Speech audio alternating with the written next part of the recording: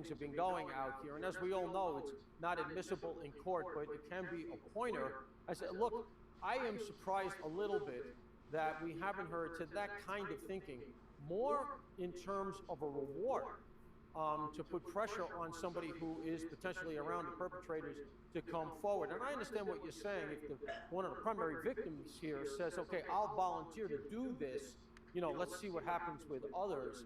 I get that. You're trying to smoke people out that might be close to the situation. But I think a good way to smoke out people that are close to the situation is to offer a life-changing reward. I understand we don't want to incentivize people to kidnap in the future. Of course, I get that.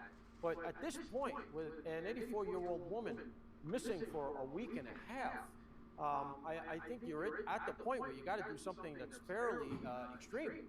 So as far as Savannah doing that, obviously that's going to be her personal call. I don't know if they've discussed it. It may argue that inside the family, hey Az, they are how you doing? Happy with Tell you what team I'm not on, Team Honging Rebel. Obviously they haven't gotten their mother, but I'm going to the idea that the family's been cooperative, and inside the family, they must feel that everybody is being forthright, and that's not where the investigation should go.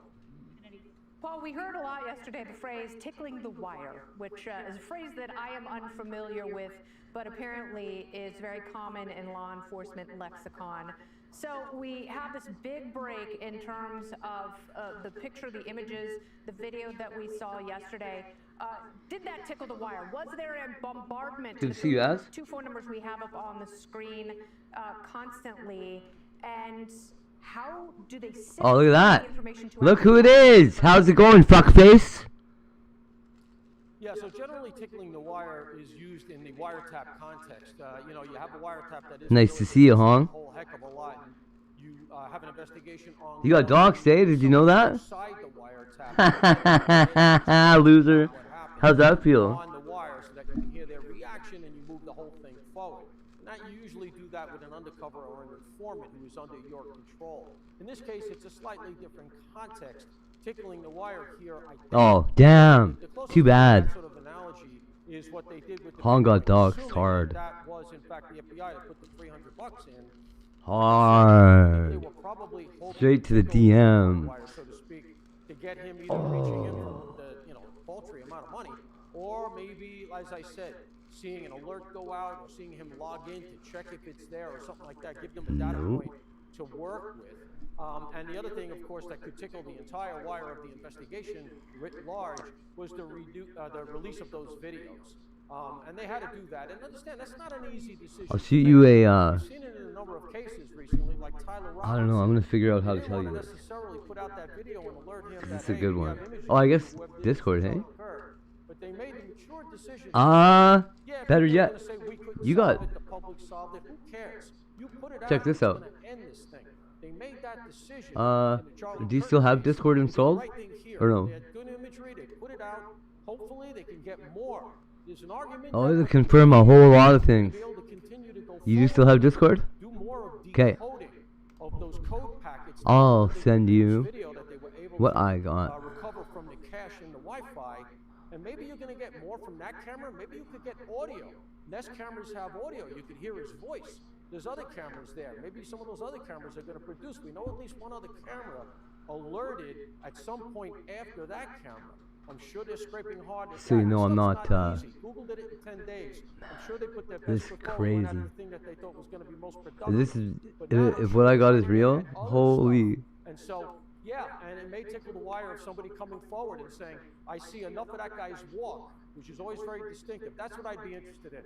If we could get, even if he's all masked up, if we get 3 seconds of him really walking. Okay, so this is just a portion of what I got. Very good chance you're going to get somebody to say, I absolutely know. But it should be enough to, Paul, thank you. Click here to subscribe to the Fox News YouTube page to catch our hottest interviews and most compelling analysis. Don't say nothing, though. You won't get it anywhere else. It's probably just crazy talk, honestly. With us now is former FBI Special Agent Nicole Parker. Nicole, thanks for sticking with us this extra hour of the big weekend show with this breaking news. Earlier you mentioned, just some ideas of what the perpetrators here may be doing, perhaps trying to get more time. What I want to ask you, since you're an FBI Special Agent, is what is it that the FBI brings to the table in this investigation that local law enforcement, state law enforcement, general police efforts and investigators can't do? And is any of that in motion right now? That's a great question. We love working with our local law enforcement agencies, both local and state. They're phenomenal, and they bring a lot to the table. So it very well could be. The FBI, they do have very unique resources, and I, again, greatly appreciate that President Trump has said, look, take whatever you need. Every single resource that you need, we will give it to you. And that is powerful because the FBI does have very special techniques, investigative tools, and other things of that sort. So let's start with our CAST, for instance, our cellular analysis support team.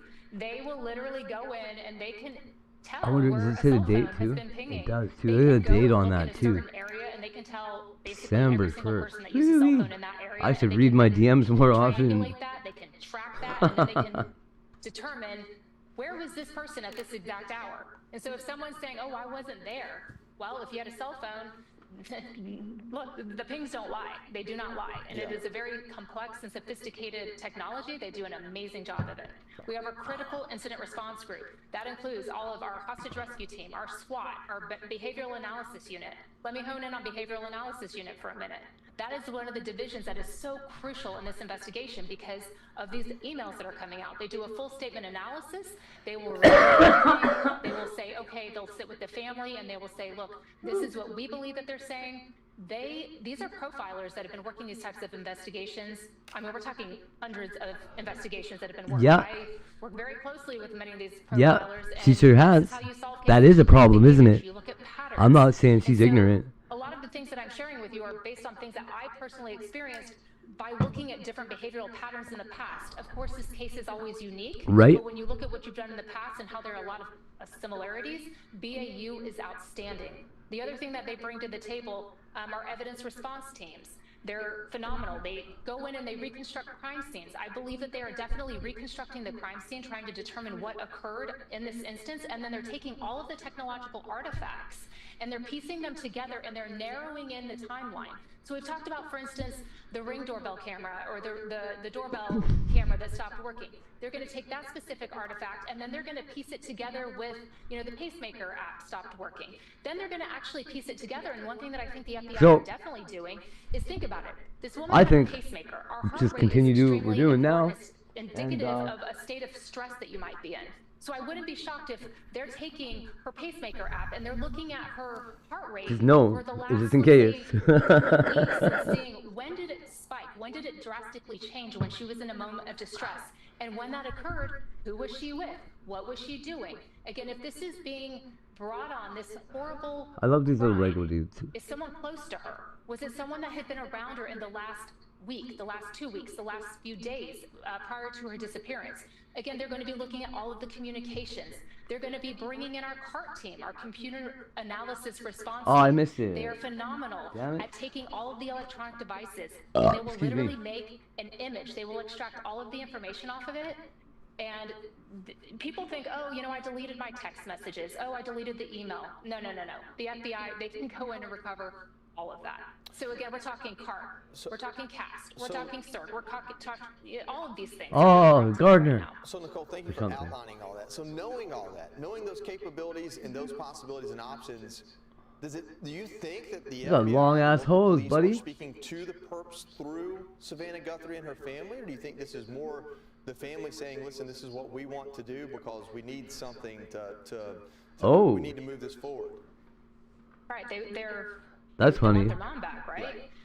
So, again, just similar to That's definitely a possibility. To the email, the first email, right? They work hand in hand. But at the end of the day, so for instance, a BAU profiler, they would likely be working very closely with the family on the statement analysis and say, hey, look, suggest that might be good to say in a response based on these behaviors.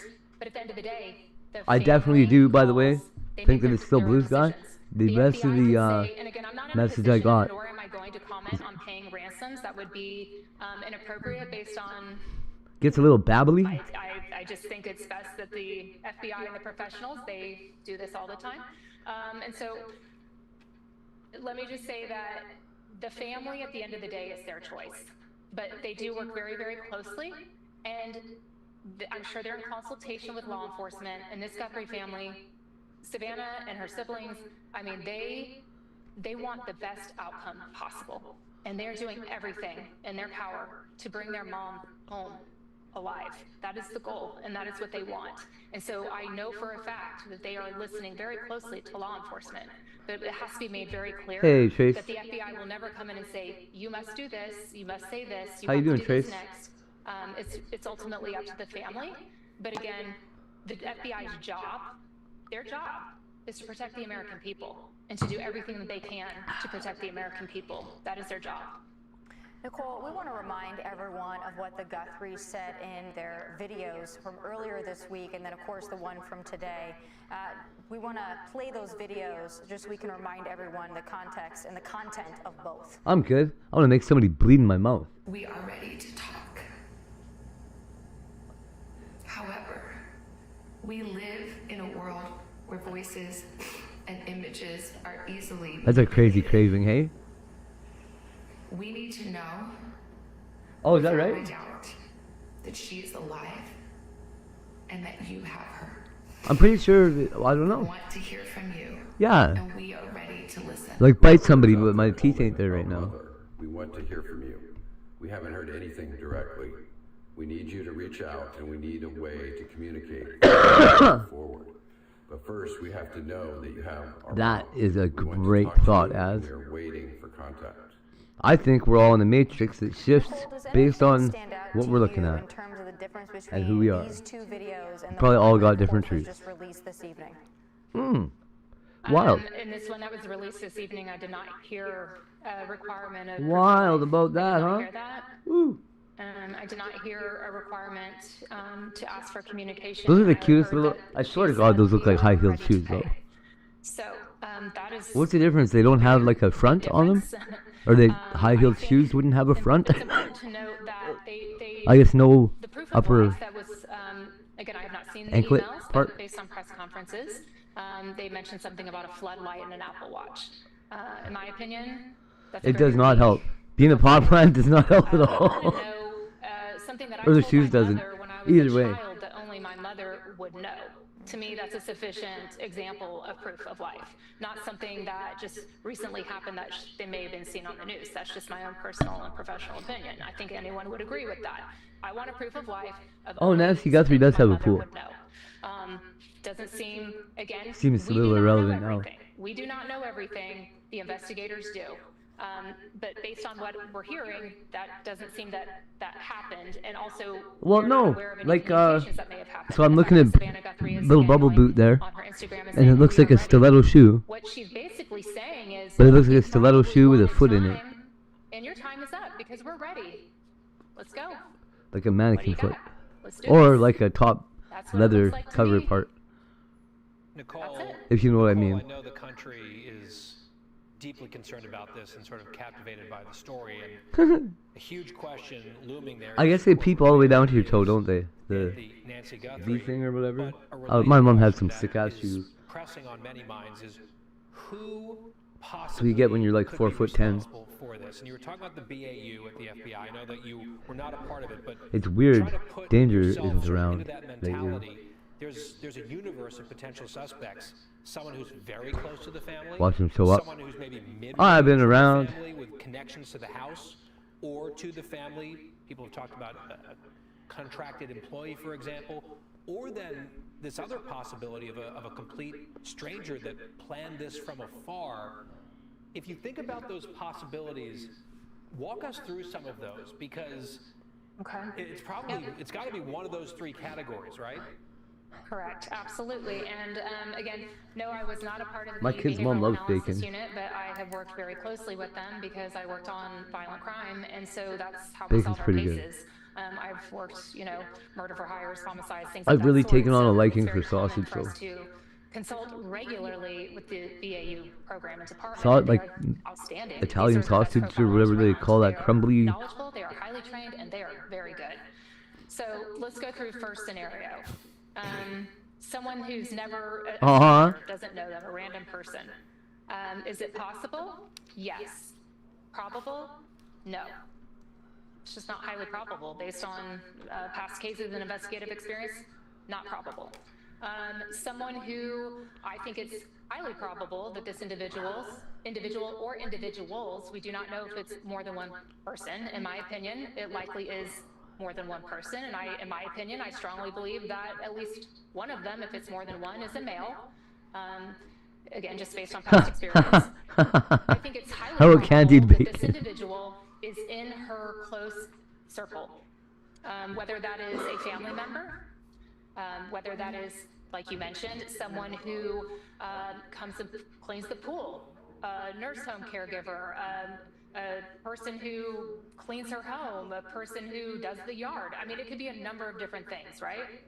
That's, more probable than a stranger, but it's someone who is very familiar with who she was, what time she would be, her pattern of life, that she was 84 years old, that it was difficult for her to get around. Think about it. She is the most vulnerable victim around. I mean, it's almost like a child. Children and elderly are the most vulnerable victims that we have in society. I think that the probability of it being abducted? related, okay, when we talk about the FBI, Abducted sounds like what happens when you get pulled into a tornado. Are going in and looking at the relationships that she had. I know that they imaged her phone. We talked all about the Celebrite. That would be used to image a device, an electronic device, whether it's a phone or a tablet, and they are going to go through all the communications that she has had, and frankly, I wouldn't be surprised if they did that on those that were in her close circle, right? Let's say that her daughter, her son-in-law, or other people that she was very close to. Okay, were there any quarrels? Were there any disputes? Were there any issues? Were there any big events coming up? Were there any major financial transactions? Were there any fights about money? Was there a potential will that was being looked at? These are things that the FBI will not rule out anything. They're going to be looking at all of this. And so, again, probable versus possible, you never want to say, oh, that's not possible. But I think it's a low possibility that it's, or a low probability, high possibility, it's likely someone that knows her well and is in her circle, in her community, shall we say. But again, let's take this into consideration. And I've worked many cases where it's not actually the person that has the grievance. There is someone involved in this who has a deep grievance. Okay? The person with the deep grievance may not be the person who actually committed the crime. They may have hired someone. Okay? So again, this is just a hypothetical. This is not what I'm saying happened, but let's say it's the pool guy. It may not be the actual pool guy that went the pool guy while the gardener's there. It's the gardener. Then the pool guy that hired their friend or someone, because that's what we do. I mean, I've worked murder for hire cases. I am not saying this is a murder for hire case, but in crimes, when the person who has the grievance does not want to be responsible for committing the crime, they go and hire someone. So that is always a possibility as well. Is that possible? Yes. Probable? We're going to look, they're definitely looking into that. Well, we're not. Uh-oh. Damn it. It's about as certain as Too late. we can get in this conversation tonight. We just don't have enough information. Don't do it, Botrix. It was a trick. They know that we're trying to glean something from this. It's just not every day that they're gleaming the cube. You get this type of scenario, you get this type of crime, you get this type of you don't know what happens next. So of course we're following it very closely. Nicole, thank you so much for joining us, for bringing your insight, your experience. And, the one thing we all can agree on is we can probably pray for a happy outcome. Hey, Sean Hannity here. Hey, click here to subscribe to Fox News YouTube page and catch our hottest interviews and most compelling analysis. You will not get it anywhere else. Oh, man, I feel bad. Yeah, something like that. No, I think it's like against your will, though. Photo is sort of showing, so that's the first one I mentioned. What? I know, right? This one, the actual photo itself goes longer than DLR's like counting the number of Walmarts and shit by hand. I love it. I can just see him doing it on his fingers. Like 1, 2, 142 Walmarts. Biggest news of today. The biggest news of the day, Gardner shows up. He's got quite the what do you call that? Stride? That Gardner, look at him.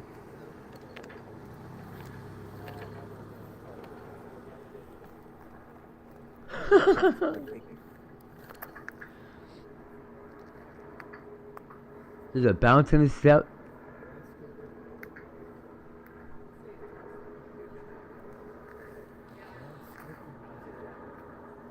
He does. He looks something's going on.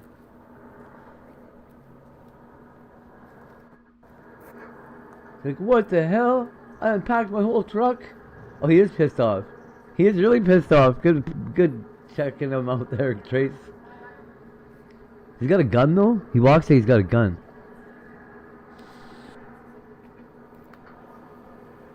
What if you were all I know, wrong? right? Is he watering the whole fucking state? About the family.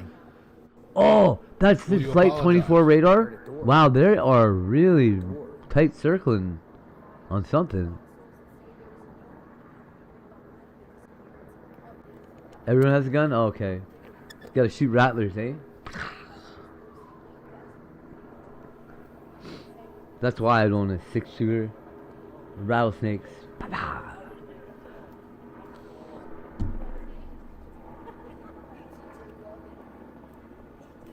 I hit the wrong button. Okay, this is the same video. But they have the flight radar on the wrong corners. That's so weird. Why doesn't TMZ pay? These guys are both stealing the same guy's footage. Because they said they were Plus worried me. that'd be interfering with the investigation.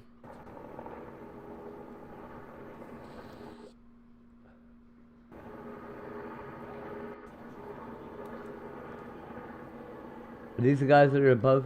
If you guys could help me get the Yeah, I like think up, honestly the please, on is YouTube. the next. You got it, bro. I'd Once they appreciate it. Let's that get DNA out in the back algorithm. Does it match anybody in the database? And if not, does it match as A lot of excitement for the cowboy today. Ancestry DNA Has shown up. family trees, if you will. Do they find a ping somewhere along the line? They're just looking for that. Why don't they fly over Mexico and see if there's one? Oh, TMZ streaming live from the newsroom. What is going on there? What if you were wrong?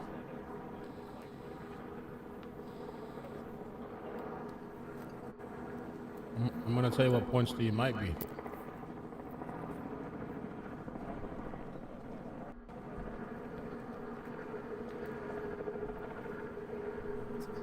Here he is. Might be leaving. Still think this was intentional. It was obviously intentional. Yeah. Yeah, I think he came to work and had his shit all packed up, and now they're like, oh, we want your blood, by the way.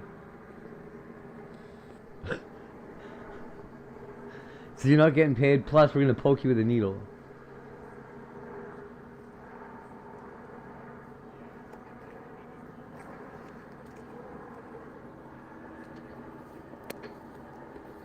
TMZ, the new White House? What the hell? Oh, crazy. I'm going to Arizona.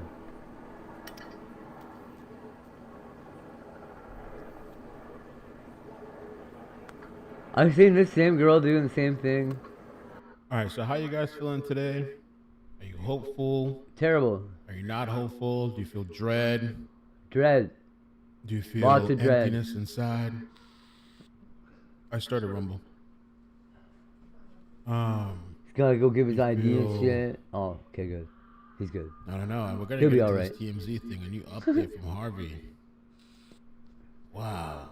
We got an Harvey update has from a Harvey. new update for us today. A new email response. Looks like the helicopter's leaving too now. The helicopter's leaving, so let me set up Harvey right now. Yeah, what happened to the helicopter sound? Set up Harvey. He just took off? Cowboy doing what he does. Cowboy, yippee-yi-ki-yay. Cowboy, yippee-yi-cowboy, yeah. Where's he going? What is he doing? Is he packing? What? What's he have in his bag? Yo.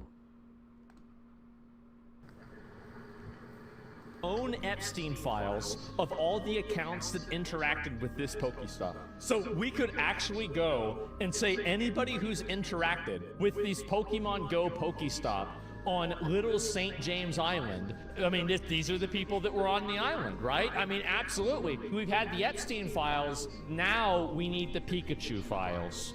Does this mean Pokemon Go can do their own Epstein files? Oh my of all God. the accounts that Yeah, of course they can. But why would everybody have Pokemon Go?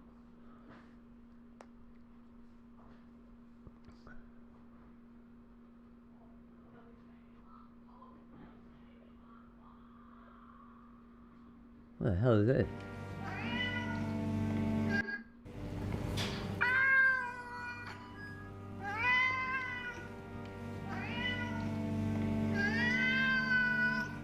My God, let that cat outside. Oh, look at that. Cat, eh? Really? No. No. For 800? Get out of here. Did you really? Kids love it. Just saying.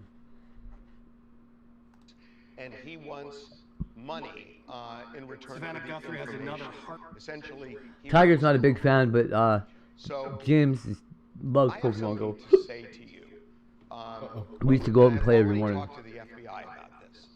That if you are not real, This is the same thing we heard already now. you're committing a crime, and you should know that. And this is a serious federal crime. If you are real, this is the fourth letter you've sent, and I should tell everybody that in this letter So I it am says, painting upstairs. I am painting some windowsills. And I've got my little earbud in and I'm listening to just YouTube play and it picks for me. And my algorithm is heavily Erica Kirk at the moment. Erica Kirk related, Charlie Kirk's scandal. And I suddenly hear this man start discussing a photo that surfaced of Erica Kirk and Tyler Robinson back from before she was married to Charlie. GPS or what? Screenshot it. I Google image searched it, and here's those results. We used to Actually, first, here's the GPS photo. spoof a But little then bit. Just if there was a gym Based that on the had image, good shit. outfit breakdown. I'm like, come on, this is not what we're talking about. Go take over all And the then I sleeping was like, kids' is this gyms. photo That's real awesome. or edited, even though it's edited, determining it's not really possible to tell. But then I say Man, who we it used is, to and it says walk no. around And it and took a minute we'd to see get like that. other people Is it walking real around or with their even kids if it's edited? playing But Pokemon. this came back immediately. It was pretty cool. So have you seen that photo? No. What say you? I know that. So I am painting upstairs. I am What is the painting picture? I know the devil. So I am painting upstairs. And Tyler Robinson back Okay. from Oh! my Google image search. Erica Based on Kirk the and image, Tyler Robinson even though it's together? edited, and it picks for me, and my algorithm is heavily Erica Kirk at the moment. Erica Kirk related, and here's those results.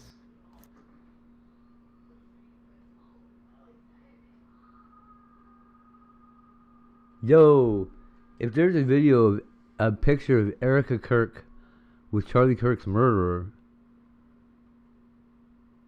that's crazy. That looks like them.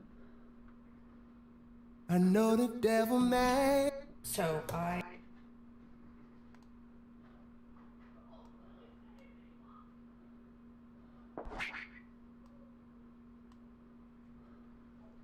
Jeffrey Epstein's temple has moved to Los Angeles to find work. That's why he's not there anymore. You have the engine and the running gear from a I know, right? Did you see the picture? That's what I'm saying too. I've got to find that. What is going on there?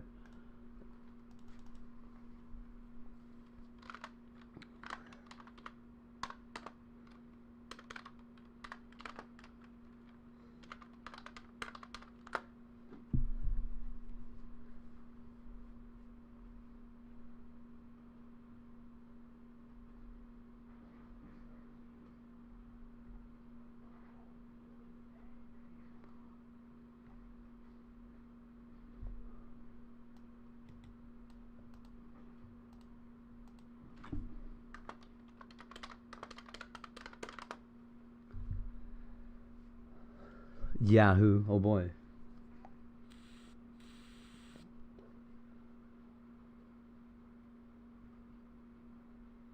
Missing wedding photo.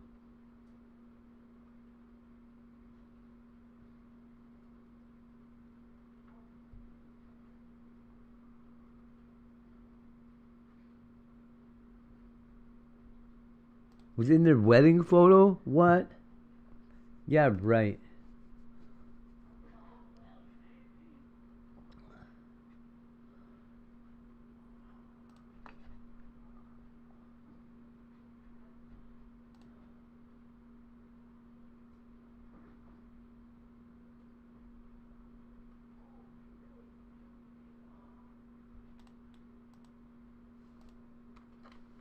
Well, I would like to see if there's a...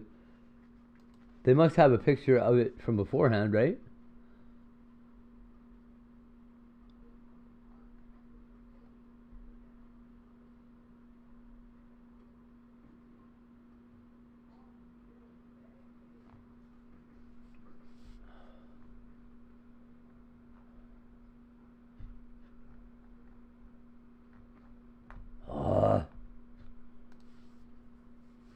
Random, I've seen somebody else reporting on it. That's a crazy thing to me.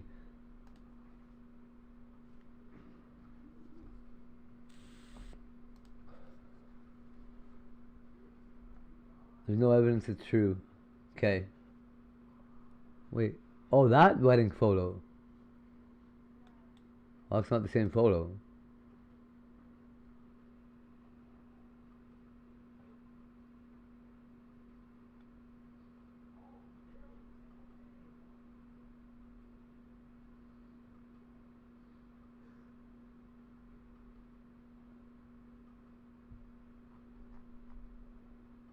Oh yeah, everything's identical. The camera's in the same spot. Oh, almost the same spot. Looks like it moved a little millimeter. Same hat. Lame.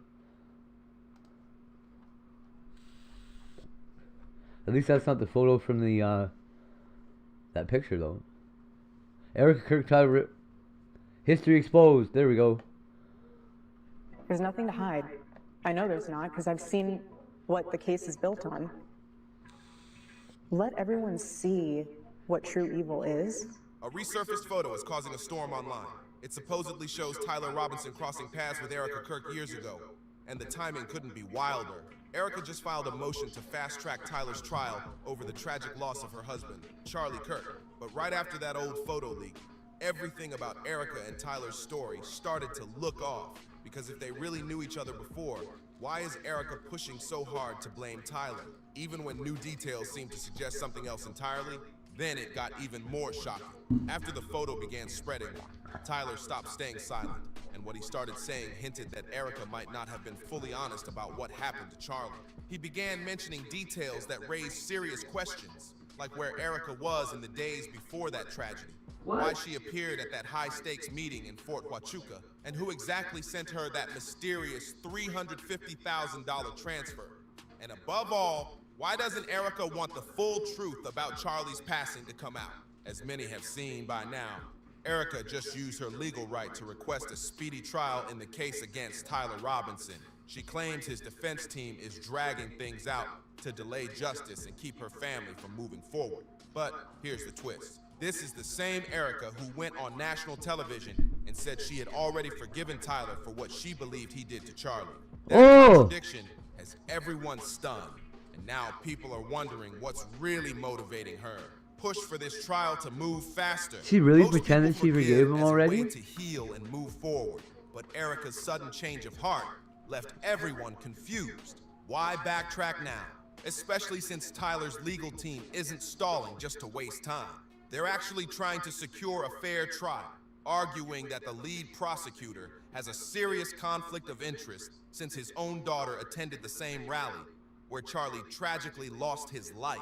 So why does Erica seem desperate to rush the process? Other influencers will invoke Erica as the reason that it's not appropriate to ask questions. It's just not appropriate while Erica is still mourning for you guys to ask any questions. And I'm just gonna come back at you with some common sense. What sort of widow wouldn't want people to investigate the assassination of... The answer started to make sense when that old photo of her and Tyler Robinson exploded in private online circles. So that's real, that photo? Eyebrows. It shatters her long-standing story about Charlie's passing because it shows she already knew Tyler years before he was ever connected to the tragedy. Some even think it might have been before she and Charlie were even married. Once people saw that Erica and Tyler had history, the rumors took off fast. Some speculated Tyler might have held a grudge and decided to get back at Erica through Charlie. Others whispered that Erica and certain associates could have worked with him behind the scenes and later made him the scapegoat. Either way, it painted Erica as being at the heart of something much bigger and much darker than anyone thought. But to really understand why that resurfaced photo hit so hard, you've got to trace Erica's steps before Charlie's passing. When Candace Owens interviewed Mitch Snow, a retired U.S. Army staffer, he claimed he personally saw several people connected to TPUSA at a confidential military meeting just days before the tragedy. And according to him, he was almost certain Erica Kirk was there too, with 95 to 99% certainty. That revelation clashed completely with Erica's earlier statements, where she said she was home with her kids and later at a hospital in Phoenix visiting her mother. Things got even messier when TPUSA's Andrew Colt posted a photo meant to disprove the Fort Huachuca story, but sharp-eyed viewers quickly caught a major problem. The image was time-stamped September 9th, while the witness insisted he saw Erica on September 8th. And to make matters even stranger, the kids in that photo didn't seem to match Erica's children at all. Their faces were covered, but fans noticed the kids looked much older than her own toddlers, who were just 1 and 3 at the time. Even Erica's most loyal supporters couldn't defend her this time. The cracks were showing everywhere. The big question now was why? Why would Erica build an alibi so obviously shaky? At this stage, it started to look like Erica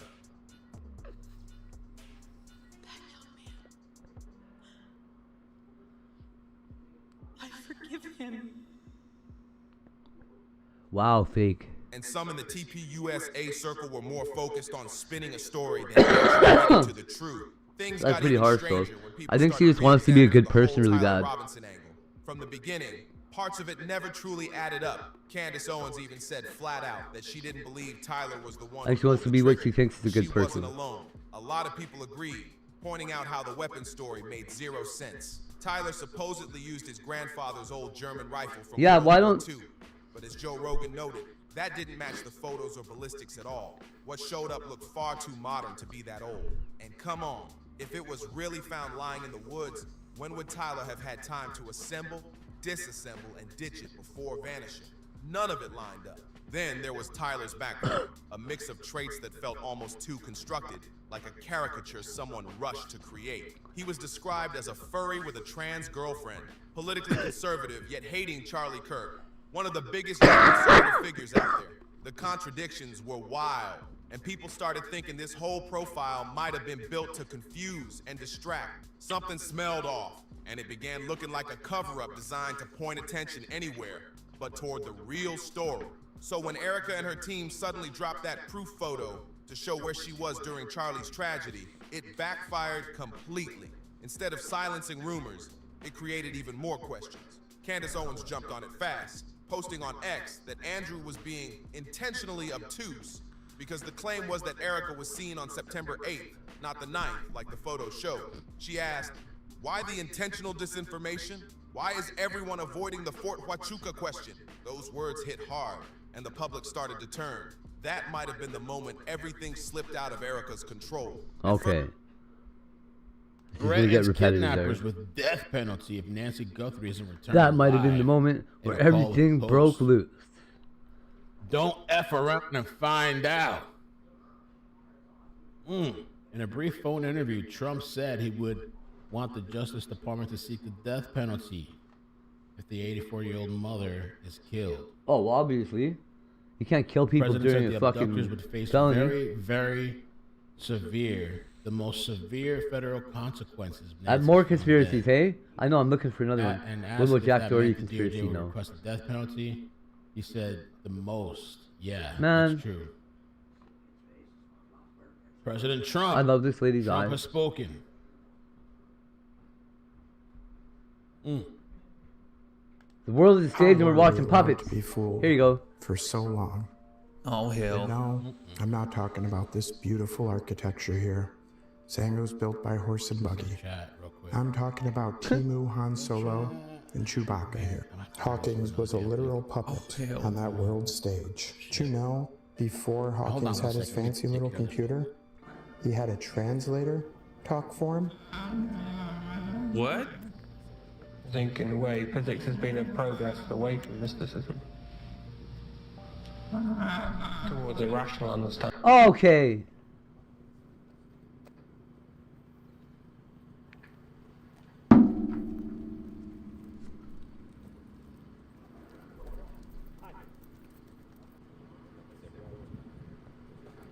Stephen Hawking is not a genius.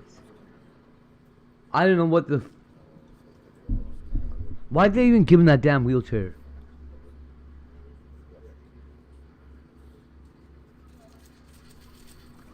To me, it really did. It seemed like it was a... You want a conspiracy?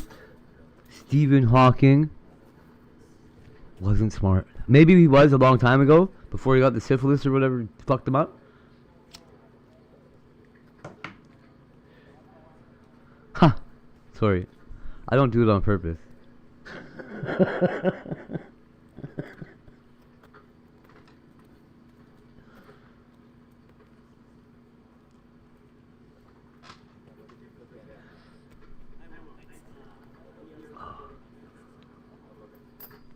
You know what I like?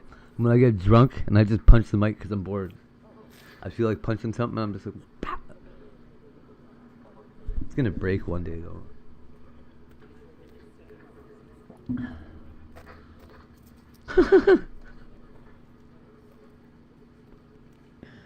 Sorry about that. There's no way. Okay, so Stephen Hawking.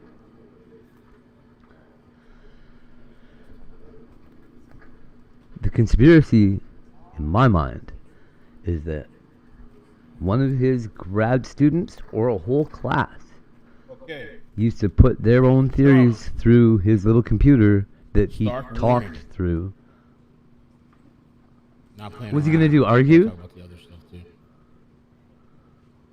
I don't think he even triggered. I think somebody else remotely triggered all the stuff.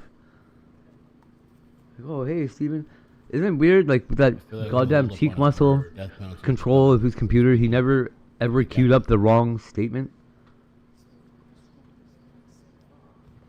Can you imagine how long he'd have to sit there typing all that stuff out? How does he even type? With his face? It would take months.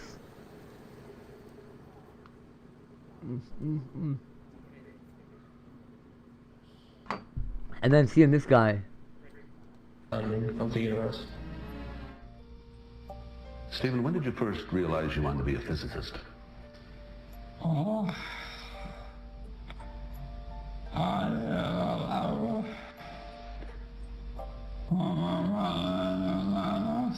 I think I knew from about the age of 9 or 10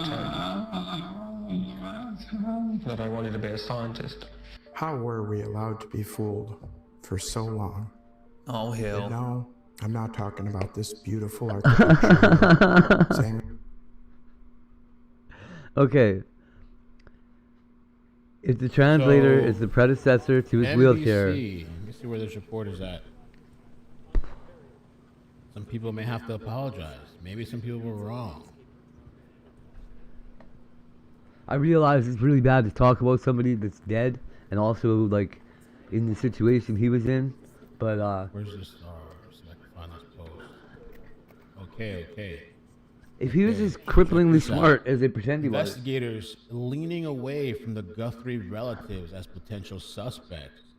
Investigators in the Nancy Guthrie case are no longer focusing on the 84-year-old's relatives as potential He should have been smarter, suspects. is all I'm saying. NBC reported Monday, citing 2 law enforcement sources. Those same officials say investigators are leaning away from Nancy's relatives as potential suspects. There's some big knobs on the back of this light. Surveillance footage may be the key to the search. How do you feel Astra. about that? I How do you never thought about it, isn't it? Right? Like, And not only that, grad students puppet Not their only professor that, around and there make is him the fucking DNA evidence back up all their claims. I don't even know. that was found. There's so many Nancy's reasons they house, would do right? it. DNA evidence collected from inside Nancy Guthrie's property or home. And does now that he's not gone, we belong can't to even prove Nancy it. herself or to anyone in her close contacts. How do you feel about that? Maybe you're all wrong. But I have been saying that for Maybe a Ashley couple of decades Manfield was now. wrong. Him and Einstein both get way more credit than they deserve. Einstein was smart when he was 12. And then if you believe science, he turned into an idiot or something. That's what they're saying. It's not quite what they're saying, though.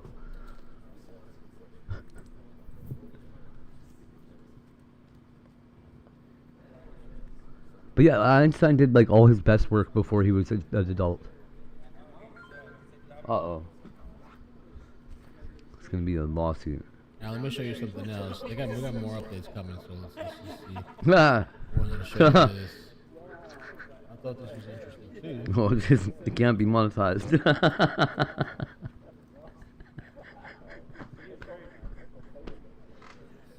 Let me show this here. Right? Yeah. New drone footage from behind. Whatever system he's running off his fucking cheek, man. It is interesting. It doesn't look like any force. No broken doors, no broken glass. Back of the house.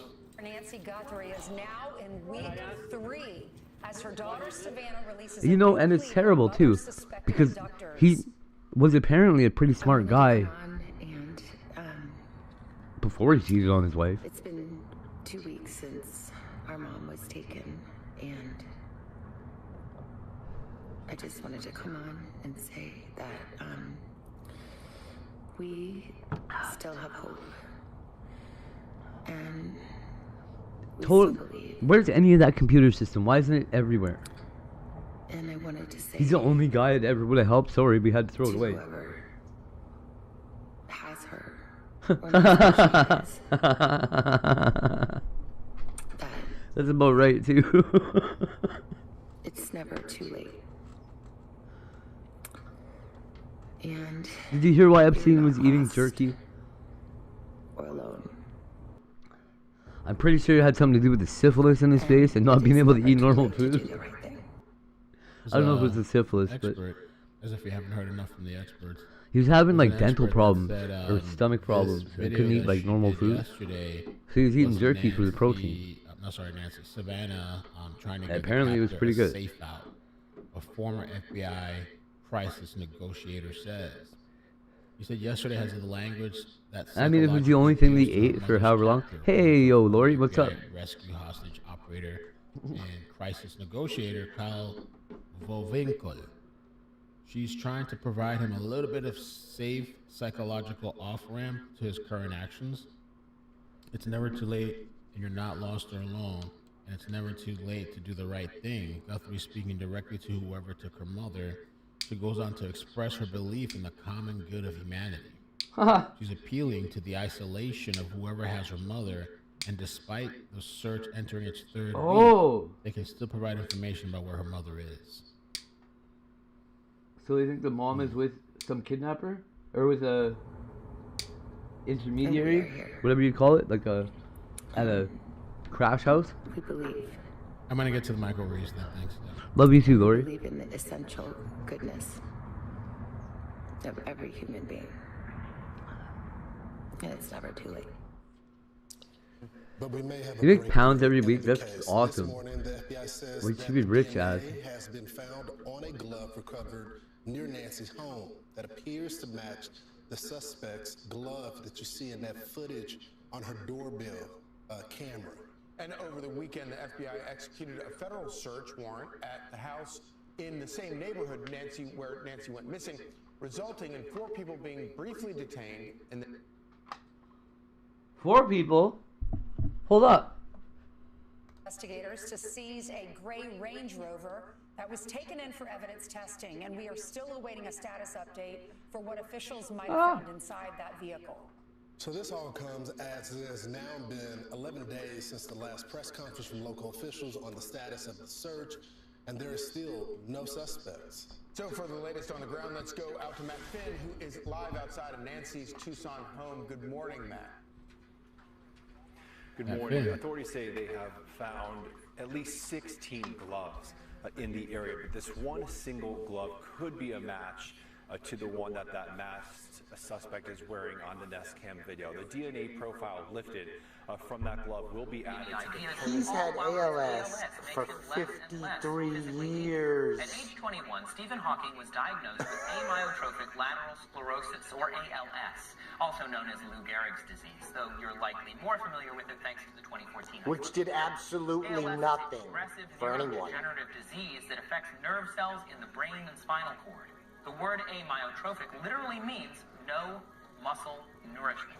But the muscles aren't what's directly affected by ALS. This is nerve cells So why doesn't he talk? Spinal cord degenerate. These ALS didn't do it. Muscles to flex. So gradually, the brain loses control of its ability to command muscles. ALS affects everyone differently. For example, there are two neuronal groups, the upper and lower motor neurons.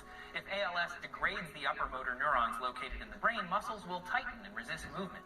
If it hits the lower motor neurons in the spinal cord, the person will feel weak, get twitches, and their muscles will waste away. As ALS progresses, it will start somewhere and then spread to surrounding motor neurons, affecting muscles all over the body. This can take away the ability to walk, write, speak, swallow, and breathe. Once the muscles don't get commands, they begin to atrophy or shrink. There's no cure yet, and the ALS Association So why wasn't his face super muscly? live 3 or more years, but only 10% live more than 10 years. Though How do you live Hawking 53? is still kicking it, figuratively speaking. For some reason, Hawking's ALS didn't affect his ability to breathe, which For was some required reason. oxygen, or swallow, which How was convenient. dehydration or malnourishment, and left his face under his control. Really? We know that he can move his face because that's how he controls his computer voice. Okay. So the computer is evidence that there's no conspiracy. If you believe that, Selects a letter. you're insane. Then the words begin to appear, although there's no guarantee that this will work forever. Or that he's saying any of that shit that you're pretending he's saying. That's right. He lost the ability to speak, not because of ALS, by the way. This is but hilarious. because of a Get terrible ready. case of pneumonia he acquired in 1985 while visiting CERN in Geneva. Oh, shut up. Doctors in the UK gave him a tracheotomy to keep him breathing, and he lost his ability to speak. They shut him up? If you're thinking, like They I was, stabbed him in the neck. this guy's had a lot of stuff happen to him, just remember, that doesn't keep Hawking down. He's traveled the world and experienced zero gravity. In a plane. In a his zero wheelchair. gravity plane, mind you. Shut up. Told the New York Times in 2011. He also told NASA that we'd never get through the Van Allen radiation belts. In which disability is not a So they shut his ass and up. he's kept his sense of humor throughout all of this, appearing on The Simpsons last week tonight. I don't His sense really of think humor. that he appeared on the Gonorrhea, Simpsons that's or right. anything like it. In fact, he is talking through me right now, and you are a moron for believing anything. Seems to have almost burnt out.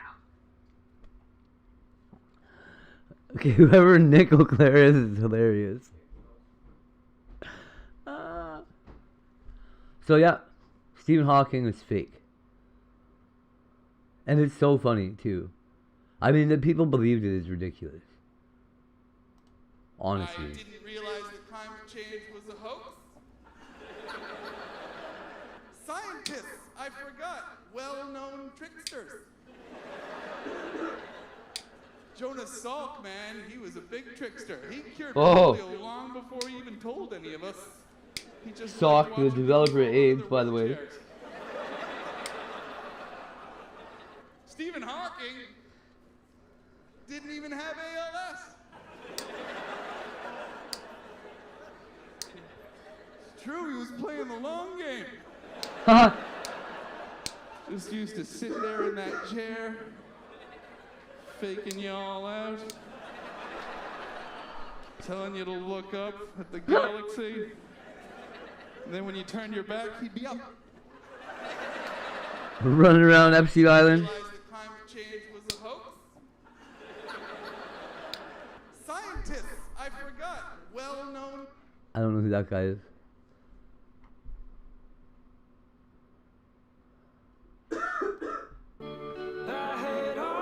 Cheating left. Stephen Hawking cheated and left his wife of 30 years, who supported him through his illness, to marry his nurse, who is married to the guy who built his speech device. What?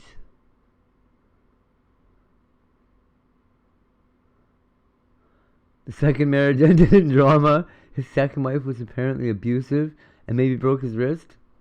Fuck you, Stephen. No.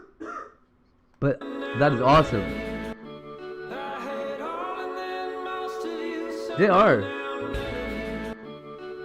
Can you believe Stephen Hawking cheated on his wife? First of all, I can't believe that. Why am I so short? I'm so tired of being short. It's not fair. Just grow. Why didn't I think of that? But I mean, I have to believe it because I'm at the point in my life it was right with a now. nurse. I I don't would have have to get cheated even on my with wife with a nobody. nurse. You know I'm why? just kidding. Because most of the people I got to get even with, I got to back up to do it. When you realize who you are, it'll change who you argue with. I'm at Yeah, the point I in my know, life right? right now that I don't have to get even with nobody. How could you even know think? why? 'Cause How most could of the you, people I relying gotta on get something even like that for your whole fucking existence, even consider cheating on them? That's crazy.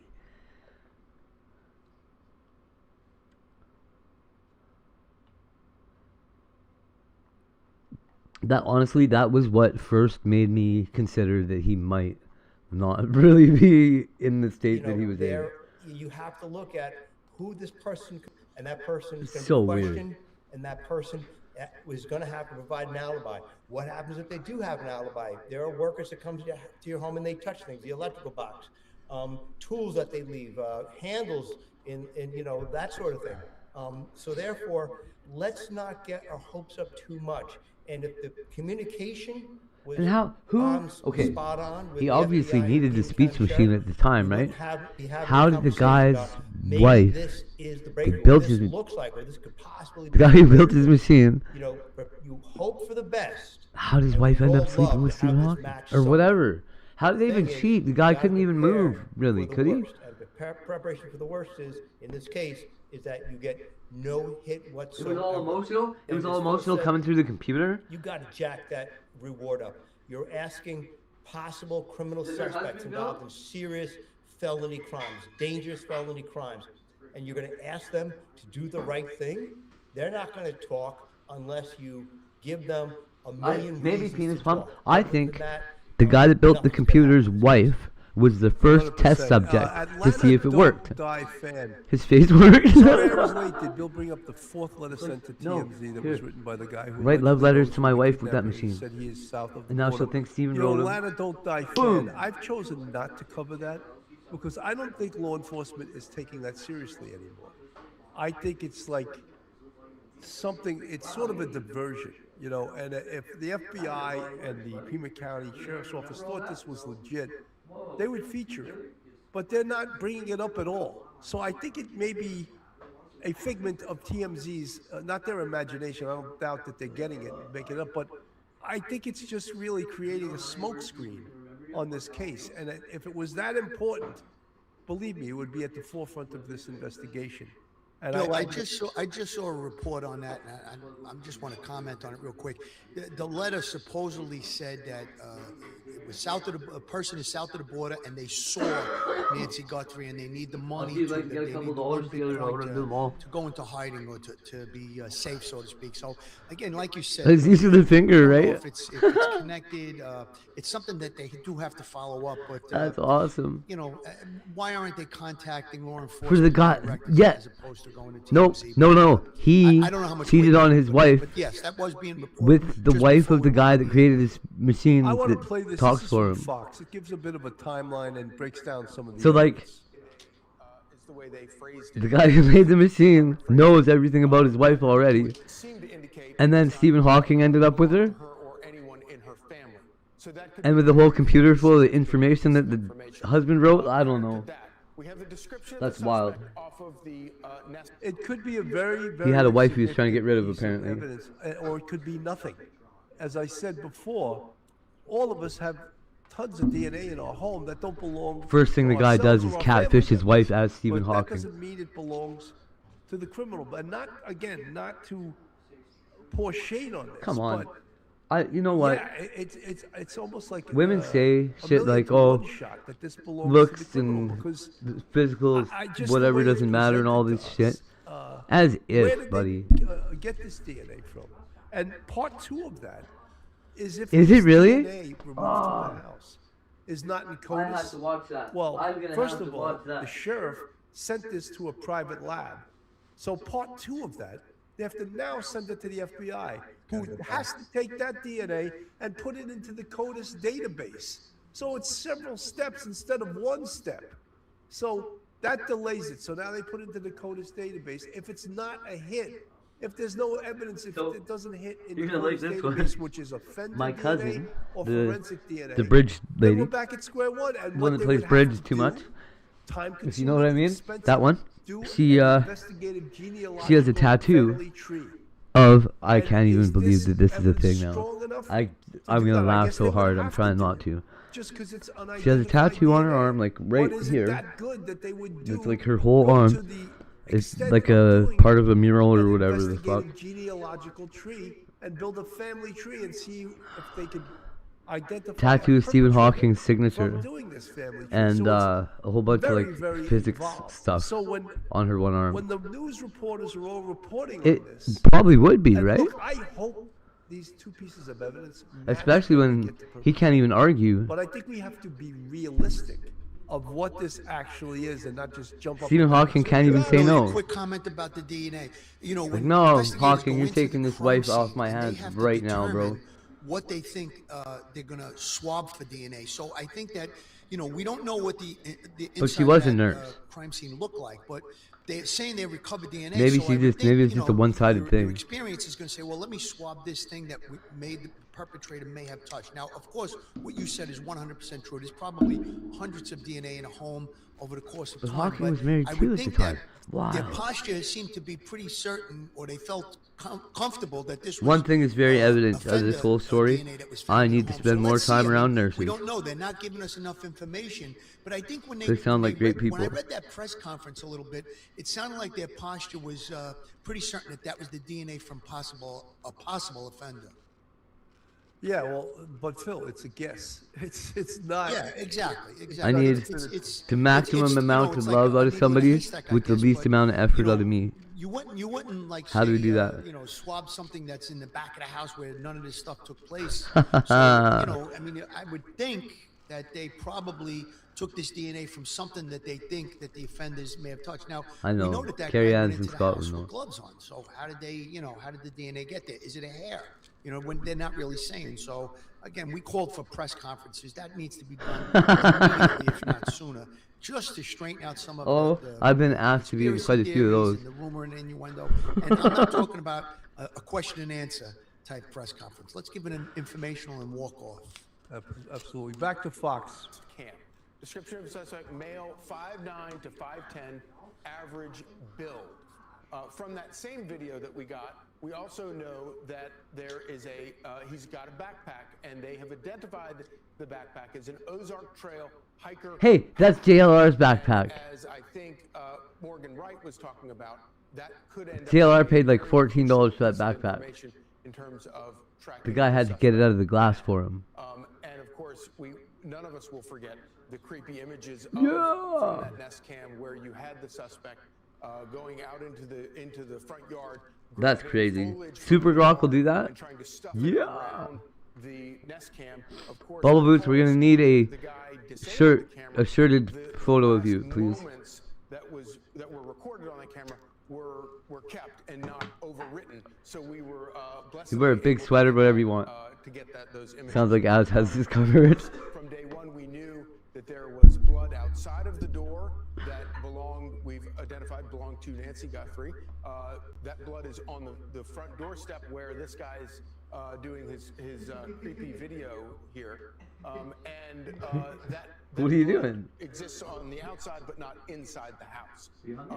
Prior to that, in the middle of the night, the pacemaker gets disconnected from her phone, which is connected by Bluetooth, and so that suggests that maybe when her pacemaker left the Bluetooth range from her phone, was when that got disconnected. Also, You ever feel like you were waiting for the other shoe to land or fall or whatever? Original ransom notes. There have been 3 ransom notes sent to TMZ. Well, I don't know. I'm just saying. I was specifying shirted so that you knew we weren't planning on nothing. Right? I think it's because she's Latoya. Have been sent by somebody who actually is involved or just trying to take advantage in a very gruesome way. Let's bring in Cheryl McCollum, forensic. No, I don't want to bring her in.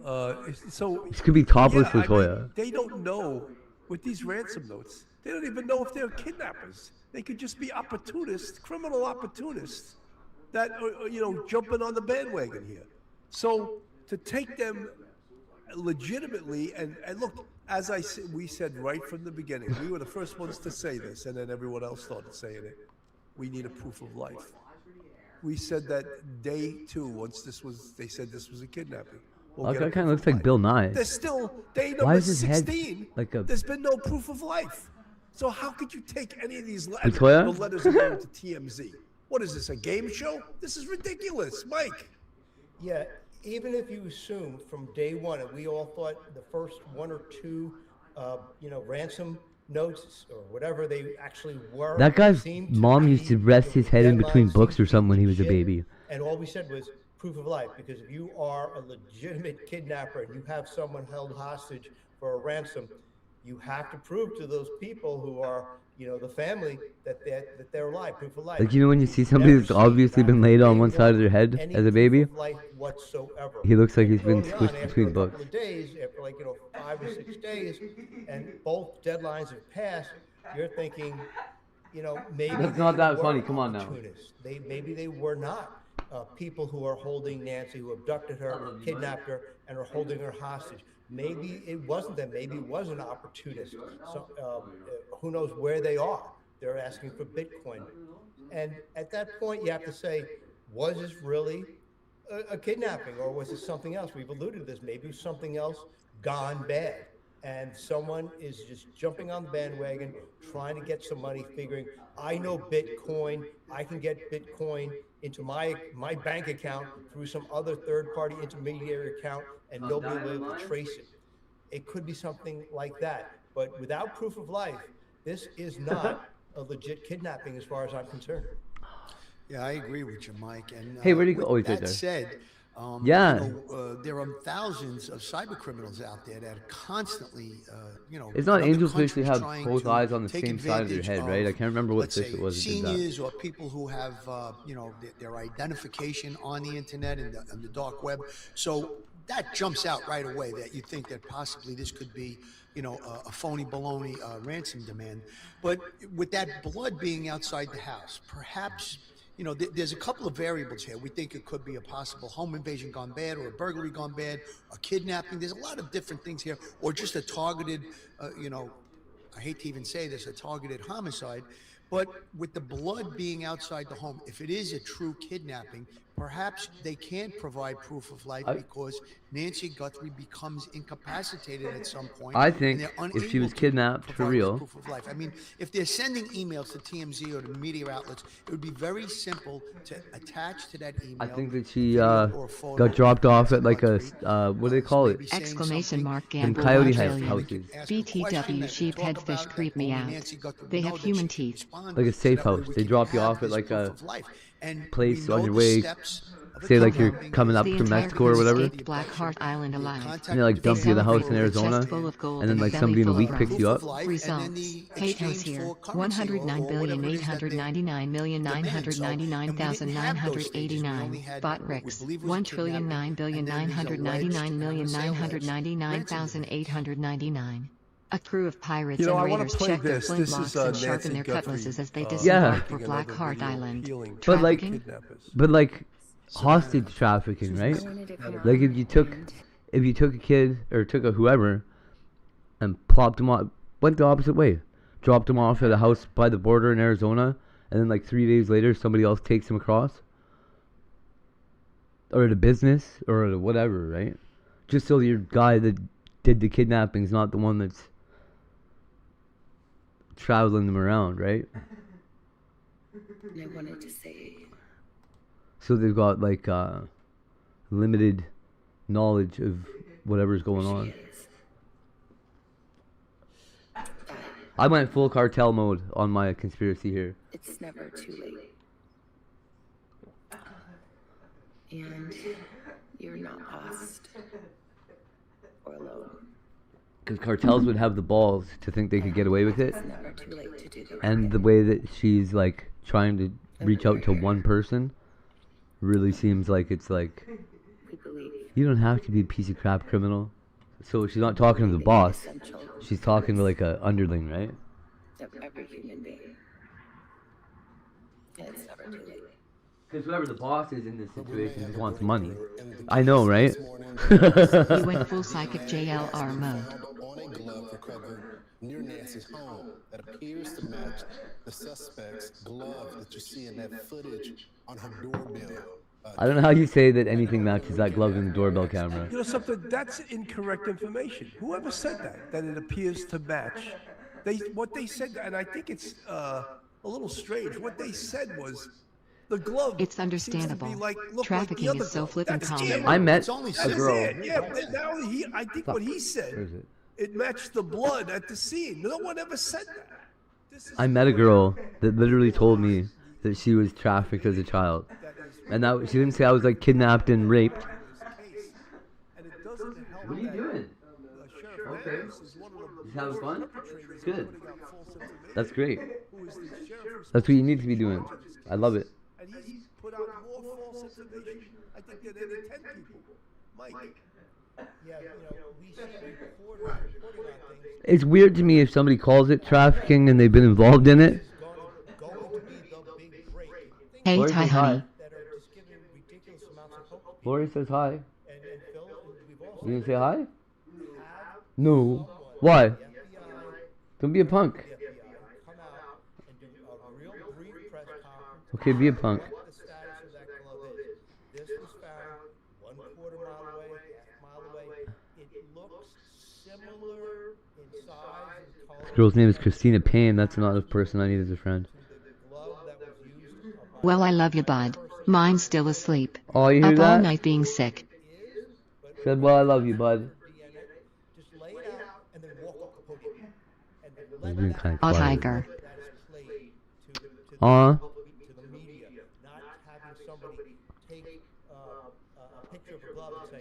Bubble Boot says hi too. Dad says hi. You want to say hi to your mom? Absolutely. And Edwin Caparelli, 9911.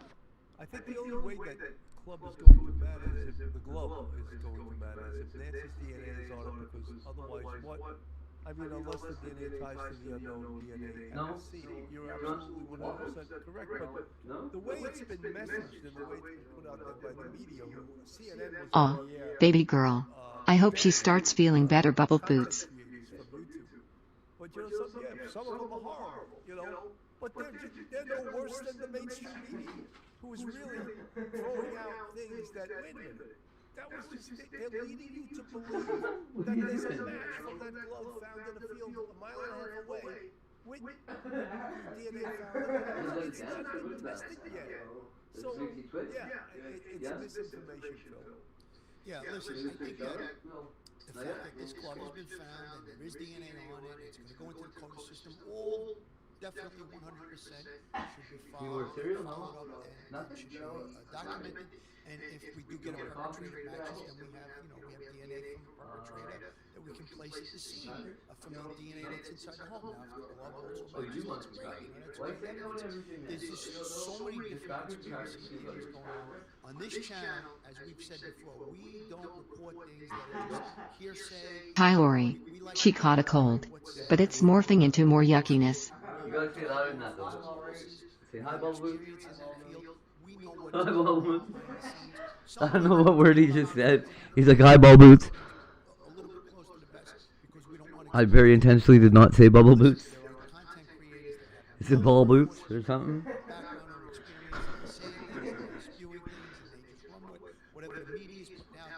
Oh.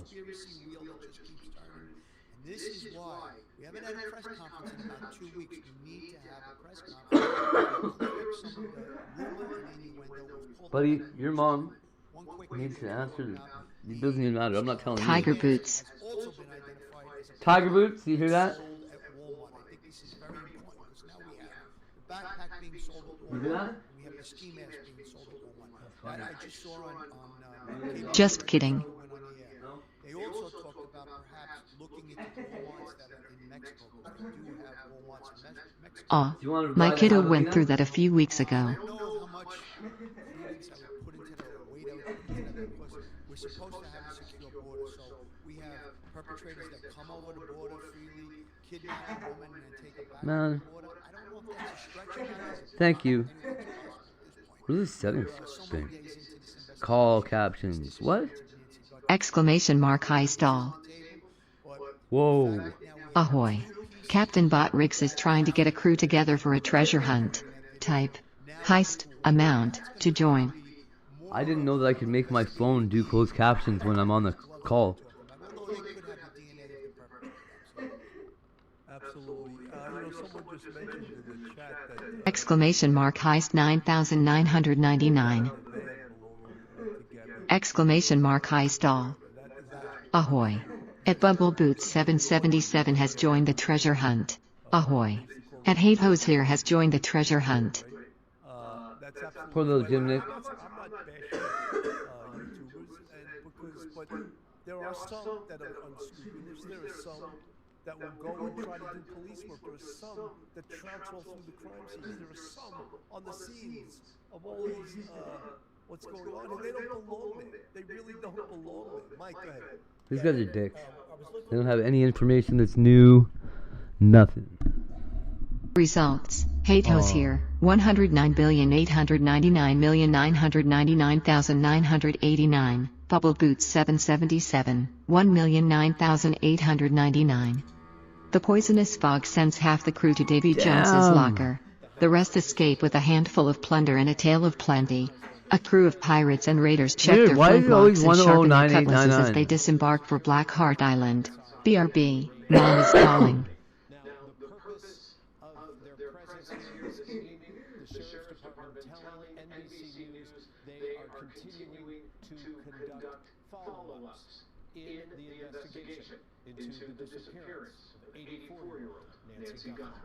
Imagine a pool of blood drying on a quiet Arizona porch, and right next to it, a discarded bottle of heart medication. Nancy Guthrie. Exclamation mark heist all. What kind of heart medication? Think about it. Any kidnapper smart enough to disable a security system knows a dead hostage pays $0. Leaving the medicine behind is a death sentence. This glaring contradiction forced me to ask one haunting question. Was this ever a real abduction, or just a clumsy stage play meant to hide a crime that ended right at her doorstep? To find the truth, I have spent countless hours digging through every single page of the Pima County search warrants. I cross-referenced raw surveillance video with digital location history to map out the real timeline. What I discovered buried in those files is a dark reality that looks nothing like the sanitized story officials are telling. So, Investigators search for missing Nancy Guthrie, age 4, depends on heart medication and pacemaker. We have to take a step back and look at the motive. Most people want to jump straight to the horror, but the why is always found in the foundation of the home. Nancy Guthrie did not just end up in Tucson by mistake. She moved to the Something changed in the Matrix. closer to her daughter Annie and her son-in-law Tommaso Cioni. On the surface, this was a story about family values. We are looking at a group of people with absolutely no In an effort to answer some of the ongoing questions surrounding pacemakers, was ever logged at that address. triple board certified in internal medicine, cardiology, and interventional cardiology. Woo! This is gonna be a real dude. Perfect retirement for an 84-year-old woman. But, as anyone who has ever lived in a small town knows, silence does not always mean everything is fine. Sometimes, silence is just a very expensive veil. We need to talk about the money, because in cases like this, the money usually tells the truth when people will not. Nancy lived in a gorgeous Adobe-style home tucked Oh, so her pacemaker, anybody's pacemaker, makes daily updates through a Wi-Fi box in her house. And if she's not in connection with it, it doesn't do these daily reports, which allow them to keep the pacemaker on track, which means that they should know exactly when it is that she went missing. This area is where the elite live. We are talking about houses with panoramic mountain views and infinity. Not aware of any app that monitors the patient's pacemaker on an Apple Watch. Now, let us pause for a second. Yeah, they can't connect to a pacemaker. If you divide the $2 million asset among her 3 children, each branch of the family stands to inherit nearly $700,000. Oh, so it can detect if you have a heart attack or whatever. $700,000 is a lot of money to almost anyone, but it is a fortune to someone living on an educator's salary. Tommaso Cioni spent years working in academia and teaching. It is a Oh. but it is rarely a wealthy one. At the same time, we have to look at the reality of Nancy's health. So, if you die with a pacemaker in your chest, you get little zaps. Would that pacemaker be linked to her phone via app? No. The doctor here is saying that it would not be linked to her phone app.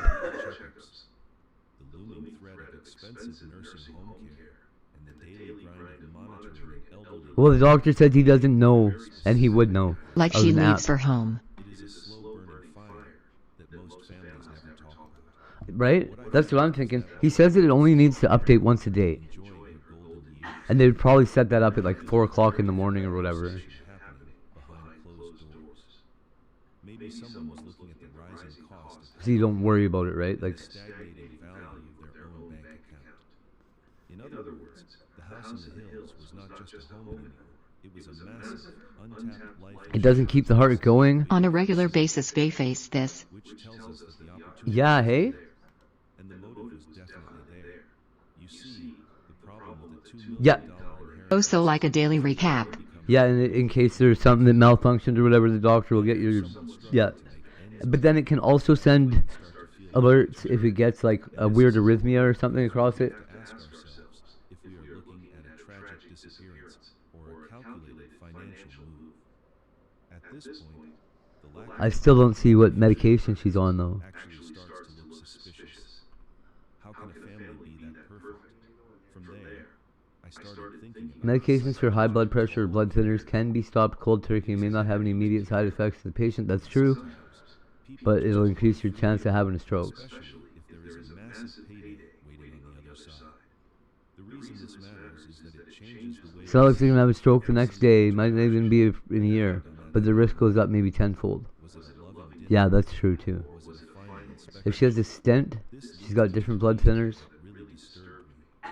While Savannah was off building her own which if you stop them, you would definitely have a life-threatening event. undoing the heavy lifting. They were the ones dealing with the doctors and the daily needs. That kind But it still doesn't say what medicine. Oh, I guess it can't, eh? That would be a HIPAA violation. brings me to this shock. Could financial pressure and $2 million create a killer? Tell your thoughts below. You What sure about aren't. mental health meds? You aren't supposed to cold turkey those. You sure aren't. Turns this investigation from a tragedy into something much more chilling. We need to walk through the final hours of January 31st. I wonder if Ski was on any. No way! Tommaso Cioni drove Nancy home. Ah! They finished their day Boots. together. At 9:48 in the I evening, his car hate to announce this one. You guys? Robert Duvall died. Few autocorrect.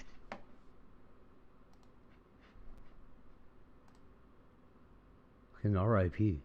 That dude's a legend. quiet driveway in the Catalina Fluvios. The car went inside, and for a moment, the house was a sanctuary. No way. 2 minutes Yeah. later, at 9:50, February 15th. the garage door closed, and Tommaso drove away. According to official Well, they kept that out of the news for a whole day. That's really good. inside her home, locked away from the And world, she shared it to Facebook. That was the announcement, I guess. the story starts to fracture. If this was a random predator or a professional kidnapper who had followed them from the restaurant, you would expect them to strike immediately.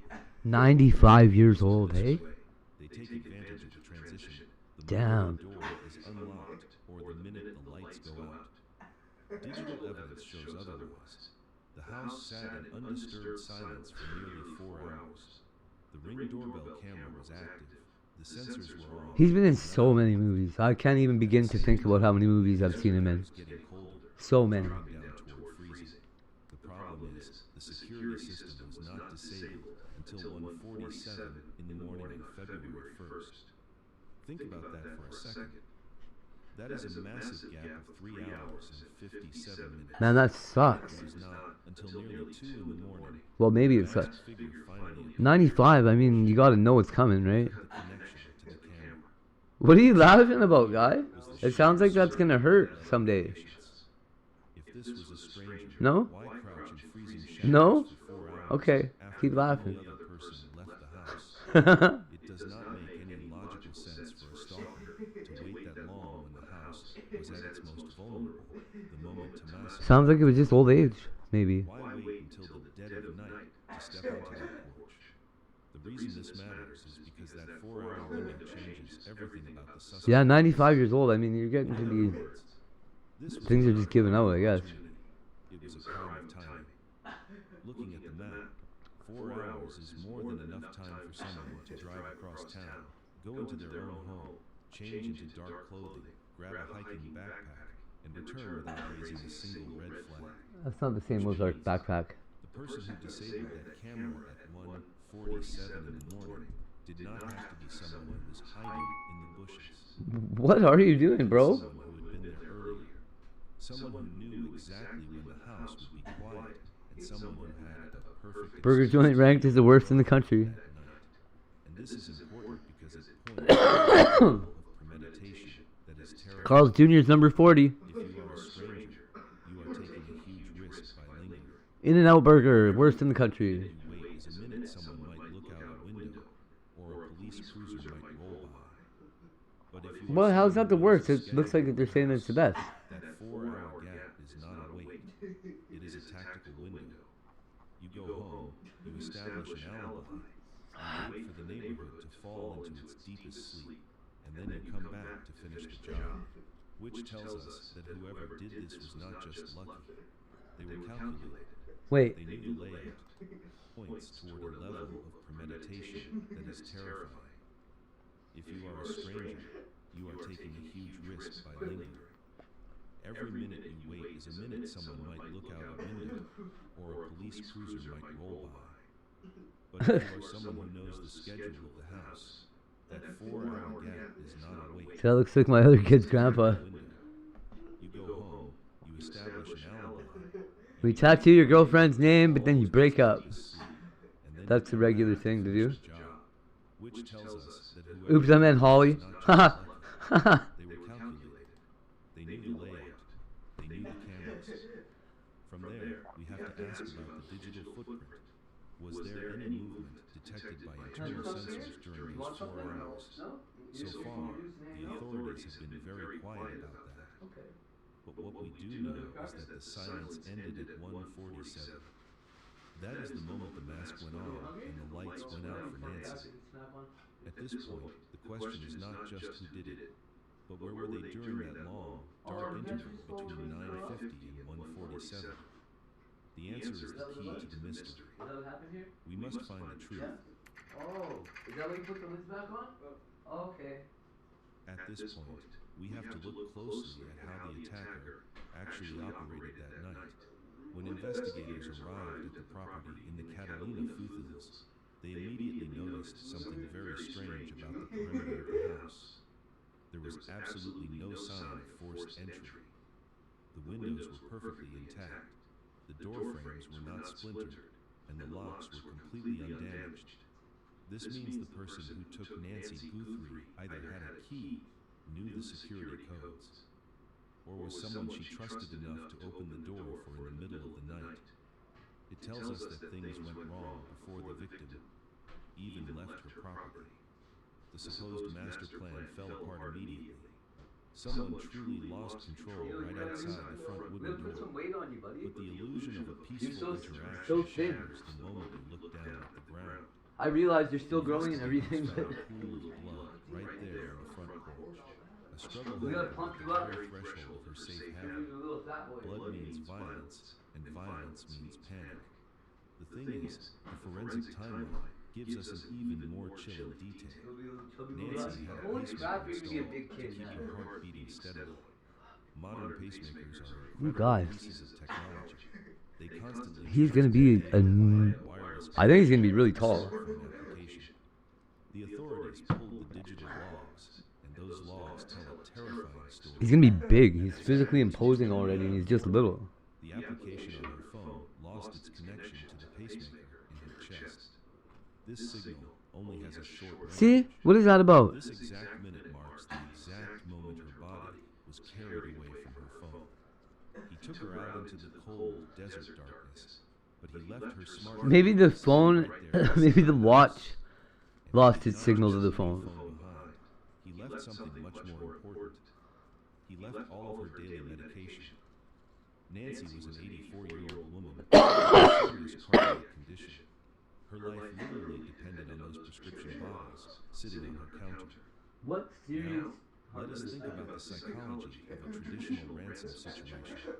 If you are a criminal who wants to extort $2 million from a wealthy family, your hostage is your only leverage. Your hostage is your paycheck. Any kidnapper with half a brain knows that if they do not bring the heart medication, the hostage will die. Yep. If the hostage dies, there is no proof of life. And if there is no proof of life, no ransom. Nobody is going to pay you a single dime. That's right. Leaving that medication behind is the biggest mistake a professional could make. Yep. Which leads me to believe this. Well, I mean, killing her was never a professional operation at all. The fact that the medication was abandoned proves that whoever took her simply did not care if she lived or died. In fact, they probably already knew she was beyond saving. When you combine Well, the rain has started. pills with the fresh blood found out on the That means the snow's coming. a very dark picture begins to form. We are likely looking at a botched fake kidnapping. Someone came to that house. We are supposed to get 5 inches this round. Right at the Oh, wow. doorway. Maybe it was an argument that escalated, or maybe it was a deliberate And tell him that we're looking at 48 When centimeters of 84-year-old snow. woman is pushed or shoved, the results are catastrophic. She likely hit the ground hard, causing bleeding. Her fragile heart might have given out right then and there. Once she was dead on the porch, the perpetrator panicked. You cannot leave a body on the porch if you want to get away with it. So, the plan had to change instantly. The kidnapping was just a theatrical cover story, a desperate improvisation designed to get the corpse away from the property and explain why she was missing. They threw a mask on, disabled the cameras late, and dragged her away. They created a ghost story about a masked intruder to distract the police from the reality of domestic homicide. It was all smoke and mirrors, meant to confuse the entire investigation. Domestic The homicide. evidence paints a picture of a tragic accident or a sudden burst of rage that ended terribly. Just elder The abuse. kidnapper would never leave behind the one thing Take your fucking keeping love, the Mom. payday alive. Looking at the abandoned medication and the blood at the door, if you put yourself in the shoes of an investigator, do you believe this is a ransom kidnapping? Or is it a murder and body disposal? And then, after days of agonizing silence and wild speculation, the Federal Bureau of Investigation finally released a detailed physical description of the mysterious masked figure caught on the security system.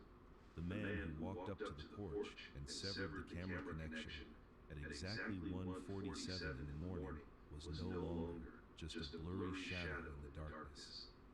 The authorities had used digital forensics to measure his exact proportions against the doorframe of the house. They only did that 2 days They ago. announced that the unknown suspect was a male, standing somewhere between 5 feet 9 inches and 5 feet 10 inches tall. He was further described as having a very average build, not overly muscular, but clearly capable of significant physical exertion. For a brief moment, this description felt almost too generic to be helpful. There are thousands of men residing in the state of Arizona who fit that exact height and weight profile. It initially seemed like a dead end for the detectives working to solve this baffling mystery. But then, The investigators dropped a crucial piece of information that changed the entire complexion of the case. They released a clear, enhanced image of the bag strapped to the suspect's shoulders. He was wearing a black 25 leading Ozark Trail hiker pack. This is not a typical school bag or a standard briefcase used for commuting to an office. This is a highly specific piece of outdoor gear designed for navigating rough terrain and carrying heavy loads over long Also, it's sold at Walmart. It is the exact kind of backpack favored by people who spend their weekends trekking through the wilderness or climbing steep, rocky trails. Why would a random kidnapper choose a wilderness survival backpack to commit a crime in a wealthy residential neighborhood? That single piece of nylon canvas suddenly narrowed the suspect pool from any average man on the street to someone who was intimately familiar with the unforgiving outdoors. This is the part I could not get past. When you take that Federal Bureau of Investigation profile and hold it up next to Tommaso Cioni, the similarities become terrifying. Tommaso is an adult male who stands exactly within that 5 feet 9 inches to 5 feet 10 inches height range, possessing the exact same shoulder width and posture. His physical build matches the masked man in the surveillance video perfectly.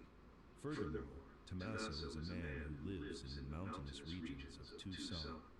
He is widely known to be an active individual who thoroughly understands the desert terrain surrounding the city.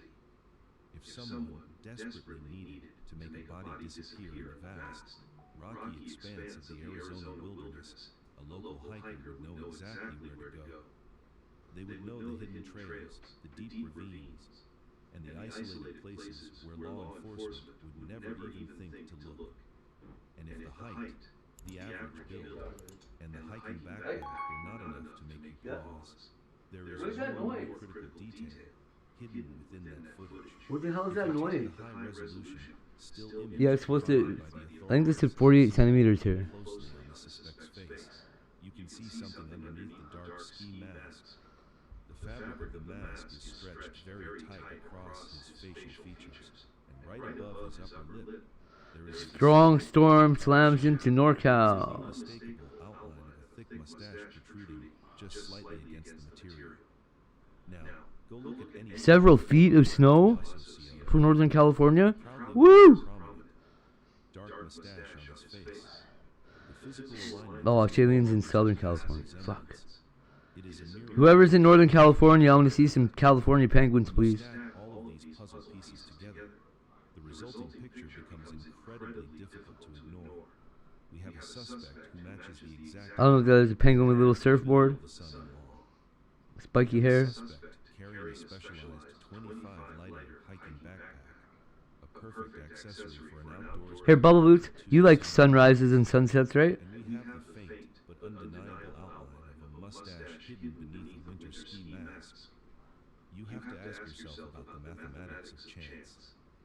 What are the odds that a random, violent stranger possessing all of these exact same Yeah. Very, very faint blue. just happen to target this specific Here, house how about on a you this? specific night? The height matches, the hiking backpack matches, the mustache matches. Do you think this is the unluckiest coincidence in the world? Or has the killer actually revealed himself? Oh wow. Oh, just wait. Meanwhile, if you turn on the television news during the first 2 weeks of this investigation, you will see a very specific narrative being pushed by the authorities. I'm looking for the penguin mode on Amazon. Has been standing up at podiums, looking directly into the camera, and aggressively Oh. defending the family. He has This publicly is. scolded independent Ow, journalists fuck. and Sunrises and sunsets, calling kinda. them reporting reckless But and demanding I see some really beautiful colors. baseless accusations of the daughter and son-in-law. To the average I've been cheap and haven't ordered it. Pretty sure I stole mine, to be honest. is crystal clear. Tommaso Cioni and his wife are grieving victims. They might have been the one They thing are I bought. completely cooperating with the investigation, and they are absolutely not considered suspects in this terrifying abduction. The sheriff is essentially acting as a human shield for the family, trying to control the public outrage and redirect attention back to the mysterious masked man with the hiking backpack. This public relations strategy is designed to project absolute unity between the detectives. Yeah, this guy up here does some wild stuff. It creates a powerful illusion that everyone is working together seamlessly to bring a missing grandmother home safely. We got like the weirdest, In the world of true crime, you must a really weird angle. to what the police say Is what we got. at this conference. Like the picture that's on my background here is a real photo too. Let us look at the Like those are real colors. There's no saturation added or anything. That's a real picture. sheriff was busy protecting the reputation of Tommaso Cioni on national television. His own detectives were quietly standing in front of a judge, swearing under oath that they had probable cause to search that exact same family home. You do not get a judge to sign a search warrant just to ask a few routine questions. I've got Tiger's mom's initials and username tattooed on me. They took the cellular telephones. They took So funny. It's such a bad idea. Never ever supposed to do it. That's why I did it. text messages, hidden financial records, and hidden location data. They want to know exactly who Tommaso was talking to during those 4 missing hours. They want to trace every single digital step he took that night. And then came the most horrifying detail of the entire investigation. Those are so pretty. As Thank you. detectives were tearing through the house, Okay, so they ordered a massive industrial pump truck to you can get it on Canadian Tire. They opened up the underground septic tank attached to the property Winter Snowball Maker. and suck out every single drop of waste. Looks like there's $6 everywhere. That's crazy. We've been getting pink skies in the evenings. Oh, really? 84-year-old hostage. You do not look in a sewer My mom used to have a thing about them. who is waiting to be rescued. You only do something that extracts That really hot pink one. Yeah, hey, isn't that wild? Stall. that someone desperately That day that I seen that coming over the bank like that trying with to the get a green crew there. together for Oh, a it's treasure incredible. hunt. Type heist amount to join. I think I was out on a date and I had to stop and take a picture of that because, most terrifying of all. yeah, it's beautiful. Do that because you are looking Exclamation mark heist all. Ahoy. At Hate Hose here has joined the treasure hunt. specific action crosses a massive line in any standard missing persons investigation.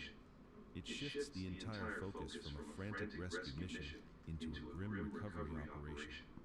This aggressive, invasive search completely betrays the comforting words the sheriff has been feeding to the public. You simply do not rip apart the plumbing infrastructure of a grieving family unless you secretly consider them your #1 suspect. The plumbing infrastructure. Playing brilliant, high-stakes game of psychological warfare. They are smiling at the family through the television screen, lulling them into Results. Hate Hose here. 109,899,999,989. A crew of pirates and raiders check their flintlocks and sharpen their cutlasses as they disembark for Black Heart Island. The poisonous fog sends half the crew to Davy Jones's locker. The rest escape with a handful of plunder and a tale of plenty. tank proves it. They are letting the suspect believe he has outsmarted them, while they quietly gather the forensic evidence needed to lock him away forever. What do you think about this strategy? If you were watching the police pump your own septic tank while telling the world you are innocent, would you realize they are silently building a murder case against you? Let me know your thoughts down below now. I mean, if the police were pumping my septic tank at all, Is that every single person watching this case unfold is asking the exact same question. If the physical profile matches so perfectly, and if the timeline points so directly at the son-in-law, why is Tommaso Cioni not currently sitting in a jail cell wearing a pair of cold steel handcuffs? It is the most Oh, frustrating part of following that's the Tommaso's the son-in-law. in real time.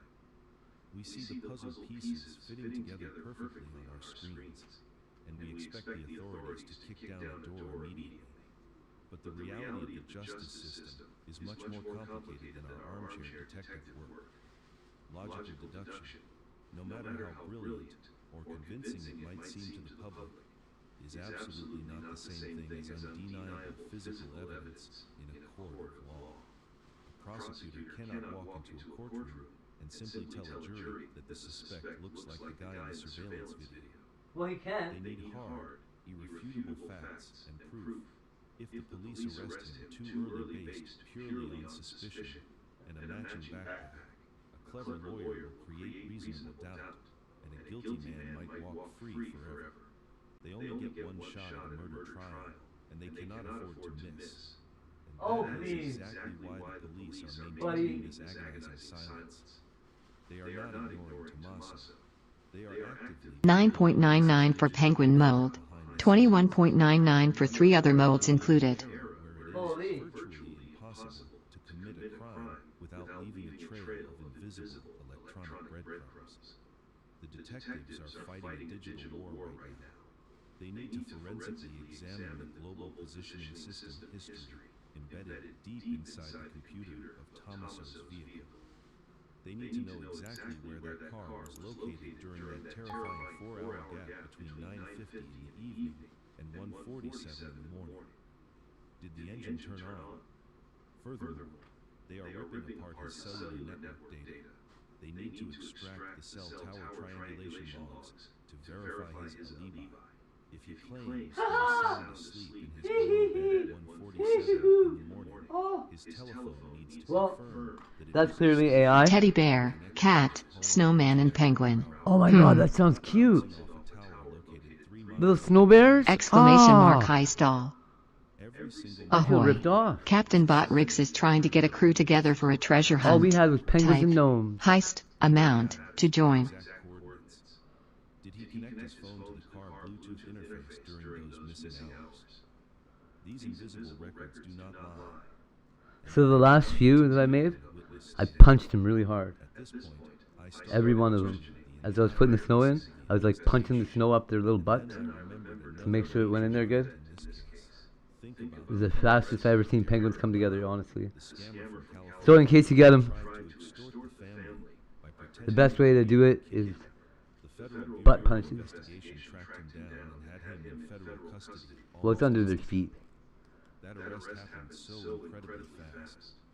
What does that tell us? It proves beyond a shadow of a doubt that the federal agents have an absolute stranglehold on the digital bandwidth surrounding this case.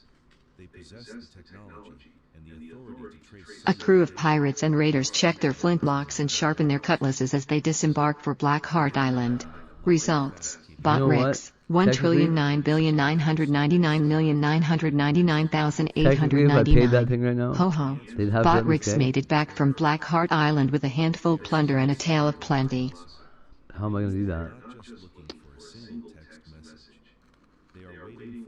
I'm still stuck waiting until March 28th.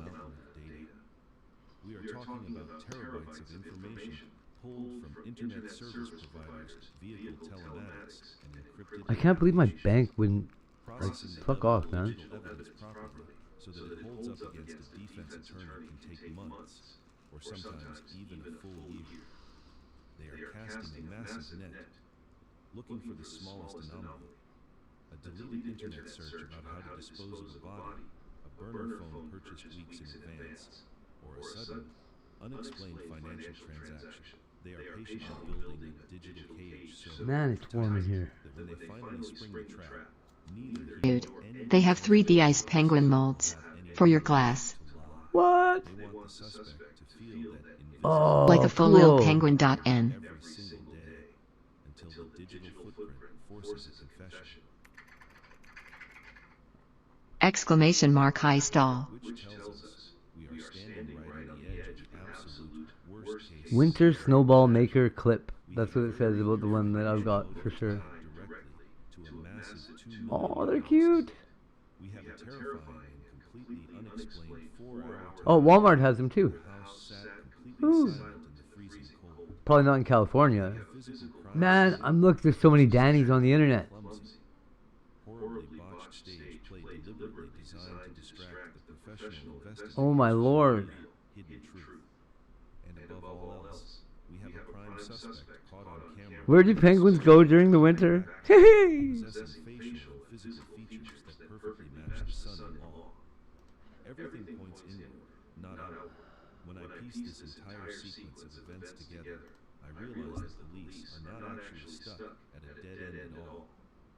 They are simply meticulously setting elaborate legal traps all I used to have a They know that time is the Jägermeister thing. Oh! Wait a minute. Little tiny ice penguins? No. No. Ice cube penguins? is the exact day the federal agents finally knock on the front door.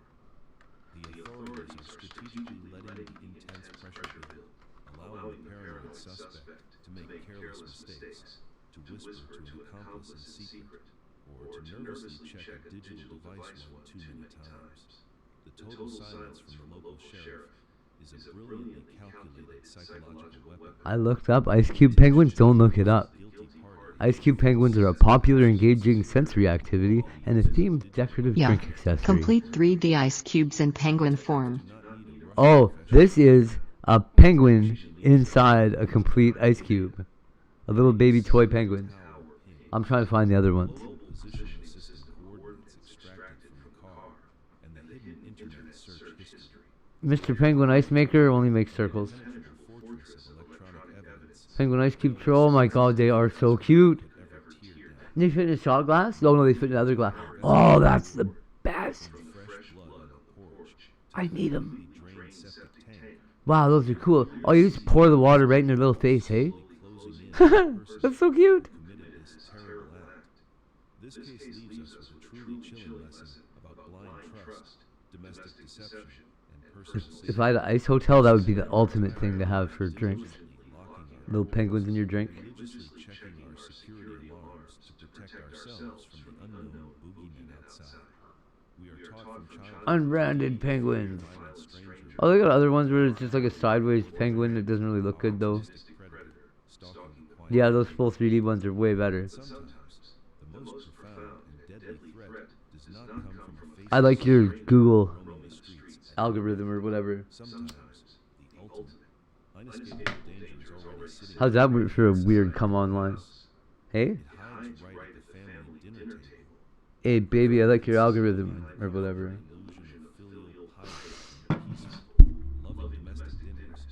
Nice search results.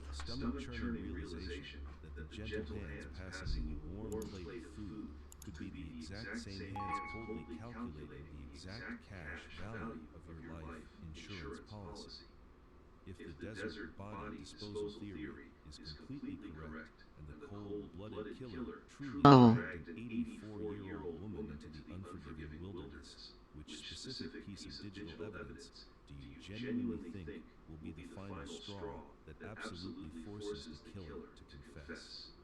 Will it be the vehicle location data definitively proving the car drove out into the rocky wasteland? Will it be a deleted internet search history showing someone desperately looking for clever ways to permanently cover up a domestic homicide?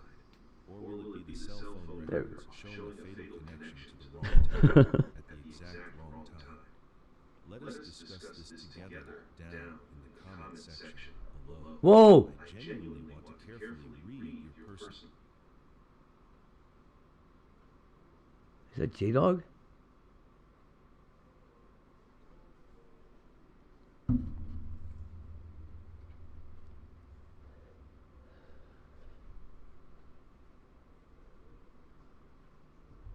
I mean, it's not going to tell me in there. Kind of looks like him. Theories on exactly what specific, careless mistake will ultimately bring this entire house of cards violently crashing down. We are all patiently waiting for the final shoe to drop. Maybe in a few short weeks, a devastating... I did it. I will be making penguin ice cubes hopefully tomorrow. Nice.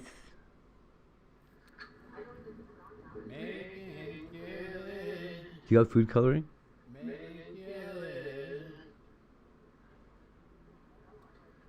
Yeah, it'll get into the drink, you're right.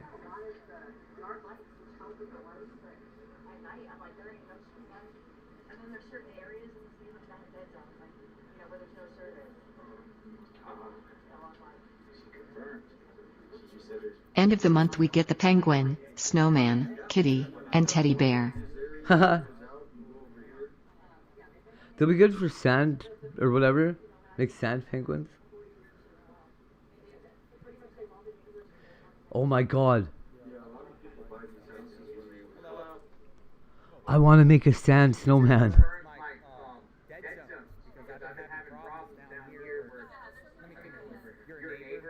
I've never ever seen a sand snowman. That would be the awesomest thing ever.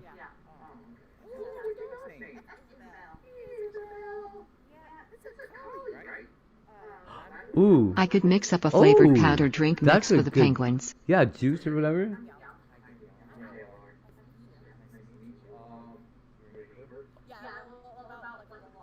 Heck yeah. I was trying to figure out how to get them multicolored. Like section them out, but you'd have to like freeze the coloring in the mold, like you would do it with chocolate, right? Set the color up first, and then I was gonna do that with these guys, but I didn't want to put the chalk in the mold. I know. Oh man, I had been saying I was going to do sand penguins would be once so their snow awesome, ones too. were done.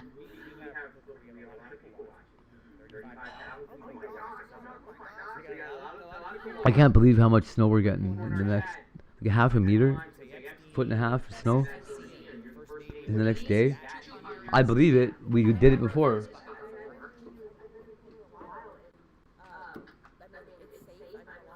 Still falling.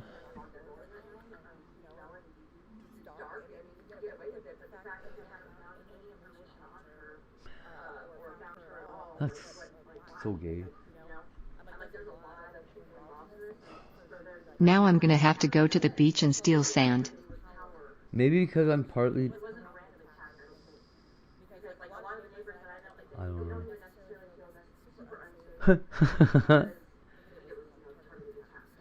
That's a crime, you know.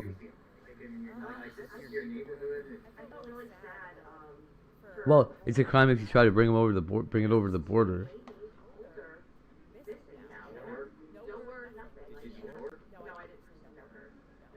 Did you know her?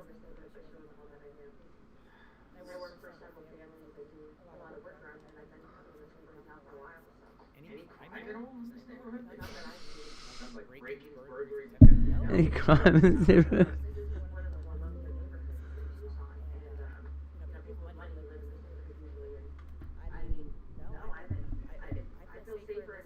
What are you talking about?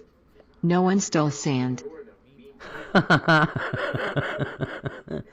My mom used to ask for anytime somebody went somewhere on vacation, she asked for sand, and she used to make like paintings and stuff out of like sand. Exclamation mark high stall. She thought it was so cool that it was illegal. Captain I was like, okay. Botrix is trying to get a crew together for a treasure hunt. Type heist amount to join. It's like nobody else is allowed to do this. I was like, well, why are you doing it? She's like, Aw. because I'm not allowed to do it either. She had sand from like Hawaii, Mexico, Exclamation mark everywhere, high stall. everywhere, Australia.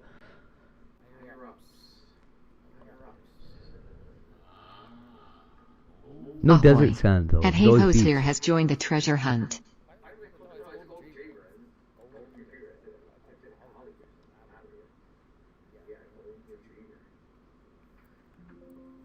What do you call it? A lab? Golden lab?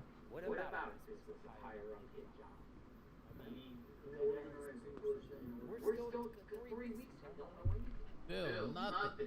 Who would have figured we'd still be here 2 weeks later? Oh, he's the old man guy. A crew of pirates and raiders check their Oh, flintlocks poor and Botrix. sharpen their cutlasses as they disembark for Black Heart Island. The poisonous fog sends half the crew to Davy Jones's locker. The rest escape with a handful of plunder and a tale of plenty. Results: Hayhos here, 109,899,999,989. Wow, it's only billions? That's gonna take forever still. Exclamation mark gamble 1 trillion.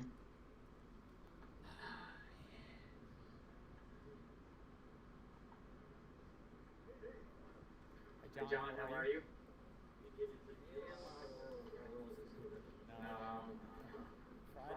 Really?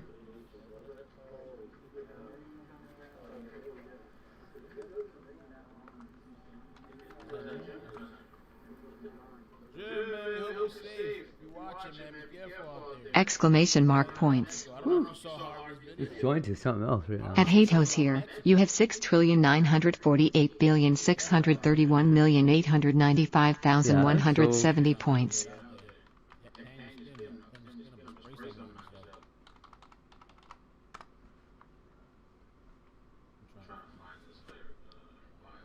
Exclamation mark gamble 5 trillion.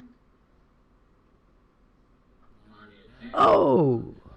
Rolled 6. At Hatos here lost 658,067,456 points and now has 6,947,973,827,714 points.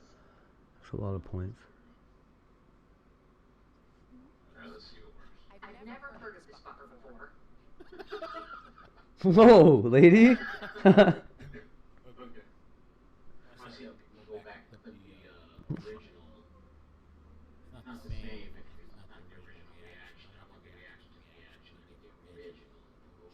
I never heard of this fucker before.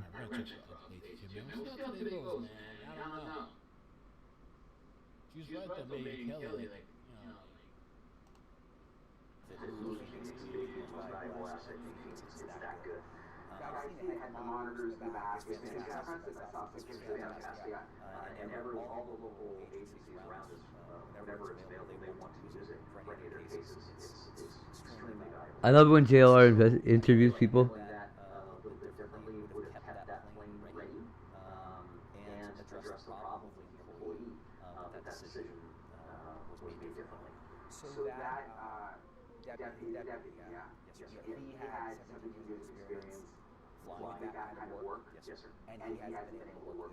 Oh, it's not him.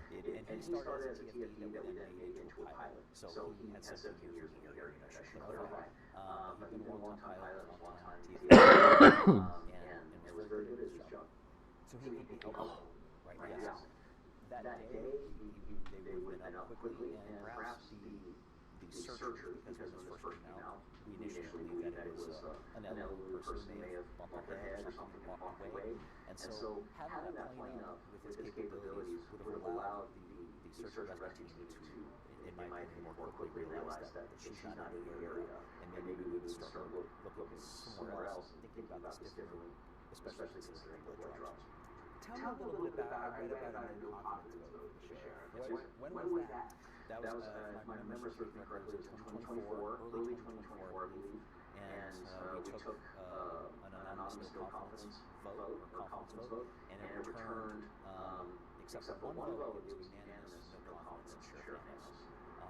And that was done to kind of try and get the word out to the public, to the voting public in Puget County, that we've got some real issues in this department. And that's so everyone except for one person in the meeting said no confidence. Yes, sir. And my opinion is he probably didn't understand the vote, maybe made a mistake. So what are the things? Why don't they like it? Well, I think former Chief Deputy Castigar kind of gave you some insight into the issues going on with Sheriff Hanos. He has an ego that's difficult to describe without sounding hyperbolic. And wow. I believe it. That's a strong statement. Mm-hmm. And why, again, is this man still in office? That sounds cool. NGL. Why would you? It drives a lot of his decision making. He's very retaliatory.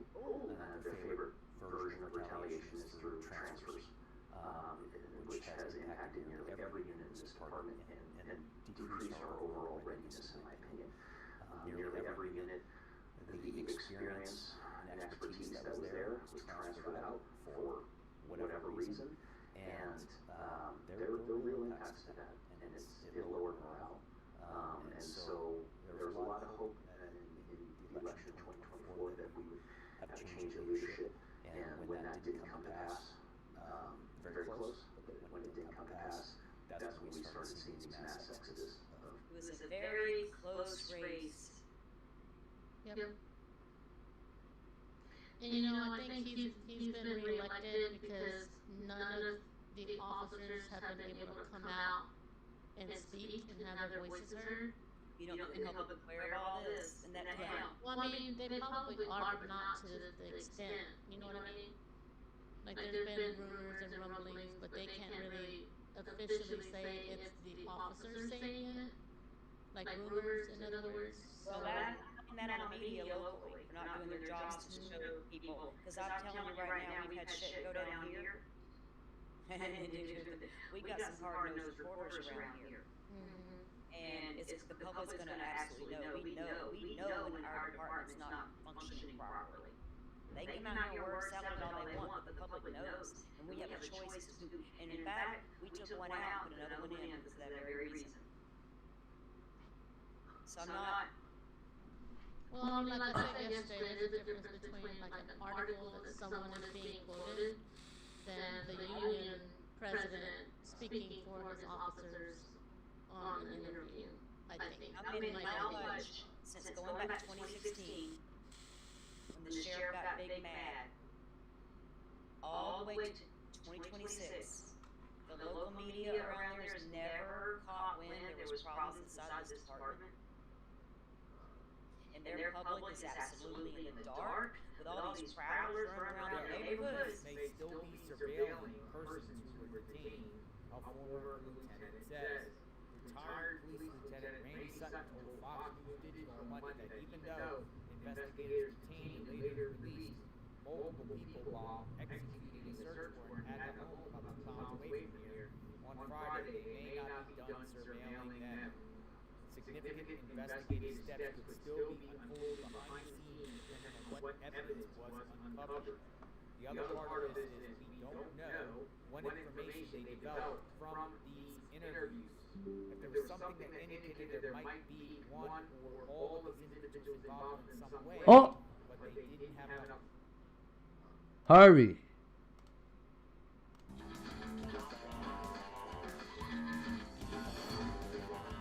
Wow, TMZ sure inserted himself in this investigation. Welcome to TMZ Live. We are going to talk about a lot involving the Nancy Guthrie kidnapping, beginning with new video. We are also going to tell you about video that we showed you yesterday and where authorities are on that. And then we're going to tell you about the ransom letter, because there is something you need to know if you're following this case. And there are unanswered questions that we want to get into here, puzzling things. Let's start with the new video. Yes, with the new video of a very, let's just say, guy who's moving around kind of creepily a week before. Totally real. A week before Nancy Guthrie's disappearance. This is at a home about 6.5 miles away from So Nancy. crazy. And what's interesting is not only the fact that at 5 a.m. this person is clearly trying to conceal himself from the camera, but this person also happens to have facial hair that, you remember the video that the FBI released of the person at Nancy's door the night she was taken. That person also seems to have facial hair, like a goatee or a beard, and a mustache. Right, and this person has a mustache and a goatee as well. Right. So we're we want to say. Oh, that's a video? We are not saying this is one and the same. What did I do? We can tell you this.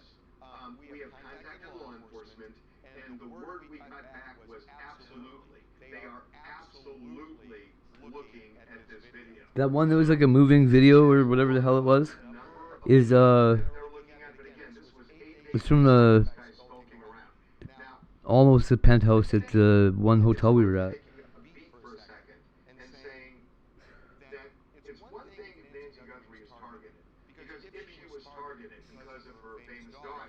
Oh, it's a panorama or whatever.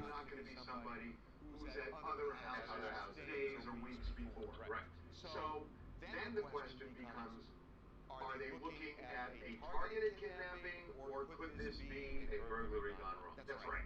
That's right. And that we don't know. I mean, the evidence we have, or we've heard, is that they think it was targeted, but the things they're looking at seem to go beyond that. They are certainly seem open to the possibility that it was not targeted, and that's part of the reason why they have canvassed the neighborhood the way they are, and in fact now want all the neighbors within a 2-mile radius to to look at a month's worth of video, anything that happened that they, as they describe as suspicious activity in the month of January. It reinforces what we started telling you days after the kidnapping, which is this person is from the Tucson area.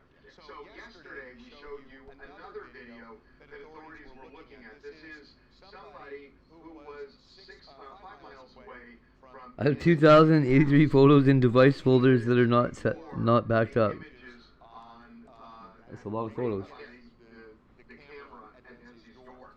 So holding a backpack that looks very similar to the one that was on the back of the man who showed up at Nancy's door. Now there is a network that has come out and said that they have two sources that say this person has been cleared. So look, we don't know one way or the other except to say that I called one of the people involved in the investigation late afternoon yesterday and said that this is absolutely in place still. They haven't determined one way or the other. Now let's talk about the ransom note. One? Woohoo! Oh, you rolled 100? No. Oh, I wish that would have been me. Into this kidnapping, and we can tell you this: we have been able to monitor the Bitcoin address, and the ransom has not been paid. There is $6 million on the line, nowhere near that amount is in there. There was activity. We're not going to talk about exactly how much, but nothing near that. $300. We already know. It hasn't been paid.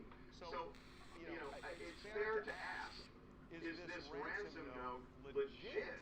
Is this something that was written by somebody who has no connection and is just doing? That is so crazy. No. We can tell you with certainty that authorities are keenly. I was gambling in Who wrote this ransom note? And the second one, JLR or somebody's chat. but they want to know badly who this person is. So they're very interested in that note. They are certainly taking it very seriously. The part that is confusing. Why are they going on TV and saying this? Like, man, they really want to know who you are. And we are now 5 days past the last deadline. And not just That's you're going to encourage them to come forward. Savannah Guthrie said a week ago that they were going to pay the ransom. And so we can't make sense of I'd be more likely to come forward and be like, the FBI ignored me. Did what work? That? What they're saying? we're puzzled. I mean, we've been talking about this for days. It doesn't add up, and it seemed like something they would have done days ago, especially after the video with Savannah and her sibling saying, we understand you're serious and we will pay. And we had that conversation the day that video came out, and I said, all right, well, now the clock is running. Let's see, figuring that they had paid at that point, let's see if they actually return Nancy. As we talked today, Friday. Oh, yeah, it did.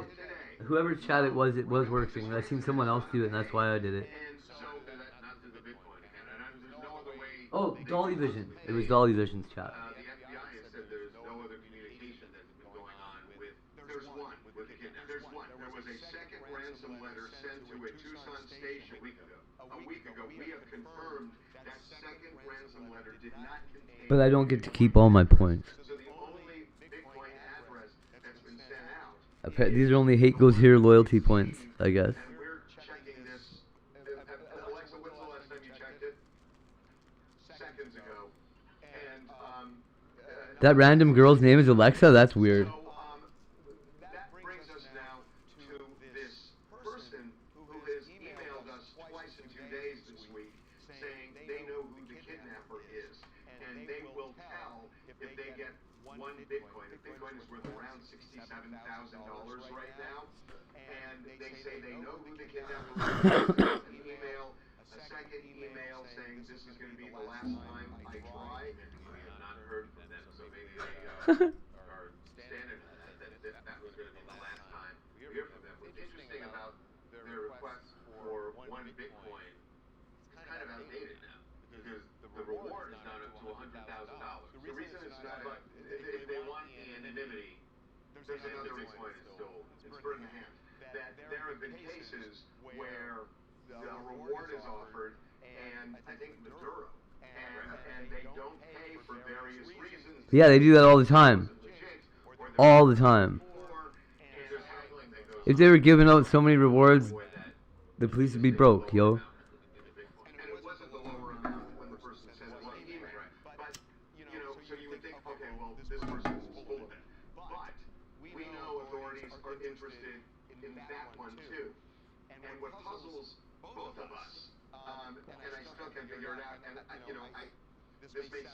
It's so weird that I do so much crap with my left hand now.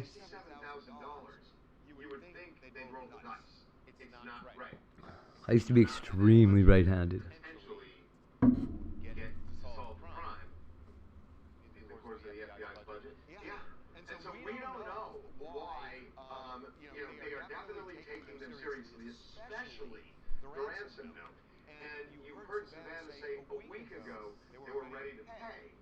There's some reason, and I'm not suggesting they've done anything wrong because I don't believe that. I think there's some reason that we just can't figure out why it is that Does Sniper know how to juggle? of paying money, and then all of a sudden it just didn't happen. And the authorities absolutely are still in overdrive trying to find out who wrote that ransom note. So, to be continued. Hi, talking about LA. I don't think those camera footage guys had anything to do with her abduction. Their gaze is different, their clothing is different. They look like people who are opportunists, maybe intoxicated, maybe unhoused. The guy in Nancy's video is there for a reason. He is not. He's tried? Is there for a reason. Never got it though. Aw. Very different. Man, as soon as I realized somebody was gonna have to teach my kids how to juggle, I learned how to juggle so fast. Like, man, if all these people can juggle, I can definitely figure it out. It gets weird once you get to too many objects.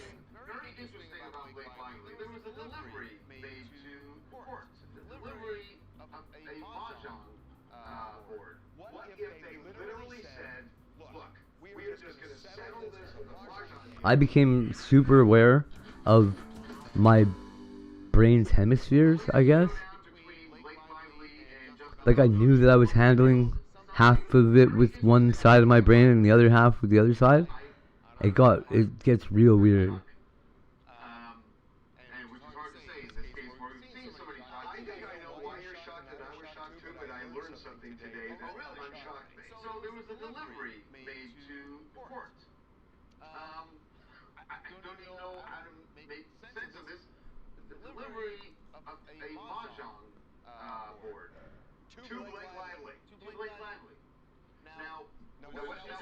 Tell me your confusion. Here's the thing. My assumption is this was just brought there to kill time, right? Because, when especially in this particular... Those are enormous Mahjong tiles. No. Balls, fruit.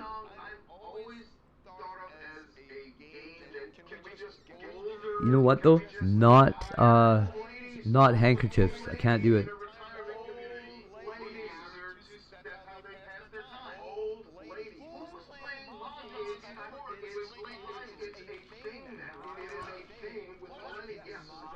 Mahjong is I don't know how you gamble with it, but I watch guys do it.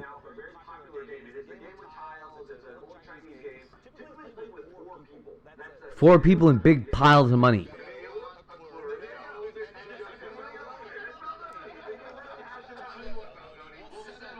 I don't know if they just bet on who's gonna win what game or what. Whew. Yeah, yeah. Tiger doesn't know how to juggle. He doesn't want to learn yet. He'll like it though. He likes I don't even know what you like. Predicting trajectories. He likes to bounce things and try to guess where they're gonna end up landing. But he's really good at it. Like those bottle kids on TikTok with the water bottles. But he doesn't do it with water bottles. He does it with essentially M&M tubes. We'll call them M&M tubes.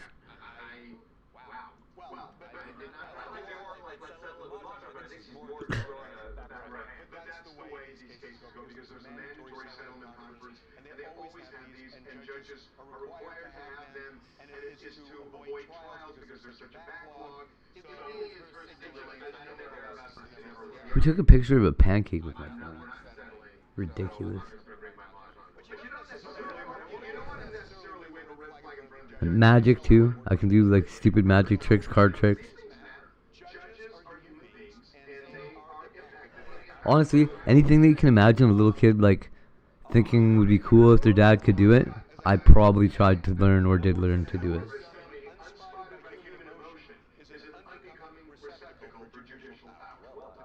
I would hate to be an unbecoming receptacle.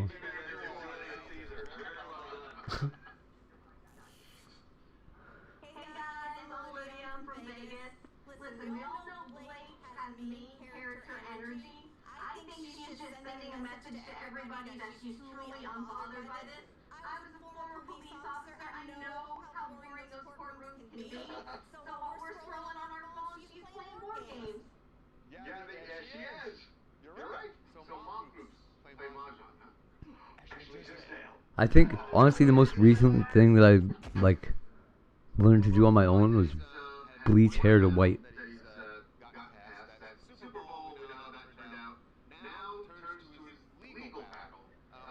I had people, like, try to strip my hair so many times and fail. I got it down to pretty light yellow the first time and then hit it with the 40 volume and went white.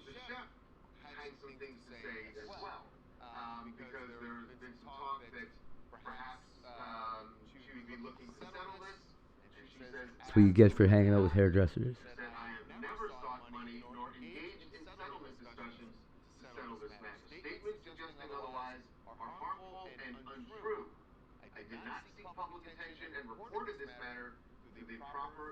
Okay, this has nothing to do with Nancy Guthrie, right?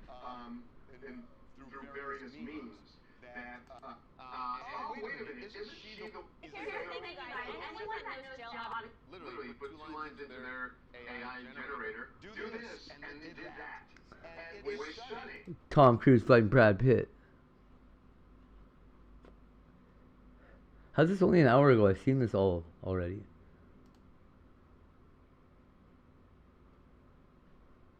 Desert in Las Vegas is a little bit different here, but in terms of an outdoor search and rescue, what do you make of the continued searches that they're doing out here? We don't see them. 2 people. That looks like a lot of fun over there. Looking around, what do you make of the task that these guys are conducting that have had? So the initial investigation of this came in as a missing person, and it was treated like that for a little while till they determined, this really is a crime scene. So the searches skits. are done. The searches that are taking place now are taking place because they have developed some type of information that they are looking for a specific object or item, and they have an idea where it might be. But as you can see from our video, there could be a... Soon as possible. Right. Hey, Donald Trump, listen here, bro. Hey, how much you paying per illegal?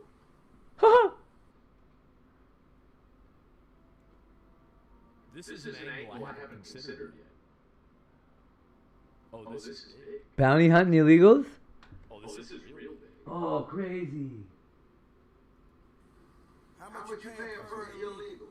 Cause I got about 50 niggas over here tall, like 6 foot 1, 6 foot 2, 6 foot 3. Wow.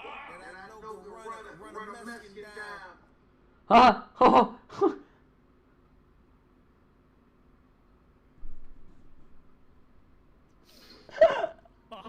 Right. In 0.3 seconds, easy. We can round their ass up for you. All you gotta do is let me know what the price is on their head. I got some niggas out here ready to get Man. So he's saying, bro, activate the crack. Dollar J? I need y'all to get this to DJ T. It's the Donald J. Trump, soon as possible. Hey, Donald Trump, listen here, bro. Hey, how much you paying per illegal? Man, that guy's not even playing around.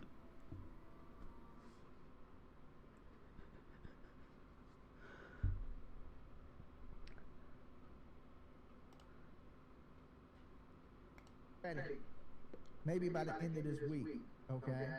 So beginning of next week, you may see Dolly right back in there chasing the SWAT. He's really not going back out, huh? Okay, you may Man. see that coming up here shortly. Dolly, come on, bro. You ain't subbed up yet. Sub up the channel. Ring the bell for notifications. Of course, feel free to share my ugly face everywhere. Giving nightmares worldwide around the globe. And let me give my warnings, because we're talking about people that haven't been convicted and things like that yet. Keyword yet. Dolly Vision's for entertainment purposes only. We talk news, rumors, gossip, speculation, theories, mixed with a little bit of comedy and a whole lot of okay? But don't take nothing here as fact. It's just my opinion, people. Completely satire. The callers today, their opinions are theirs and theirs alone, not to reflect on the Dolly. Everyone, and I mean everyone, is innocent to proven guilty in a court of law. The biggest one of them all is do not, and I repeat, do not try to be Dolly at home. It is dangerous and you could lose your life. Okay? We don't want nobody dead out there. Alright? We don't want more dead people out there. So do not try to be me. You don't want to do it. You'll wake up ugly and a redneck. Alright? Unless you're going to be an ugly redneck. Then you can be Dolly at home. Okay? Anyway, so, you know, over the last 16 days, Nancy Guthrie has been missing from her Tucson home. Now media is reporting that they believe it's a burglary gone wrong. Okay? And they're also trying to run off the YouTubers and what some people would say influencers. I never looked at myself as an influencer. I look at myself more as a YouTuber, content creator is what I would say I am. You know, I bring stories and I try to get content and I chase it down any way I can. Influencer sounds to me like I'm trying to get you guys to do something. I would say the influencers are the chat room, okay? Because you guys are always like, woo! Go do this. He's right. You're right. He's 100% right. That was my point before. And I am the person that brings you the content. Dolly, hell yeah, bro. Me to bring you the content that you guys want. Would y'all agree with that? If you would agree with that, press 1 in the thing. Because I look at myself like a content creator up here, or an entertainer. Okay? Bro, Creator, so many ones. Is what I am. I take your mind off of things, and you guys try to influence me to do bad. Okay? You bad influencers. You bad influencers. I am a bad influencer. You know, there's been this dude out That's there me. that is really never did much in media, right? Couldn't entertain a busted great. So ain't that great of a news reporter? And he gets out here and he starts basically dogging the podcasters or media influencers that are out there. Now there's only a couple of us out there. Man, he's right. There's John that y'all see on Court TV. I can't remember John's last name. And lately there's been Tucson out there. And Dead Goes Live, right? But he just recently got there. So basically who they were talking about was me and JLR. I mean, in a nutshell. He just didn't say our names, right? But he was clearly talking about me and JLR being out there running down these leads that night, that everything was chaotic. So he's just one of these other keyboard warriors on X that get up there and hate on people. He's basically a hater, right? I don't know, because, you know, these people know they're replaceable. They know they're replaceable. YouTube is where it's at. You know, I think Megyn Kelly said it best in her speech that we're going to play back in just a minute. But she said, you know, the only people that watch that media that y'all are doing is really old-ass people. And it may take some young people to solve this case. And a lot of these YouTubers are watched by younger people. Now, me, So, it's just like, it's really stunning to me. Popcorn Planet. Someone did an internship for CBS Interactive Holy shit. on what you can and cannot report, from whom you can and cannot get your news. Hashtag part of the problem, Alex. You gotta help us here. Who's this dude? Megyn Kelly. I think I'm involved in there. I think, right? So Megyn Kelly's like, Into similar things, like what's going on right now type of stuff, right? Okay, he's been saying the same thing for 2 days, Dolly. Go out there with your broken ankle.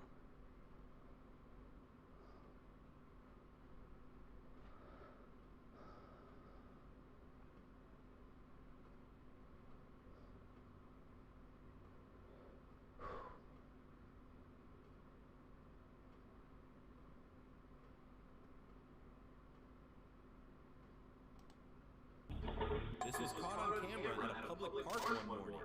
Okay, what? Sits quietly on a park bench, focused on her phone, enjoying a calm morning surrounded by fallen leaves. While she's busy texting, a stray cat slowly approaches from behind without her noticing. Weird AI cat. It becomes aggressive and starts hissing and swiping near her legs, forcing her to stand up in confusion. And the ending of this What? video, nobody expected it. Oh my god, dude, cats don't act like that for no reason. Before I show you, if you think this young sheep is absolutely adorable, hit like and subscribe. No, I think it's a goat. to this video and drop a heart if you care That's a about goat. animals. Now watch closely. Here's what really happened. This was caught on camera at a public park one morning. A woman sits quietly on a park Whoa, bench, okay. focused on her phone. So what did the cat see? This was caught on camera at a public park one morning. A woman sits quietly on a park bench, focused on her phone, enjoying fallen leaves. The cat suddenly becomes aggressive. The way the cat becomes aggressive doesn't make any sense. It just like slides across the ground like it's on ice. Just from behind without her noticing. The cat suddenly becomes aggressive and starts hissing and swiping near her legs, forcing her to stand up in confusion. And the ending of this video, nobody expected it. Oh my god, dude, cats Video and drop a heart if you care about That's a goat, right? Yeah. animals. Now watch closely. Here's what really happened. Like who sawed it off? This was caught on camera at a public park one morning. A woman sits quietly Somebody sawed it off there. on her phone, enjoying a calm morning surrounded by fallen leaves. Now watch closely. Here's what really happened.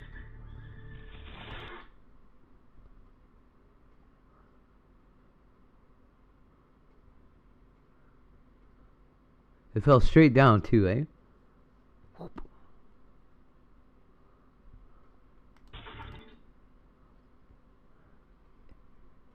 It could break that. That's all wrought iron. Ha! This was caught on camera at a That's funny. surrounded by fallen leaves. While she's busy texting, a stray cat slowly approaches from behind without her noticing. The cat suddenly becomes aggressive and starts hissing and swiping near her legs. Maybe it had rabies. At just the right time. God intervenes in things sometimes. You know what's scary? I saw a short of a dog with rabies.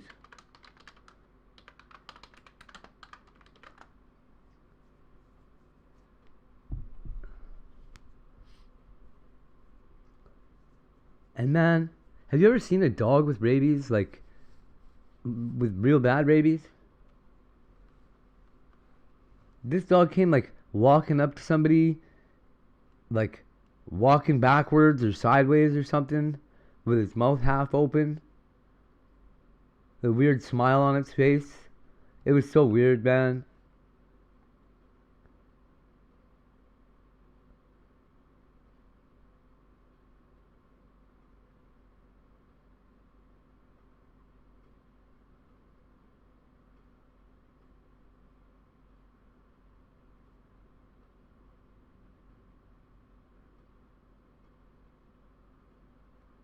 That's a coyote? Ooh. What in the fuck? Oh yeah, that's a rabid something.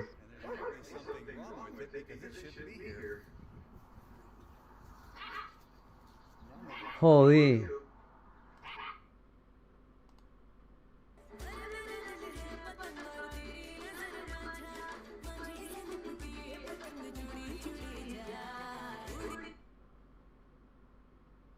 I'm kind of glad I can't find it.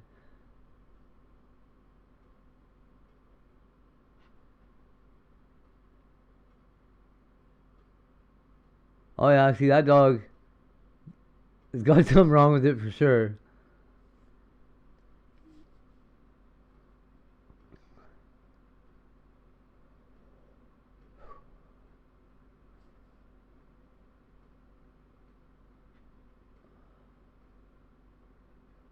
You get sharks with rabies? Get out of here.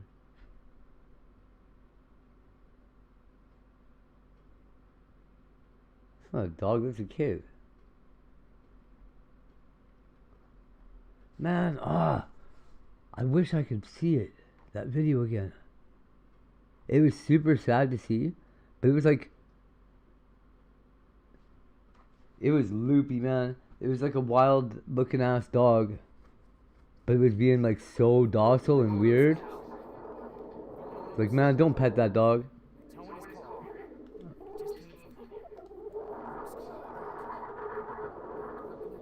Okay, JLR.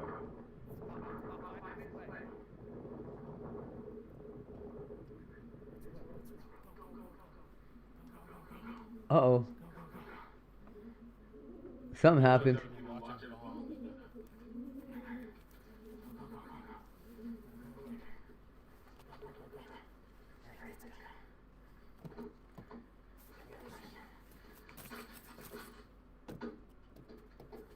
Yeah, come in the back. That's what she said. Chair.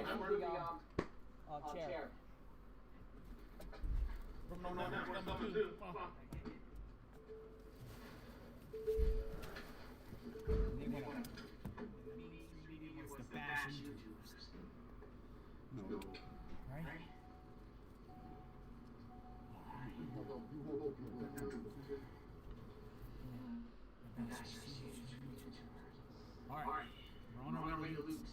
Car getting towed. That's a big deal. That's a big deal. Why would they tow this guy's car?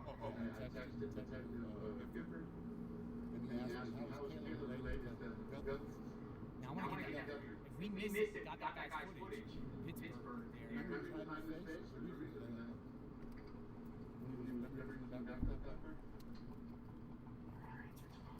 I didn't see that photo. Look how being chased. Somebody's behind Fuck, somebody's being loud out there. You know they're listening. Alright, folks, they're towing the guy's car.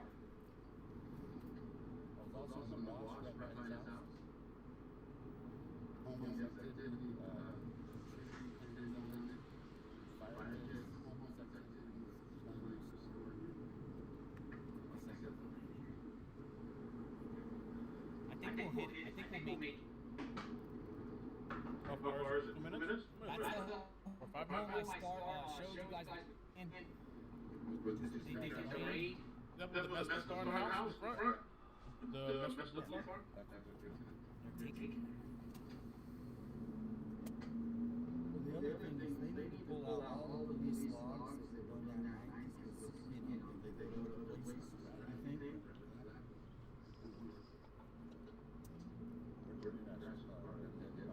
Yeah, who is Luke? Folks, I gotta be careful going to the neighborhood, you know what I mean? People walk and stuff.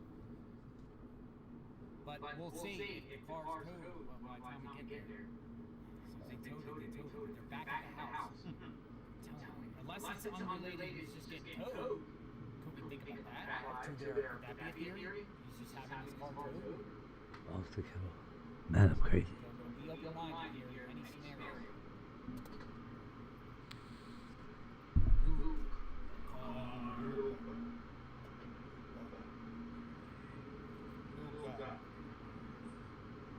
Original peanut butter and jelly from 1901. Oh, there we go. an hour ago. Hey, we announced Robert Duvall before Fox did.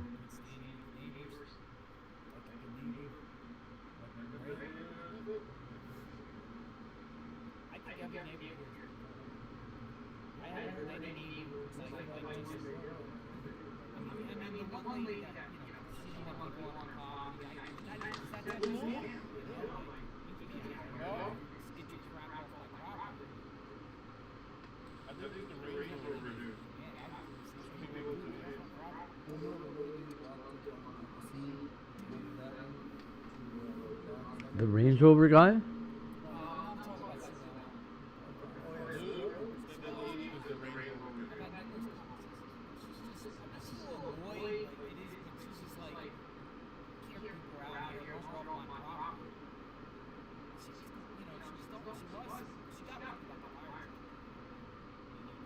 Yeah, men gotta be careful of this shit. I don't know about the blinding people, but these bitches looking for sugar daddies? Holy fucking shit.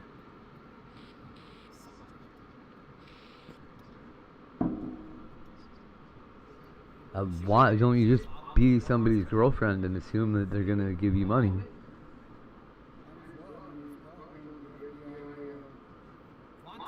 Isn't that's how relationships worked when I was growing up.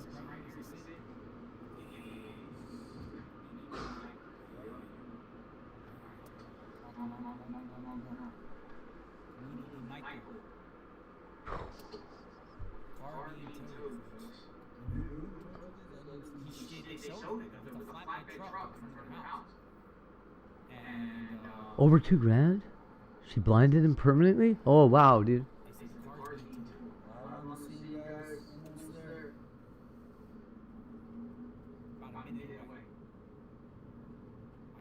I don't know.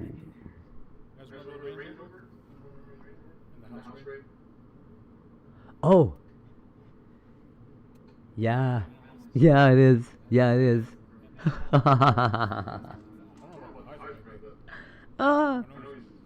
Filters, hey? I'll tell you what though. Honestly, if a girl sent me these pictures and was like, that's me, and she turned up looking like that, I wouldn't tell her to get lost. I'd feel duped, possibly. Like, who the fuck is this bitch? Looking like Kim Kardashian in her fucking Kardashian. Yeah, no. I lived with a girl that looked like that for a couple months, and that's honest to God. Really, in her photos, she does look like a lot like this. She's a nurse, eh? Oh boy. What do they call him?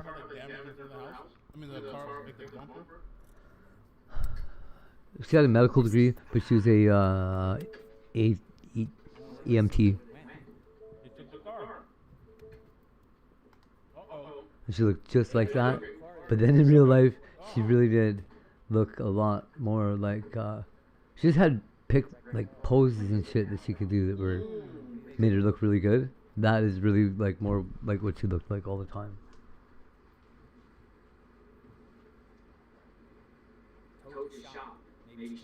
She's super photogenic.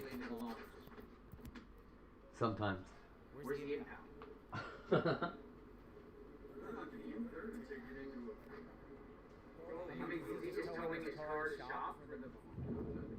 He's just towing his car to the shop. Maybe he's looking for bail money or something like that. And he uses his old car.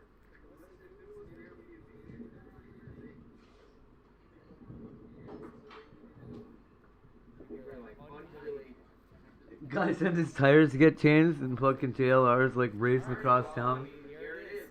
You decide what you think. They're investigating it, maybe? I don't believe that. I never hear anything about the Range Rover. If you guys don't remember the house, I think you showed the car. Entrance? Where the swap raid happened on Friday night. This is actually the house right here. Okay. And I went to the door, which I'll have video of later. Are they out of jail now?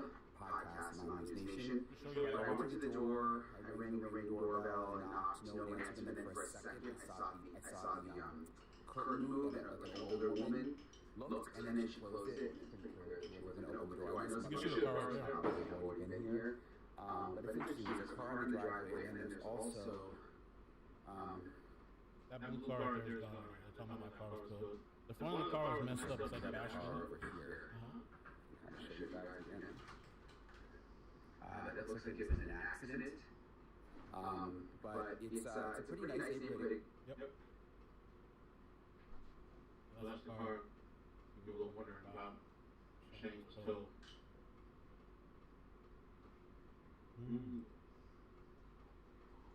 Yeah. I was gonna say, get on the road, try to find a tow, but...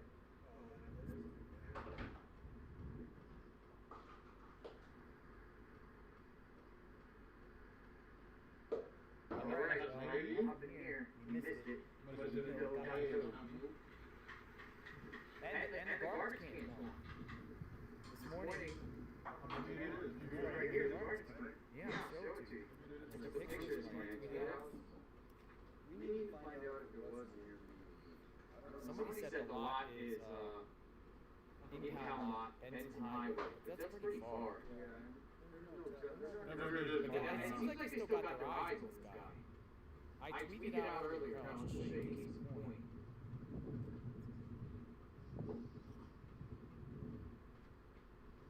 This morning, his trash can is out. There's no trash can in there. Oh my God. Trash can is gone. What happened to the trash? Probably they bring it back inside when there's no trash in it, bro. Keep it in the garage. Well, where next stop? We're going to go check out any monsters and see what's over there, and we'll go back to Nancy. Where at? Bah! Right now. See that? She looks like a Dio de la Muerta, whatever the fuck it's called. Thing.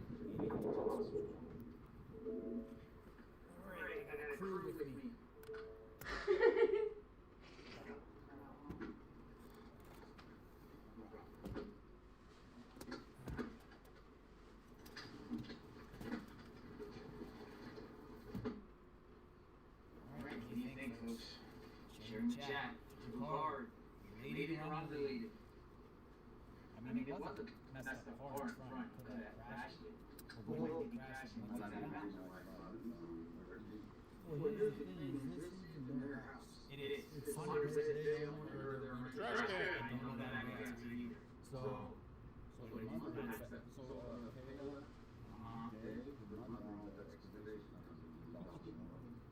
Dude, you did it. Dude, impressive, sir. Kayla, you've been digging, man. Criminal Network's been digging on this, Dude,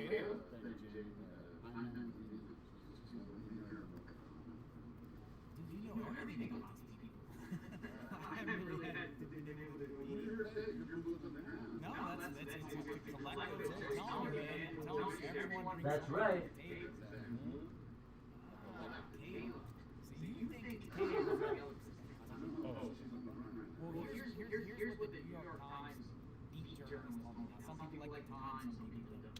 He told me yesterday, we were talking, he's from the Times, he was out, so he's going door to door. He said yesterday, the raid happened, and occupants got taken out of the house. The mother was there, however, the mother was not a target, because the mother lived in the house, and they offered her accommodations by saying, because it was raining out, come in the car, and then she eventually went to the neighbor's house. But she wasn't retained at all. It wasn't like they were like looking for her per se. It was like her involvement. They were very nice. They went into the house and they were great. According to this reporter, said that he heard the information from the neighbor.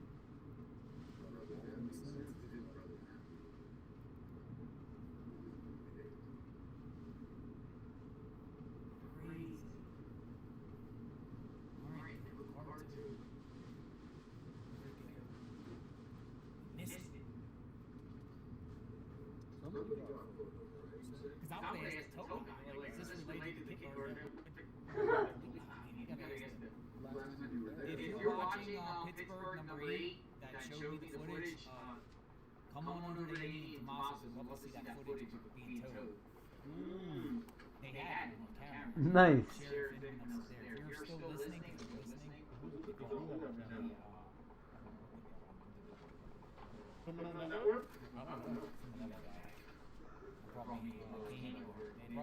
Why is she sucking her cheeks in like that?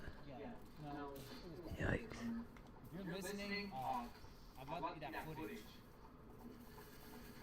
That looks like Tessie.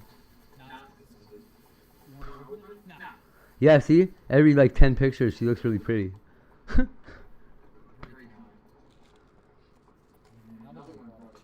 Oh!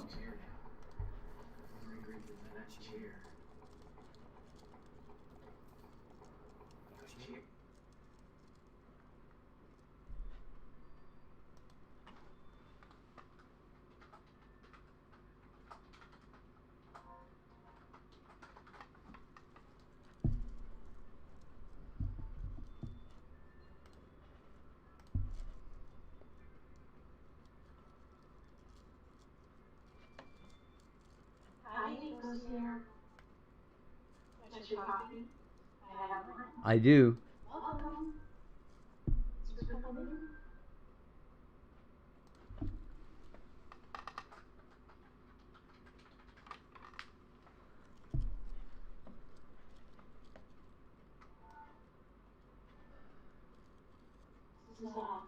Do you really? That's awesome.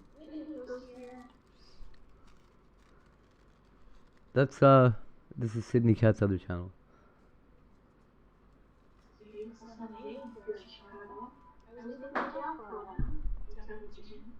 Oh, nice.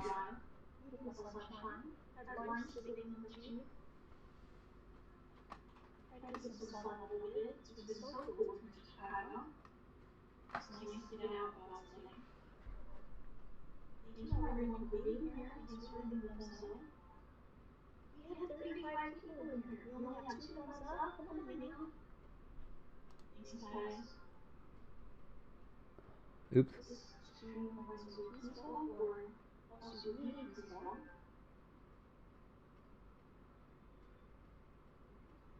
Oh my god, that's gonna be a hard one to type.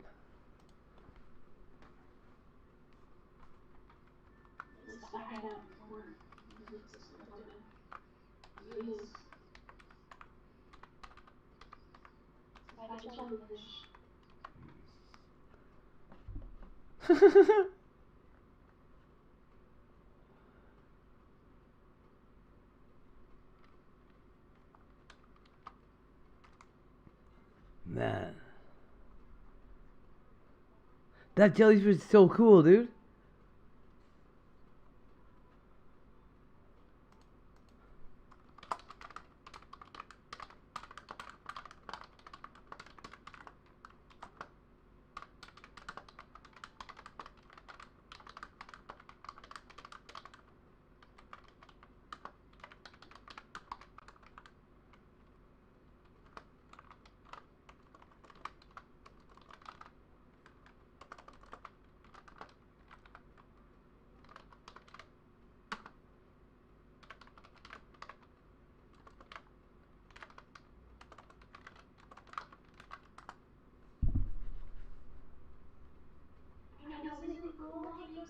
It is.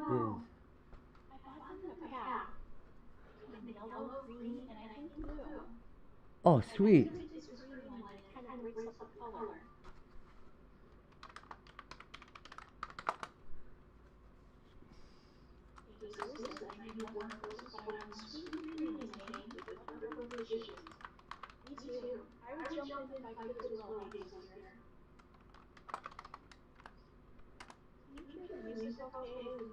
It's pretty quiet.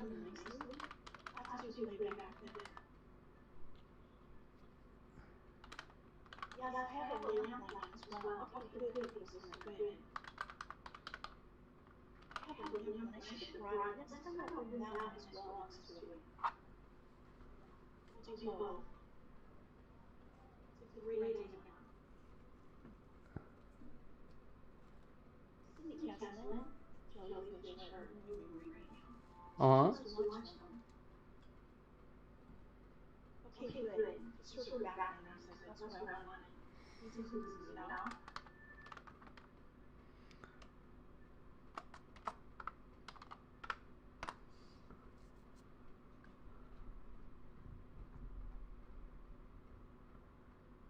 Oh, it's a little better.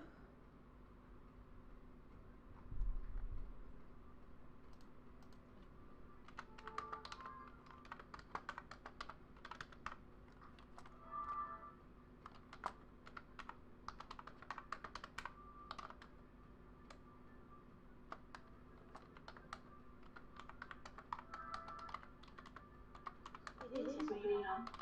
And there's different types of baby fish. So this one's called the mermaid, you know. Oh. It's still a koi fish now. Sort of pink and red on the bottom of its fins, is a beautiful color. Yeah. It's very pretty.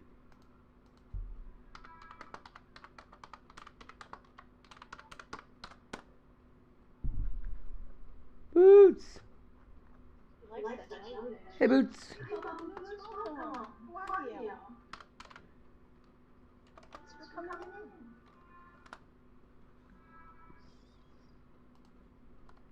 Thank you. Thank you very much, Bubbles. Excuse me. Thank you, Jonathan Ventures.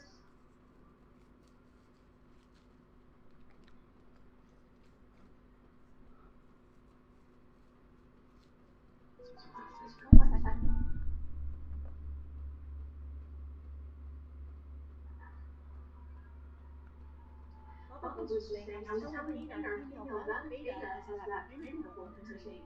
I know SpongeBob, right? I'm a huge fan of SpongeBob SquarePants. Me too. Especially for a smaller thing. So then they have those nice bright colors, you know? Shows up a good camera.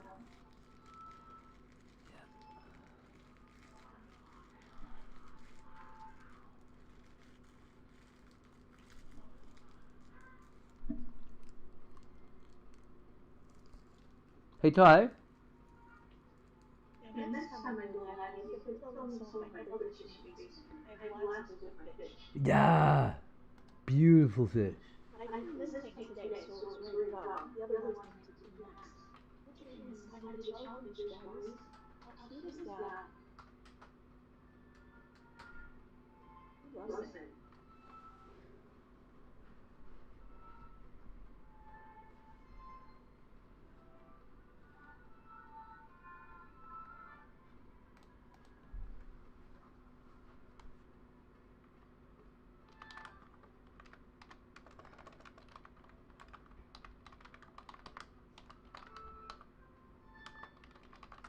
I have some designer moonfish. That's what I call them. They look like Nemo. They're a little different. A little different. I have two of those in the Nemo. I'll be filming them next. They're gorgeous. Oh, how many do you have? Yeah, Hank was here to hear what I was going to say before I said it. Clownfish would be great. I'm going to do that take next, and then I'll film them the next time I go live. I have quite a few things, including freshwater shrimp things. Oh, yeah. I know all kinds of colors, and I have another saltwater tank, the Picasso fish, and all kinds of exotic beautiful fish. Thank you, Jonathan Ventures. Guys, check out my friend Jonathan Ventures as well. He takes those places. And he also talks about alienness. If you're interested in alienness. Oh, I wasn't even subbed. It's good stuff, guys. It's different guests on the show.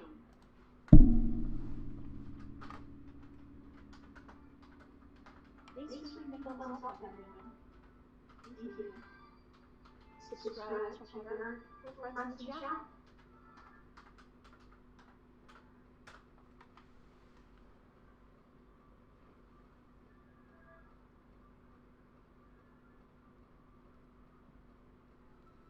Little.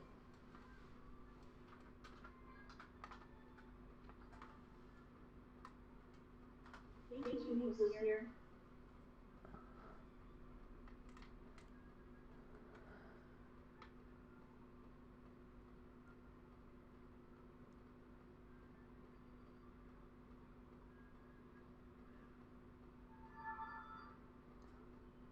What?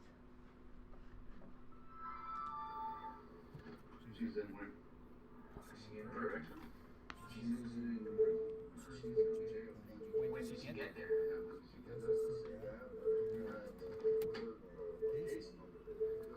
What's the case number? 26?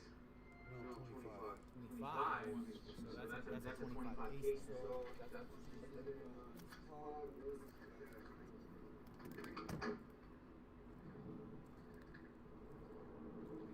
Maybe a lawyer to bail her out. Get her a lawyer. I mean, I'm just speculating. I mean, if they feel like the Luke guy's the guy that did it, and got a girlfriend incarcerated.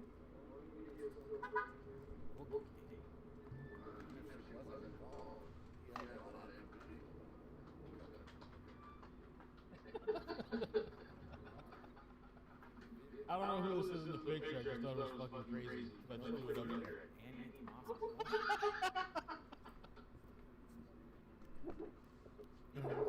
Oh shit! The eyebrows are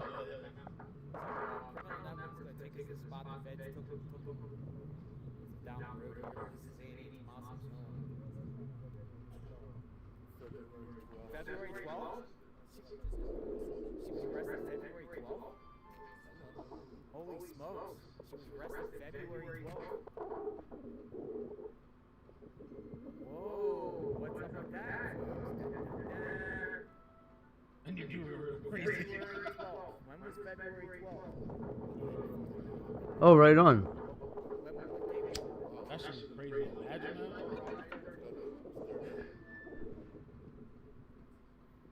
I don't know, maybe we'll have to look for the 11:49 p.m. on the 12th. Kaylee Day gets arrested. The next day, they go to the house and raid. Friday the 13th, right? Man. Coincidence? Coincidence?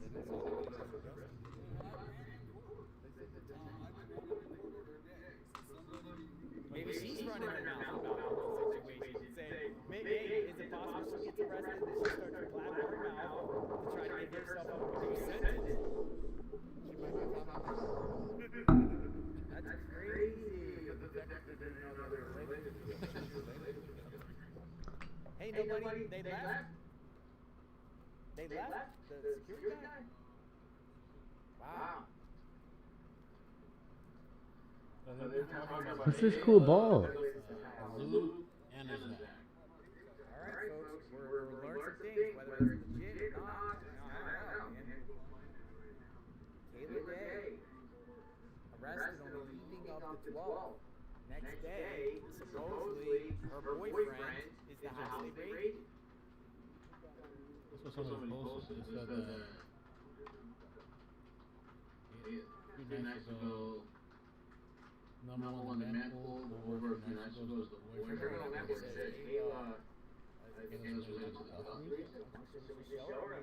This is just somebody that got arrested for something public record. Okay, that's the Uh-oh. Alright, got arrested. No, but what's... Oh. Yeah, but what's up with Patrick? Oh, it was a reflection. They came. This is the towing. These are the individuals that got the towing at Luke's house. We're going to see the footage. I didn't think this was the footage. I'm like, you guys heard me? You guys are awesome. Well, it's just showing you can send it to me, yeah. Boom. Oh, thanks, Alex. I'm Beetlejuice.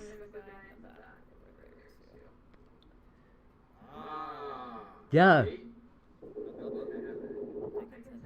That's so cool. He looks like he's surrounded by a bubble.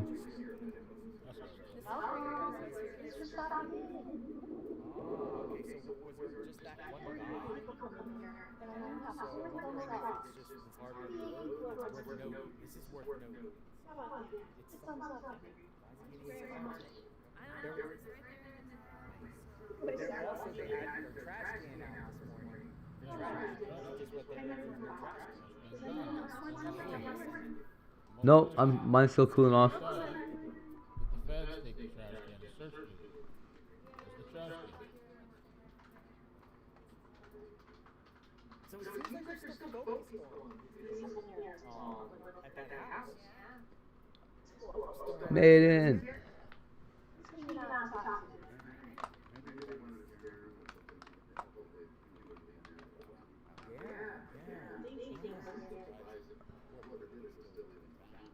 That's what I'm saying. But that would be suspicious itself too. If you know the resident that's like red flag.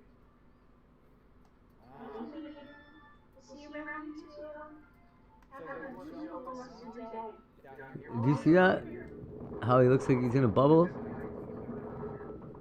Bubble Patrick? It looks awesome.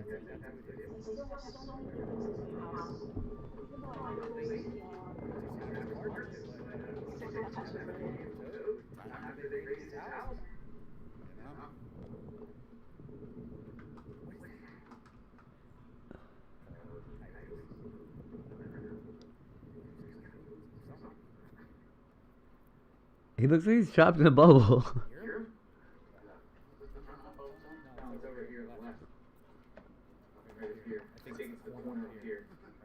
Like that, there's really a circle right around that Patrick.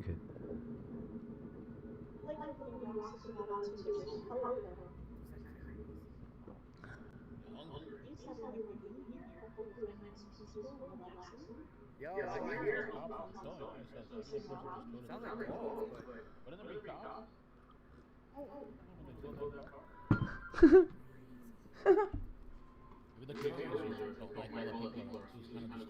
So you're saying they need more here? So what is this? It's called a watch?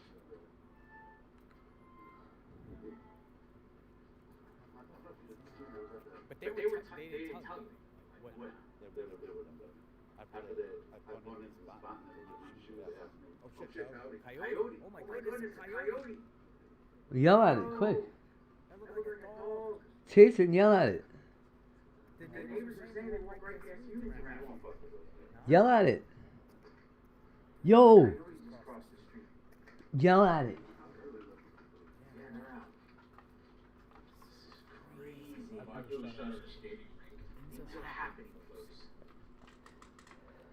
You can't let coyotes walk around your neighborhood.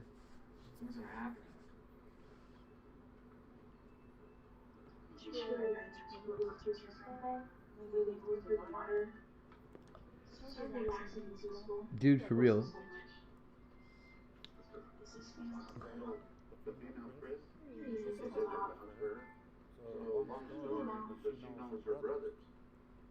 She's thinking about calling me. Yeah, our job's gonna be. He knows my work. Trust me, I've been on this road about 5-7 months to do. She's already been digging on this.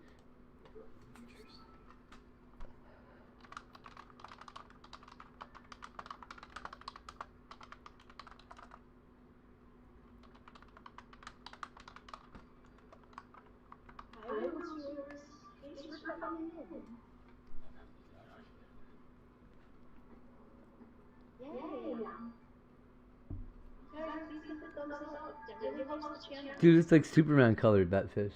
Thank you.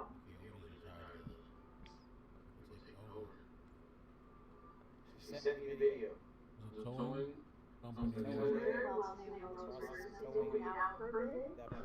it was the cops, you would have thought there'd be cops there, right?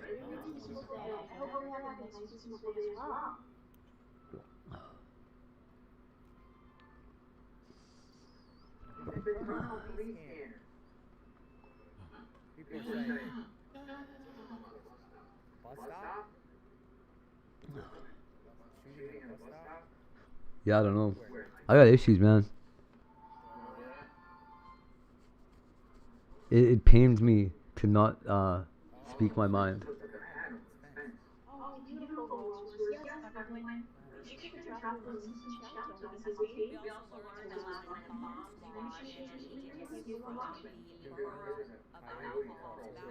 And I get increasingly more worse as days go on. Because there is a borough that has been corrupt rebuilding this borough. Chief of the Utah borough is the borough's public-facing Bro. House at the State Bureau of the old Federal Bureau of Narcotics, or the Federal Bureau of Investigation, It's Bureau. Federal Bureau of Investigation. Out of all of the FBI boroughs in the United States, 55 main boroughs, and over 300. I can't say shit right now. Oh man. What was getting Candace on?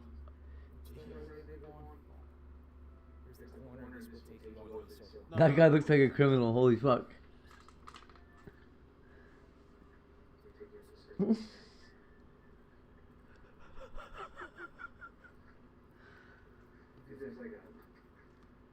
Traffic. I'm not gonna go far. I'm gonna stay right here. Dude, look at this. It's just like a river wash. Oh, stabbing in Tucson?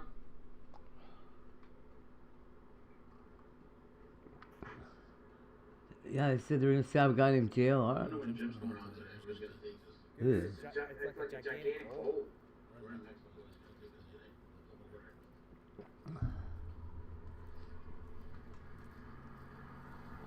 Why'd the police take him up here?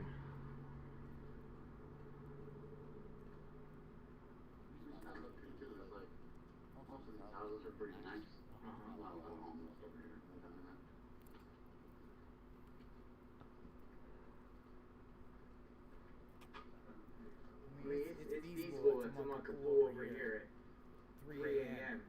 and dispose of things.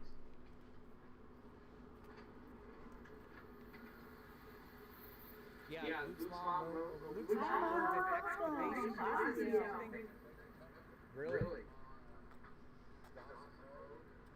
Dawson wrote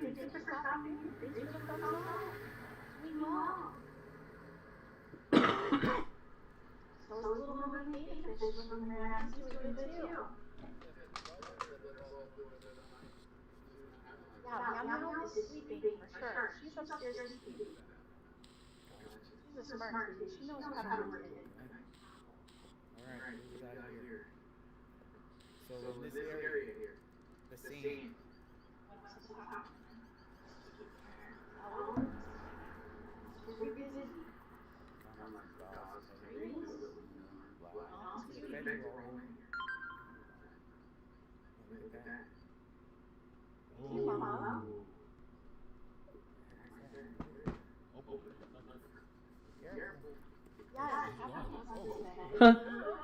Be careful when he kicks him in the back. What's that, backpack?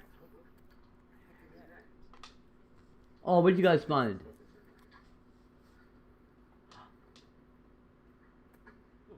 This looks like it's just like some wash and like crazy clothes.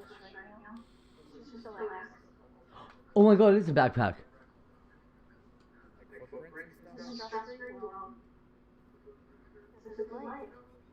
Why is there a backpack there?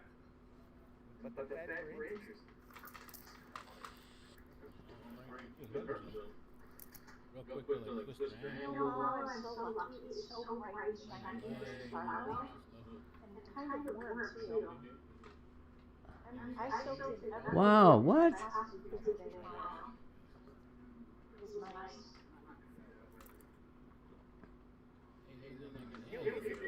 Rivers,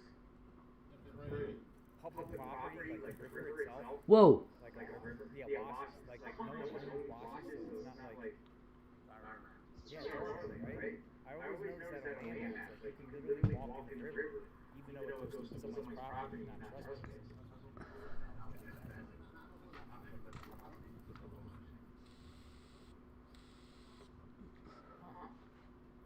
What's all those sirens? What's all those sirens? Nothing. So it flows right through the room. So if it's heavy rain, this would be underwater here. Coming across. Yeah, in the desert, bro. This feel like they was arrested at 625, not correct information. Yeah, this is my bodyguard. They got the wrong information, huh? Hey, you can't give me all this stuff.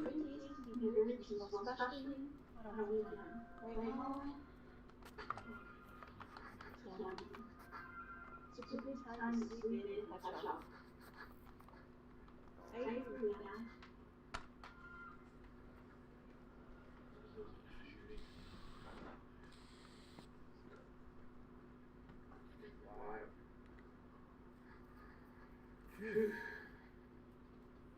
But we know that the feds were walking all around the neighborhoods around here.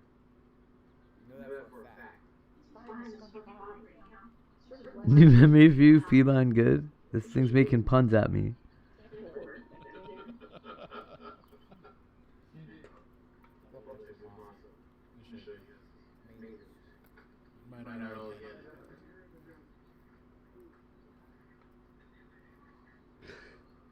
This is the email guys were sending emails to Harvey.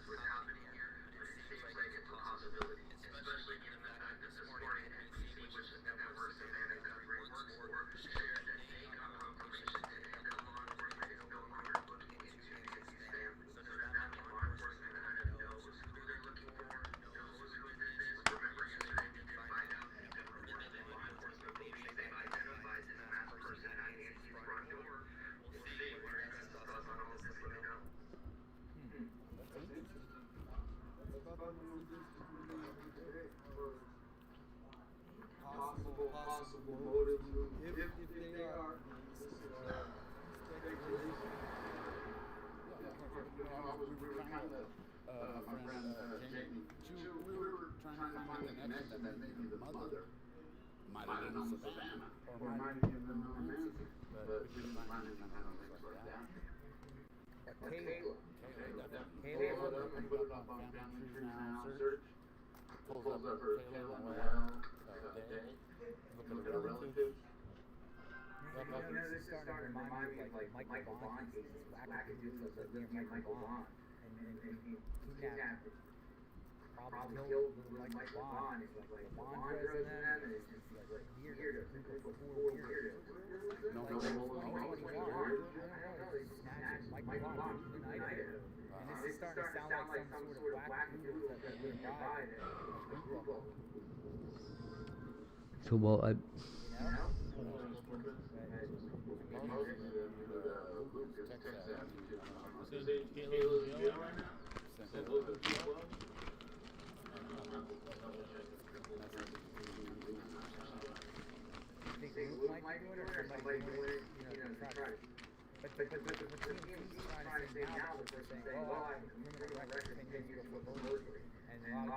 Exclamation mark high stall.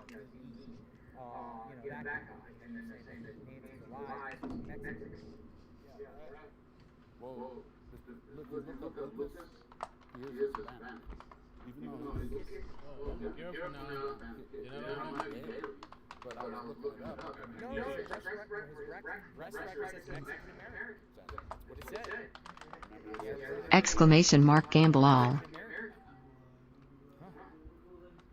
Rolled 14. At Hate Hosier lost 438,711,634 points and now has 7,053,319,102,878 points. Exclamation mark force. Gamble all. Exclamation mark gamble all.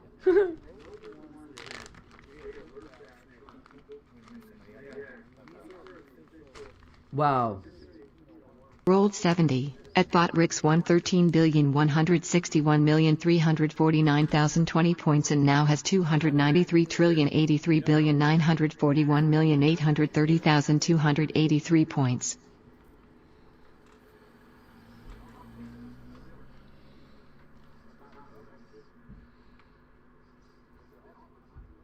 You should ask the tow truck. You should ask if the tow truck was accompanied by any law enforcement team and custody. They said no, just the tow truck person. Now that's interesting too, because that might put it back to this guy just wanting his car towed because it was cracked and it was damaged in the front. Sold it, need money, need that lawyer money, need that bail money, right? Need some money, quick. I need cash now. Call Jay. Exclamation mark force. Give 100 trillion at Hate Hosier. Exclamation mark give 100 trillion at Hate Hosier. Botrix failed to give 0 points to 100 trillion. Feels bad, man.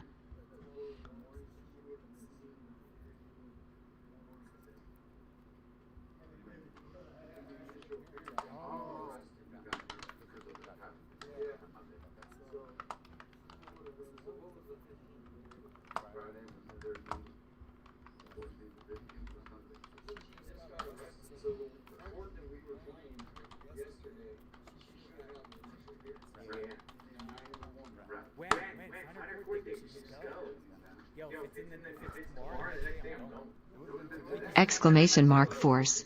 Give it Hate Hosier 100 trillion. Exclamation mark give it Hate Hosier 100 trillion.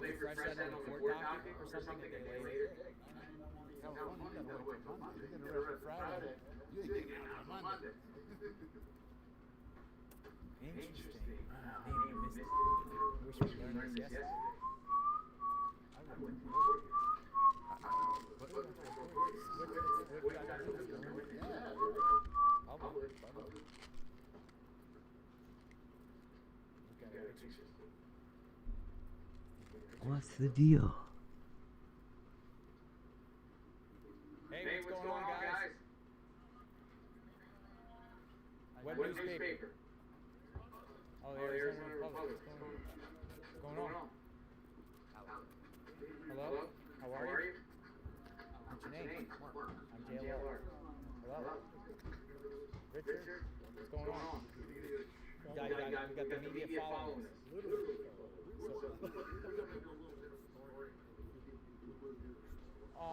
I don't talk to media really in reference to stories. I mean, you film what you want, but I don't really got no comment. Just doing my thing here. And we got 45,000 watching.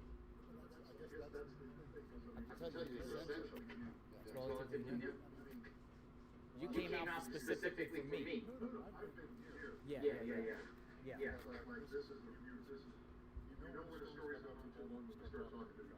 Oh, yeah.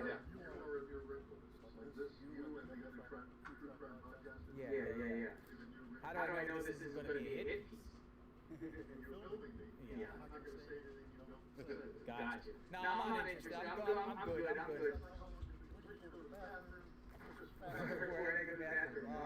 You guys put a camera on me, but no, we're just out here trying to find Nancy, trying to do our best. Mystery.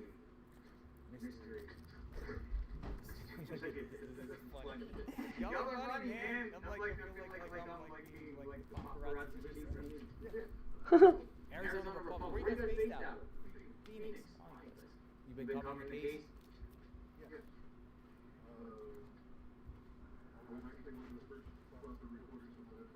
Oh.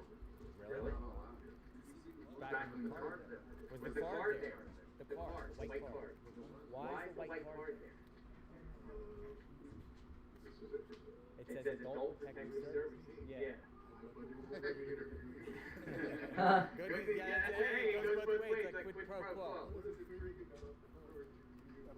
Well, yeah, so I found out about it the first time yesterday by someone that actually took a picture of the card and came to me, and they said to me their theory on why the card was there, and saying possibly that there was some sort of elder abuse investigation that they feel. And that's just speculation. Yeah. It is, until lack of information leads to speculation.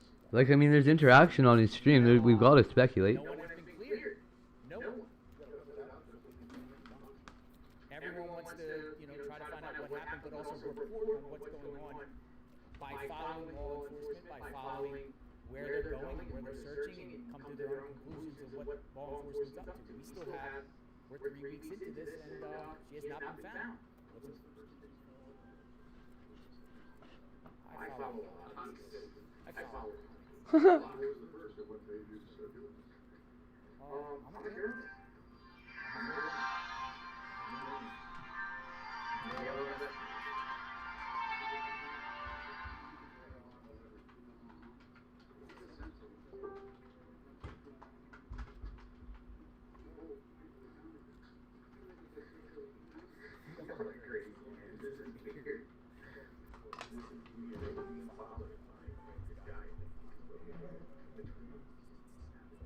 Man, he looks so young. He must just be a little dude, eh? So we're going to be in Arizona Republic. We're going to be in I want the same thing. You know, I'm a teacher.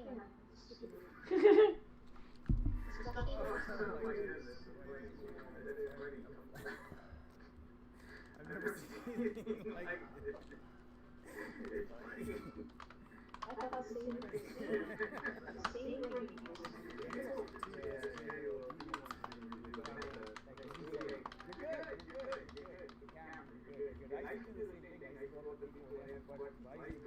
Any comment on this? Alright, fun. Thank you, you too.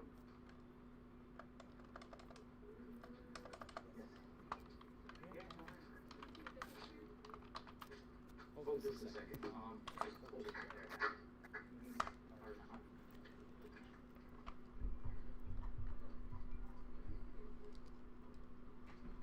Hi, Jim. Welcome. Thanks for stopping in. Hey, Jim. Happy February. Welcome. Check out Cheese videos and more hard. Look at that tree. Why is the tree so green? You've been doing well, Jim.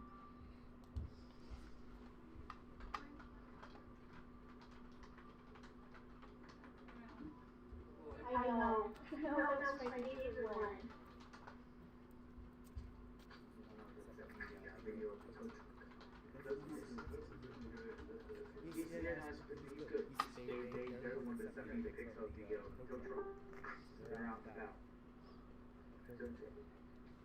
Have a good day.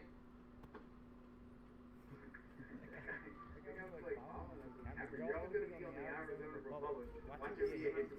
Watch your behavior. He's up like, true crimes are causing lots of havoc and trouble.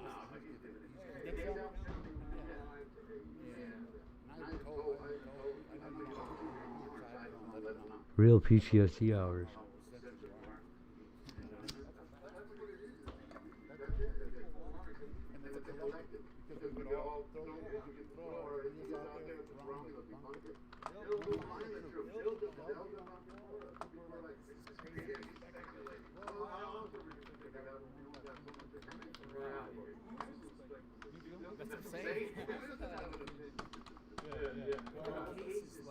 It's fact-based, but it's also speculation based on what is presented in front of your eyes. When you see things in real Exclamation mark force. Give it hate hose here 1 trillion. Exclamation mark give it hate hose here 1 trillion. Yay. Bot Rix gave 1 trillion points to hate hose here. if they actually gave a press conference and publicly cleared Mosso and Ames that they didn't do it, if you continue to say they did it without any evidence whatsoever, then that's a problem. But until they come out in a minute, What newspaper? Exclamation mark force. Give it hate hose here 15 trillion. Now the evil comes in. Exclamation mark give it hate hose here 15 trillion. We got the media following us.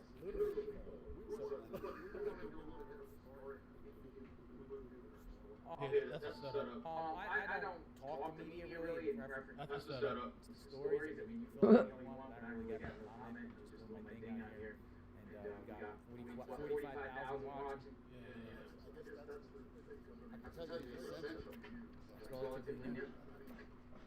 You came out specifically for me. It's a setup. It's a setup. You know what it is. Yeah. It's a setup. I love it.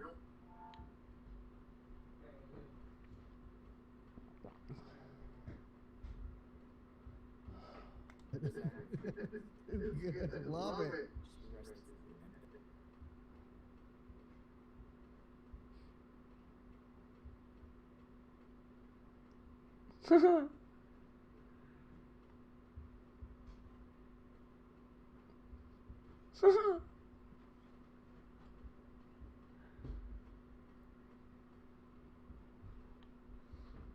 And this is into our newsroom as well. Canada has a new top negotiator to lead.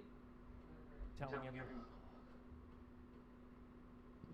Ice rink shooting. Sheltered inside the pharmacy. When police arrived, they told the pharmacy employees to shut down and evacuate.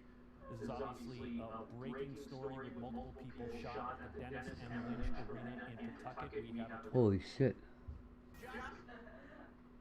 100 subs. Oh yay, Farkas. I didn't know that he was less than 100 subs before.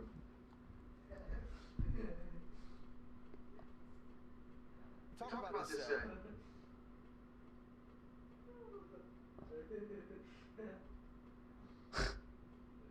What's he doing? We talk about this FBI or this they've got this CODIS database, which is this extensive database that compiles DNA from local. Oh, whatever. That's not going anywhere.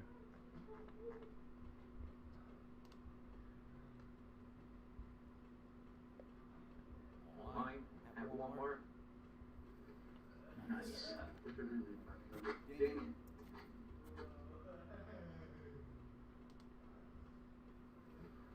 Nice.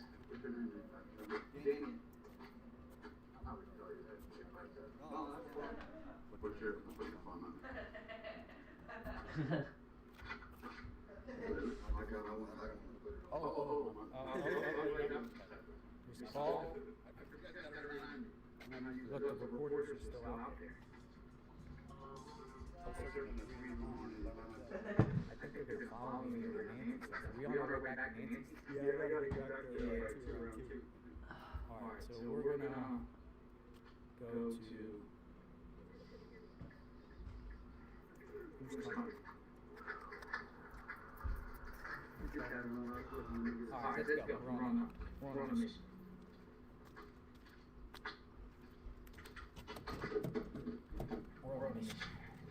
Alright, back to round zero, folks. Lot of dissect. Question is Caleb, or it could be nothing. We'll have to find out. Something or nothing to nothing. Seatbelts on, safety first. Safety first.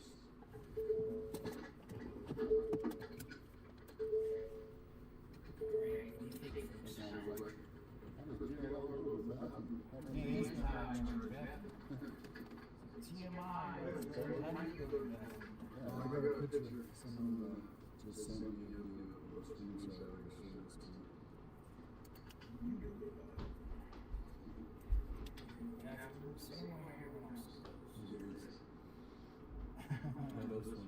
Yeah, that's funny. Yeah, send that out. Yeah. That's funny. Yeah, show them. Let me see that. Let me see that. Look at this guy. He's literally where's the other?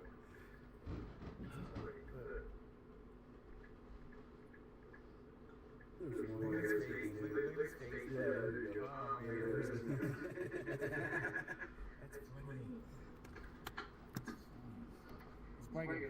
He was very shy and did not want to speak. He had no comment. Those are the old school reporters from like the 70s. Yeah. That's real reporting. You go right into the subject and ask if you've got a story on somebody and you really want to questions from somebody, you go up to their face and ask. I learned a lot from them. So it's like Not nobody can do it. It's a public street. You say no comment. I mean, did you follow? They follow you. You really can until you leave. All right, we're on. It's paparazzi style. It's gumshoe journalism. Stringers. You ever heard of stringers? Like he's doing back in the day, that's what they used to call them. Stringers? Yeah, you know LA, Jeremy Reed from LA, you know him, right? Yeah, well, back in the day, people used to just hang around with the scanner wait for, and then Nice to meet you guys. Yeah, we'll be around. All right. Have a good day. One of the ladies parked up here,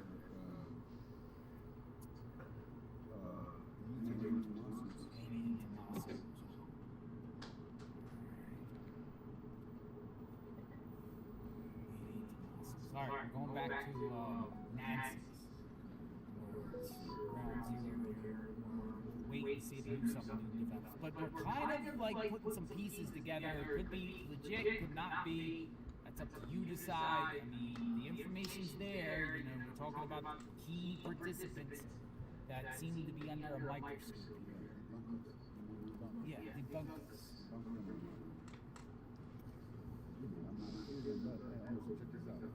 Luke was adopted. Luke was adopted? How do you know all this? Like, remember? Luke was adopted. Tucson is a small world, so people know each other, and it's probably, they probably went to high school with Luke. He probably went to high school with Luke. Right, so where do you think Luke's at now? I mean, somebody's at that house. Hopefully they're watching him. If he is a suspect. And if it was an Airbnb, which we don't know, then the owner could have had it. I don't know if Matt is there. It looks like he's kind of got his shit together, married with children. Yeah.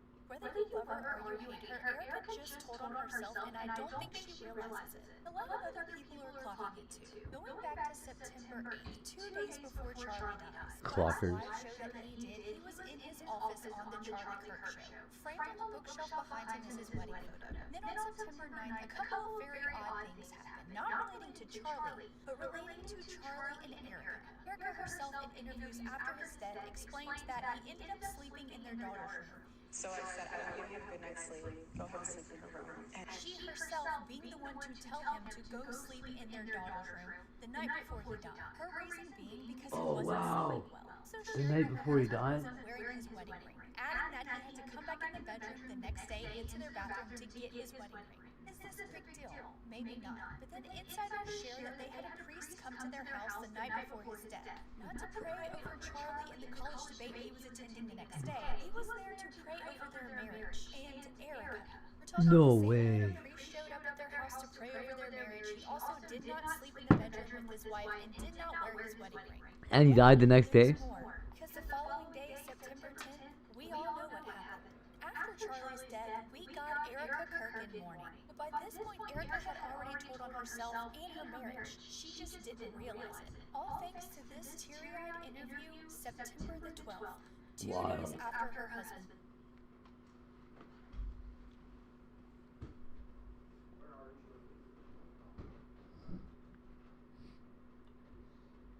Where is Nancy Guthrie at?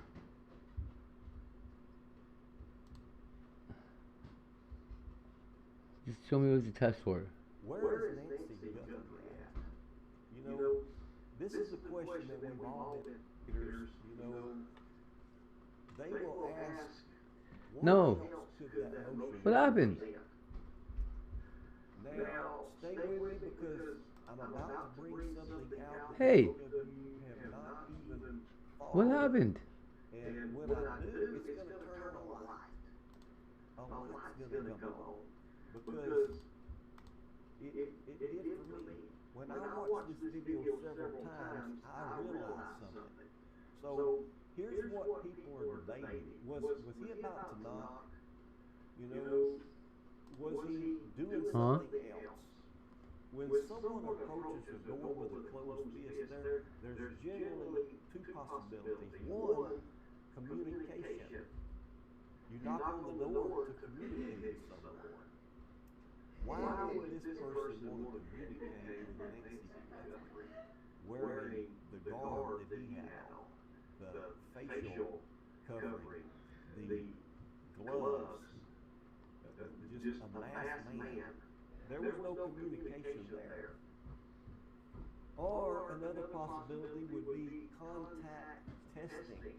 And we're going to go into that. Let me just explain it to you. In forced entry cases that I've worked in my 21 years in law enforcement, suspects, they will often test the door. They'll tap the door.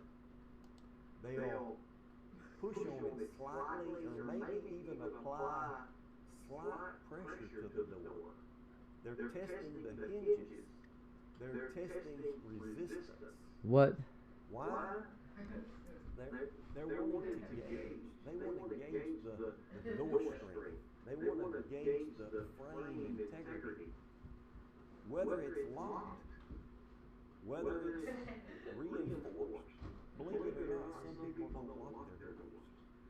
So they want to test all this. They want to see how much pressure they're going to have to use to get inside this door. So they'll bump it, you know, test the string. And here's something that most people miss. A test push, it can almost be identical to a knock in low resolution footage. And that's important. So, you know, there are reporting indicating that forced entry was made at the front door. If forced entry did occur, investigators, they would be asking, did the suspect pre-test the door before committing? Because that's common behavior. A criminal about to force entry, often they want to know, how much force will this require? A closed fist near the door isn't always about courtesy. Sometimes it's about calculation. You know, could he have been about to knock on the door? Yes, he could have. But here's the question that matters more. If he intended to knock, why immediately shift focus to the camera? That's the behavioral pivot. You know, that shifts awareness. And awareness, it suggests that this was planned. It suggests planning what he was going to do. Now, when I used to review surveillance footage in cases, you know, I wasn't just watching the hands. I was watching the posture, the weight distribution, the head movement, and the confidence level. If someone intends to knock, their posture often looks like upright, direct, and relaxed. If someone intends to test or force entry, you may see a slight lean, you know, leaning up against the door, guarded position, quick glances, and we've seen that in this video footage, just readiness to move. The footage is brief, but investigators, they don't watch it once. They slow it down, frame by frame. And then they ask, was that a social approach, or was it a structural test. Now, you may think, does it really matter? And yes, it does, because knocking suggests deception. Testing suggests intrusion. And intrusion, it suggests preparation. If someone approaches intending to knock, they are pretending. And if someone approaches intending to test the structural strength, they're committed. And that's a psychological difference. And in my 21 years in law enforcement, those small psychological distinctions, they often tell you whether you're dealing with an opportunistic behavior or deliberate entry planning. Now, let's connect back to the shrubbery detail, from my previous video. If someone tests the door, notices the camera, and attempts to obstruct it, and then possibly forces entry, the sequence shows progression, escalation. Now, that's not someone surprised by a camera. That's someone adapting in real time. And adaptation, it's a key behavioral trait that investigators look for. So let me leave you with this. After 21 years in law enforcement, I know I talk about my 21 years a lot in my videos, but that's something that I'm proud of. I've learned a lot over the last 21 years in law enforcement. After serving warrants and after signing warrants as a judge, I've learned something that most people don't understand. Small movements matter. Tiny details, they change cases.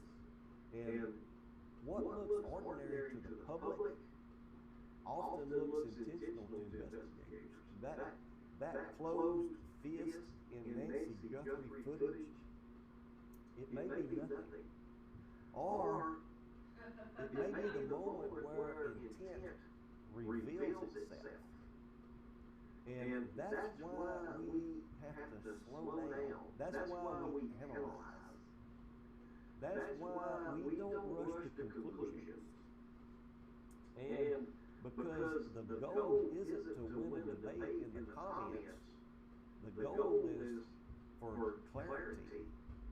The goal is to get the truth and also to find justice. If you value calm experience analysis, not all the noise, not panic or speculation, then subscribe to my channel and hit that like button so this video reaches more people who are trying to understand what's really happening here. And in the comments, just tell me this.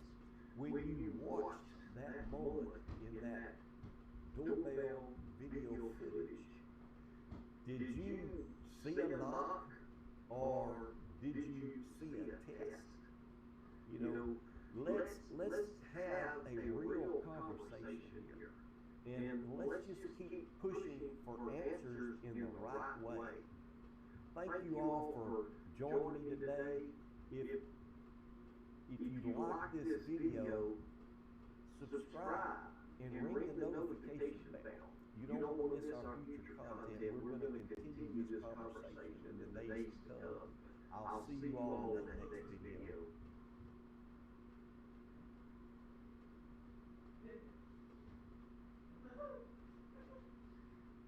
First question. What does this mean to House surveillance video showing this, not suspect, but subject outside against Guthrie's home? This is absolute gold from an investigation standpoint. Every single frame, every single pixel provides clues to law enforcement as to who the person could possibly be and how he went about perpetrating the crime. What is this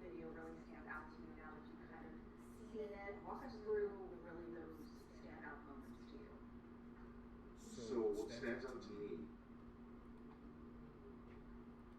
is the obvious right now. So what we see is someone that is geared up to commit a crime.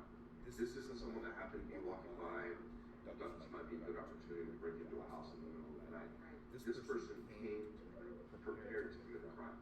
They are gloved, they're masked, they've got a backpack which probably contains what we call a shrink kit, which typically contains duct tape, zip ties, rope, and things like that to subdue and restrain their victim. Another thing that comes to my mind is this person probably was a home invader. This is very different from a burglar. A burglar will go in and break into a home when he knows or he believes that no one is going to be home. A home invader breaks into a home knowing that he is at some point going to encounter the people inside that home. Those are the most dangerous types of people, in this type of context, because they know that something could potentially go wrong if the homeowner gets access to a firearm or something to defend themselves with. So they are typically prepared to do harm to those people.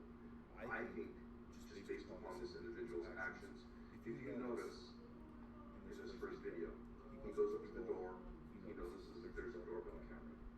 So now he's trying to block the lens of the camera. So now he's thinking, what can I do to cover that lens? So he starts looking around on the floor. He goes over to the bushes, or the entrance of the home, grabs some grass that he tears off the floor, wads it up, and then comes back to the doorbell. And as you see in the video number 2, he's trying to figure out how he can use that brush that he just got to cover the camera lens. It's not successful.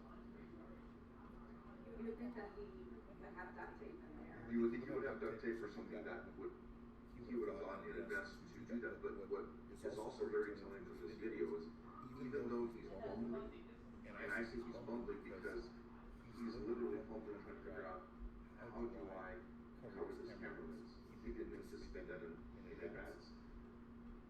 But even when he's fumbling, his movements are very calm. He's not rushing around trying to figure out what to do. He's very calm. He looks around. He knows he has all the time in the world. That is what bothers me. Is this man, he knew that he had all the time in the world, and he wasn't worried about the authorities and their neighbors showing. Diving into that notion more, do you think he's still a familiar person with the family, or do you think he thought this out? The more that I look at this case, the more that the facts come out, it gives feeling more and more to me like this was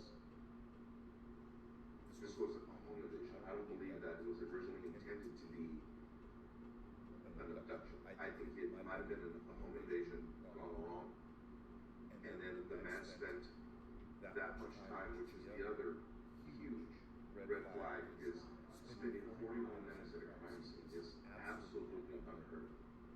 Absolutely unheard of. So it should have taken no more than 5 minutes maximum to reach the door, locate the victim, subdue an 84-year-old woman, and extract her from the home.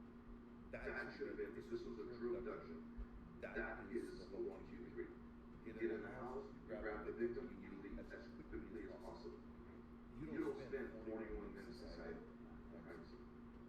So what you have to ask yourself is, what happened after that 5 minutes? Every second after that first initial 5 minutes, what was he doing inside that house? Was he looking for jewelry?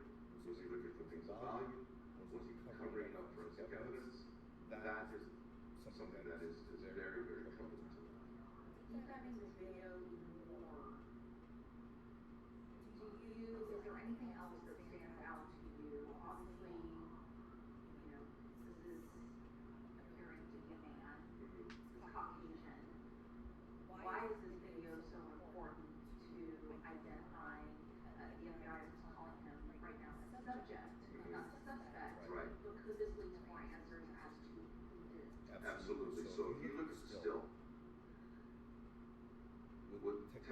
that we have, we can obtain biometric data from every single aspect of this picture right here. So using the bricks, because each brick is a certain size, and if you can determine the camera angle that the video or the picture was taken at, you can extrapolate his exact height, you can estimate his weight, and through facial recognition and through biometrics, you can determine his facial geometry, especially when he's looking straight at the camera. You can see the video of him looking at the camera.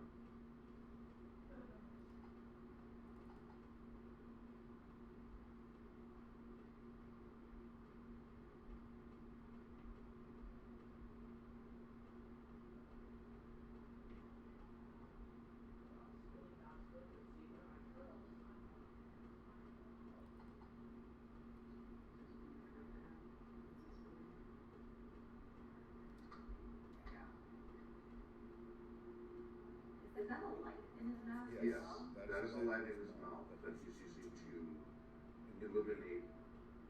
So if you look at right here, he's got a light in his mouth that he's using so that he can be kind of straight. And he can use his hands to try and figure out how to use that grass to cover the lens. But right here, you can clearly see his face. You see that he is Caucasian. He looks to be male, especially from his size and body structure. And if you see his face, and there's another point in the video where you can see a perfect outline of his face. Using special software, they can identify data points on that face to enable them to determine the shape of his head, even though it's covered with a mask. They have software that will enable them to remove the mask, right? And see the outline of the structure of his skull. They can measure and create data points between his eyes, between the two pupils, the distance from the pupil to the nose, the distance from the nose to the chin. All those data points create an image that can be utilized by law enforcement to compare to the suspect. So once they find the suspect, they can say, well, how far apart are the eyes on the suspect in comparison to the person in the video? Are they farther? Are they closer? Or is this a dead match? How far is the nose from tip to the nose to the chin? Those things in themselves provide biometrics and identifying features that will help identify possibly the perpetrator. Diving down a little bit more, is that AI technology? Does any police department have that technology, or is that special AI? I wouldn't say that every police department has access to that technology, but the FBI definitely has access to that technology and they utilize it. And I can guarantee you that it's enhanced by AI. AI is the latest innovation in that type of technology, because AI will help you rebuild and create data that doesn't exist. So, I mean, It helps fill in the blanks. so to take a step back, looking at all the new information that now has been publicly released by Cash Patel and the FBI, I mean, where do we stand now in the opportunity and the hope for some answers? I think that this completely turns the table on the perpetrator. I think before, when Cash Patel, or should I say law enforcement, announced that there was no video, I personally feel, and I felt from the very beginning that there was video, they didn't want the perpetrator to know that, or the public to know at that point. I can guarantee you that the FBI has had these images in this video for a couple of days now. They've been analyzing every single frame over and over and over, trying to see what they can glean from the video. But what this now does is it solidifies the nature and the horrific nature of this crime to the public. People may have been a little incredulous before, but I think this now strikes home, and it helps put this into perspective, the kind of person that we're dealing with, and the kind of person that 84-year-old grandmother had to deal with, and probably might still be dealing with. And hopefully it'll motivate the public to come forward and say, you know, if they know who it is. It could be your neighbor, it could be your boyfriend, it could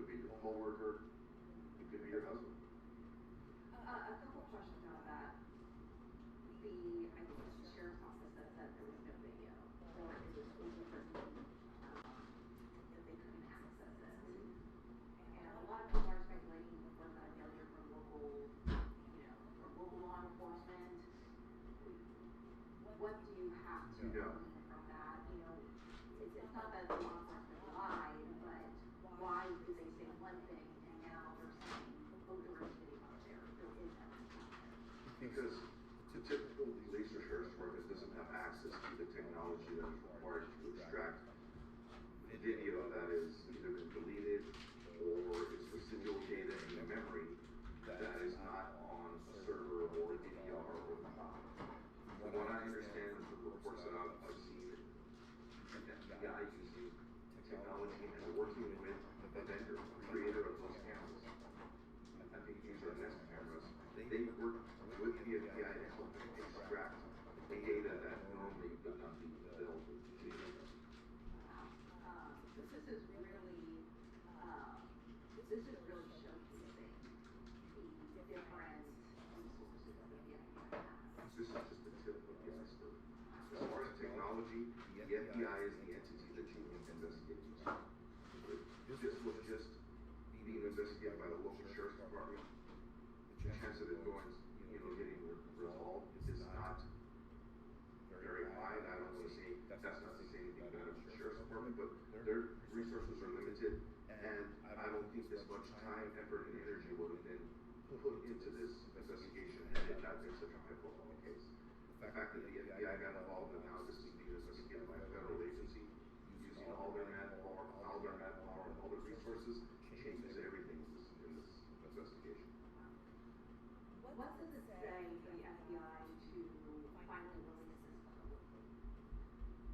The FBI has had a point in their investigation where they have probably released as much information from the video and the in the field investigation that they are able to do so far. And now they're asking for the public's help to kind of push it over the finish line. They want to be able to come up with a list of suspects that they can compare to what they have in their hands now. Okay. So, now it's really in the public's hands. Absolutely. This case is going to be solved by a mistake. This is going to be a human error made by this man that he thought he could cover. He's either going to throw something away, he either wore that outfit before, someone's going to recognize the backpack, someone's going to recognize the gloves, someone's going to recognize those shoes that belong to their friend or their neighbor or their cousin. This is going to be solved by human element. There's a lot of technology that's being deployed, and I can guarantee you there's a lot of technology that is being utilized right now that the results have not come out yet. But they're analyzing power data, cellular data, geolocation technology. I can guarantee you they're looking at flock cameras. And now human intelligence. Today they were going door to door in that neighborhood, knocking on doors, asking people for God only knows what. And I believe that they were asking, do you recognize this individual? Wanting to know maybe if that body style, that structure, that jacket looks like something that was worn by your old man, your gardener, your next door neighbor's gardener. Do you recognize this person? And they're hoping that they knock on the door of the one person that says, oh yeah, absolutely, that's my groundskeeper wears that exact jacket, or I saw my pool guy with that exact backpack. And those are the kind of things that they're looking for that they can pursue to try to crack this case. Now that all this is out there, in your opinion, what's the probability that they can catch this guy? I think the probability is high. I believe that there's person's going to be lost. It's not a matter of if it's going to be a matter of when, but it's going to come down to human intelligence. It's going to be a mistake that he makes. There's going to be someone that knows him that recognizes that person as someone that they know, and then it's going to call it in. That's my belief. And then also,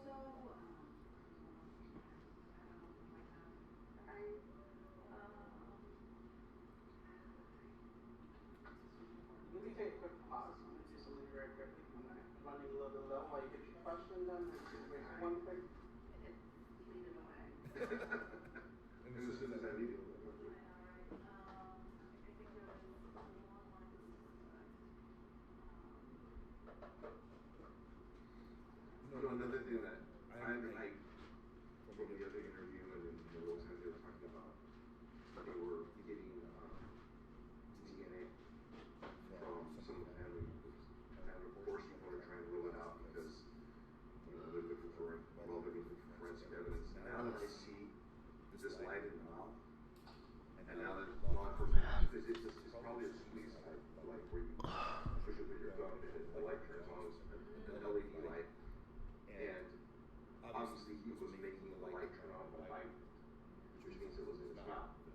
out the saliva that's DNA.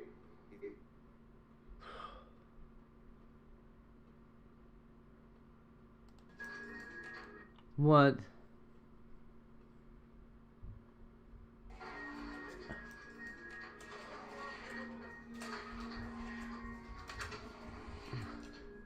See how he does it with his thumb? That's what you have to do.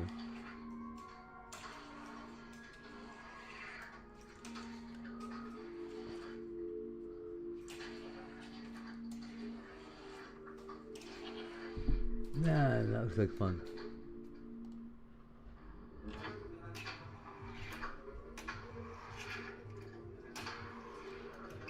Okay, that guy's actually good.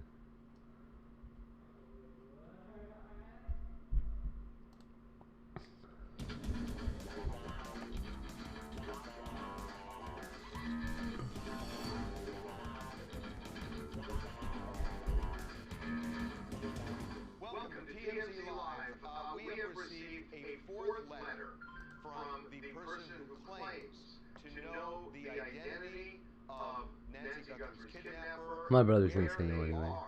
And he has again demanded money, $50,000 up front before he gives up anything.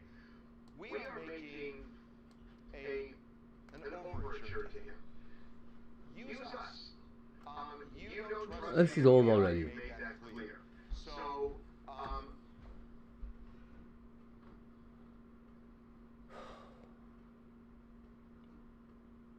put out a statement. And it put out a statement. You know, we talked about this in the Charlie Kirk investigation with Tyler Robinson and how frustrated people are that the FBI hasn't seen anymore. And I said to the audience, the FBI they don't update you on cases. They let you sit and stew with nothing. So it's very rare for them to put out statements on their investigation. I believe the reason they're making an exception here is because we have a missing person who might still be alive and she's believed to be in bad health and could be in a dire situation right now. So they're doing everything they can to keep people interested in the case and keep them updated on where things are. And they put out a statement on two gloves. Okay, they've all now said that the Fox News report that there was a glove inside of Nancy Guthrie's house is wrong. We told you that on Friday.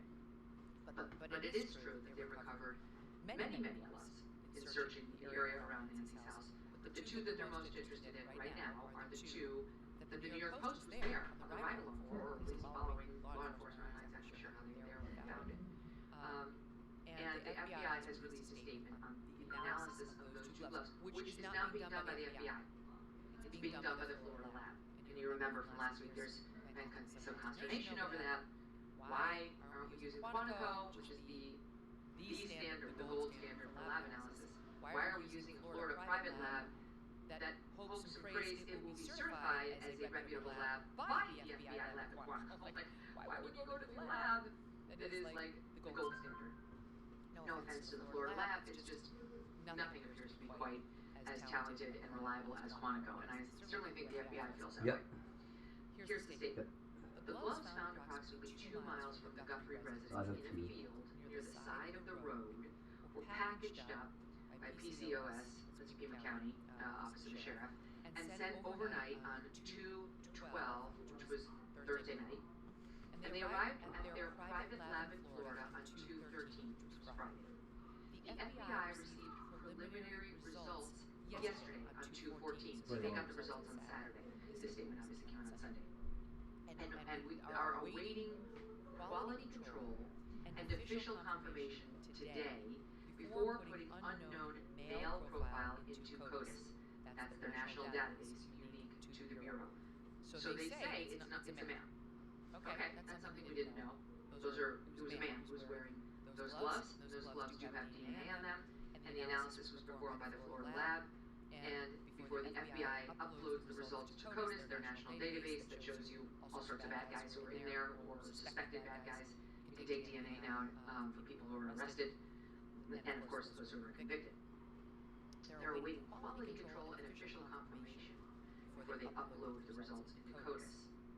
Then they write, the process typically takes 24 hours from when the Bureau receives them. And again, they said they got the preliminary results on Valentine's Day, Saturday.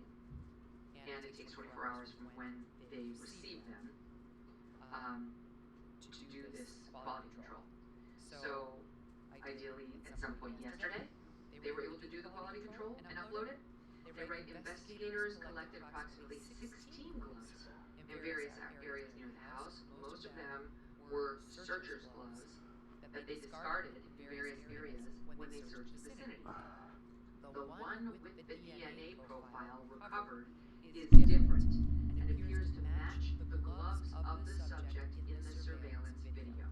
The wording of this is not perfect. What happened to Megyn Kelly's face? With the DNA profile recovered. Now, we don't know if what they mean is the one hair recovered 2 miles from her home in a field is different from all these 16 others or 15 others. In that it appears to match the gloves of the subject, or if they mean one of the 2 gloves that we recovered in the field has DNA. Either way, it's kind of the same thing. They're saying that pair of gloves discovered in the field is much more interesting to us. They do appear to match in type, in look, in brand, perhaps, the one that the actual perpetrator was wearing. And they're saying most of these other gloves are just discarded by searchers.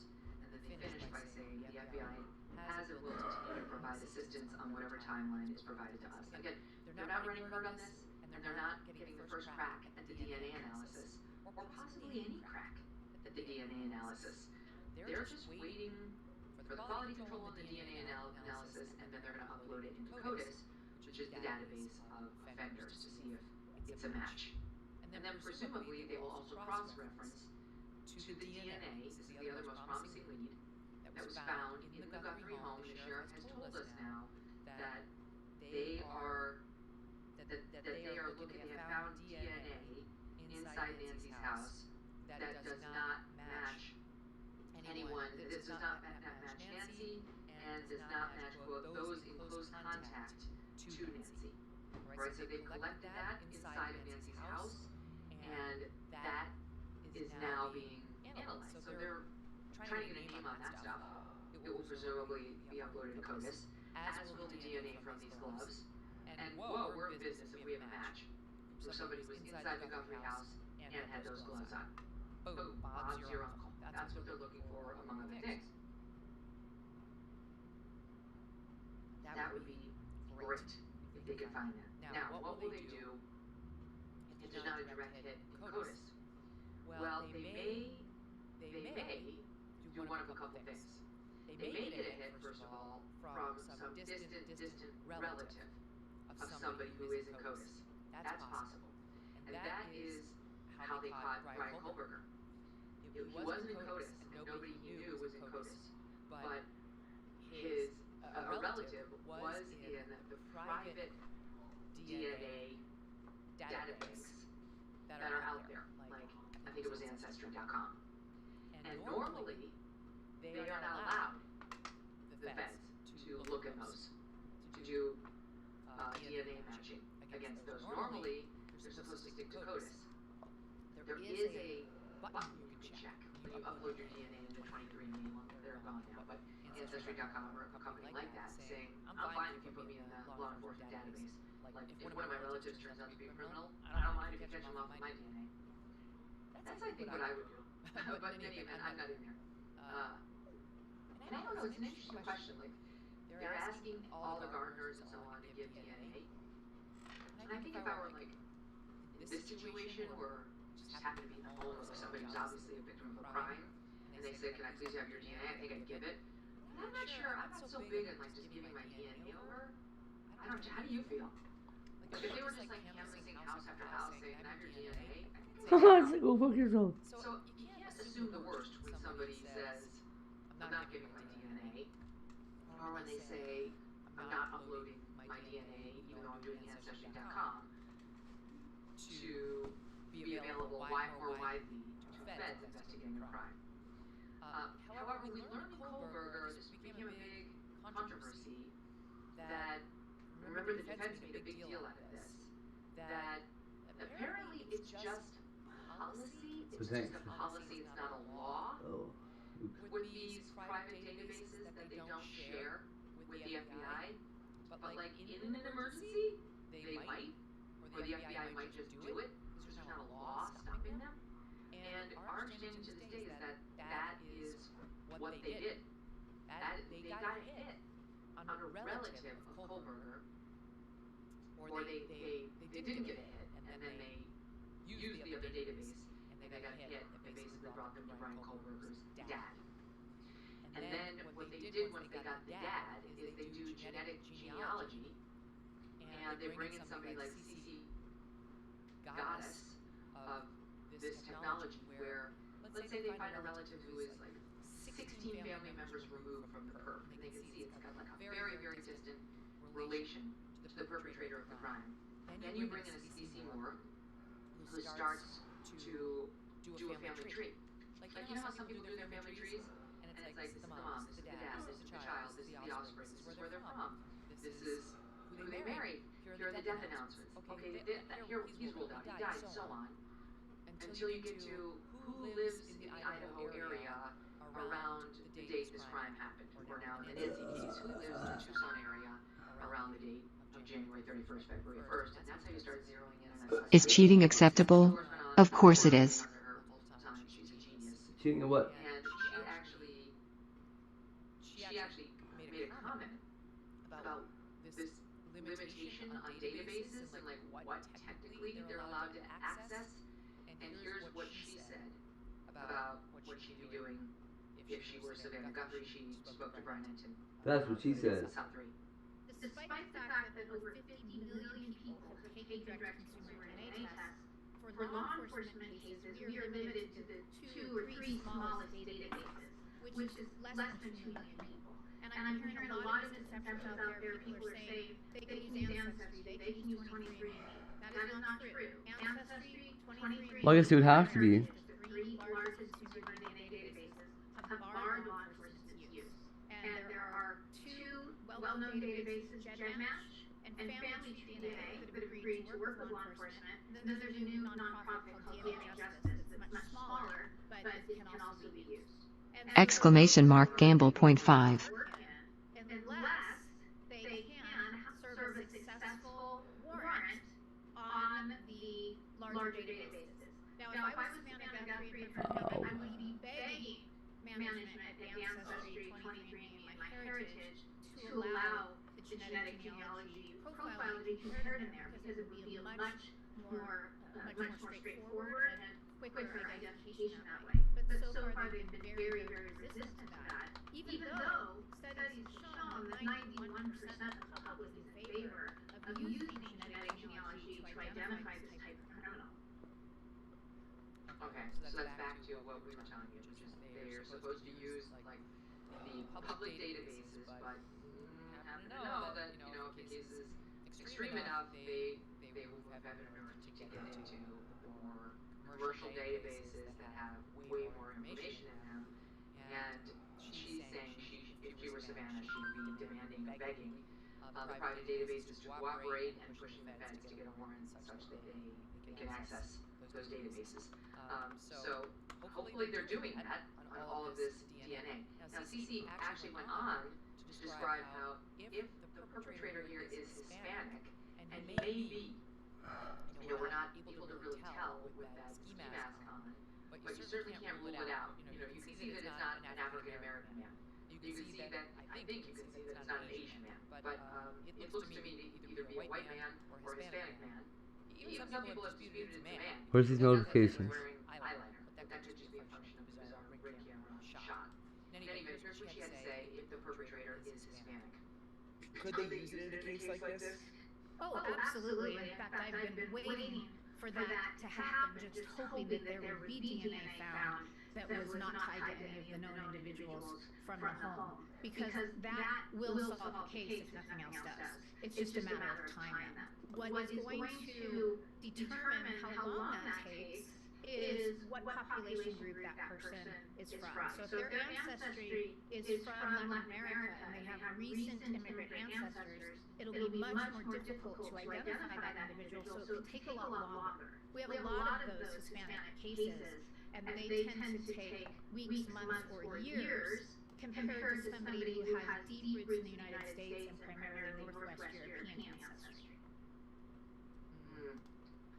So that's unfortunate because there's a very high likelihood that this person is Hispanic, just given the region of the country that it's in. A very high percentage of Hispanics in Tucson, given its proximity to the southern border. And the guy on the porch does look like he might be Hispanic. So, you know, it's unfortunate. It'll be harder, but it's not impossible. And I'm sure Cece Moore will be brought in or something just like her if they manage to get it. I mean, she's a national treasure. I thank God all the time that Cece Moore is a young woman. She's not 90, and hopefully will be around for decades more to help fight crime.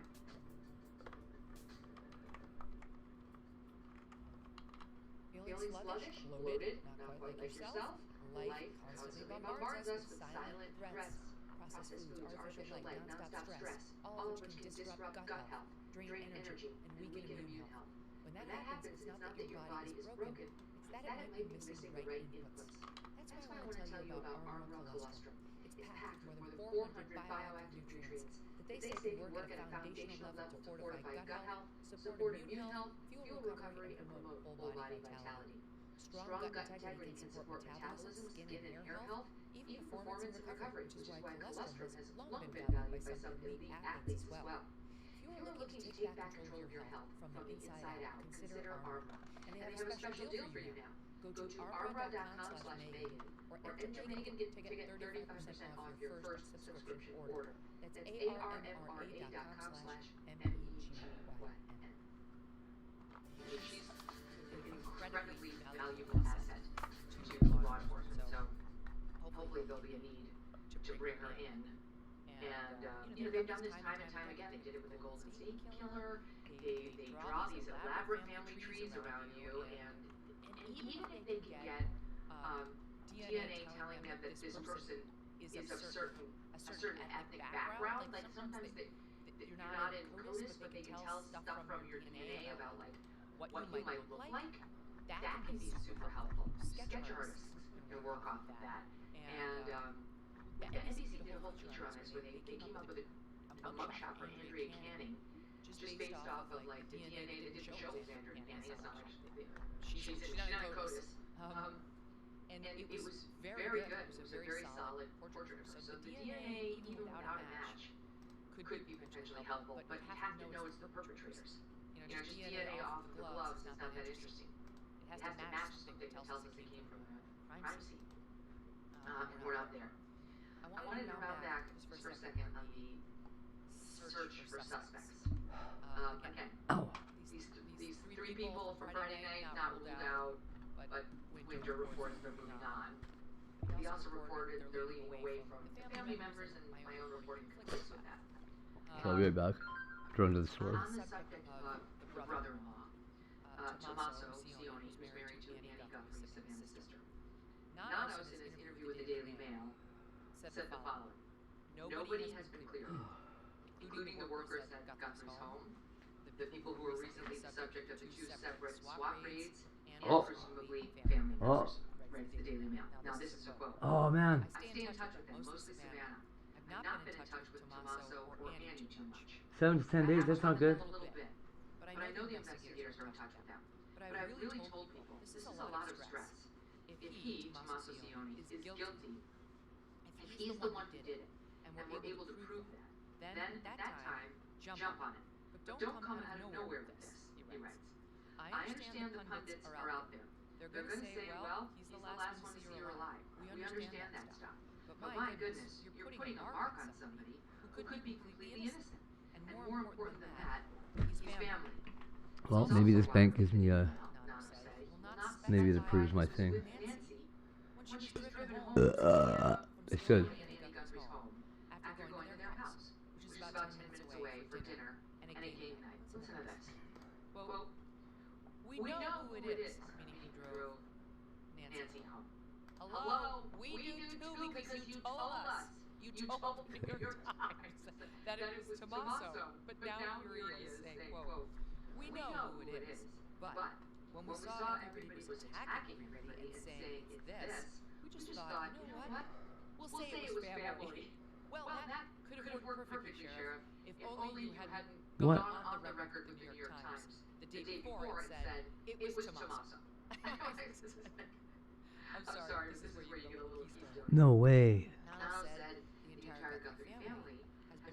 Man, it'd be nice to find something like that. Despite what for them is a nightmare without end.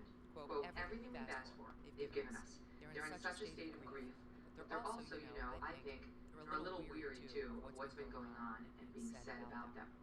End quote. Why we need 653.2 in more states? Yeah, I agree.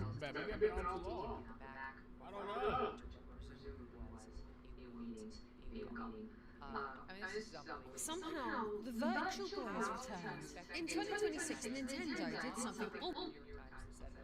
Really? Somehow, the Virtual Boy has returned. In 2026, Nintendo did something almost unthinkable. It dusted off one of the most infamous flops Megan Kelly's on that. history and handed it to a whole new generation. The Virtual Boy, a mid-90s red and black stereoscopic headset that was pulled from shelves less than a year after launch. Could have caused It's headache been resurrected and brain through bleeding. Nintendo Switch Online as part of the Brain Nintendo bleeding. Classics lineup. How are they gonna do Completing that? with a physical accessory that clips your Switch or Switch 2 into a replica headset. And What? even a cheap cardboard version for the budget-minded.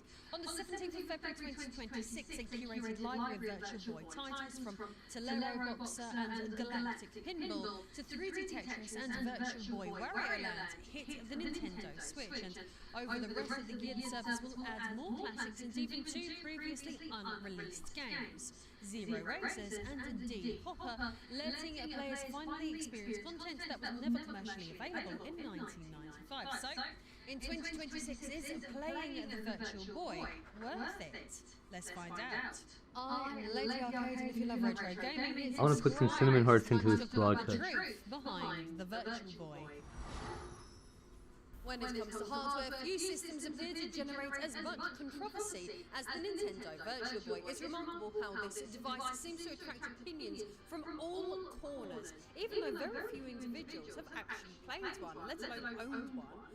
I can count how many times I've seen the Virtual Boy labelled as one of the worst consoles of all time in dozens of mainstream top 10 lists, despite there being dozens of dreadful devices out there that do not offer a single half-decent game. The truth is, no matter how harshly the Virtual Boy is criticised, there are some high-quality games for the system. Let's be fair, even the most well-known satirical videos on the hardware, such as the famous ones made by James and Rolf, feature significant praise for some of the games. But as much of an upside the Virtual Boy's library has, many claim the platform's graphics are just too off-putting to even want to try the console out, with many being concerned that they will just get a headache. But is this fair? Let's look a little further back in time. The original development of the system had its beginnings in 1985, when Massachusetts-based Reflection Technology Incorporated created red LED eyepiece display technology known as Scan Linear Array. They used this technology to build a stereoscopic head-tracking prototype called the Private Eye, which featured a tank game. To secure more funding for technology improvement, they presented it to Mattel, Hasbro, and Sega, all of which declined due to concerns about motion sickness. However, Gunpei Yokoi, the father of the Game Boy at Nintendo, expressed interest. Unlike other individuals from corporate entities, Yokoi was a fan of the technology, believing it could revolutionize the gaming experience. Yokoi was an enthusiast, believing that creating games in this unique style would present a formidable challenge for competitors to replicate, and it would further bolster Nintendo's reputation for innovation. Consequently, Nintendo entered into an exclusive agreement with Reflection Technology Incorporated to license their technology, marking the beginning of Project VR32. The development of a mysterious new piece of hardware continued for 4 full years, with a strong emphasis on affordability and ensuring a motion sickness free. 2 weeks since our mom was taken, and I just wanted to come on and say that we still have hope, and we still believe. And then I want to say to whoever has her or knows where she is, that it's never too late. And you're not lost or alone. And it It's never too late to do the right thing. And we are here.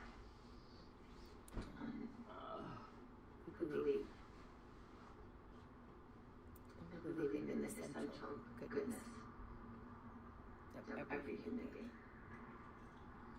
And it's never too late.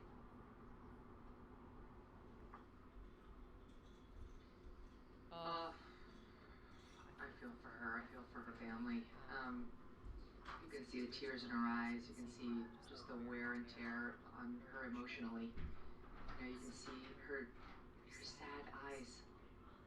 And I mean, look, there's no love lost between yours truly and NBC, as you know, but when you picture Savannah Guthrie, you picture her smiling. Like, it's the Today Show thing. That's by design. But this has just been such a dramatic turn to the Savannah that we all know from television.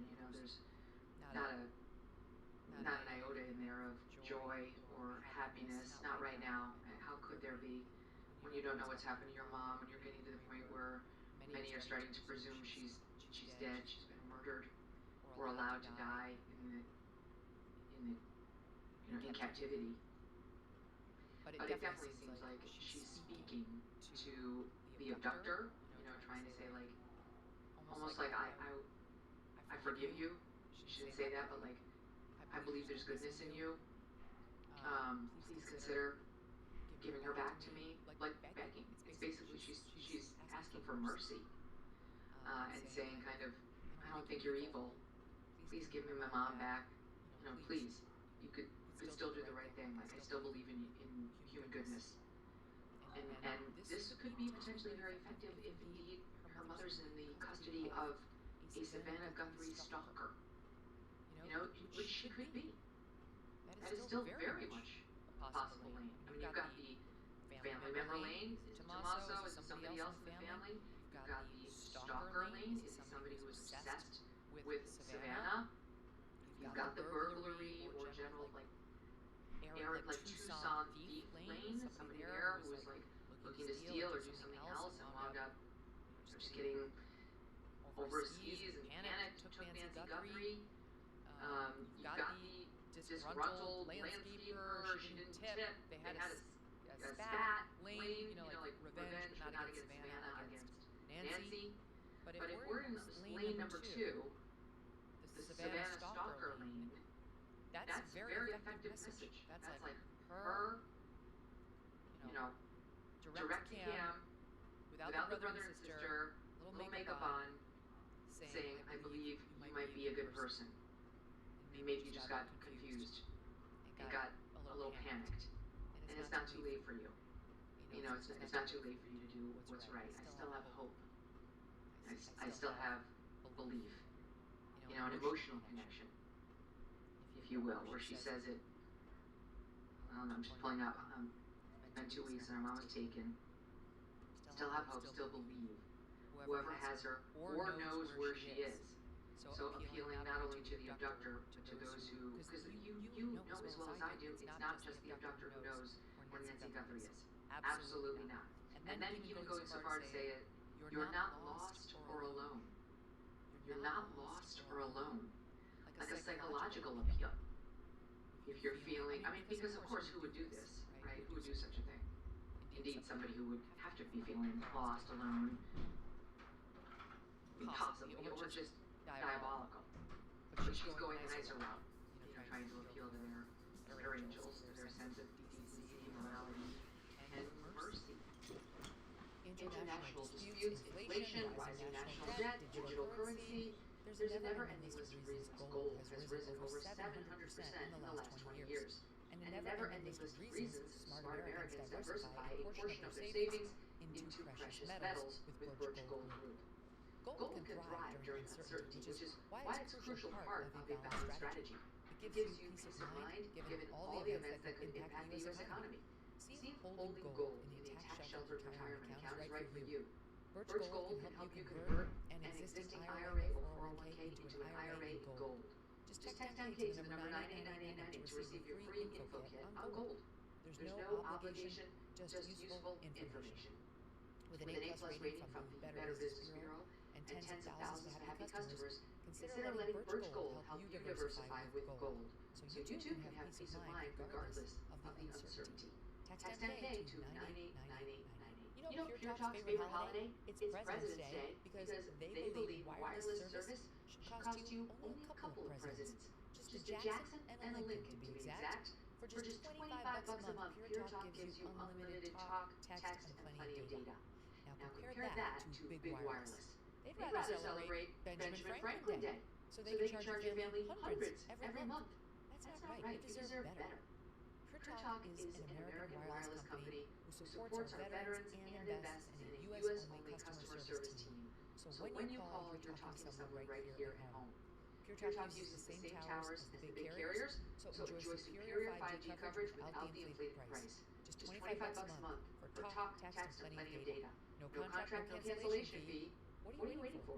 Just dial pound 250 and say keyword Megan Kelly, and you'll get 50% off your first month. Again, dial pound 250 and say Megan Kelly to make the switch to Pure Talk. What Savannah Guthrie needs right now, what Nancy Guthrie needs right now, is the people of Arizona and beyond to stay on this case and story. The last thing the family needs is for the media to pack up its tents, because they will. Trust me, it never goes on forever. The last thing they need is for them to pack up their tents, put away their stick mics, close their podcasting equipment, and go home. Because it will be the public that drives tips in this case, leads in this case, pressure on the perpetrator eventually, and on law enforcement to stay on this. They've got a lot of cases to solve. They've got a lot of even bigger cases. Sadly, kidnappings, murders, rapes, that's crime in the United States, and they will not stay on this forever. And this is something that this Twitch reporter over at MSNBC needs to understand. I've never heard of this fucker before, but I'm going to play you this person's soundbite. This is the new MS Now, and it's reporter Alex Tabbett over the weekend. Sophomore. What's also interesting about what happened Friday evening and Saturday morning is not just what we know, but also the number of false reports that came out over that time span. All of that speaks to an interesting and somewhat dystopian dynamic on the ground here, Jackie, and that is that there are hundreds, if not thousands, of members of the local, national, and international media here. But there are also hundreds of influencers. And in these moments of developments in this story, they will go live to their hundreds, if not thousands, if not tens of thousands of viewers, and I will overhear them just say things that are not based in fact, things that are not based in reality or have been checked with the local authorities, see how some of these comments that are made without regard to the fact that a woman's life potentially hangs in the balance here, how those little comments snowball into this misinformation and disinformation. Oh my God. Of all networks to be lecturing us on mis and disinformation, why don't you talk to your big boss, Rachel Maddow, and all the rest of the primetime lineup about Russia. You want to talk about falling down on the job? As he's speaking in the lower third on the channel, coming up next, exclusive interview with Doug Emhoff. What did you do the first time you had a big exclusive with Doug Emhoff? Why didn't you ask Joe Scarborough? He didn't ask him about the allegations that he likes to beat women at all. Okay? So we're not going to be taking lessons from you, Twitter reporter, how to handle a news story. And the nerve of this asshole is try to chide the influencers and the podcasters who are out there trying to cover this case into doing it more like MSNBC or not doing it at all. It's thanks to them that we have half the interest in this case. Oh man, you guys, I'm in pain right now. Following around law enforcement. Yes, and by the way, most of them have been extremely careful about not broadcasting the specific locations of the law enforcement operations when they're executing these warrants, because they understand that will give a tip-off to the bad guys. They're just looking for content and wanting to help solve this case.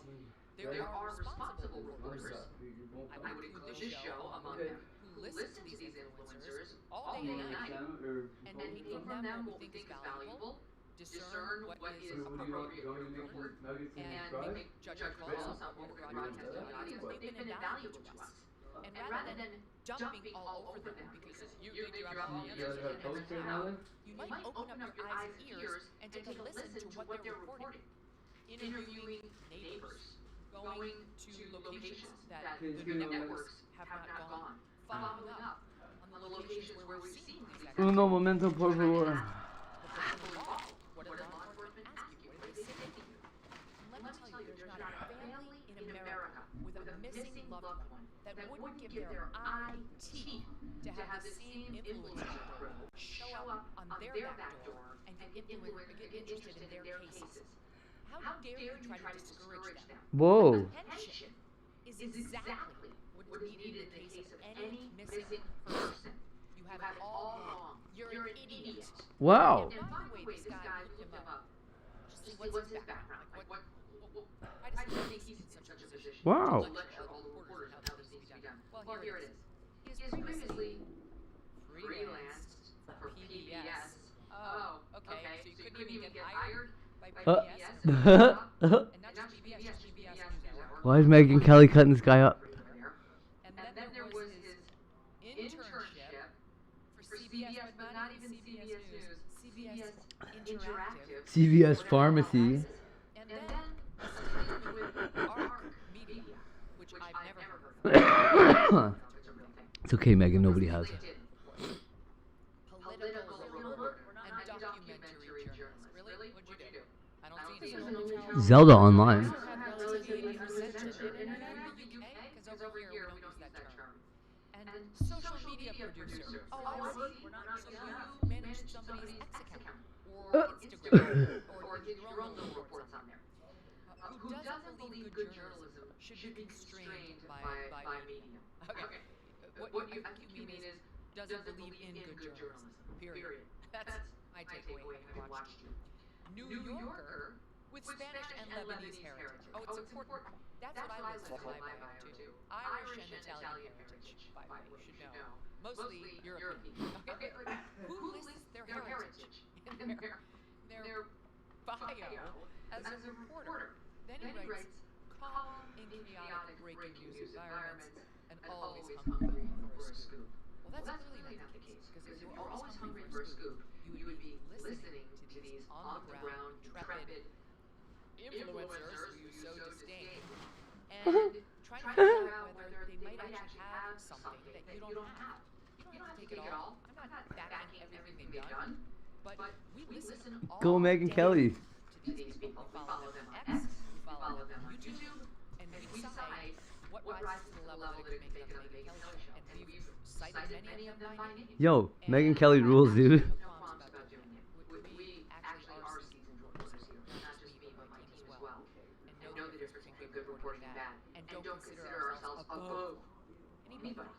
If you have good reporting, First real cigarette I've had in 2 days. it'll make it on It the hurts. Megyn Show. It turns out that's wrong, we'll correct that with our audience. But this is just another example of elitists who are out there still thinking they're the gatekeepers in news. And that's the new media out of existence.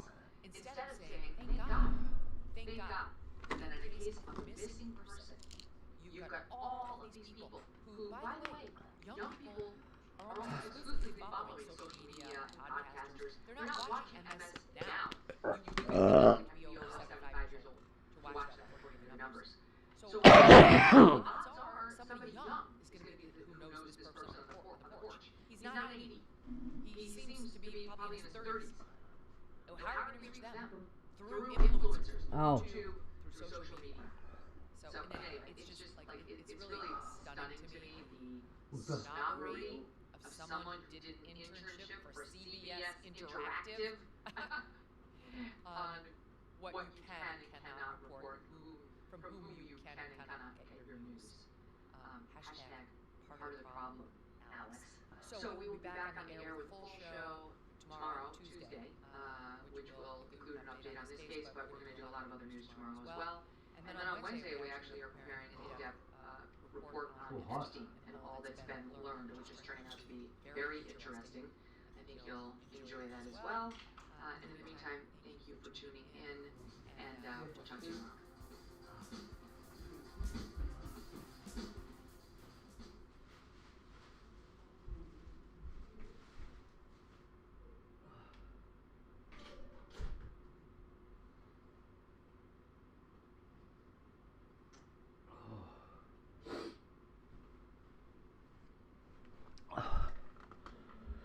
Fuck. Seems like I've been all weekend I've been wanting to ask you guys about this. Because I really thought we made some progress on Friday, and we really were analyzing the timeline that had been given the day before. Came up with it was a 41-minute time stint that we think the perpetrator was in the house. We go from 1:47 when they disconnected the Nest cameras to 2:28 when her pacemaker stopped communicating with the iPhone that was in her house. 41 minutes, and we spent a lot of time on why does it take 41 minutes to kidnap an 84-year-old woman, and is it possible that they killed her?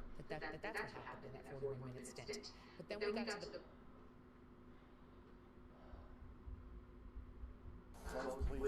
whoa, that's her?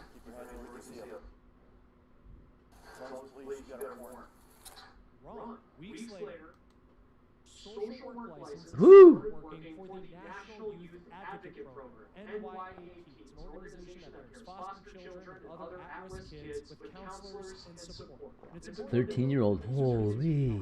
kids who are vulnerable, kids who are supposed to be able to trust the adults who are assigned to them. Chalmers was assigned with 13. What? Yeah, I'm sure he's feeling real abused.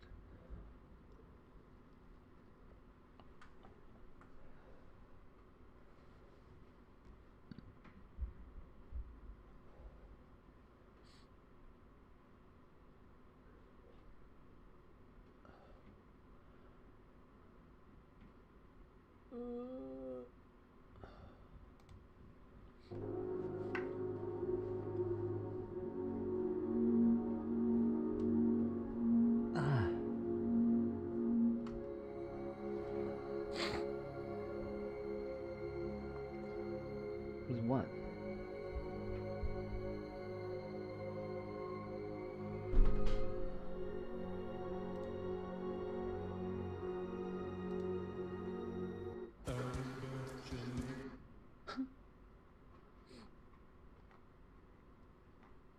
So they tell you the economy is growing, they tell you we're in a soft landing, they tell you everything is under control, but is that? I've had 2 hours, I'm not sure. Let's just check out your car. Yeah, absolutely. But we're not able to drive. We have an extra program for us that are used. I don't think that's a 2025, right? I believe so. And it's been driven before. It has by our staff here. Okay. And you guys can take us on a drive? No. That's correct. So nobody buying an M is able to see the performance of the car before they buy it. That is correct. You just buy it and hope it's okay. That is correct. Okay. Well, how is kicking you guys' ass on I've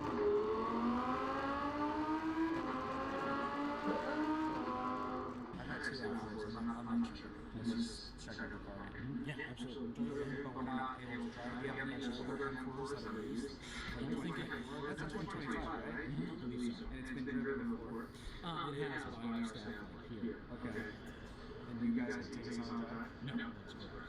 So nobody buying an M is able to see the performance of the car before they buy it. That is correct. You just buy it and hope it's okay. That is correct. Okay. Well, how is kicking you guys' ass on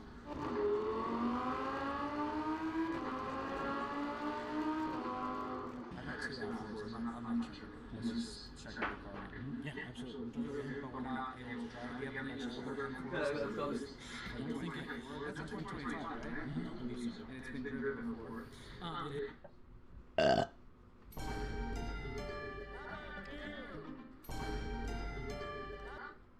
Ha ha ha.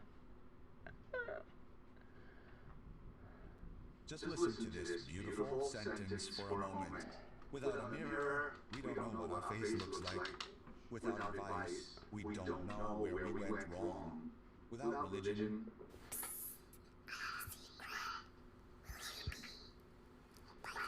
No, that's not a secret.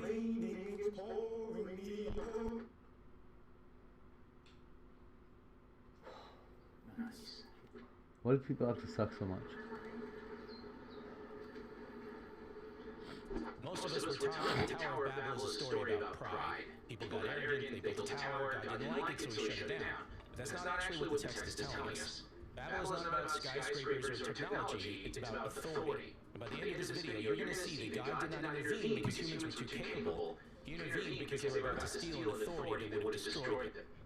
Steal an authority that would have destroyed them. Let's get into it.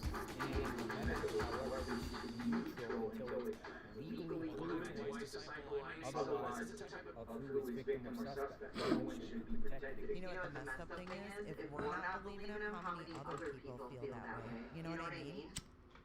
Imagine that being your sheriff. Sad. Really sad.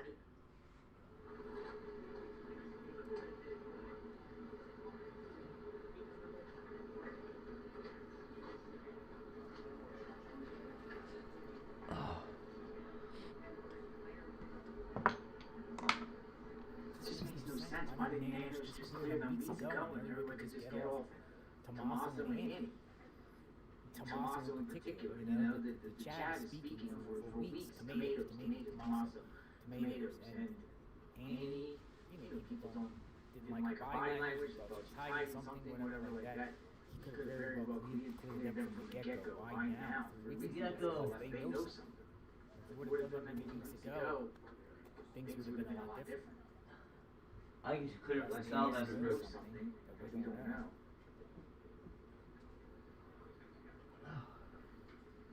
What do you think?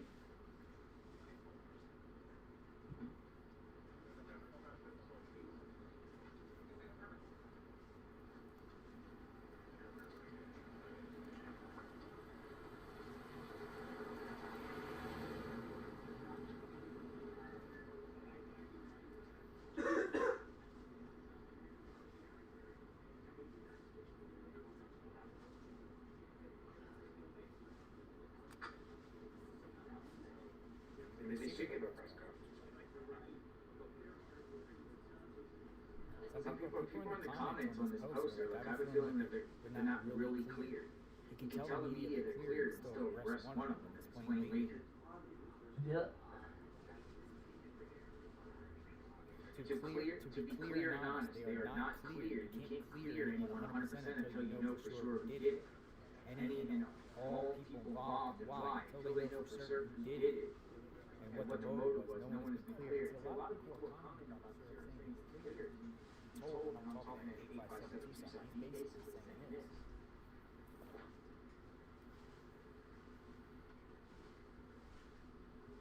But they're like, how do you know for sure he's clear? Like, well, you know for sure they're clear. And they can't originally say that, but I guess they're trying to hint that this is what I'm doing. Because they've been holding longer. Yeah, they're trying to hint that.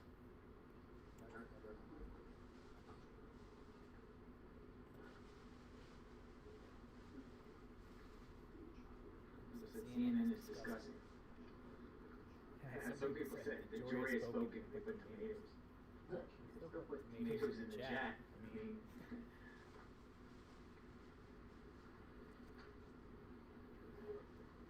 tomatoes in the chat.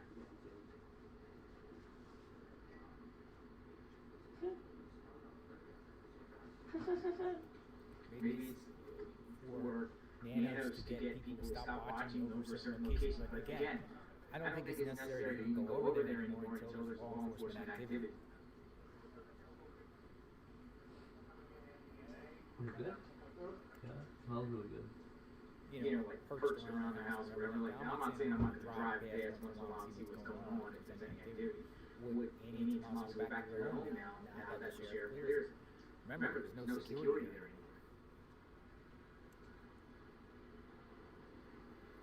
Philadelphia Eagles sweatshirt.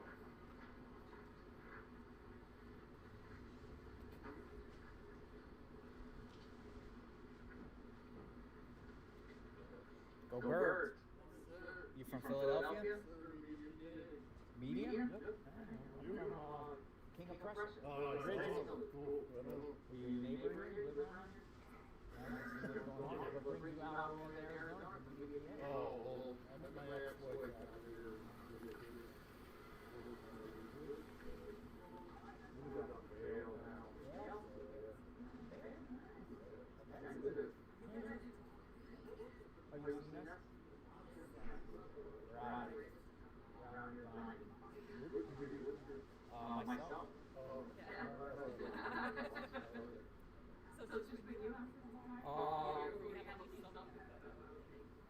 I have associates that are met here that are doing phenomenal work themselves and just collaborate. It's like a collaboration. Hey, let's see your Eagles. You want to talk? Look at that. From where are you from? Media, PA. Originally from Media, Pennsylvania. Live out in Vail, Arizona now. Oh, Vail. I thought just Vail, Colorado. Oh, okay, Vail, Arizona. All right.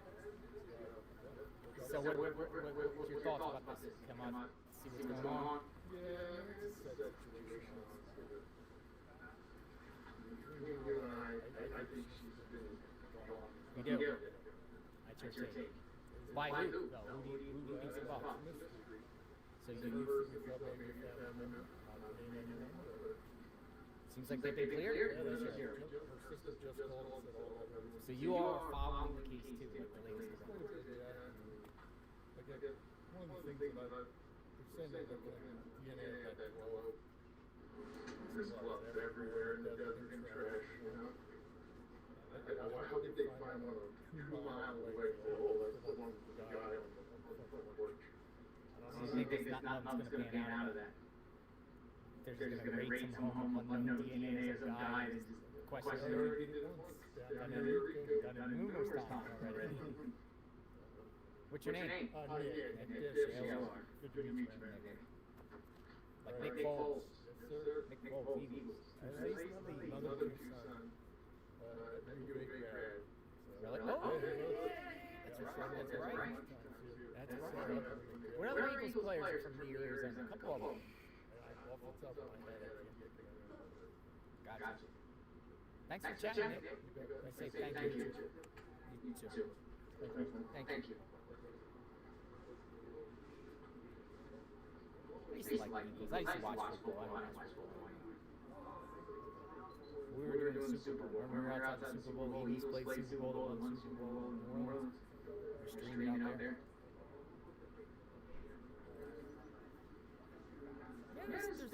Listen, have we ever encountered anyone that has been like mean, negative, yelling, screaming, hostile? No. Everyone has been like coming up with theories and speculations. Everyone's saying something a little different. Some say the same. You just want to hear what the people think. And particularly people that are coming out on the scene here, we want to hear what the people think about this case. Just like all of you, we all are thinking.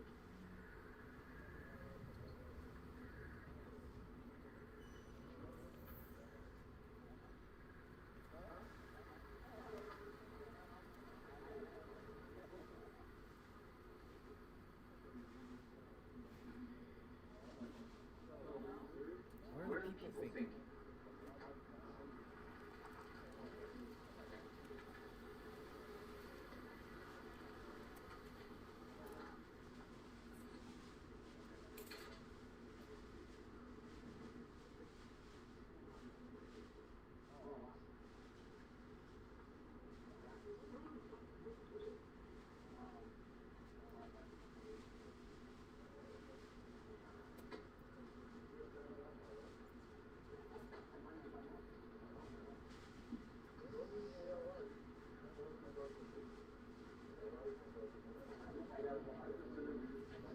They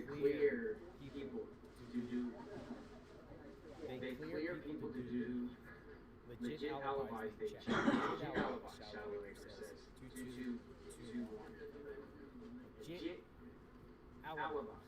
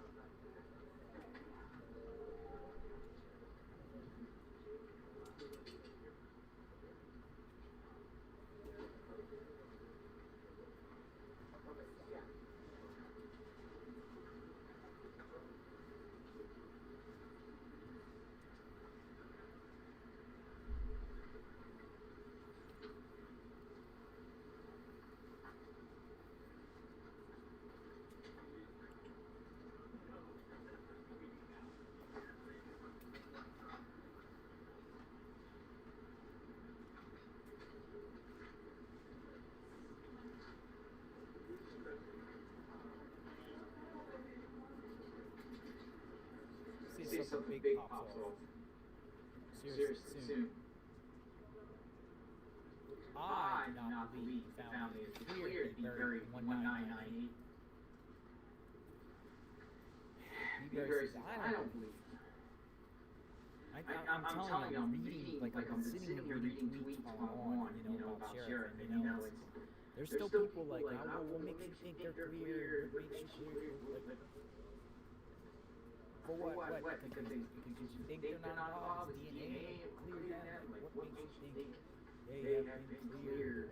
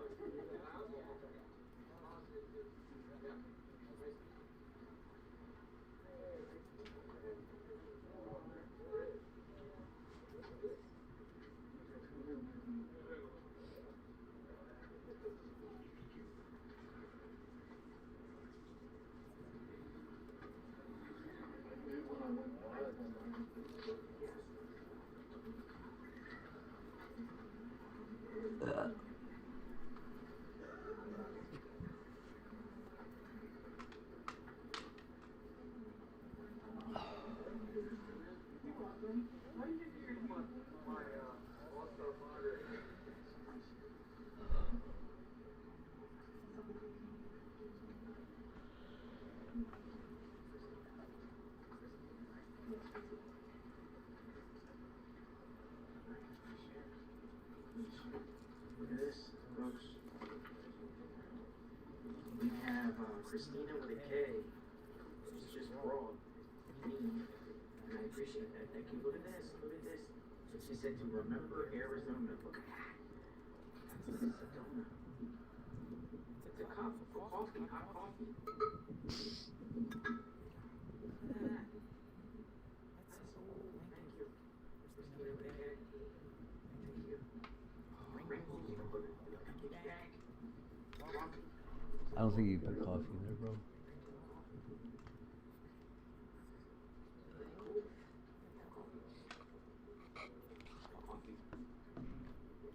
Thank you. Wow, so yeah, cool. I'm gonna keep that in my home. Thank you. I like it.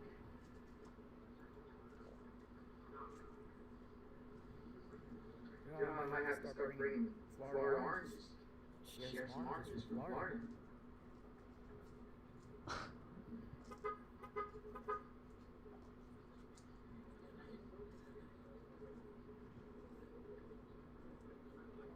Oranges, where they got Florida fresh orange juice from Florida.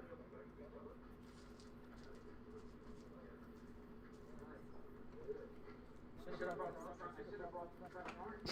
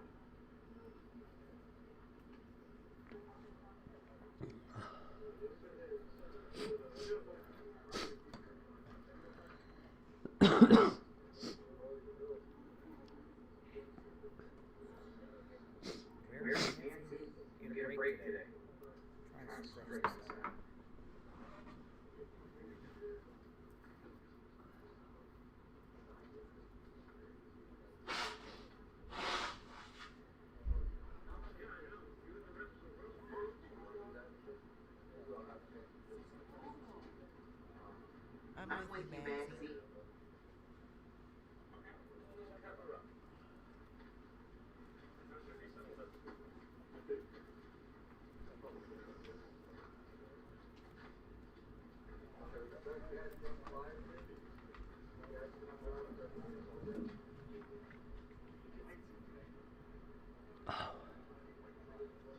What the hell, what? Uh-oh. What did we do? Is everything okay?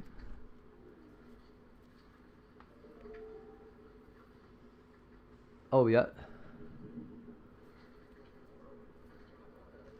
Was it making you crazy?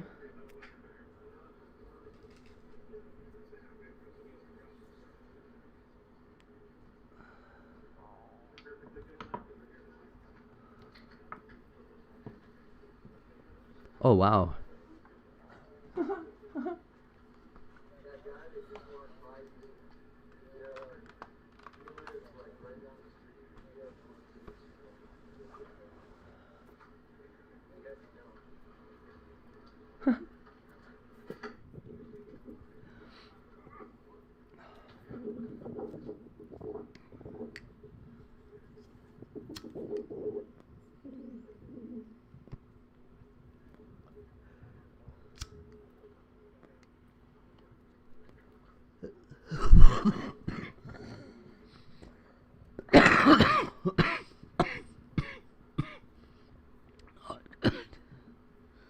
That did not work. Oh my god.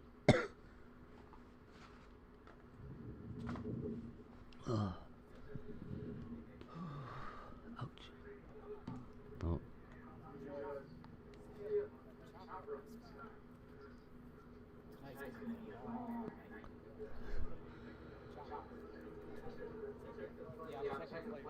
I always do that every time I see a chopper, it's like radar.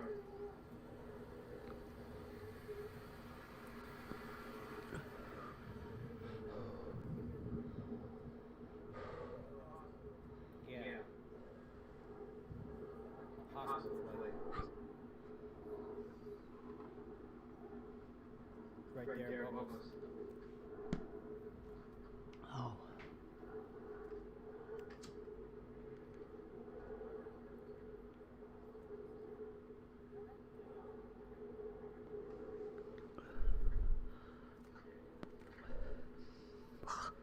Not good. Pretty sure there was a cigarette butt in there. Ugh.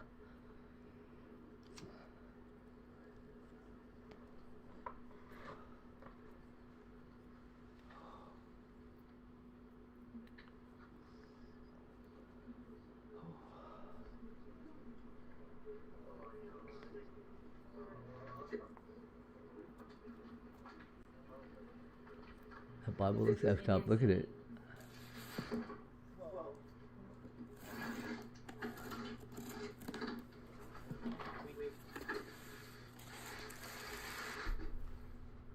Let me see it. I collect Bibles. I gotta see this.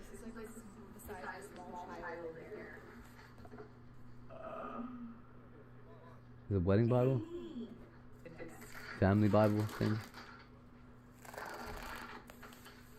Oh.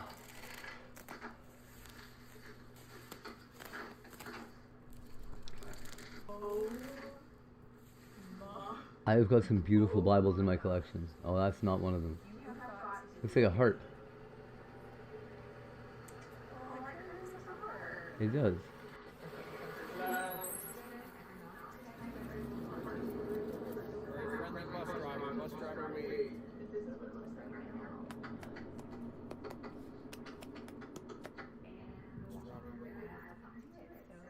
Why was it so beat up?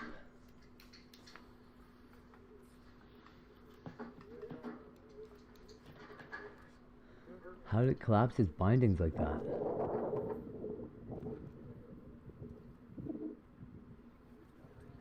That's insane. Oh. This is a red story. Lost, found. Come on. Okay, I gotta see this. Lost, found. Come on. Party. Religious religious leaders are going, we ain't lost. We ain't lost. We ain't found. Bullshit. You hear that? Absolutely love it. All right, so, Anthony, I love you. All right, I'm gonna say this. Hey, look at me. Monique, you stop cussing. All right, can you stop shouting out cuss words? Is that all right? Hey, y'all hold me accountable next to him, okay? Thank you. Can you do me a favor, brother? Thank you, man. You got it? Really? Okay. Come on, man. Are you homeless? Yeah. Come on. Come on. Well, let me, let me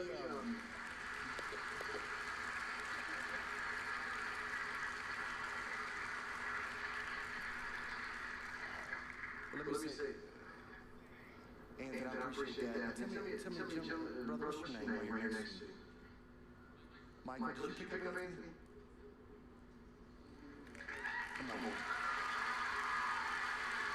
Come on, Michael.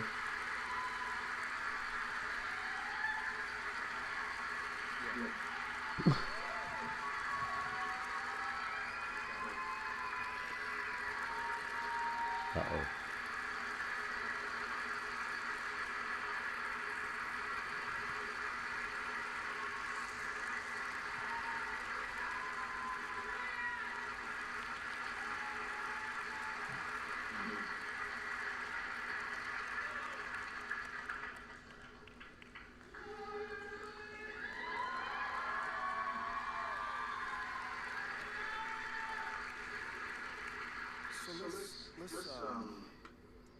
So let's do something different. Yeah, that's it. And I think there's Michael, right?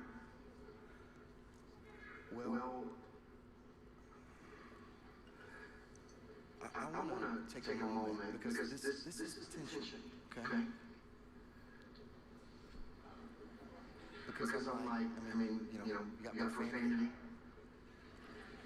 But watch this. Here I'm like, hey man, and if it was just one-on-one, I wouldn't have corrected you, okay? All right? Now, you understand what I'm saying? Versus profanity. But watch this. But one-on-one, I wouldn't have done it. But the young ears in the room, so there's a little bit of that sensitivity, but watch this. But there is in this moment where you go, when somebody hears your story, Why do you keep saying, but watch this?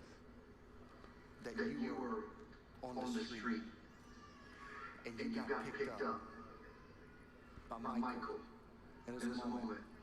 Yeah.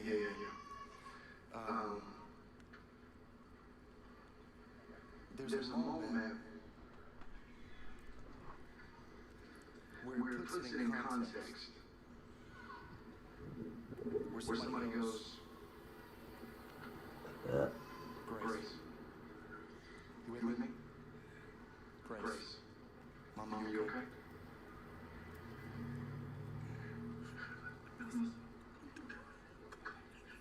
He's an older baby, the guy's not gonna swear. Okay, Percy, can you help me, Percy? Yep. Thank you. We're gonna connect you with some right here, okay? What the heck? So in moments like this, you go to 99. Jesus leaves the 99 and goes up to the 1. And Michael, I'm just going to say this to you. Yep. It's, hey, if we can hold tight for just a second, okay? If I could just hold tight for just a second. I know you want to be a lesson, and I appreciate that. Just hold tight for just a second. Because I really, what happens a lot of times is, and I know what you're trying to do. I know you're trying to be a lesson, and there'll be a moment to do that. As a matter of fact, I think that there'll be some space to do that.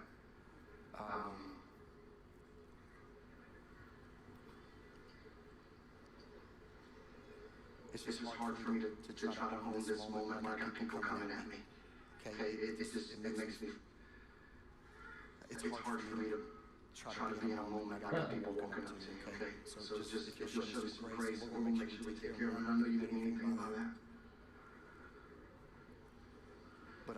is happening with us in the room is actually the Michael preached the message. And that you leave the 99. Michael, would you come sit with me? I know this is going to sound crazy. Just come sit with me, Michael. That'll be okay. If I grab a microphone, can I have some notes?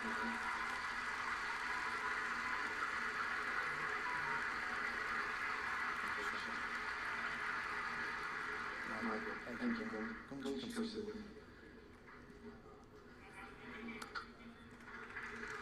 Thank you for coming. Appreciate you, man. Thank you. Michael, how long have you been coming here? I'm so sorry, that microphone. If you say this is your first time here, I'm not going to lose my mind. So, probably about, consistently for about a year now, but I've been coming here since I was in college, and then during COVID, and I took a break and then came back. So probably about a year or so I've been coming consistently. Wow. And today on your way to church, how did you meet Anthony? Tell me how that went down, just the story of picking him up. So actually I was at the 8 o'clock service. And you heard the message? Yeah. So I didn't think on any of the stuff I mentioned, guys. No, I think we all know that, right? Yeah. So I came to that late, but I actually came a little bit late. So I missed your first point. Was able to get to the second and the rest of it. Stayed a little bit for the 10 to hear the worship, and then I left and I actually saw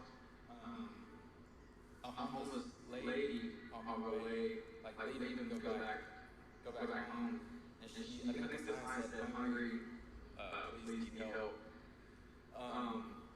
So I decided to go to Whataburger to pick her up something to eat.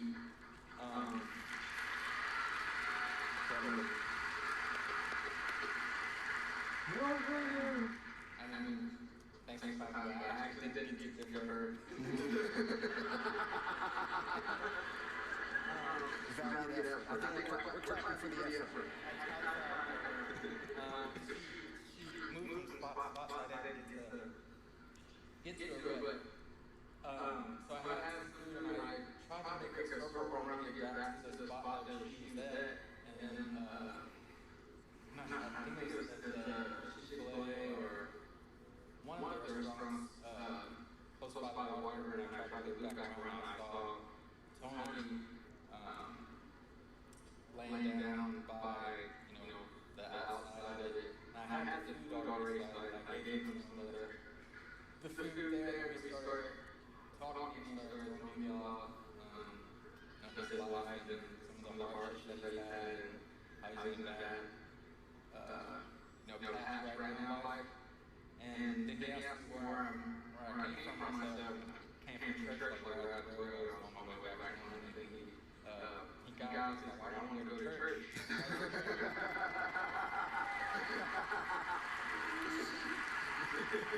I love it, Anthony.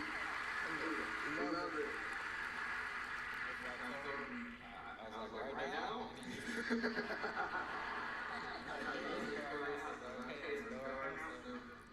Then you came, and then, now we're here, so.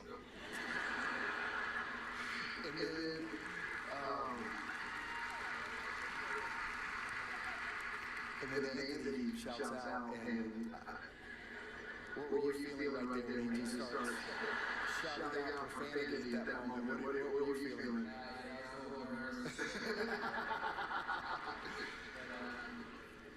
I actually,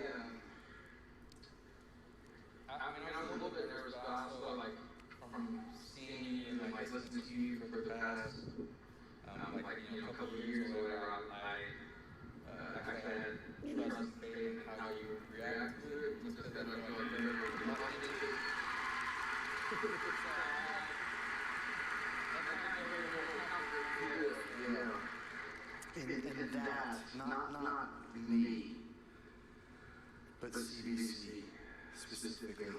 Anthony, you walking forward now, Anthony, yeah. Come on. Hey, brother. Hey, man, it's an honor. Let me hug you. Thank you, brother. Thank you.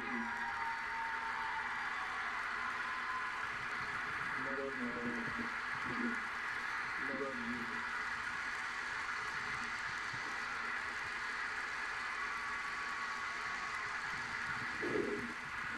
Well,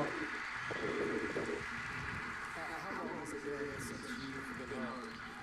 Has it been a long time since you've been? Yeah.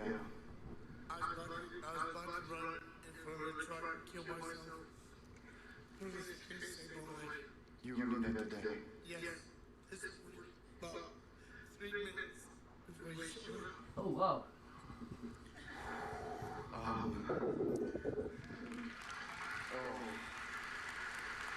Anthony, would you just, by the way, all those people gave you that money right there, and yeah. So, can you, no, man, listen, you were so loved.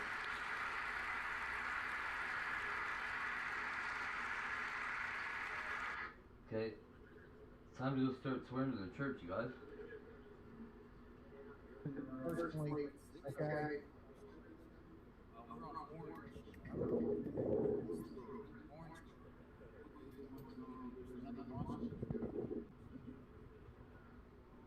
We have a heartbreaking update on a viral clip of a homeless churchman. Now you got Yes. We have a heartbreaking update on a viral clip of a homeless churchman. Now you gotta remember this clip that has gone, that's subscribed right now to this conversation, Pastor Ed. Pastor Ed, can you give us an update? I feel like your life has probably changed a bit since we first encountered you in the viral video of Michael and Anthony, and long-term church for you guys are familiar with it. Anthony, in the middle of Pastor Ed's message for thousands of people, starts kind of preaching back at you, but cussing. And you stop, and you have this very awesome moment where you engage with him, and you guys get him some treatment, get him some help. Just kind of give us an update of what is the latest with Anthony and Michael, who helped bring Anthony to church today. Well, first, I always want to give you credit because it was a moment where I didn't even know that video went viral because we didn't put it out. Somebody in the congregation put it out. And then I knew there's a guy, a hip hop artist who you know by the name of Jarrell Flowers, who texted me and he said, "Hey, you made it to the Ruslan podcast." And I was, at that moment, I was like, "Hey man, I don't know who Ruslan is." He's like, "No, he's legit. His voice is huge for people like me." And when he said that, I was like, "Man, that's 100 for sure." So we came out here. You know, that thing just broke loose. Michael, who honestly is the star of the story. His work, I brought Michael, he had never been on a podcast before. It was great. And he did a great job. And his world blew up a little bit. And I don't know if I got a chance to tell you this, but his Instagram just caught on fire. Let's just say a lot of young women. I was saying, Michael's single, right? He's single. He's like, not anymore. Michael, he looks like Michael B. I mean, like, he's Creed. Yeah, he's a good looking dude. And the coolest part is when we came out here and stayed in the hotel, he was my roommate on this trip. And I didn't know him. I said, I want to roll up for a podcast here in California, in San Antonio, Texas. That's probably a trip for him, like going to CBC, and then he's bunking up with the... We've been going to church for multiple years, we've never had a conversation, and now he's my roommate. That's amazing. So we come out here, and I said, "Michael, how are you handling this?" He goes, "My mom monitors all my videos." That's great. So his world, and he's still faithfully serving the church. From that moment where Anthony interrupted the service, we attempted to get him help. And we put him into a space in Texas, right outside of San Antonio. He was there for 28 days and got himself an altercation. And so if he got to the 30-day deal of sobriety in that space, then we were going to throw this massive party at our church because he became a viral sensation in our city, which actually messed up his world because of the fact, and it's nobody's fault, it's just the fact that he had now accountability. When you actually think about this, like you ever looked at those moments where Jesus looked at people and said, "Do you need me healed?" Like you're like, Jesus, that's the craziest question you could ever ask. Of course they want to be healed. No, it's not that they didn't want to be healed. He's actually asking, do you want to have accountability? You actually got to get a job. You can't.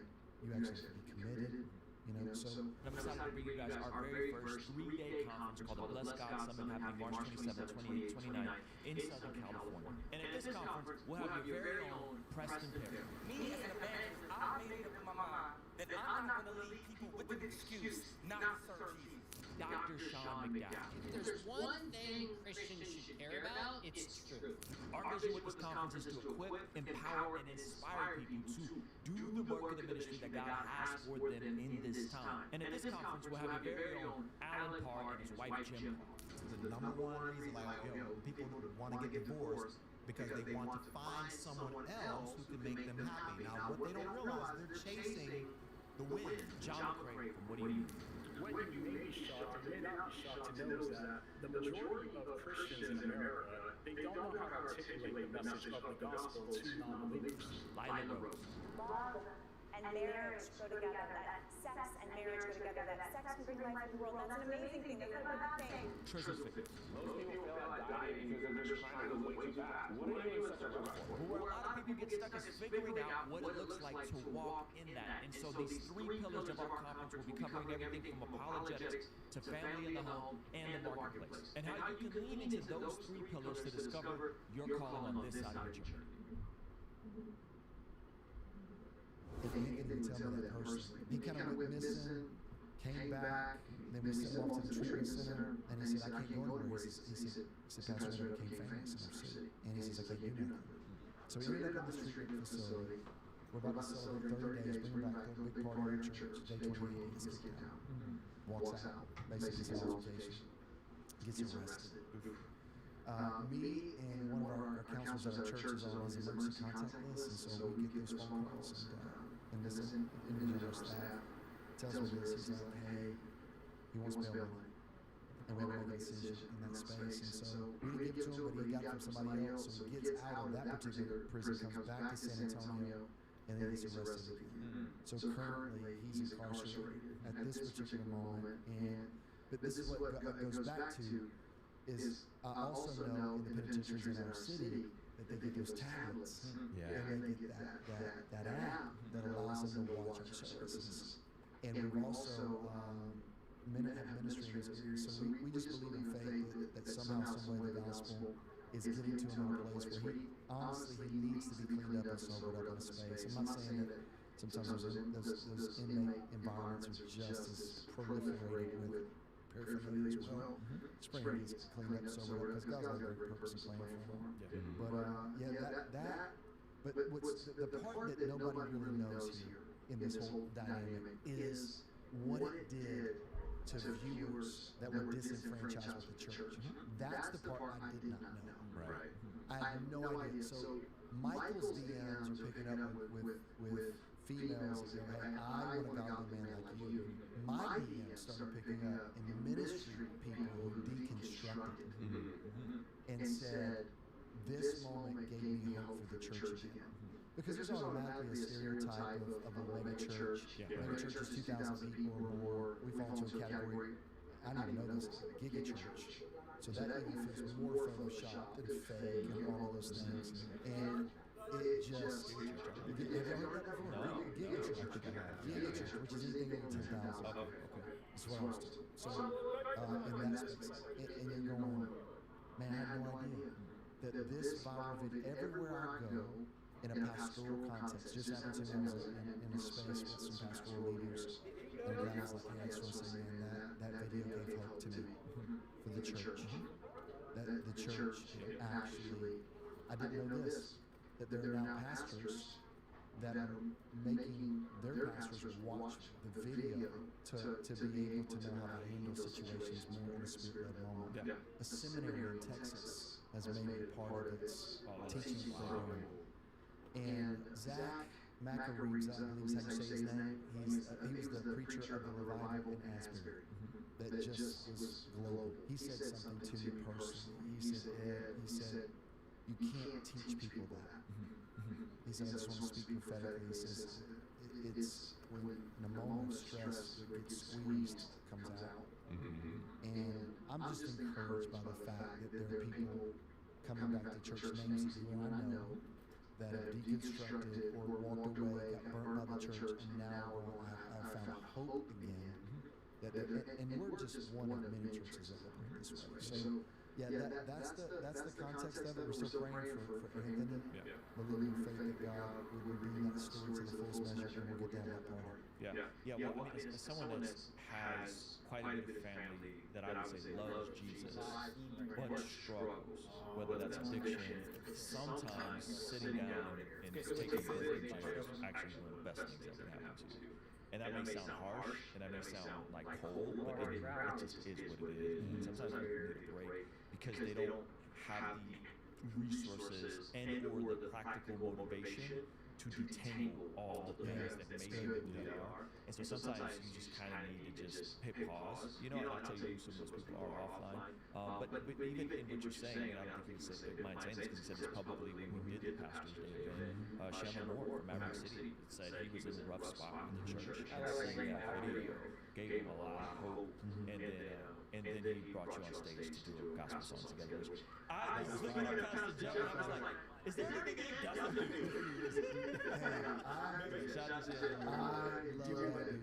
I love that.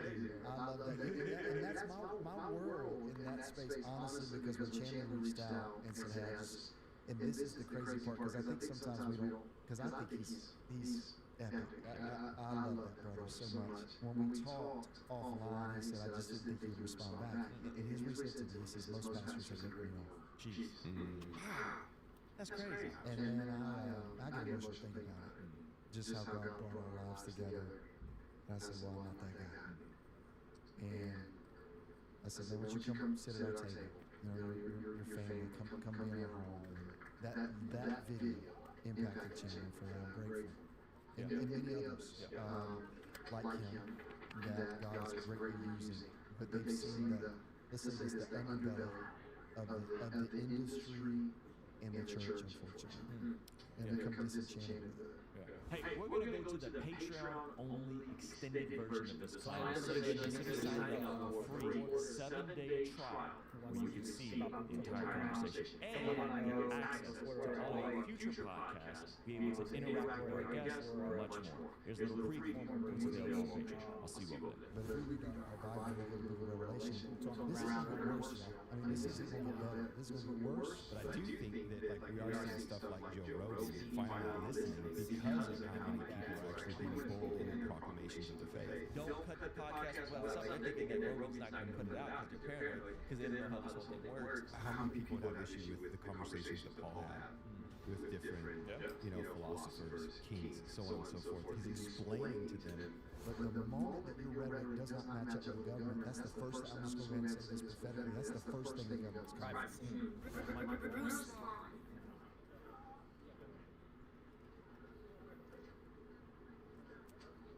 Insider Edition wants to speak to.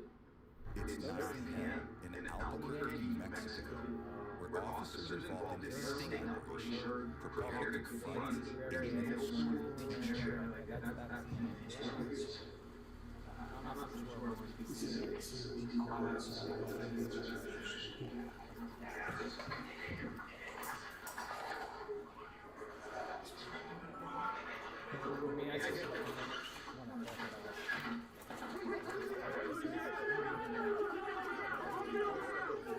Police identified a suspect seen here as 51-year-old Stephen Phillips, a longtime PE teacher who investigators said chatted online with an undercover agent before arriving to his home, where he allegedly arranged to meet with who he thought was a 12-year-old girl.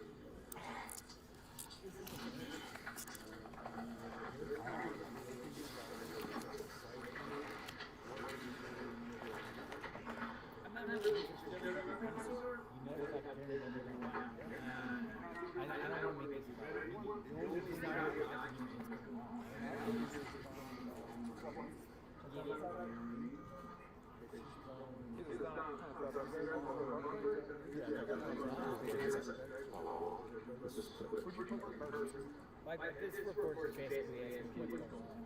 What's the scene like? What's the atmosphere like? I'm not interested in speaking to somebody. What is it like to be a podcaster? What you're doing is detrimental. I don't care. I care less about what people think about that. Next, Stevie is escorted inside the home, where investigators have plenty of questions for him. Joe, you're looking at a man who just lost his life, right? You're looking at a man who just worked at his career for a long time. And I was so torn when somebody messages me, hey, you need help. And this cannot be true, cannot be. And then you just want, like, you almost want to witness to see this happen, right? One, this is not me, this is not my character, but apparently it is because I'm here. I'm here, this is something I want to do for the rest of my life. And in this painting tournament that I put myself in right now, and all the time it's just driving over here, you doing this as a ridiculous way. This is not who you are, what you are, what you're about. And hundreds of parents who look up to me, right? And I don't I've never in a million years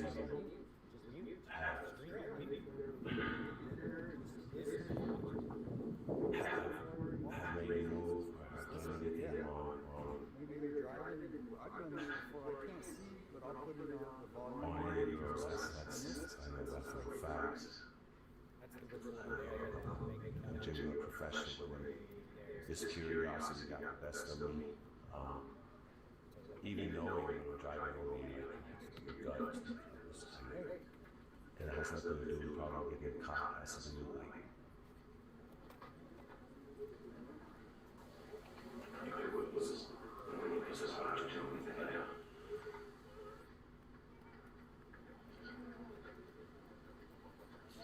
I'm just completely embarrassed.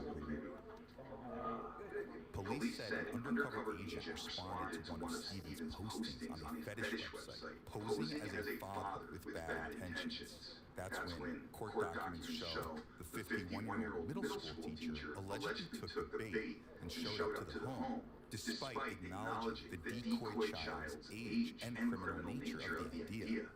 Next, the detective reads Stevie's Miranda rights before questioning him further. And have you reached out with Mr. Chocolates?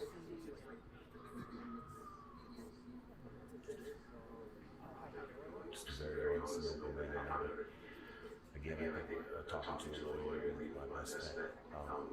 Would you like to talk to a lawyer for the doctors? Yeah, I got really looking at this point, like I said, be looking at my face. Okay. Yeah, so tell me how all this started.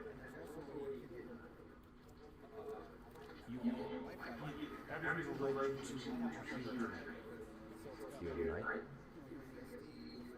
I have account, and I've had account for about 10 years, and on that site, I post for, and then I had maybe like girls that you spoil.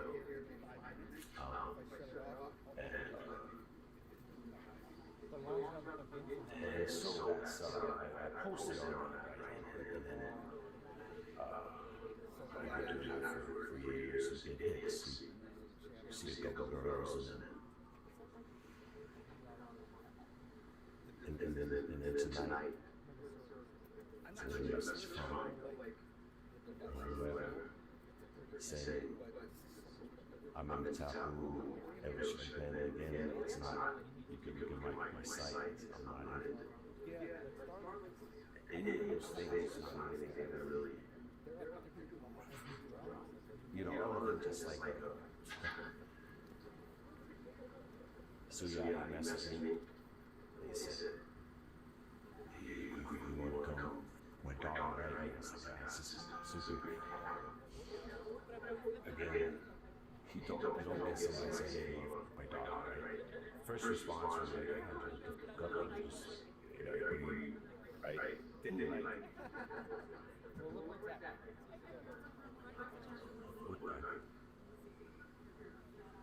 so I was just curious with that. But, yeah. He reached out to me, asked if I wanted to have sex with his daughter. I was like, at first, there was no age, and then it said age, it said 12. I was like, what?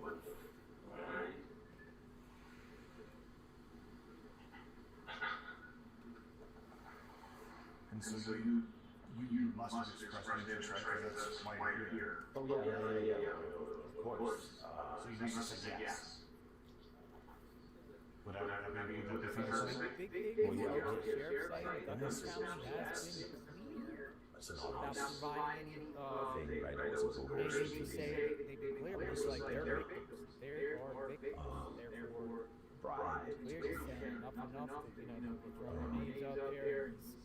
But it's interesting because the sheriff said yesterday, this has been posted now since yesterday, long time. to the Daily Mail, no one has been cleared. 24 hours later, he's now saying that Guthrie found me cleared. He told the Daily Mail yesterday before the sheriff says that Did no one is cleared. you offer anything, money, No, I said, do I need to bring anything? They said, bring a toy. Bring a toy? I was like, alright, bring a toy. Did you already have this, or is this I know from one night saying that no one's cleared for today, so some new information. Police said Stevie was one of 8 others nabbed in part of a month-long operation targeting child predators online, dubbed Operation Overwatch, and he didn't show up empty-handed. Stevie allegedly brought an adult toy to the meetup. The next, he tries to explain away. What did you say that you wanted to his daughter? I didn't say that what I wanted to do was ask him what do you want done, what is your, like that was my first thing, like what do you into this for, like.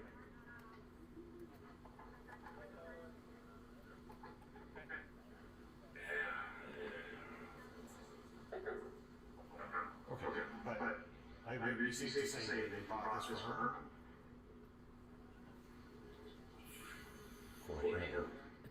He asked to bring a toy. Okay, but you don't release this on him, right? That was that part of the arrangement? I don't know. You don't know? This is very simple as that. You'll come back to my daughter. I don't know what is this about.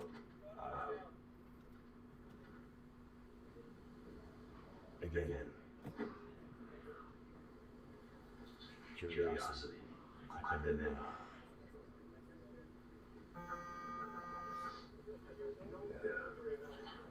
but we can't both leave you here. Sorry. no. No. We need you here.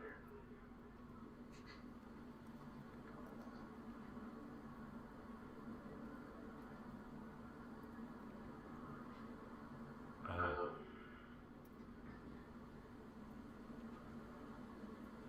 don't really know.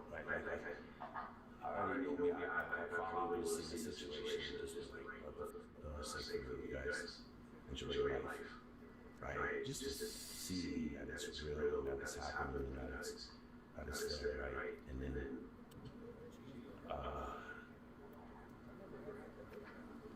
you know, it's kind of like when I'm looking. Yeah. That's it.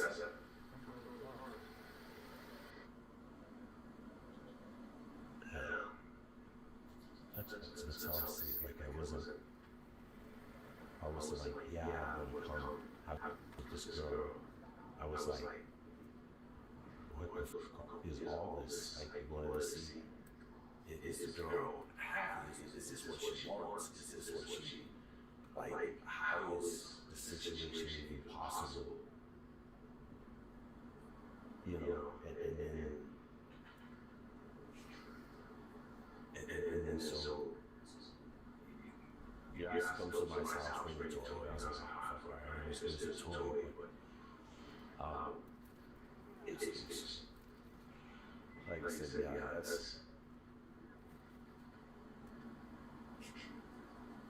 just more inquisitive about like what is going through the mind like that. Sit down next to it, talk to it, look at it, and then you have ultimate perspective. And now, like, I'm not justifying anything that I did at all. But my intention was to come over here and have with a girl, a young girl. It was a silly situation. Steven says he had no intention of carrying out plans made in the chat, but investigators aren't exactly buying his story. So, you were concerned for her development? Is that like is this what she wants? Is one of the questions is this make her happy? Like, is this what she is? How does this happen? Right? And what would just happen to this make up the story? Right? So, Well, it does happen. Like, you thought, hey, I'll go to this strange man's house at 9 o'clock at night instead of calling the cops. yeah, right? That's, You see why that? Well, I know that was a reason trap for me, right? So we were doing super raw together. Like, I wanted to go check on her, so I went to a strange man's house alone. And there was like calling the police. That I can buy that. I wouldn't say I was going to protect her. I was going to see the situation. I wasn't protected by the city, by the say it was a call and check on the situation. See what it's about. At a certain point, you could even, I was like, dude, why are you doing yourself out there? You don't know what type of person I am. If you see it, you should see it bad, and you see neglect, right? And yeah, I was definitely thought on my mind, it's just turn this in, but it's.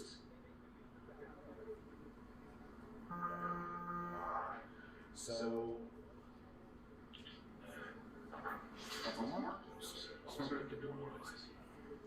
Okay. So, there's no way I can do about this in the papers, right? I have to push it out for a little while. That's the best I can do is the press has rights to. So I will still access the paper. Am I going to have people contact me and say something? They may Stevie may have made inappropriate comments, me, touch me, something like that. No? 100%? Next, detectives dig in for more information on Stevie's line of work, where he says he spent at least a decade teaching physical education to students in grades kindergarten through 8th. Okay, this is not something that I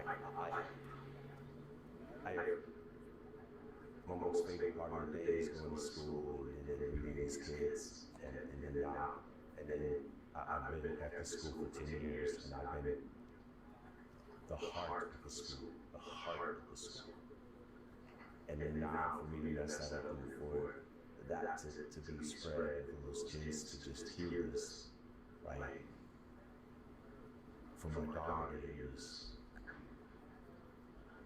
absolutely devastating. What is that like? So every day you're kind of just you're going to school, you're teaching kids, that type of thing. Yeah. Okay. I'm a little, maybe you can help me understand, because, you know, I don't have a master's degree, I can tell you that, but as far as, what was, I'm from Albuquerque, I was educated in the APS school system, what does it mean, like, when you say, like, that you come here to observe, I don't know, can you help me understand that?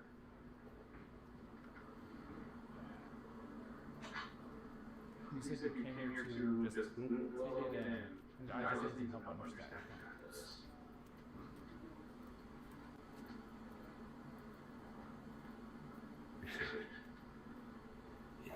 it's not easy to explain, so it's not easy to put my hand, so it's not easy to express. So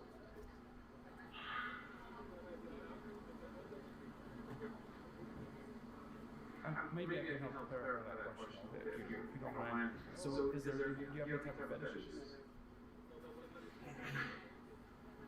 Yeah. Okay. What are your fetishes? Yeah, it's not really. I don't have extreme fetishes.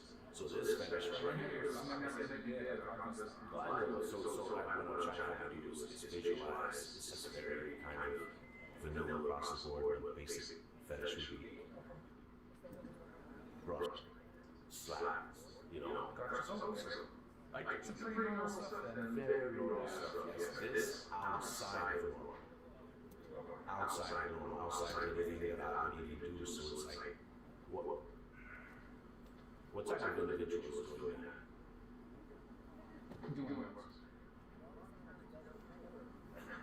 Soliciting our stuff. You know, and actually, that's like it's a very basic fetish. It's like one of the baby really spoiled by toys. Let's go out to eat. Let's go out to a dinner. Let's go to a show. And have some with them. Right? And then posting this baby girl thing, this guy comes with this taboo thing, which is again outside of anything that I do or what I talk about, or the type of conversations I have when I say. Now, investigators turn their focus towards Stephen's alarming possession. So, as far as toys, like what does that mean to you? What is that? I haven't opened the box, so I don't know what is that to you. Is it a vibrator? It looks like a vibrator to me. Or just something else. Joe says on the box, and it says in the box, you can open the box, you can look in the box. I don't know what you want me to explain. It's a toy, it vibrates, it has 10 different modes, it's water resistant, it has a little flipper flap in there that'll go against, right? It's a toy with multiple functions. What else do you want me to explain about that? I appreciate that. That helps clarify a lot. So were you going to use it on yourself? No. The very last thing I say, hey, please don't forget what it means. I have some chance. You know what I mean? So I get this. I understand that, all right? But no, it was not the dad said, hey, whoever that was doesn't get none of this. So you're saying someone messaged you about? Yeah. So he's like, hey, what do you need to bring? Bring the toy. It's like when you come to somebody's house, bring the gifts. So what do you want? What do you want to come over to your house? But who is your gift? For him, who asked for it. He asked for the gift. Okay. Did he say what he was going to do with the gift? No. Okay.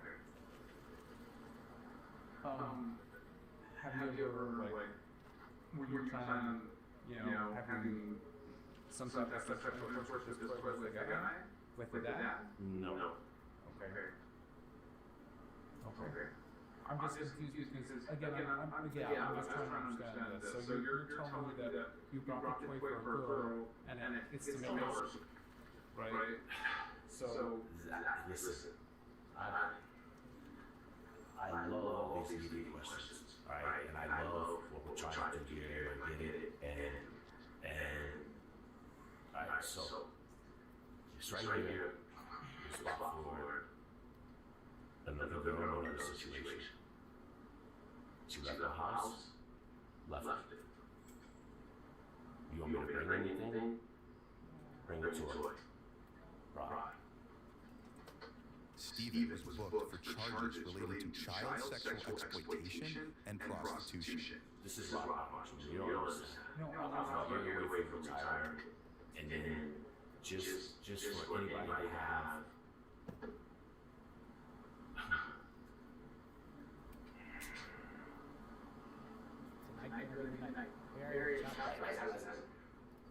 Like, so the story comes out, right?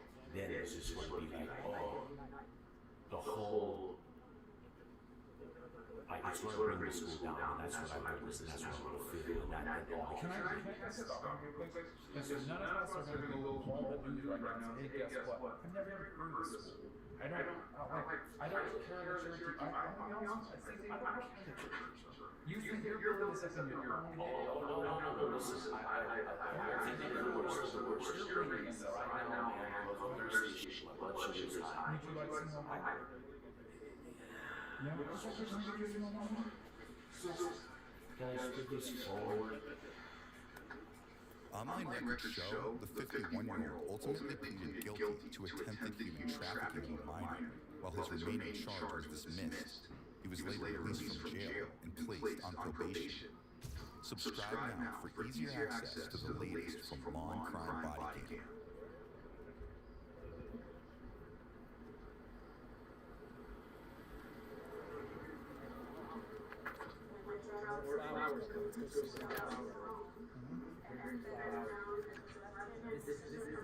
This flower company process Adobe is bringing flowers every day. Disney is the target of a lawsuit after an employee at Star Wars Galaxy Edge was allegedly caught red-handed taking photos underneath women and girls' dresses and skirts. As the former shopkeeper's case makes its way through the criminal court system, the family of one of his underage alleged victims thinks Disney needs to pay up. Welcome to Sidebar, presented by Law and Crime. I'm Jesse Edwards. George Diaz Vega is 26 years old. Deputies arrested him at his job at Disney World in Orlando, Florida, 2023. And as shocking as the headline is, it is almost as shocking as the allegations. Because Vega had been allegedly using his cell phone to take videos of their guests' skirts and dresses. And it apparently happened 2 days in a row. So Orange County deputies got involved and started an investigation. We were able to obtain body camera video of deputies interacting with Vega, as well as audio of interviews that law enforcement did with him and others. And I'm going to take you through a timeline of what happened, how the investigation played out, and how that could impact a civil lawsuit that was filed by the alleged victim's family. So George Diaz Vega worked at a Star Wars themed store inside the Galaxy's Edge part of Disney's Hollywood Studios park. You've been here like 20 times. You've been here like 20 times, right? You just keep up with orders. But at least one of Vega's fellow employees noticed that Vega was using his position to target women and teens somebody like and created violating their everything, privacy. That's the allegation. And before we dive into this, I do want to note, much of the footage that has been released to us by police is audio only, or it's been redacted, and this is done to protect the privacy of the alleged victims, the witnesses, other employees who are involved in the investigation. Just want to make that clear. So we go to March 30th, 2023. An Orange County deputy respond to Hollywood Studios to talk to a woman who's at work with her granddaughter. It's another thing that something has gone horribly wrong at what is supposed to be the happiest place on earth. And the woman, named Laura, is visiting Florida for mission. The alleged victim, who's 14 years old, is referred to as A. So according to a police report, Laura verbally stated her granddaughter, to include A, and her were walking through the marketplace of Star Wars Galaxy Edge when they stopped to look at Korg stuffed toys.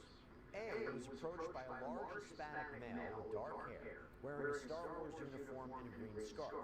The male was holding a toy under his armpit. The male suddenly dropped the toy under his armpit, and he bent over to pick the toy up, while at the same time, he used his cell phone to take a picture under A's dress. A told Laura what had taken place. Laura notified Disney security.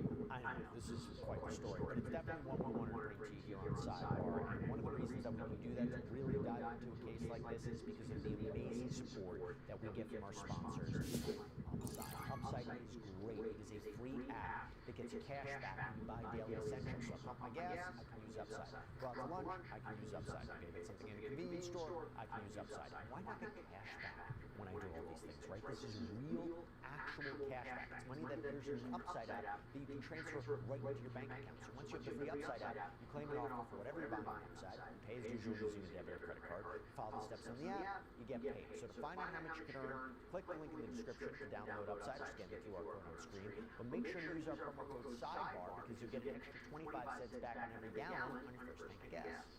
According to the report, the male suspect was not identified at the time. Flowers. Then the very next day, March 31st, deputies respond again, this time to speak with a Disney cast member who thinks she spotted some inappropriate behavior.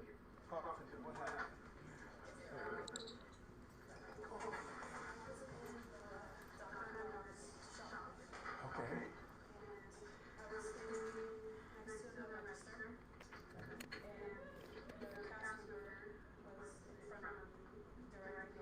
You are. Okay. Right.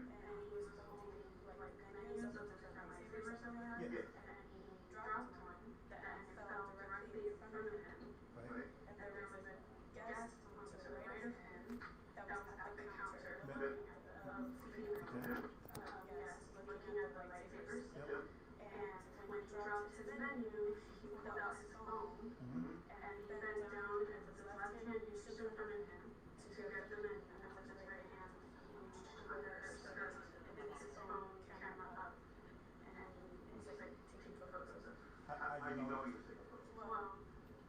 You see the light flash or you're clicking or just a right. Of course. Right.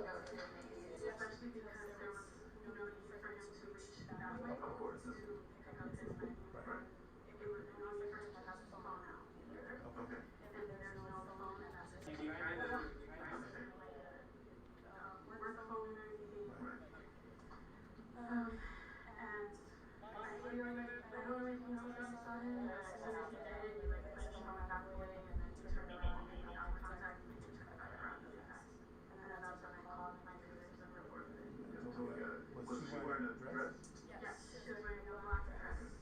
Now, once they got this report, Disney security teams were able to start looking for the woman that they believed was victimized. So we hold the transaction. Yeah. So check out that report their information.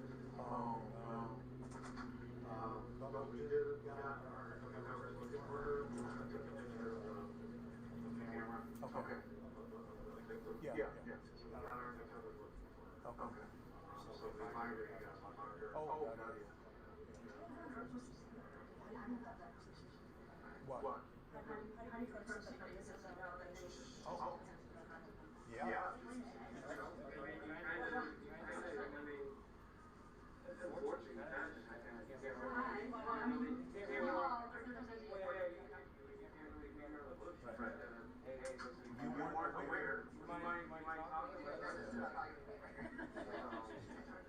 Yeah, you weren't aware what's going to happen. You need to talk to you about it.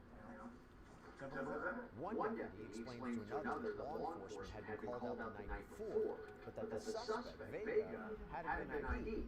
The man was not present upon arrival. So that's mitigation security. That's why I put the video. So when I got there today, they knew. He did it then, that's what I heard. So it's a different person, but he did it inside the outside. And then when they pulled video to that one, because the guy said they could see the video of him dropping anything down. They can't get to the same, but can't see him actually take a phone. They see him drop, and then the phone goes down, but they can't actually physically see him. When they see him go down, they don't see the phone. Right. So her line eyes would be perfect. In just a few hours, Disney personnel were able to locate the woman in the black dress who had left the park for a bit, re-entered a few hours later. And at that point, an employee approached her, whisked her away to an interview room where a deputy explained what was going on. Unknowingly, you were a victim of a crime. Unknowingly, you didn't know. So it occurred, you bought, and then you left. So what I'm going to fill in the blanks, that you were at the rest paying. So the person came underneath your skirt with a cell phone and took a picture. That's in Florida, that's a crime. Video for arrest. So I'm here to ask you, do you want to prosecute? Now the woman decided she did want to prosecute, so she sat down for a quick interview. When I was figuring out, also just stopped me. Alright, so And then told me that I might have been a little something, and that day he didn't talk to me. hopefully it's solid now. Well, at first, I was just told that I'm a witness happening and that I'm not involved in it, that's speaking for me. And then another officer came in and he told What the heck? that somebody was caught taking like a photo on my dress in that shop to let me know that it happened. I wasn't aware previously that it had happened until he told me that the store and the time and everything checked out. So once they had a complaining witness, an eyewitness who's allegedly seen Vega take a video of the woman's skirt, the prior day's report and surveillance footage, deputies were ready to sit down with Vega himself, and they approached him in an employee-only area of the park. How you doing? What's your cell phone? Pick up. Thank you. Nice to come with us.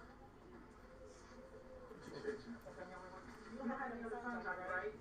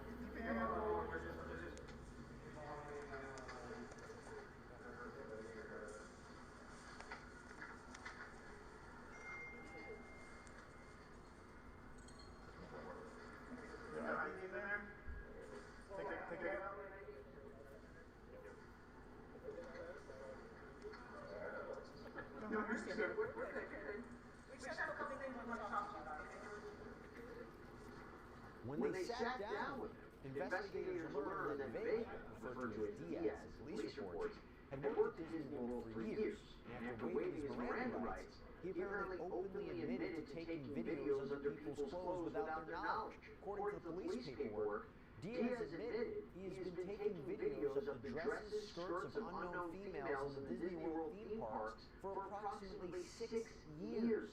Diaz was currently employed at Disney's Hollywood Studios, specifically at the Star Wars retail store. Diaz estimated he had over 500 videos on his phone. Diaz takes the videos because it's hard to find them online, and they bring him sexual gratification. Even went so far as to show some of the videos to the investigators. Quote, during the interview, Diaz willingly showed Detective Junko and I multiple examples of the videos he spoke about in the interview via his phone in the image gallery. I asked Diaz if he minded showing us the videos on his phone, and he asked if he could show me. Diaz showed me when he recorded a white female wearing a black dress while she stood in front of the register counter. I observed multiple other videos in which females were recorded under their dresses and skirts, and they appeared to not know they were being recorded. The detectives questioned Vega about videos he's allegedly taken of underage girls, such as the 14-year-old who made the claim the day before. And quote, while reviewing the videos on Diaz's phone, Detective Junko and I observed multiple videos where the females were clearly juvenilized. Detective Junko asked Diaz if he had a cutoff age for what female he would record, and he said he did not know. Now, Vega apparently told the investigators that while he had hundreds of videos on his phone, he never shared them with anyone or posted them anywhere online, which, by the way, would have increased his criminal liability, distribution, and things like that. Now, during his interview, Vega apparently even wrote an apology letter directly to the people that he reportedly victimized. And it states, to anyone that's reading this, I want to apologize for taking what hand in I'm really sorry. No one is wrong, and I do not mean to cause any harm. I have autism, and the times I was doing it, I didn't know the consequences. I really hope everyone lives a better life than me, and please forgive what I've done. I want to apologize to every one of you. Well, after the interview, Vega was arrested, he was taken to the Orange County Jail, and he was charged 1 count of video voyeurism. You don't have anything else on you, right? Are they gonna get answers soon? Yeah, the reason I did it, I say this to everybody, you get down to jail, if they find something that turns into, it's gonna be like a felony.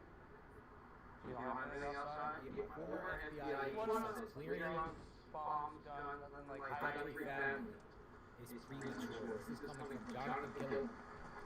Jonathan Gillen warns that the sheriff's statement may be emotional and personal rather than factual. Investigators may still rely on public knowledge to definitively clear the family. Unless they know what's at that procedure, no way to clear it.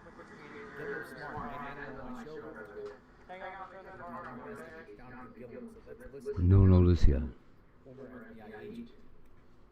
I had him on a long time ago. We talked about the Colbert case. There's a possibility that somebody I might know. Fuck. And so trying to tell the media what questions to ask is the wrong avenue to go down. It's not like they're reaching out and personally insulting and going after the Guthrie family. So I think when we look at the statements that the sheriff made, and the fact he's saying What are you doing? cleared, Not right this now. sounds to me like You an go on play? emotional statement Push, go play for a minute. I'll come make, I'll get it for you in a sec, okay? I can go get some more of that too.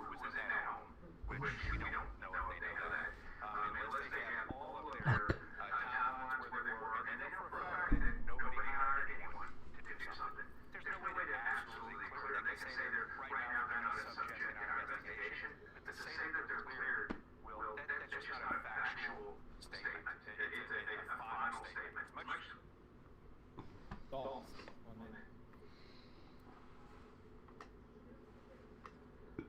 Oh, And that's in reference to Sheriff Daniels clearing the family.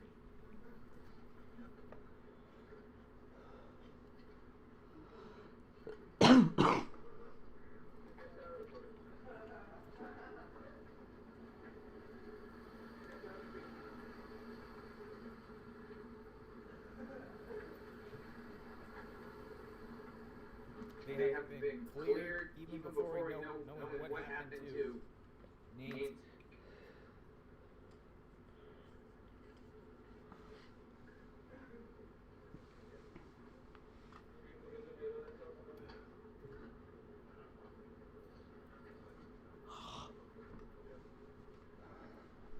But was that too early to clear them? whoa. Disney employee took 500 videos up people's skirts with reliable boots.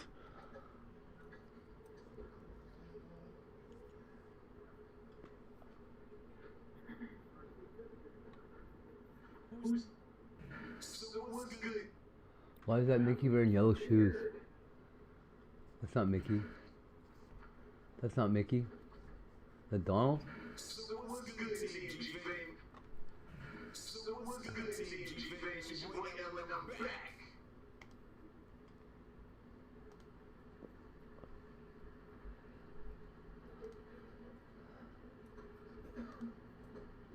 It's time for the rare topic. Now we know that the Imagineers are phenomenal at what they do, but, well, one Disney employee captured what no one was supposed to see. An anonymous employee released this video online, claiming that Disney created a real-life Mickey Mouse, nicknamed Man Mouse by employees, and held him in a cage for over 10 years. The idea was...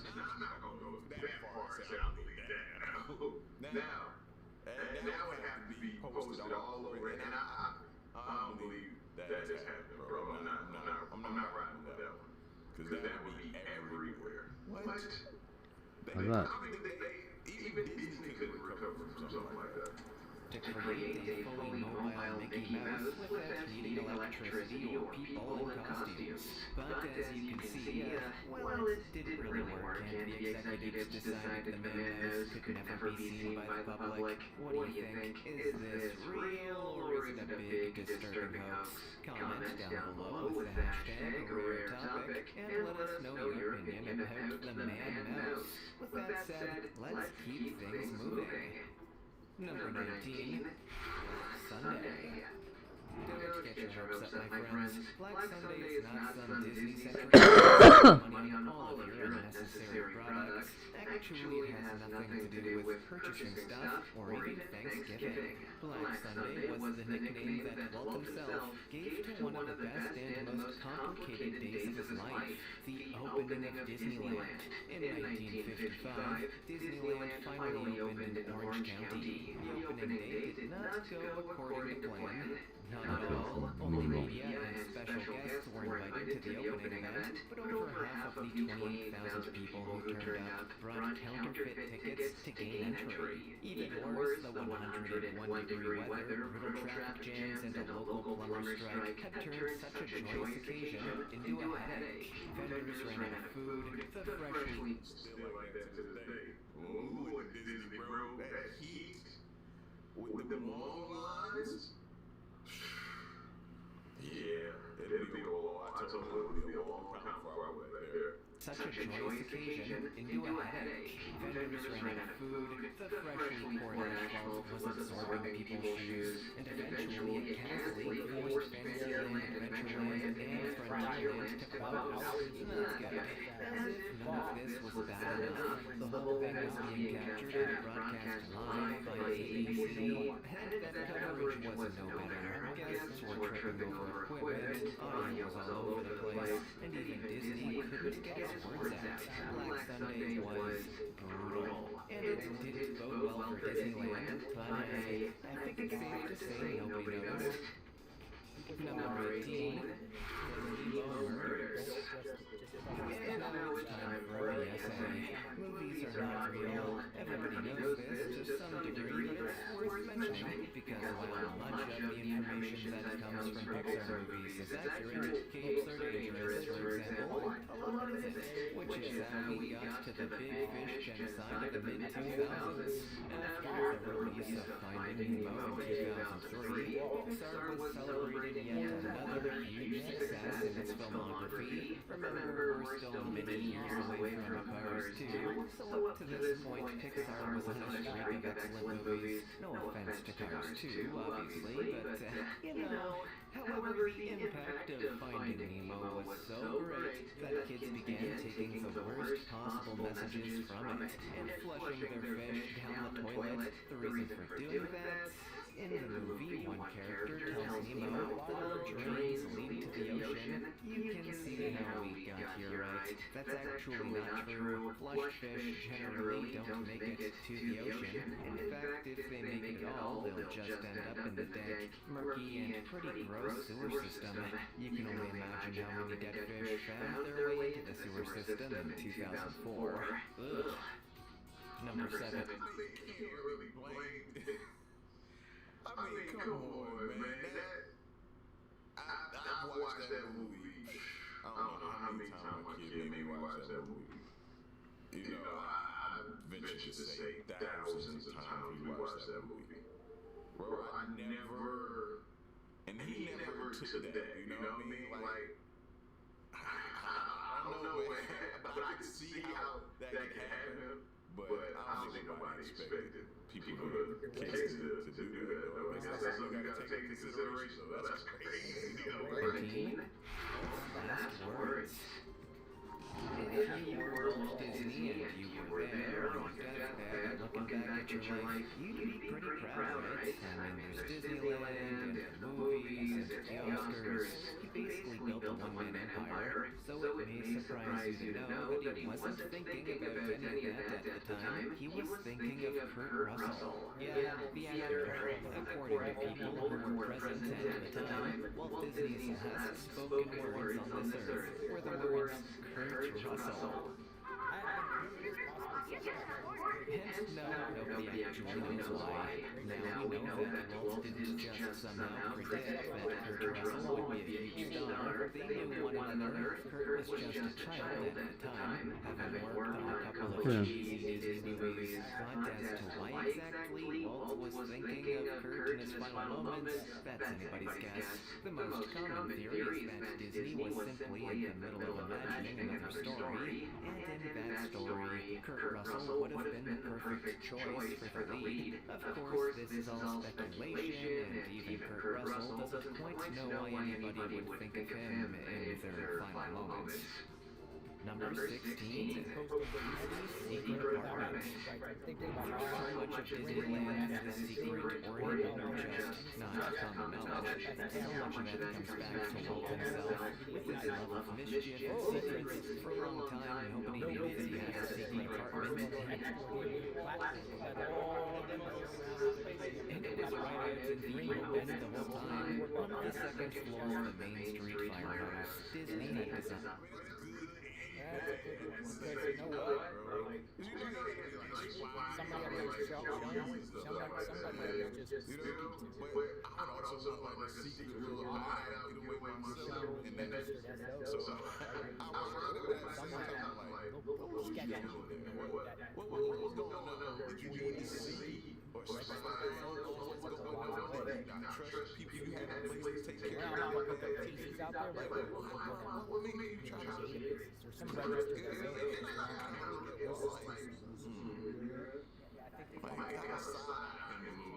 Designed a private apartment for himself. The apartment was designed to be used for work or for family time, and while it was small, it was fully operational. Inside there was a bathroom and a kitchen, both of which fully worked. But as for what happened inside the apartment, Walt never wanted anybody to know. In fact, I noticed some women like, so what you do to me? Did his wife know about the secret apartments? Y'all start taking it somewhere else with it. he never allowed any pictures of him or his family inside, except for one. Walt allowed one photograph for National Geographic magazine. That was all. I don't believe this lady. Also came with a patio, which Walt's wife Lillian was known to take advantage.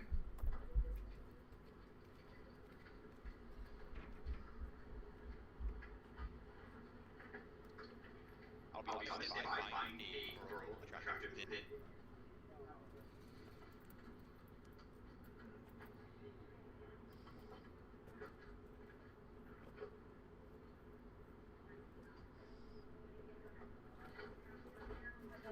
How's it going? What's your name? What's your name? I'm Merlin. How are you? What brings you out here, Merlin?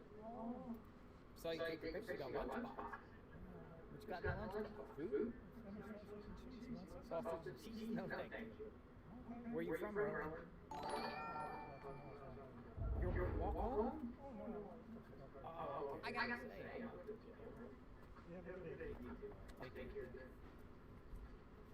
The ultimate warrior has died. Got to see a police say James Hellwick. What? Outside of a hotel yesterday, when investigators say it appears. Why is this? He died a while ago.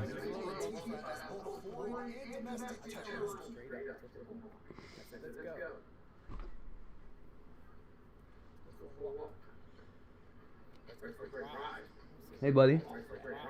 How you doing? So,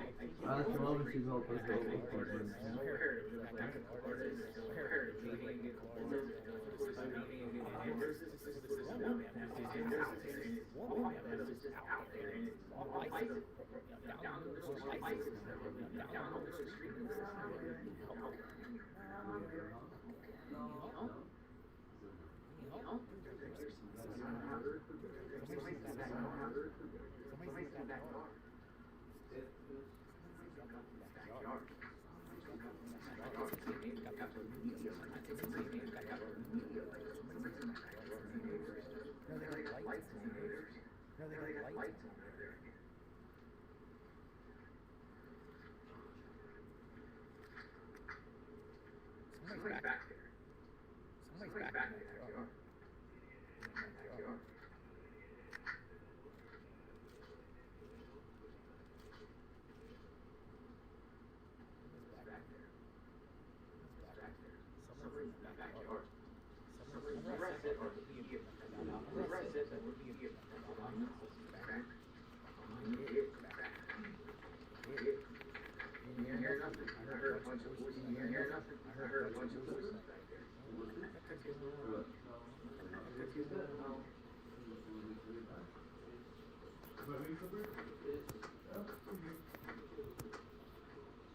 So I am in the next within the next 24 hours, I'm gonna give you a gift card or something like Dollar Tree gift card or something.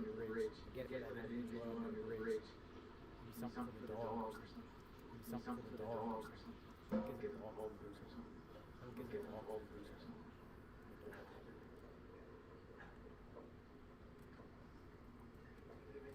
You're pretty tall. You're only feeding. You're tall. You're only feeding. 65. Can I show you right? 65. Can I show you right?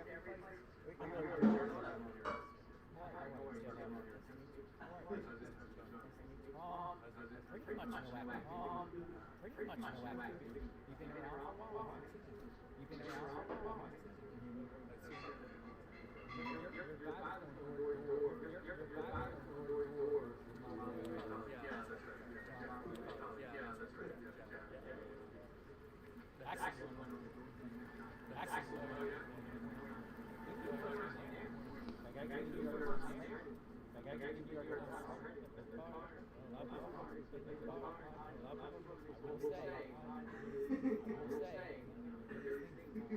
Now, no activity today. No activity today. I mean, here. I mean,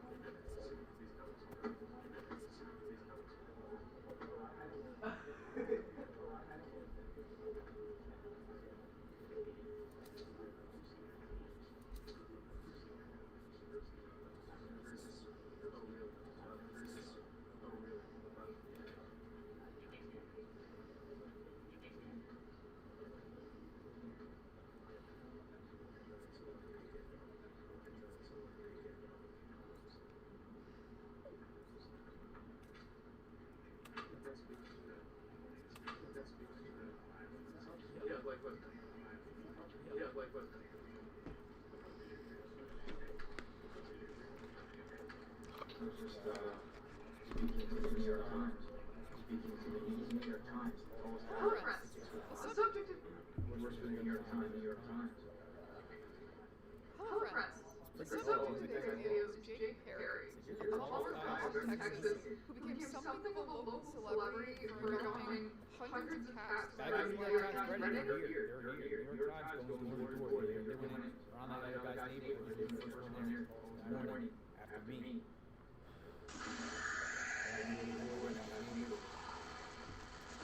Oh, so I was looking for Melissa. He said the benefit to being called press conferences, you can pick questions. Well, you're right. It's not to see you, ladies and gentlemen. It's 100. Take the podium, point at you, and take the questions back back. for him. To the tallest man in the room.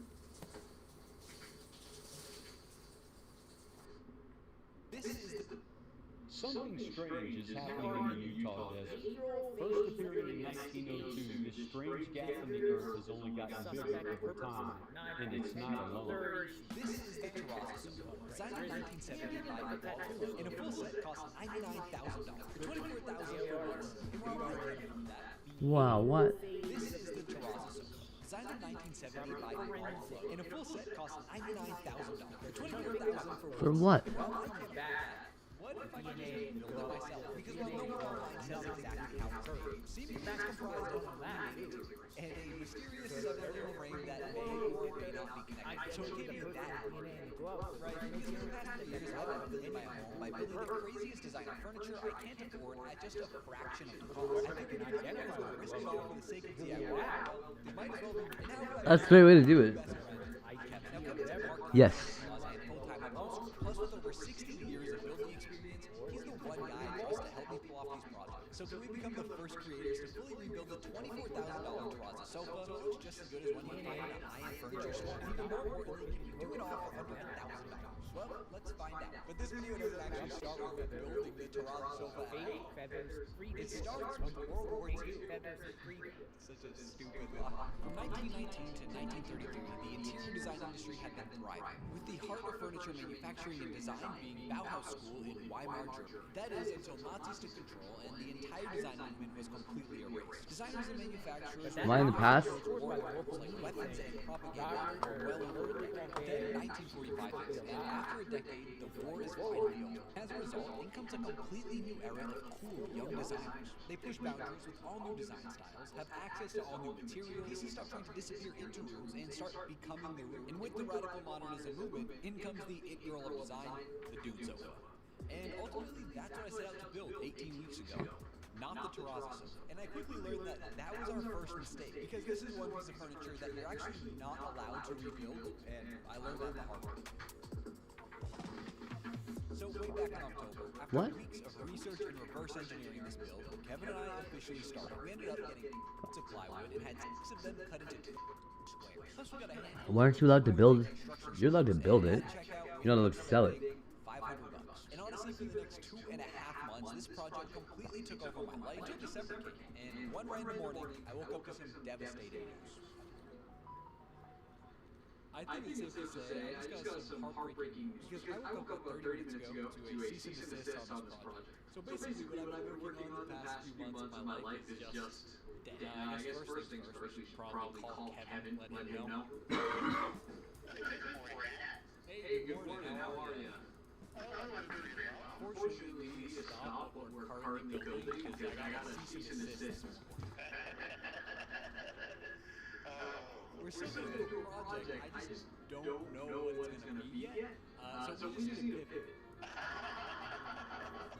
Okay, I think that goes to show in and of itself why I love Kevin. Let's figure this out.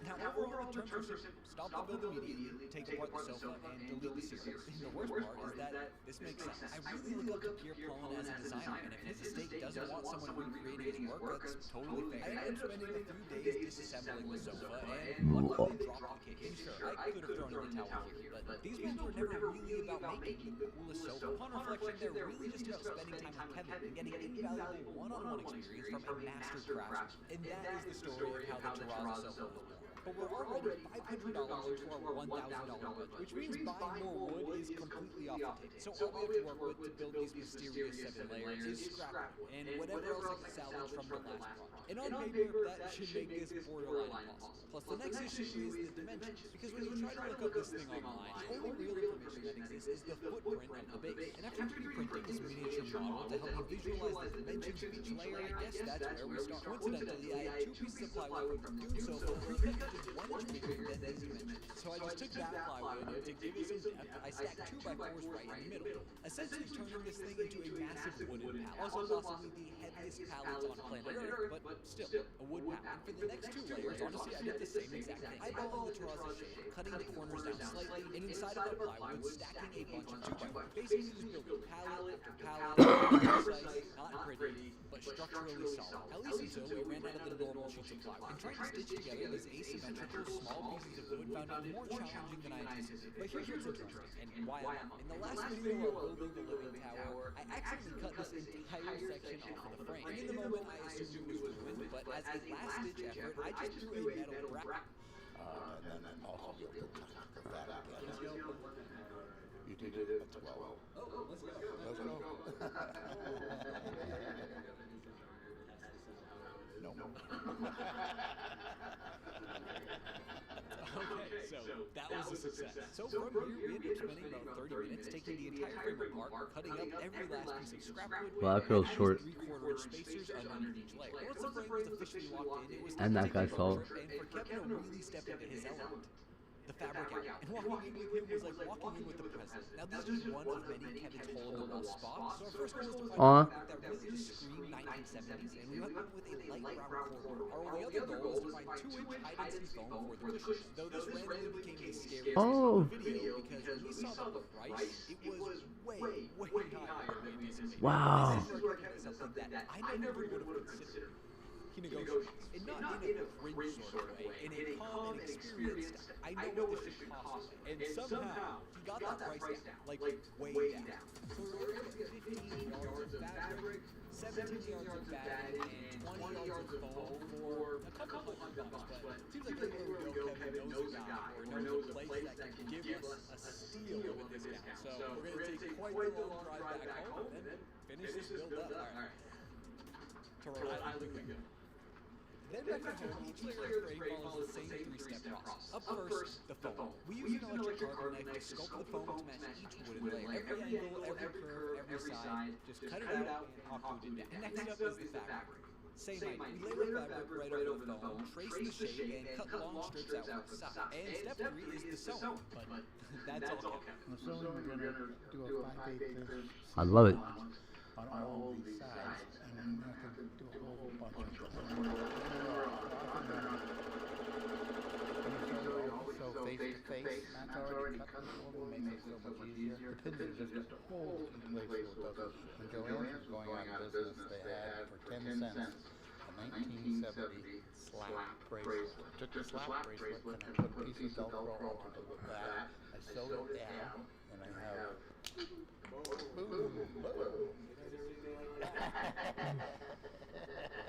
I sent this woman a message and asked her for your help. And she accused me of brainwashing my son. So yeah, brainwashed him with love. Look how he's not going to seek out abusers.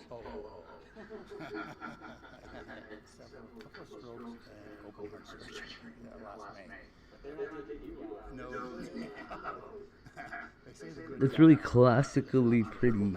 I don't know what the word is I'm looking for here. It looks high end. And then I looked at Kevin's face, and I froze because I could immediately tell he did not like it at all.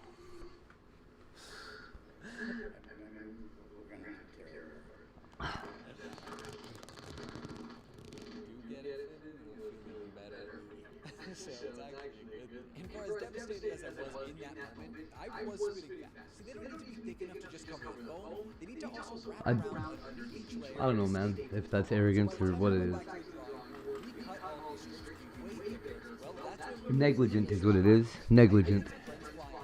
Big Brother and Amazing Race fans will definitely recognize here, who were extremely eager to I'd rather see my kid in a fucking foster home than living with his happy with his dad. That's crazy.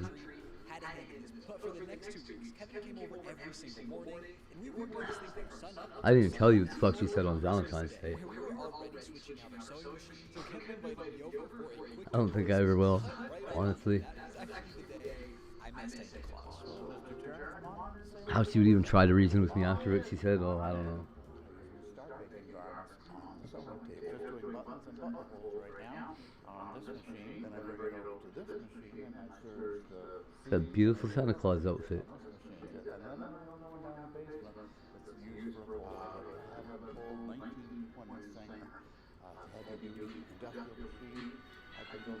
Oh boy, who's that? You hear it? When was the last time you heard that message? That? Should I answer it?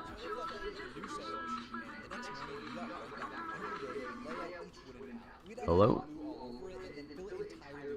From there, we got a layer or two of batting. We cut out the fabric to perfectly match the top and the sides. And Kevin would sew that together and turn it into our slip-on cushion. And once we slid them over the top, we'd flip the cushion over and add about 1,000 staples to the bottom to really secure every bit of fabric. Plus, in this process, Kevin even re-taught me how to sew. And honestly, I became pretty good at it. Now, we did hit one small hiccup, that being on layer 4. The curve was just a little too aggressive, and the fabric couldn't properly stretch around. But after sealing those edges with hot glue so it wouldn't fray, we tucked it in and just kept going layer by layer, day by day. Hello? Hello? Corners on the inside curve, you want to cut a V so they can go down, in and around. And this is an outside curve with just a slit will work. The slit will work, and you can pull that out. A square corner, you want to cut a square wedge out of it so that you can go down on that side and then down on that side. After a project that we had initially started back in October, we were finally able to do the one task that we had been waiting for, stacking up our 7 layers. And of course, by the test of it, this thing was actually worth all the time we poured into it. This is my very first time. Oh, yeah. That's time to take a nap. But, so, I love this. And so after all of that hard work, probably 100 plus hours of building, when we finally had the Terrazza sofa, plus it always seems very cute, we went on that final price point, and we ended up building this for a total of $981, which I think is the first time I've ever made a project within budget, so major success right there. And even after all this, just like building the living tower, well, I actually have one more question for Kevin. The answer remains no, only because it took the 2 of us to pull and stretch the fabric. I think he's gotten so much better. Eventually, he's going to be on his own. But for now, Santa's got to help, sorry. It is probably clear over the past few months we've become super close, which really does feel like the best part of this video. Through the weird coincidences and circumstances of making this series, I have someone in my life for the first time who really feels like a father figure. You can either mentor me, or if I need advice, I can call them, no questions asked. So maybe a little bit too deep for YouTube, but at the end of the day, that is a result of these videos and this channel. Into the late designer of the original Terrazza sofa, Bald Plug, or the current manufacturers who make this really is a love letter to the product. And to the viewers that have been watching, really, I can't thank you enough for watching this far into the video. I hope it shows how hard I worked on this. So with all that being said, well, here we go. Thank you so much for watching. Please be sure to like, comment, subscribe, and do all that jazz. My name is Ben Turner. You guys have on YouTube. And alright, I'll see you guys later.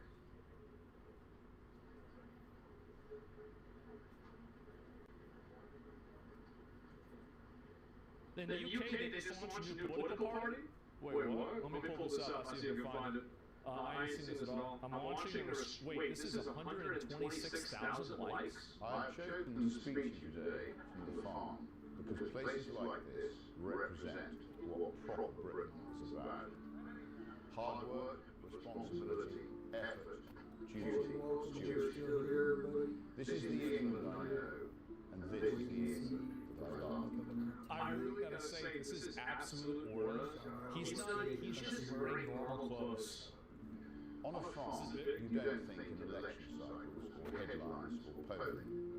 You think in seasons. You think in generations. In what you leave behind to those who come after you. And that's why, here on the farm, I'm now launching Restore Britain as a national political party. I'm now going to dedicate my life to finding, organising, funding, and providing hundreds of qualified candidates to present to the British people the next general election. This process has already started, with invitations being issued to patriots in aligned political parties, Reform, Conservative, the SDP, Advance, and more.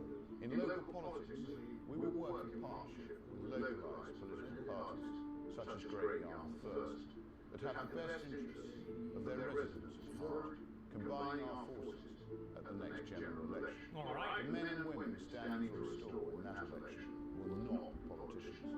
I promise you that. Oh, wow. They will not be failed ministers. I wonder who he's talking about. By failures of the past. I wonder who he's talking about. Business, from the military, from science, from medicine, from education, from industry, representing real communities up and down the country. Every single one will be from well outside the existing political establishment, and every single one will understand difficult decisions that need to be taken. Oh boy. Because there are no easy fixes. I'm not going to tell you comforting lies about the condition of our country. I have only ever been honest with the British people, and I will be straight with you now. What is necessary will be incredibly painful. Oh boy. Oh boy.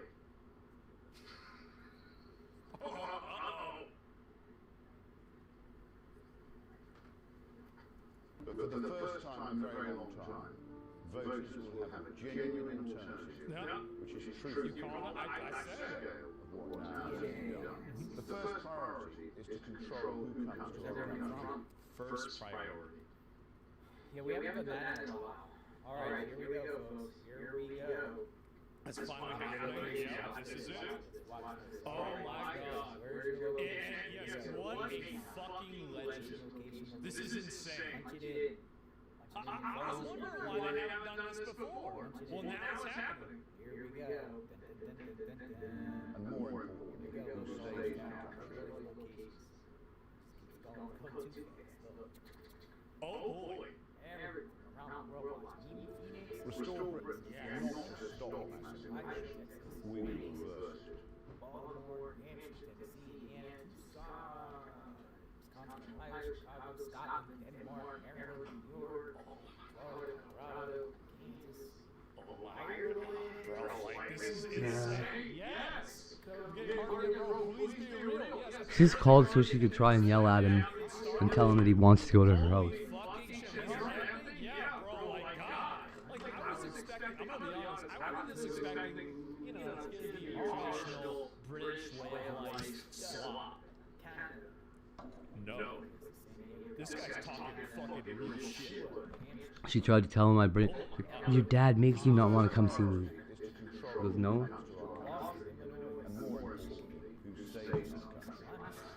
Restore Britain will not just stop mass immigration. Oh my God. Every single illegal migrant will be securely detained and then deported. Alabama, Alaska, The message will be unrelenting. Colorado, Connecticut, Delaware, Florida. I guess it'd be easier to believe that.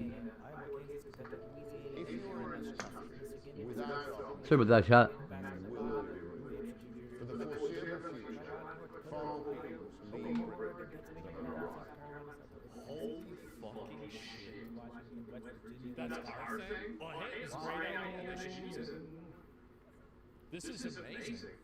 I believe it when I see it. I mean, yeah, I mean, look at what Trump did. Trump brought in ICE. They rounded people up like crazy. They get millions of people. If a foreign national is She hung up on him. Yes! Yes! lives in social housing, Yes! claims money, Kick him out! refuses to work, Kick him fails the to fuck out! commits crime, or even actively Yes! gets away with Get the fuck out of here! wishes to do us harm, then they Wow, that girl just looked like some chick I went to school with. Or be made to live. What's up? I got a few updates for you guys. I was just chit-chatting on FaceTime with my little granddaughter. The world is sharing. Oh, and by the way, Oh my. the process of doing I this got the battery back, huh? will be very Like the top two teeth were, It will be. you know, It just will halfway be in and out. extremely brutal. She looks like Oh, my phone's going off And again. that can tell you that you know you're doing the right I thing. missed quite a performance from who? What did I miss? Do I need to rewind? Will make our communities safe again for women and children. Look at Perrine and Oh yeah, how's that? If I'm that like getting over these updates, y'all. It's getting. Let me guess, she's calling the police. I don't even know. Oh my god. This is insane. Wow. I think tomorrow is going to be a great day too, because look, Brian said It's 30 constant. minutes Yeah, ago. this is insane. Like I've been waiting on this. Like this is still has not been put into CODIS as of I now. love this. We're constantly told the economy needs of low-skilled migrants. Nope. Oh my goodness. And then 16 minutes ago, Michael Breeze, a neighbor tells C. Dugan Ramirez that a dog showed in the direction of State Farm, We need is to not law enforcement, because it was totaled in a crash last week. No. Oh my God.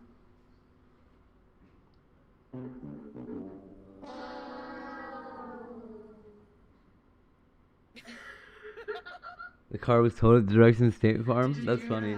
That's so funny. JLR ran across the town. The car was towed at the direction of State Farm because it was totaled in an accident last week. Do we Right on. believe that? Do we believe Kels, I've had it. Kels, I'm gonna make you. We're gonna go on StreamYard. I'm gonna make you come up with me every day. I can't. Oh shit.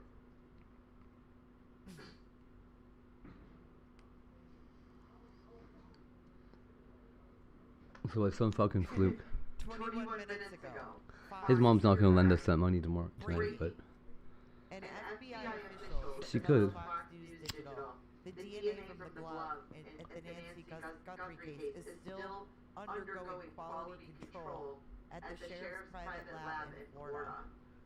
It was sent from Tucson on February 12th. It's expected to be entered into the FBI CODIS soon, possibly tonight. Brandy says I worked at an insurance company. They can't do that. Do you guys think they're lying?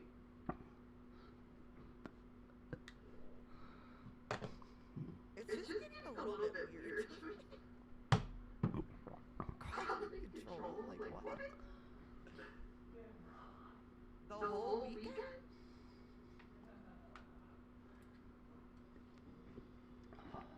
Did someone total the car after something happened with Nancy? So yeah, this guy No. on the Will Kane show, he had this guy on, he says, clearing the Guthrie family prematurely. No one wants to freaking clear them. Look at Jennifer Coffindeffer, Nancy Guthrie. All the Guthrie family has been cleared. End of story. They are not involved. Oh, God.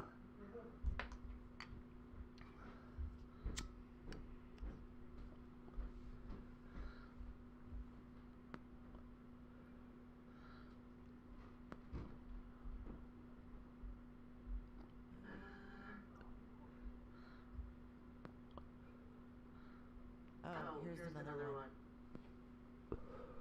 Oh, no, that's old. So Caitlin Noel Day has been arrested 14 times. Burglary, drug trafficking, stolen property from 2011 to 2025. sounded like she said drunk trafficking. Not good, not good. So do you guys have any questions about who's who with this Kayla, Luke? I guess Luke was the one with Oh, the thank God. Range Rover. Kayla was his girlfriend. They were arrested together last year. She was booked again on February 14th. looks like she's in jail right now. It's so hot. The car that was parked at the raid was towed. Now they're saying it was an insurance company.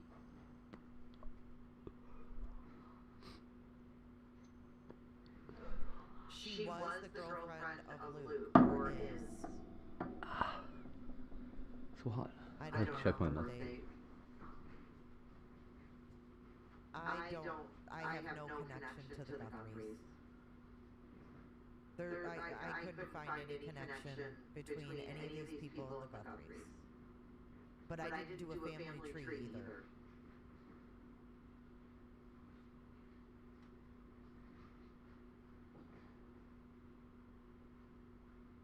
The car that was in the driveway yesterday? Yes. That one. I actually put together a little video. You want to go over it? I don't know if it makes a lick of sense. Because my brain is mush because the details have gone from one to the next to the next. Zach was the guy who owned the car dealership that was on the tag of the car. Zach claims that he sold that car to a kid and his mom. Now, whether that's true, I don't know. I think we're just gonna have to chill on. I mean, at least I'm gonna chill on bringing all these people into something that I don't know they're involved in. It might be all of them. I mean, hell, there could still be a link to Carlos, and we just don't know. You thought I had a family tree with a cork board with strings? We almost need it at this point.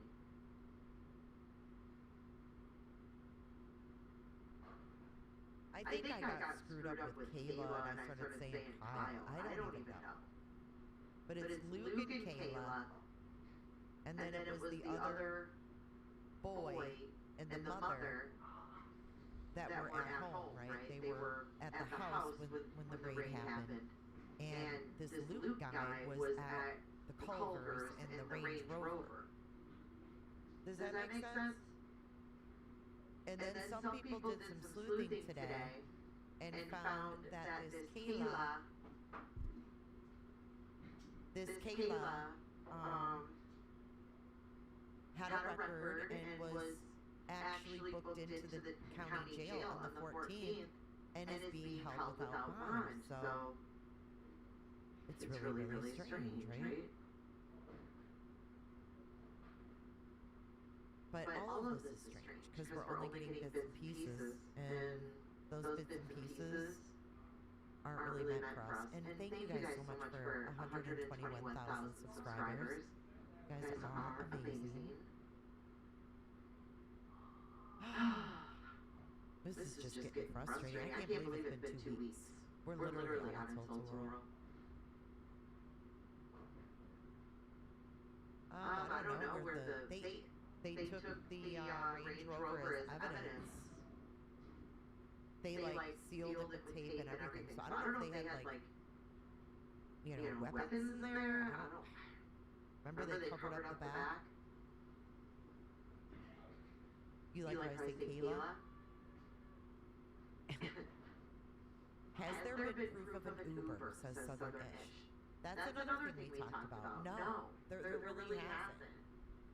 There really hasn't been proof. We just know that Sheriff said he talked to the Uber driver. I think she had a warrant, Chevy. She's got some pretty heavy drug charges. That woman's going to be doing some time unless she rats out somebody for this Nancy thing. No, Zach is Cheryl. Zach is the car dealership owner. The car had, the Range Rover had a tag on it that said MG Motors. That went back to Zach. Exactly. Evidence of what? I'm so confused. Is that the type of vehicle that was at Nancy's house? We don't know what was at Nancy's house. What do you mean? Yeah, what was in the back of the Range Rover? You know, this is the thought I had. Was she sneak attacked by somebody she knew? did her daughter or Tommaso say, hey, your Uber will be there at 5:30, be ready? And she just unwillingly got in the car. Just got in the car.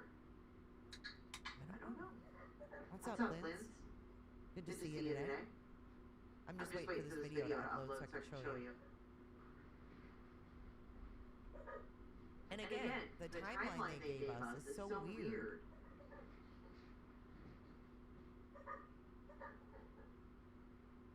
They definitely tagged that Range Rover as evidence. Definitely.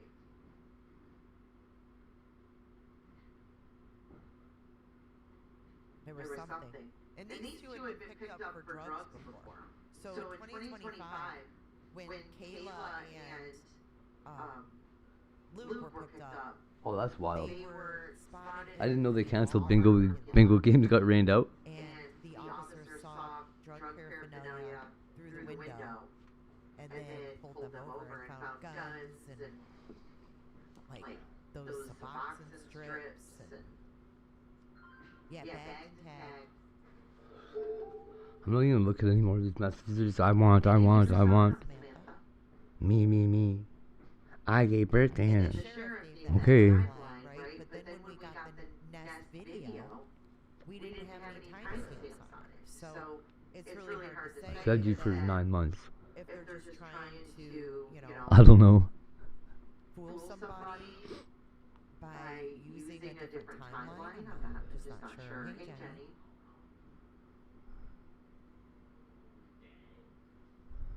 I like Merlin too. He was sweet.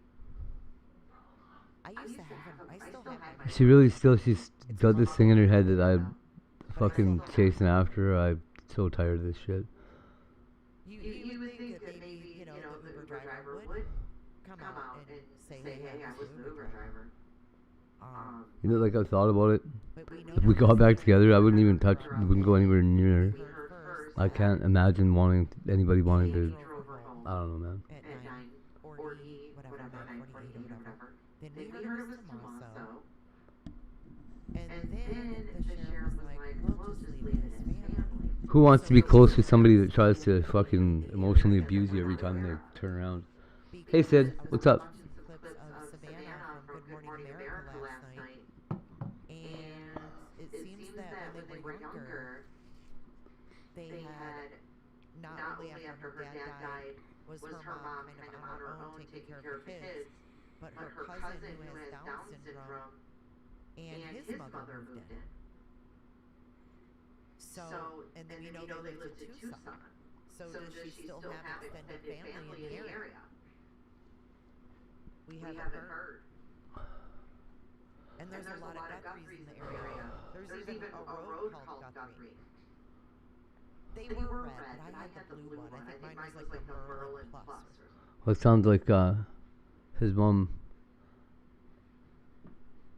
could help out and just won't. It's pretty fucked up. Uber would be easy to verify, right? I don't know, like, would you lie about that and say she had an Uber if she didn't, knowing that all they'd have to do is check the app?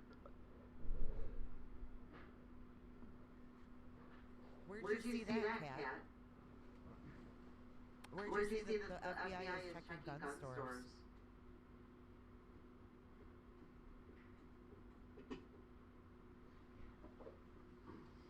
And then do you guys remember where someone, where did that come from that it was said they played Mahjong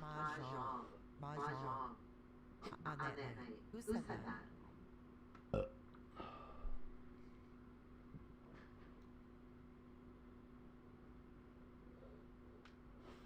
Brian posted on X. Okay, let me look. Oh, this is just crazy. Did you guys hear that? Okay, FBI agents have been to several gun stores in Tucson with a little their photos to see if any of them were in the store or purchased the weapon. Okay, so they probably identified the gun in the holster. They probably identified the gun in the holster. trying to see if anybody in that area bought one like that. I still want to know the significance of January 11th. What do you mean? Well, it was funny because Savannah Guthrie did a special on Good Morning America about 6 months ago, where she actually played mahjong with that Jenna Bush girl. Lisa discovers, thank you for your generous super chat. Scottsdale, 2 teens arrested same weekend Nancy was taken. It looks like it's still raining here, or snowing here. Restrained 2 adults and demanded $66 million in cryptocurrency. Teens relayed they had been recruited. Yeah, hey, that's what I was talking about before. The 2 kids broke into a person's house in Arizona, kidnapped 2 people. Yes, lady. I think I saw their mugshot. Yes, that's what I said. So what makes you think this isn't the same kind of ploy? And thank you so much, Lisa. Thank you, and I'll check that email out. What I want to do is listen to my Broadcastify back on January 11th and see if anything pops up.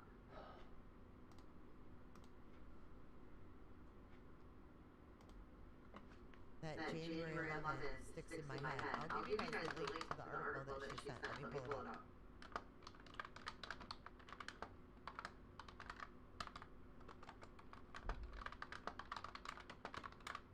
Giselle, thank you for your PayPal or your Cooter chat. Thank you so much. Okay, I'm gonna give you guys a link to this so you guys can also check it out.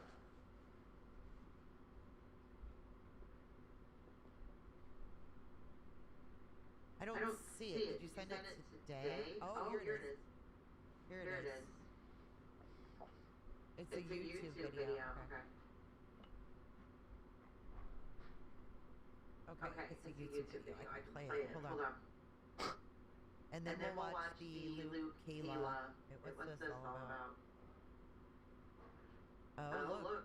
It was scheduled for the Yeah. County Fairgrounds, January 31st to February 1st, 2026. Whoa.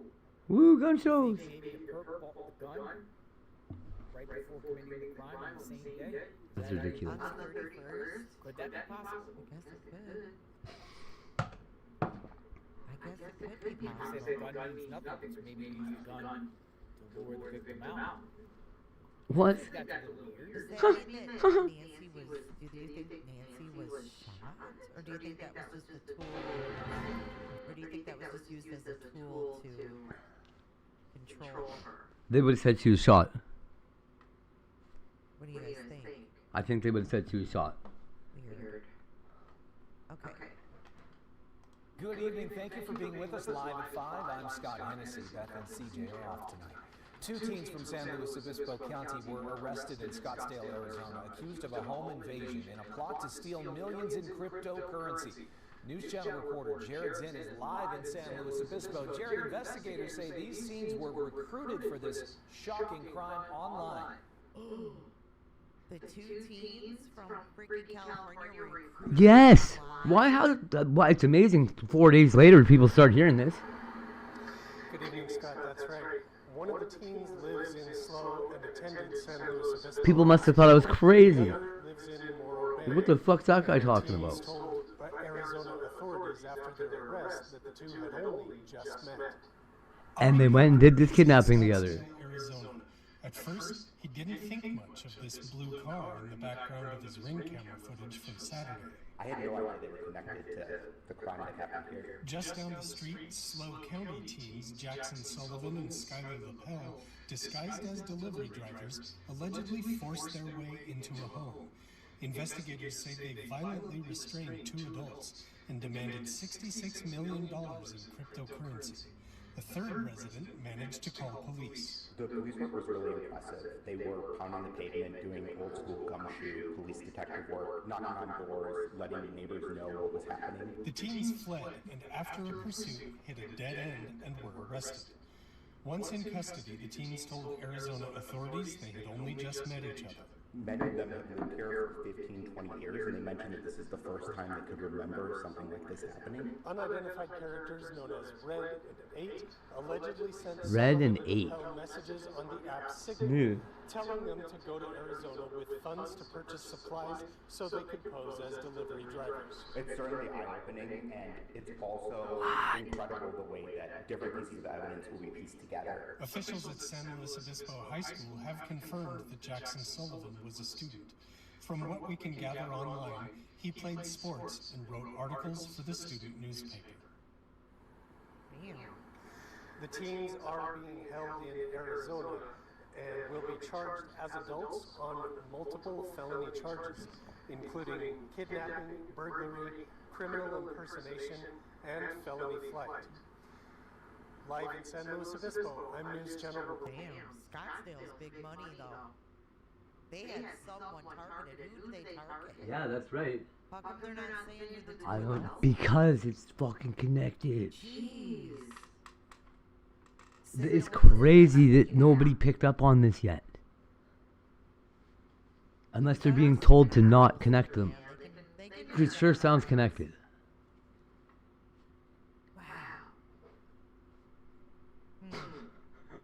I wonder how they like Signal. how they hold them, like how do they violently hold them? We don't know. That was on 131 at 10 in the morning. Weird. They were chased on the freeway? How did they hold them? Like what did they violently do? They didn't even say. No, shut up. That's wild. Okay, guys, we're gonna go over this whole Kayla thing one time. One time. You guys ready? Hopefully this will make sense. Because I'm not even sure it makes sense. Why are they covering his face? Okay, so... Wait, why are they covering his face? Seemed to be a pretty interesting piece of evidence here, whatever may be in the back.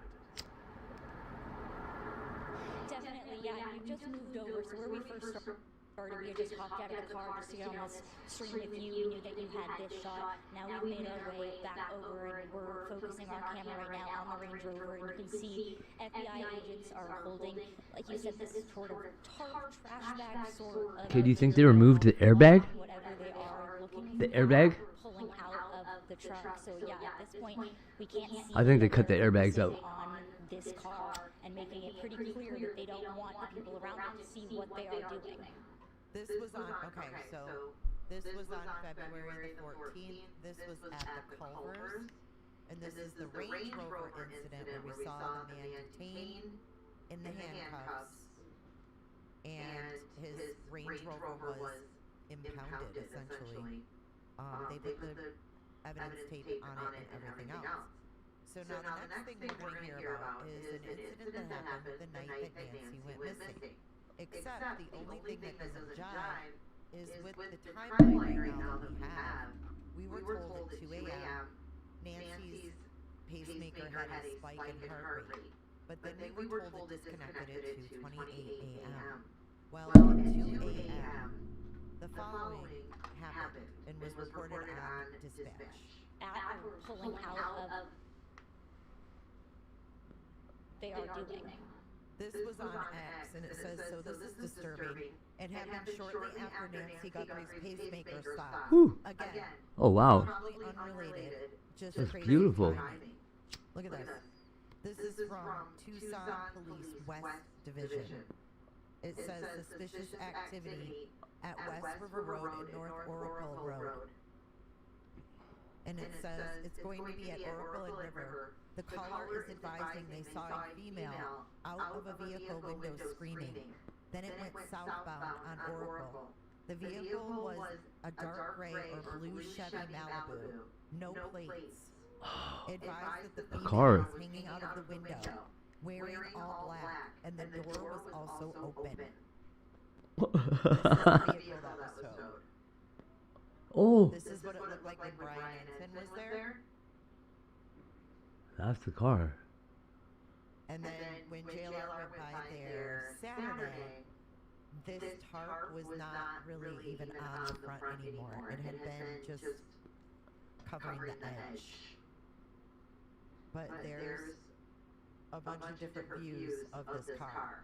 Right? It's messed up pretty bad. This is the car that was towed today. And this is the house that was raided. And we found out Might be non-related. February 16th, they were stating on that the car was towed because of State Farm, not because of law enforcement. That could be. So there's quite a bit of front-end damage. What did they hit? You know? Javelina? What did they hit? A javelina? An 84-year-old woman. Ah. Or that dude. Freaking bumper was off of it. Did he hit somebody, like a person? Dolly says, yeah. Don't look good. Don't look good. Dolly said there was a person hit. I don't know. And what's covering, what are they covering up? I wonder if there's any evidence on that. You women are lucky, dude. So here we have, okay, we're arrested in 2020. Okay, so this next Beards thing suck. is about Kayla. Now Kayla, the first guy in the Range Rover that was at Culver's, Kayla Day, was arrested with Luke back in 2025. Luke! And from what we have heard, all of this is connected under the same search warrant. One was a traffic stop, the other was the house raid. This was with SWAT, where Brian Ensign was in the perimeter. So this is about Kayla. That was Brian Ensign right there. Day. And you're going to see in here, Kayla's a little bit of a record. She currently was arrested last year. Major drug charges. She's got theft, murder, all this stuff, okay? But the thing that's weird is that the raid happened on Friday the 13th. And then after midnight on the 14th, Kayla was booked into the county jail without bond. So I don't know if Kayla was at the Culvers. Where they picked up Kayla, I don't know. But the timing is sus. That they picked up Kayla on the 14th. And she's being held without bail. So did she have a warrant out for her arrest? I don't know. Minus 80, we have not confirmed any relation of Nancy to Kayla. That is rumor, and I have it pinned at the top of the chat. Is that the tarp the guy was carrying in the ring footage? Oh. Artsy. I don't know, maybe. Buddy, I think she's just, Let's listen to this part about Kayla. This is from that. And then we have this. Thank you, Melmo, for this stuff. Ha! Somebody named Melanie or Melissa. This is Did from Melmo? her arrest last year. This is Kayla. And it looks like she was in California. Kayla Noel Day. Some red hair. East Pod. Oh, this is now. Okay. East Pod. Was she in prison? This is her being put in Yeah. on the 14th. Yeah, she's in prison. Doesn't say she is held without bond. This just came out 12 hours ago. January 11th. Who was she around on January 11th? Okay, so that was Kayla. Now this is an article that I happened to find on, I think it's KLD. And they expanded the area that they want footage. And they expanded it to the following. Let me play this. They are focusing on cars between 10 p.m. January 11th, 1 a.m. January 12th, as well as 11 p.m. January 31st to 4 a.m. February 1st. Yeah, so we have January 11th, specific times between 10 and 1, as well as January 31st, the night she went missing, from 11 to 4 a.m. Extend from Aina Road to Lochola, then down River Road over to Roller Coaster Road. River Road, that's the same area. Roller Coaster Road is close by too. So that's the same area that they were saying back in the beginning where they saw the lady hanging out of the car. It was on River Road. She was arrested February the 12th, says Cheryl. Thank you. There's just too much on this. I think someone needs to search roller coaster. Okay, so if she was arrested on the 12th, maybe she... DLR's getting his alert on. What's going on? If these suspects are in this area,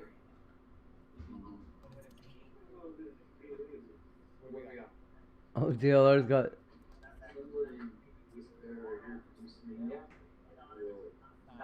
Same camera. Now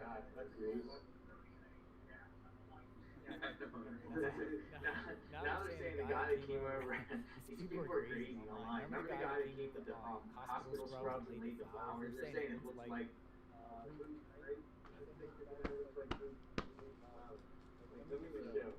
Look at the comments. Look, remember this guy? I'm just saying how crazy people get. Remember that guy that came and made flowers and trying to say he looks like the other guy?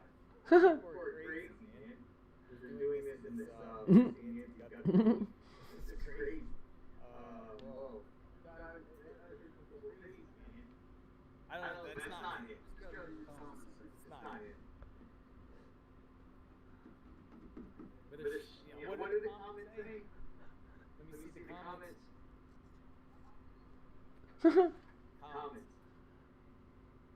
All the men out there look alike. Carlos too? All the men out there look alike. They're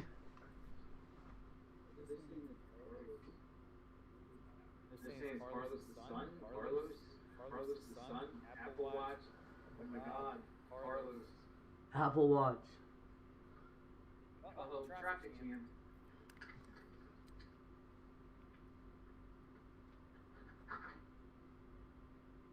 Ooh.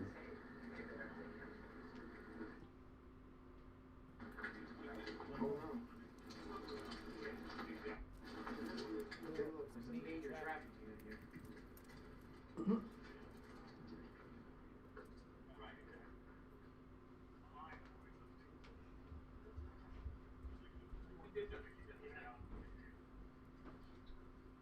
Oh, there is a traffic jam. Traffic jam.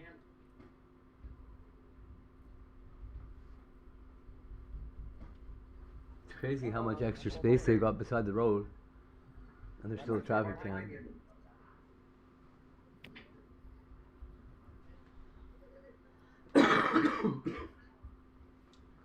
Oh, Megyn Kelly. Arizona and beyond to stay on this case and story. The last thing the family needs is for the media to pack up its tents, because they will. Trust me. It never goes on forever. The last thing they need is for them to pack up their tents, put away their stick mics, close their podcasting equipment, and go home. Because it will be the public that drives tips in this case, leads in this case, pressure on the perpetrator eventually, and on law enforcement to stay on this. They've got a lot of cases to solve. They've got a lot of even bigger cases. Sadly, kidnappings, murders, rapes, theft, crime in the United States, and they will not stay on this forever. And this is something that this twit reporter over at MSNBC needs to understand. I've never heard this before, but I'm going to tell you, this person said, she said fucker. She said fucker. Who said the suspect was bringing flowers? I think it's just a picture of someone bringing flowers, and people are taking the pictures and saying, oh, is this the perp type thing. No suspect brought flowers. She called him a little fucker. And this is something that this twit reporter over at MSNBC needs to understand. I've never heard of this fucker before, but I'm going to play you this person's soundbite. This is the new MS Now, and it's reporter Alex Tabbitt over the weekend. Sophomore. What's also interesting about what happened Friday evening and Saturday morning. I saw him. Remember we watched him. It's this douche. She rips him an ass. Is not just what we know, but also the number of false reports that came out over that time span. All of that speaks to an interesting and somewhat dystopian dynamic on the ground here, Jackie, and that is that there are hundreds, if not thousands, of members of the local, national, and international media here, but there are also hundreds of influencers. And in these moments of developments in this story, they will go live to their hundreds, if not thousands, if not tens of thousands of viewers, and I will overhear them just say things that are not based in fact, things that are just based in reality or have been checked with the local authorities, seeing how some of these comments that are made without regard to the fact that a woman's life potentially hangs in the balance here, how those little comments snowball into this misinformation and disinformation. Oh my God. Of all networks to be lecturing us on mis and disinformation, why don't you talk to your big boss, Rachel Maddow, and all the rest of the primetime lineup about Russia. You want to talk about falling down in the job? As he's speaking in the lower third on the channel, coming up next, exclusive interview with Judge Emhoff. What did you do the first time you had a big exclusive with Judge Emhoff? Why didn't you ask Joe Scarborough? He didn't ask him about the allegations that he likes to beat women at all. Okay? So we're not going to be taking lessons from you, twit reporter, how to handle a news story. And the nerve of this asshole to try to chide the influencers and the podcasters who are out there trying to cover this case into doing it more like MSNBC or not doing it at all. It's thanks to them that we have half the interest in this case. They're the ones who are following around law enforcement. Yes, and by the way, most of them have been extremely careful about not broadcasting the specific locations of the law enforcement operations when they're executing on these warrants, because they understand that if you give a tip-off to the bad guys, they're just looking for content and wanting to help solve this case. There are responsible reporters, I would include this show among them, who listen to these influencers all day and night and take from them what we think is valuable, discern what is appropriate to report, and make judgment calls on what we're going to broadcast to the audience, but they've been invaluable to us. And rather than jumping all over them because you figure out all the answers at MS Now, you might open up your eyes and ears and take a listen to what they're reporting. Interviewing neighbors, going to locations that the networks have not gone, following up on the locations where we've seen police activity to try to ask the people in influencer crew, show up. Holy. Okay, I had to run to the store. I find my wallet too.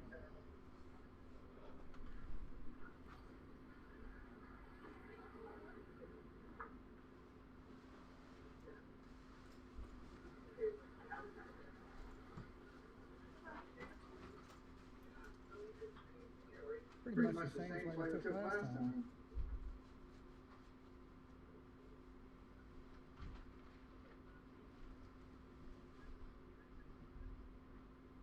Golly, you were awesome.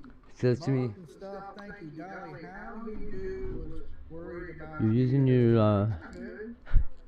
so I'm using my son as a meal ticket. So I'm not sure which day I'll be down there. He's gonna Whoa. be Thursday. Why doesn't somebody send me money for him, and why haven't I been eating? Thank you, Sadie, for posting the travel thing. Yeah, I'll be down there either Wednesday or Thursday. Or Friday. I don't know, I'll be down there sometime soon.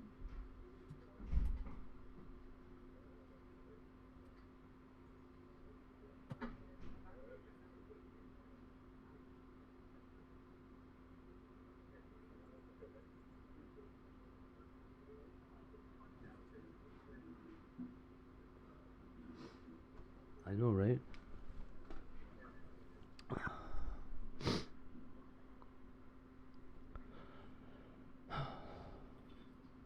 I'm just over here getting fat. Eating all my kids' meals, man.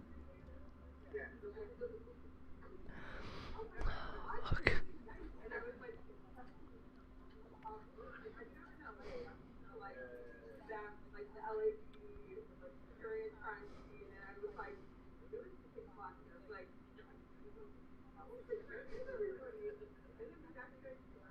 I would swear she wasn't this much of a piece of shit when I met her.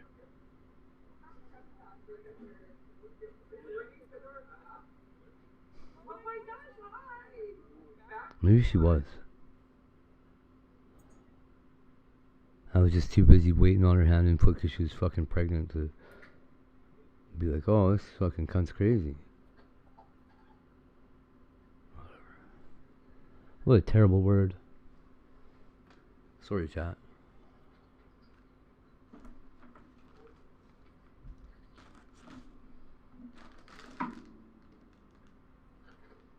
You better hate.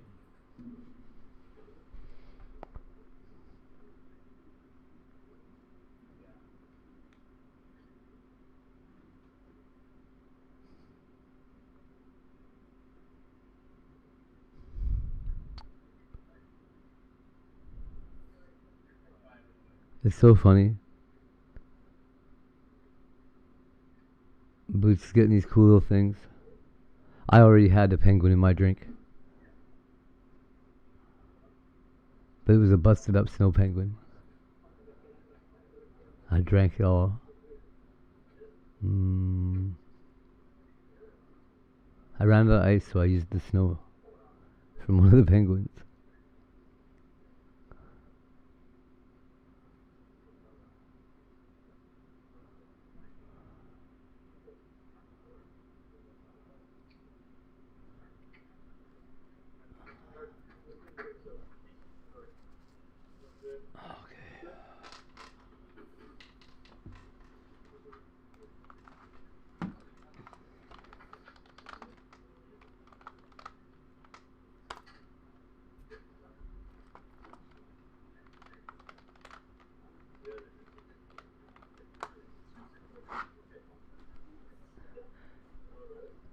Hate it? That's where we're going. I'm moving to whatever that is. No, I'm not. 3 degrees Celsius, what the fuck? That must be in Canada somewhere.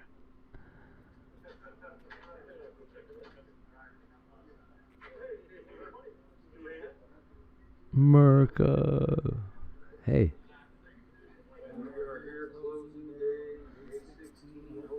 JLR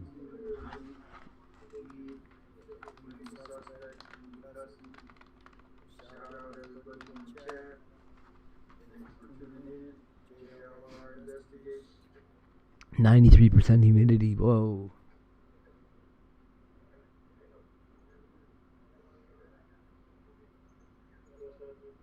Look at that. 76% humidity.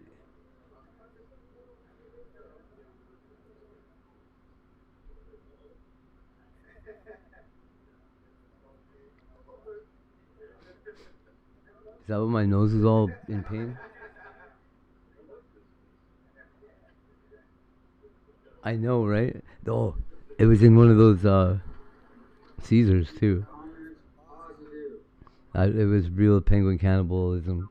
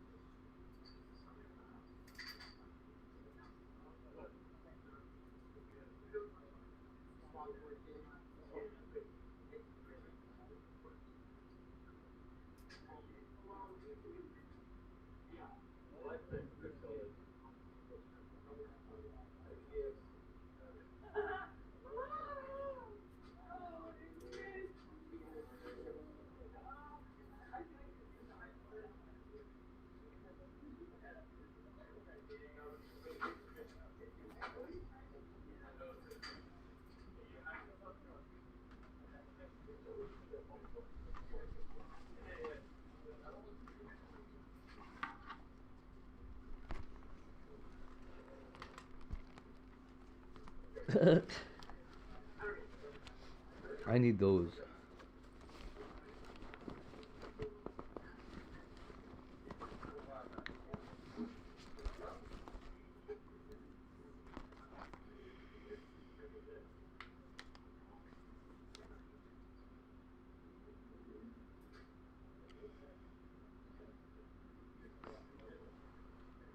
Do you know they sell these battery packs charged already?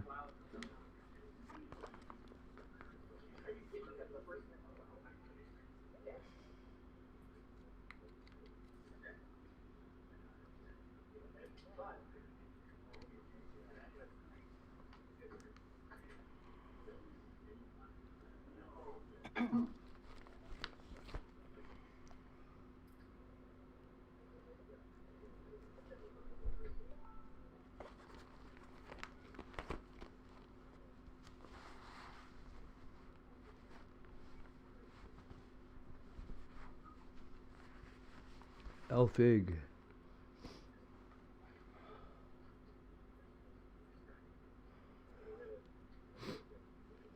Good to see you, Ozzy.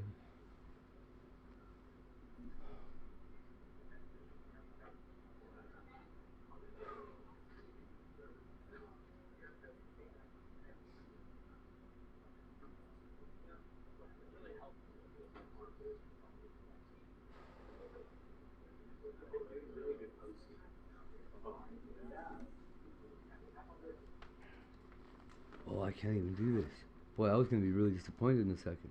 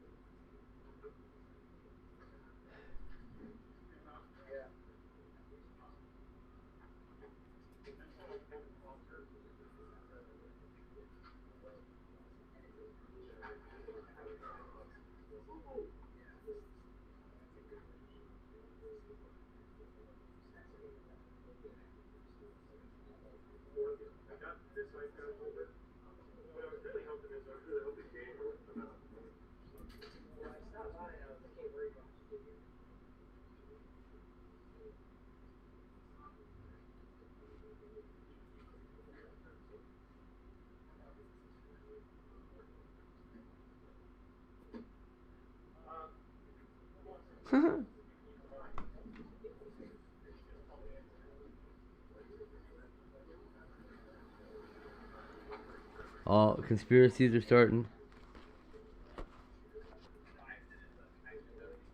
Latoya just confessed to working with Az.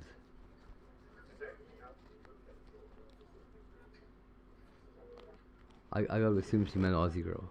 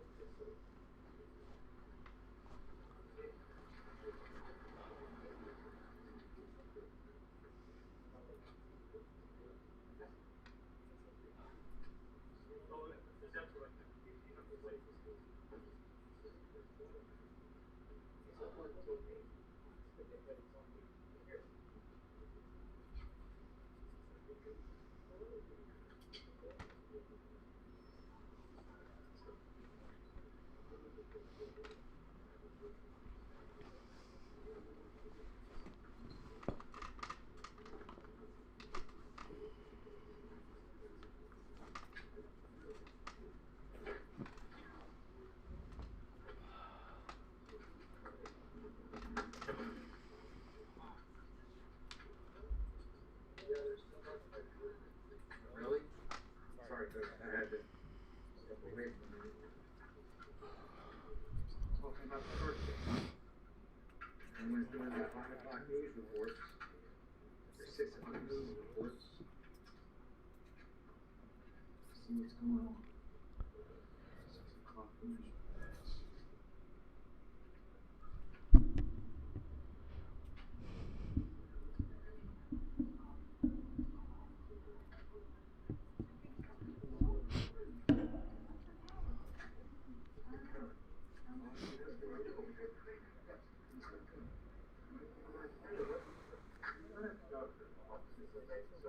Okay.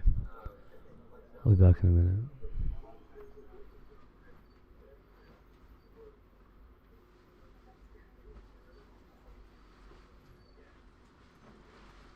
As the sun keeps going down, Man, I'll tell you what. Doing hard fucking drugs makes this kind of life a lot easier.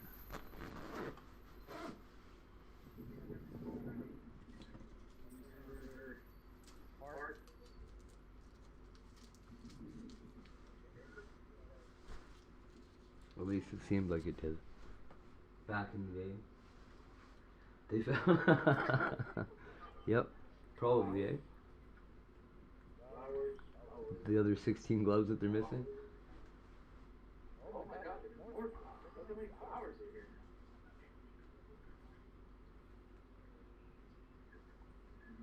As Bubble Boot said hi.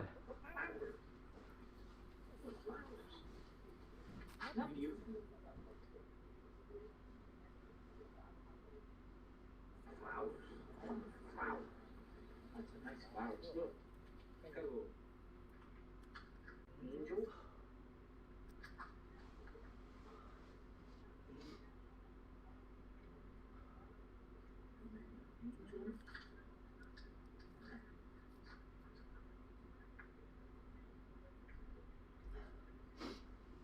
Yeah, I'll tell you, it's not that easy to get transparent layers to work so well.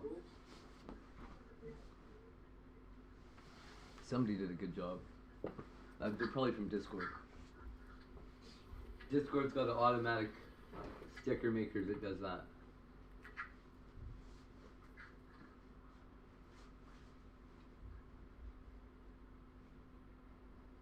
So it's growing, like maybe what we know is probably all the way down here.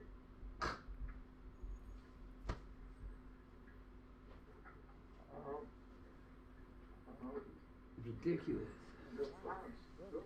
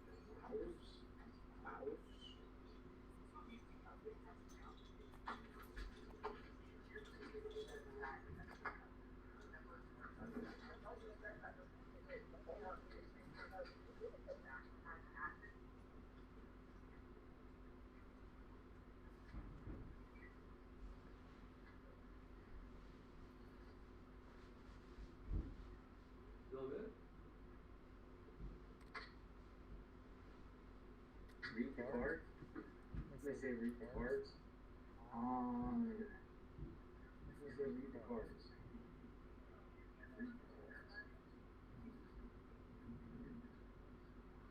Is there anything on this cards? I don't know if there's cards, but they're like. Patience. Kind of just like receipts and stuff. I don't really see the cards.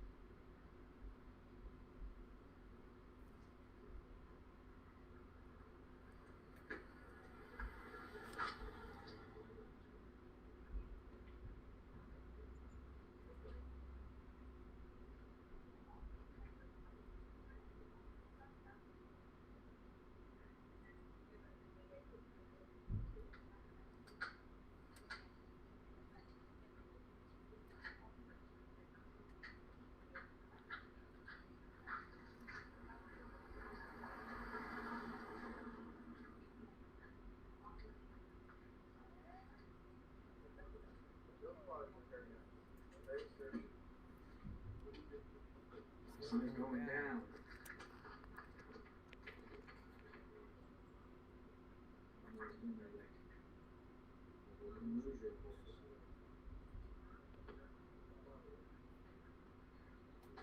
Oh, police leaving? New sheriff in town.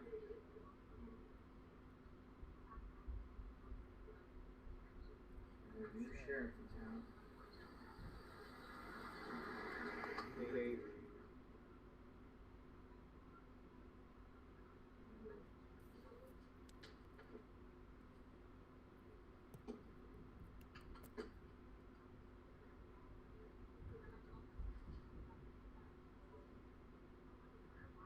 Hey folks, it's not my birthday today. I don't know why everyone thinks it's my birthday. I appreciate that, but it's not my birthday. Not my birthday.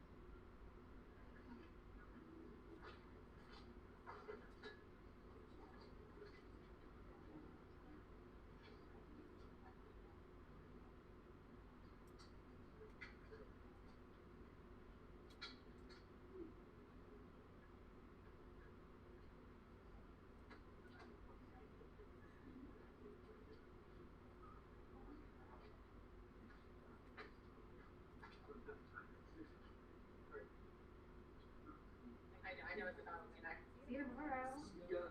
Good night.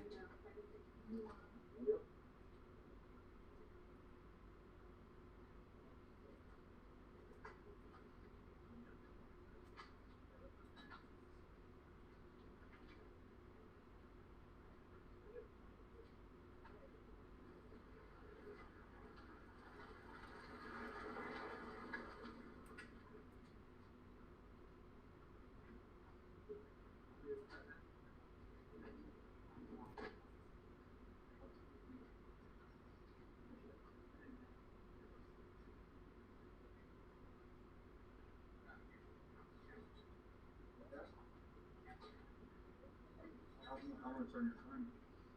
I'm sorry. I'm on the 10 hours, 46 minutes. We got up to 12 hours. 12 hours.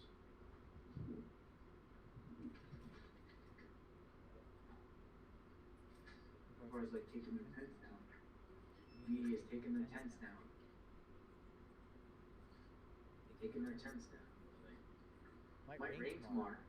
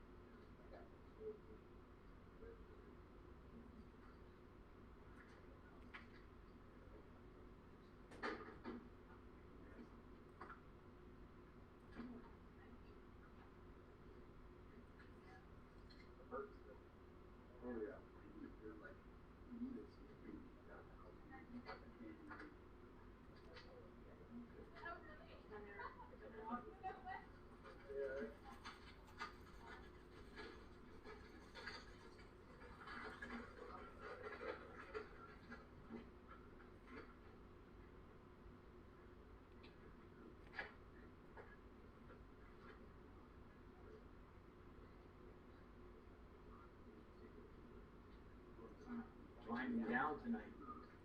So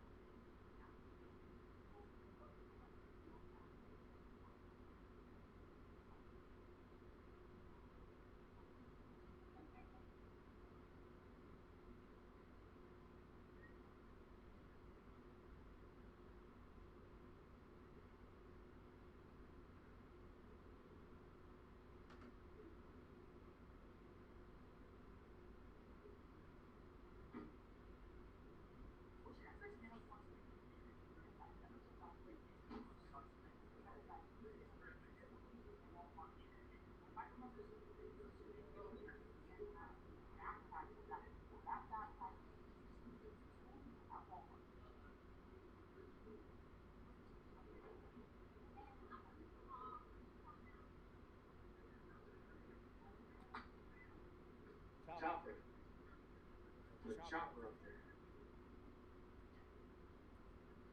Chopper up in the sky. Ahead. Chopper, thank you. Thank you, Sweet Allah.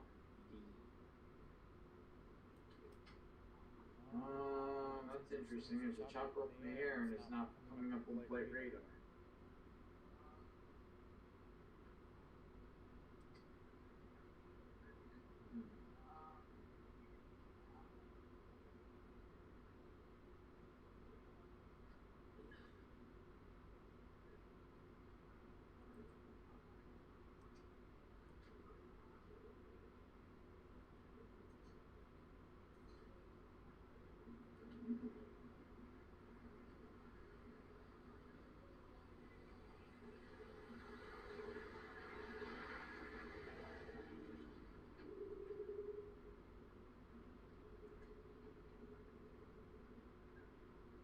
A lot of people are walking away.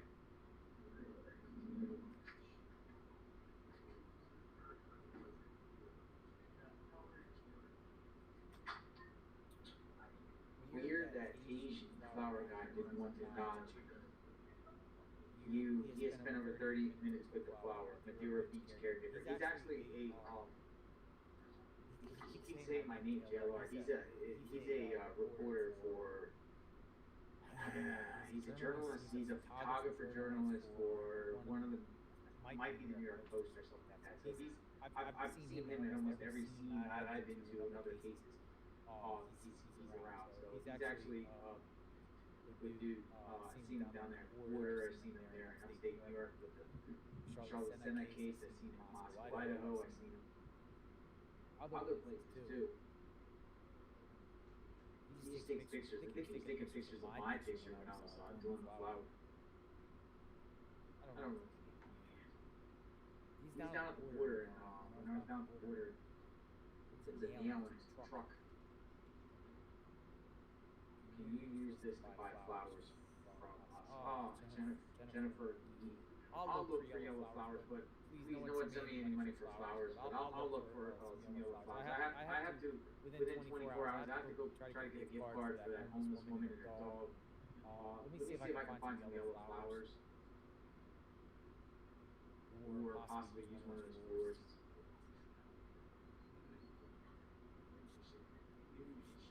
Yellow flowers. Let me see if I can go around and try to find some yellow flowers. Velvet flowers. So the JLR Army can lay down some flowers.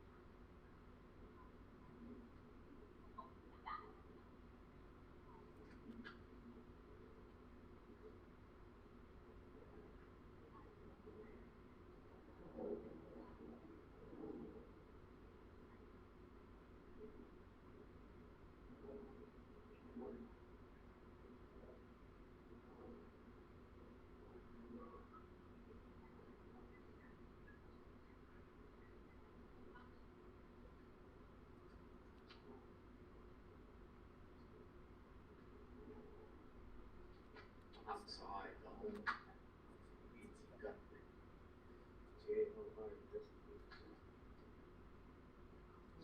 We'll continue to do day in and day out, from sunrise, we'll go after sunrise to sunset. Sun has set. So Nancy's found.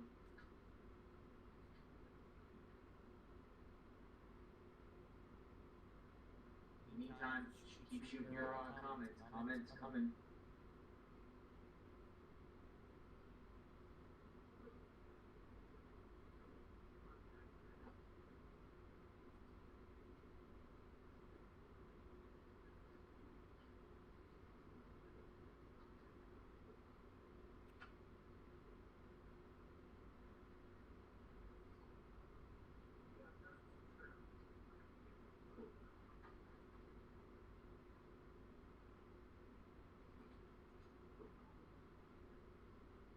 flowers.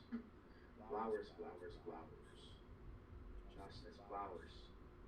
Thank you, Josh.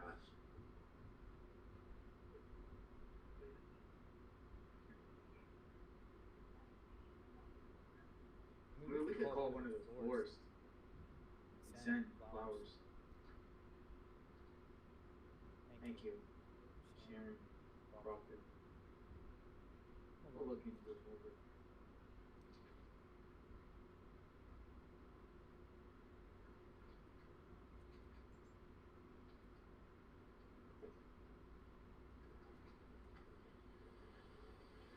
Tracy, 7191, thank you. Ads exchange better. Hey, how are you, sir? Good. Nice to see you. What's going on? Yes. Nothing better.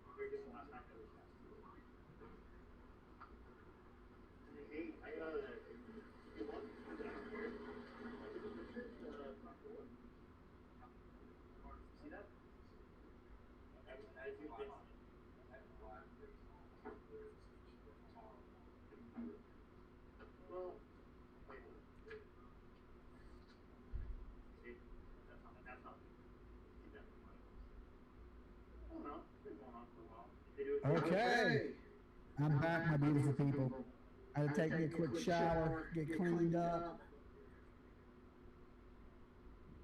What did I miss? I miss anything good? Did these cars move at all? We ain't even staring at the house. We're staring at cars. Can we please look at the house?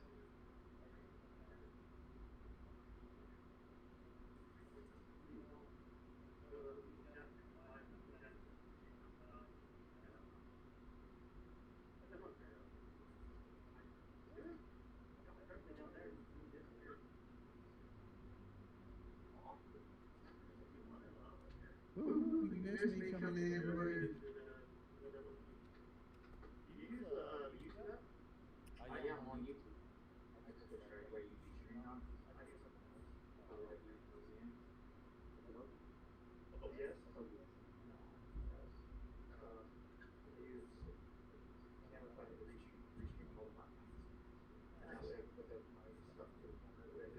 Gotcha. Yeah, I just pop it up on the YouTube app. I was in on it.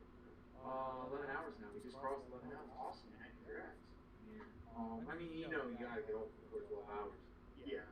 Well, I remember when I first met you, yours was over 100,000 a couple years ago, 3 or 4 years ago, and now you're over 500.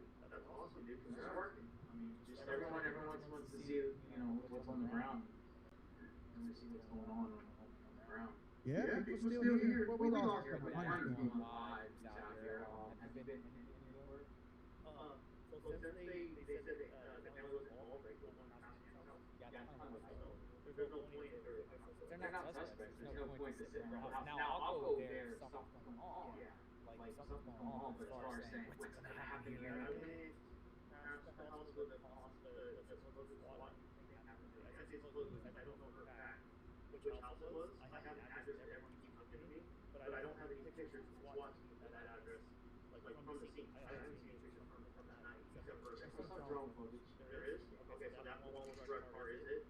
That car that was there with the car? Yes. Okay, so I did go by that house, and I did car's gone. Car's gone, car got towed. But I don't know if it was towed for insurance or. So, somebody was reporting, thank you, Pat Brooks, 2699. Somebody was reporting that it was a State Farm insurance issue for the car wreck.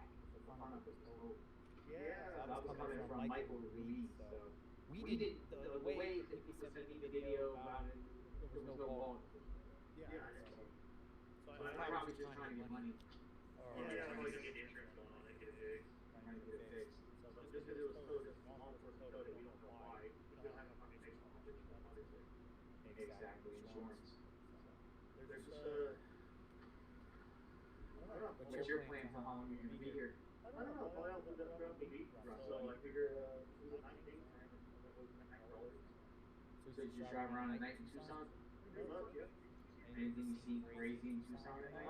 Last night there was a sheriff's officer parked at Orange First right here. United States yesterday. And so I parked there last night, waited for him to leave. And they took off. He took off, and there's 3 more sheriffs trucks came out of nowhere. So I tried pulling out and follow him, but by the time I hit the green light, I didn't see them. So I drove the whole neighborhood to find out where they're at. I didn't do anything on the big scanner to indicate that there's something going on. We just couldn't get it, you know. But thank you, Sarah. I haven't really seen anything. So hopefully, yeah. I had last night they were snapping you and me with the SWAT team on the other side of town. So I went to both streets that had similar names. There was no SWAT activity, no 260. It was just a BJ, there was activity over. Oracle. I remember that. That was the day, right? Oh, last night. Oh, wow. I didn't catch that. So that's gone live. If you guys want to see like nighttime footage, you like to drive around it, right? Yeah. No, it's just. Thank you, Patty. May or may not get stuff tonight, but it pops up and figure it out over it. So when you sleep, I usually because I work all night. I usually go sleep around 4 a.m. and wake up around noon. You're like 4 to noon. So you're basically afternoon, evening into the night. Yep. You do that all the time. Yeah. You do that. So doing the stuff I do that usually here and say hi. A lot of people say they like it. There's Dad's gone live, California. Kind of gets in his vehicle and just screams away on like scanning, right? Yeah. Or whatever you see. If you ever see something that's not on scanner, it's just all the time. What got you to do this? I grew up with a family that was scanner teachers. I was a little kid, they took the scanner, and then about 4 years ago, right before I met you, somebody asked me to live stream. I said, yeah, let's go. I'm gonna make it a page, and it's just for a hobby, and they're gonna go through now. Is that what you do for a living? For a living. Nice. You're streaming live stream. Yeah, I've seen a lot of the like police activity. What's your dog's name? Ruger. Black dog I had in Texas. Okay, yeah. You drove all the way to Texas. Yeah, I drove to Eagle Pass. How long did it take? Almost 30 hours. But over 10 hours. 30 hours. You just took one nap and that's it? 6 hour nap, 8 hour nap. How long did you drive the longest? The longest I've ever driven was from Bakersfield, California to Midland, straight through Minneapolis. So in Midland, Texas. So how long was that? A little over 20 hours. 20 hours? What happened after 20 hours? I stayed for about 12. I was tired. I picked up a Red Bull. Yeah, I can do 12. Like, it's crazy because, like, as a kid, I used to drive down I-95 really hard at 19, 18 hours. No. Now when you get like 16, 17 hours, your eyes start getting buggy. I can do about 8, I'm done. Yeah. But I can't do it. That's it when we like some of our trips. So I just want to touch base with DLR here. There's people around YouTube.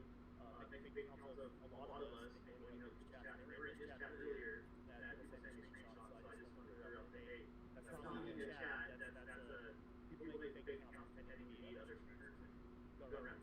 So basically what he's saying is people are coming into this chat pretending, you know, him talking crap with me to try to get me to react or vice versa and stuff like that. That's not it. We don't feed into it. Yeah, we don't feed into the crazy. There's trolls out there. So when that happens, they walk up and say, hey, let's know that wasn't me. And I wasn't even aware of that. What's going on? Yeah. I mean, there's so many people in the chat that don't even see it. Yeah, here's the wild around the road.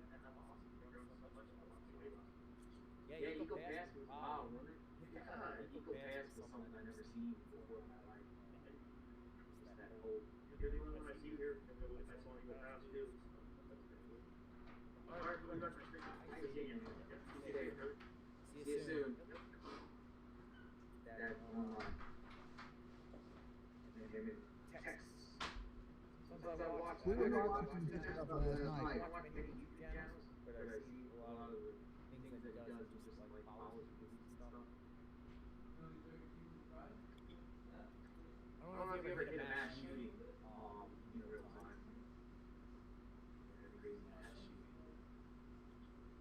It's not my birthday. I don't know why somebody's saying it's my birthday. It's not my birthday's in December. Wow. So, California. Yeah, long time true. who remembers the last time I was at the weed store?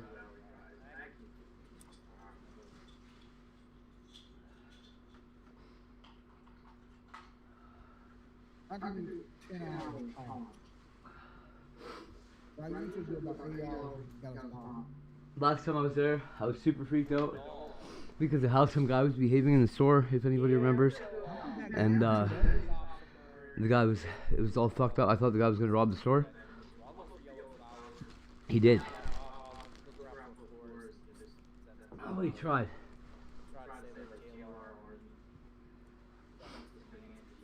I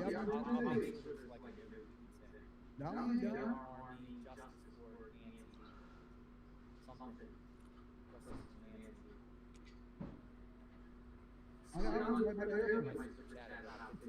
I'm sure I did do guns for it. It's just very hard to do everything. We got the guy on. We got footage of the guy running out of the store. Us chat. I think it was like 2 days ago. Unlike controls, I got a beautiful girlfriend, family, nice home. I got a stupid fucking wife. Y'all live in mama's basement. I feel bad for you. A stupid fucking wife. It's a fucking skank fucking hoe. With an attitude problem.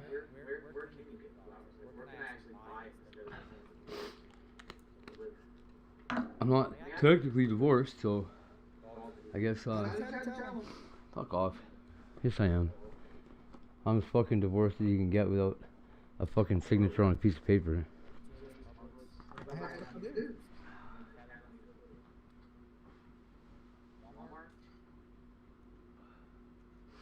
Tomorrow morning, I gotta stop and take care of some things I had to be here for, and then after that, I'm freed up.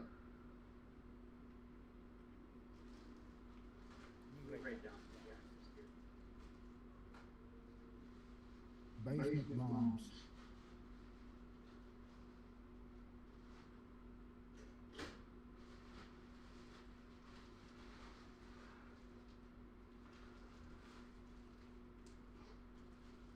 Yeah, so it's either I'll be there Wednesday, Thursday, but I'll be back.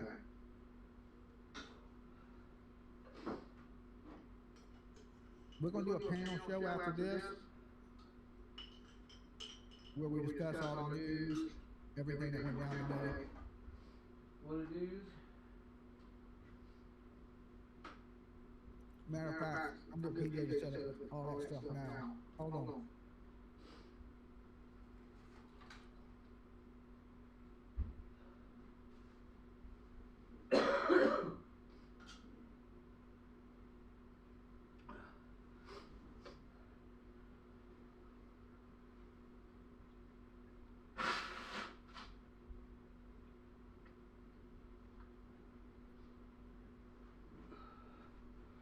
Let's go Chathams. Or whatever it was. Oh, it's so hot right now.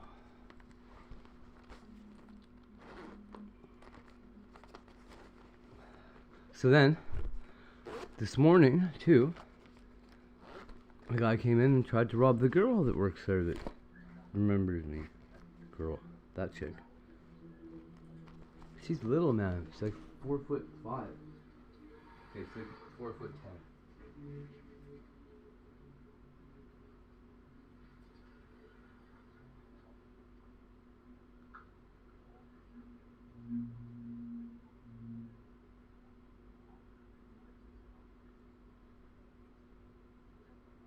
Okay, we're getting everything set up for the panel channel. Or panel, I said panel channel.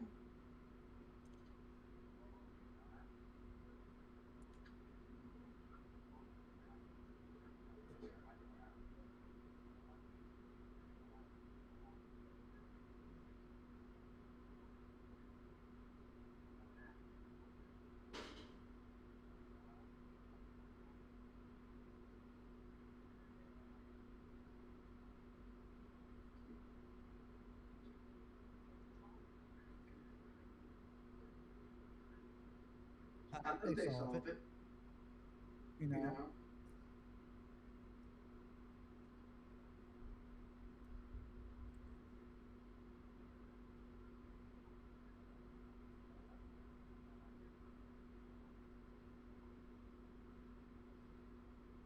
I paid my storage. I did that yesterday.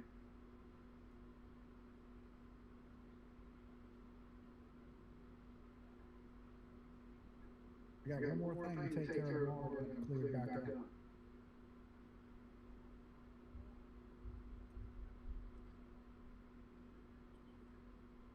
I said it live to you on TV. My producer just said I'm weird. Look at that sky. See how pretty it is?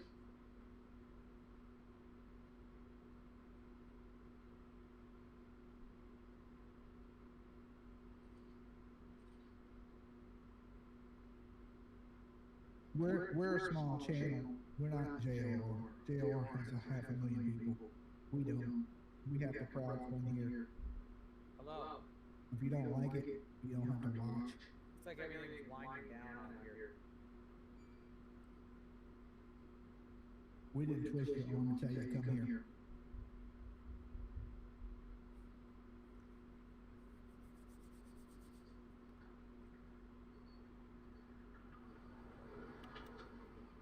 Yeah, I think we're gonna sign off tonight. Be on standby. And then, see what happens tonight or tomorrow. Thank you for your amazing, consistent coverage of Nancy Guthrie's disappearance. You rock. Thank you, Moon, Child, Inc. Thank you. Folks, another day, Stacey, where's Nancy? JLR investigation out on the scene. It's pretty much getting dark out here. It's getting really dark out here. Looks like everyone's packing up. There's still like I hear the tents are going down. Kind of want to just kind of be on standby for so something great tonight. We're here on the channel. JLR investigates. We'll be back tomorrow morning. We'll be here at the staging ground. We'll go from there to see if they give a press conference or to see if somebody gives an update, some new information on her, something develops overnight. That's crazy. We'll definitely be back. Pretty much it. We're praying for Nancy and Nancy's family, law enforcement, first responders, all the media out here, everyone that's out here, who's on the ground, and every other journalist out here praying for them, praying for everybody, and just the power of prayer, folks. Power of prayer. So out here, I'll continue to give you coverage if anything else breaks. Oh, by the way, look across the street or behind your house. Media back there with their lights. They got lights in the house. If anything else breaks, we're here on JLR Investigates. Appreciate all of you. Thank you so much for the support. Again, the power of prayer. It's about Nancy. It's about justice for Nancy. It's about Nancy being found. And I have no doubt that law enforcement, FBI, Union County Sheriffs, will get her perpetrator. They'll get her. I think it's coming. I think it's very, very soon. Might even have her eyes on whoever did this and that.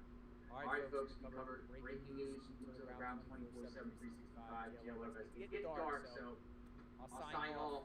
Stick around here a little bit. Look on my phone a little bit. Appreciate everyone that contributed. Thank you very much. I didn't acknowledge you. I truly apologize, but I am extremely grateful for your support. Your support helps us be here at this location in this moment. So I plan to be here for at least through this week. Hopefully we won't have to be here next week. We'll be here as long, as long as the media's here, I feel comfortable staying out here. I don't want to be the sole person out here. This is kind of like the staging ground when something goes on. So I'm here for now. We'll talk soon.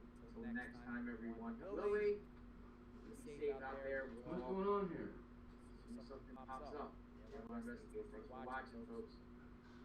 This is Nancy. Thank you. Okay. That was the man, JLR. Alright. He's out there chasing stuff. Like I said, I'll be back out there in a day or two. I'll let you know when I'm there. You won't know until I'm there. Okay, so one day they're just gonna turn on and I'm gonna be right back out there. Of course, tonight we're gonna be doing a panel discussing all the things that have went on today and throughout the week, and the family being cleared like we did last night. So we will continue to have another panel on everything that's going down. Oh. Right. So I don't know if I should end this one or just keep it going and change the topic. I'm not quite sure yet. And it's still a little early. Did we do the panel last night at this time? Was it this time last night we did the panel? Please just stop trying to hurt me. Yeah. I'm tired, I want to rest. I am going to take a little break. And then we'll come back and do the panel in about 10 o'clock Eastern Standard Time.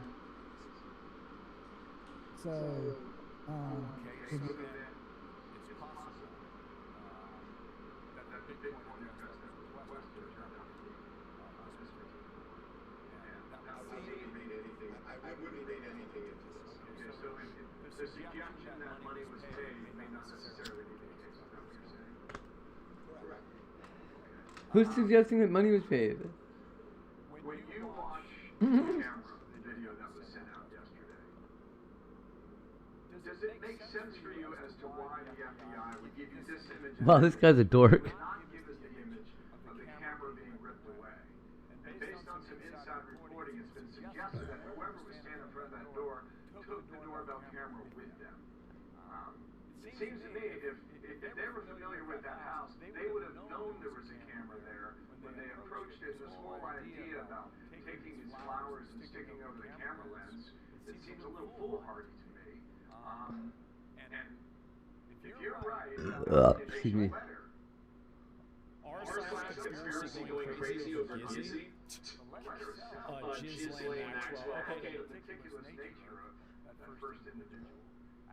How do we make sense of that, Harvey? How do we make sense of that, Harvey? I want to know. You see it exactly the way I see it. I could not agree with you more the way you put it. That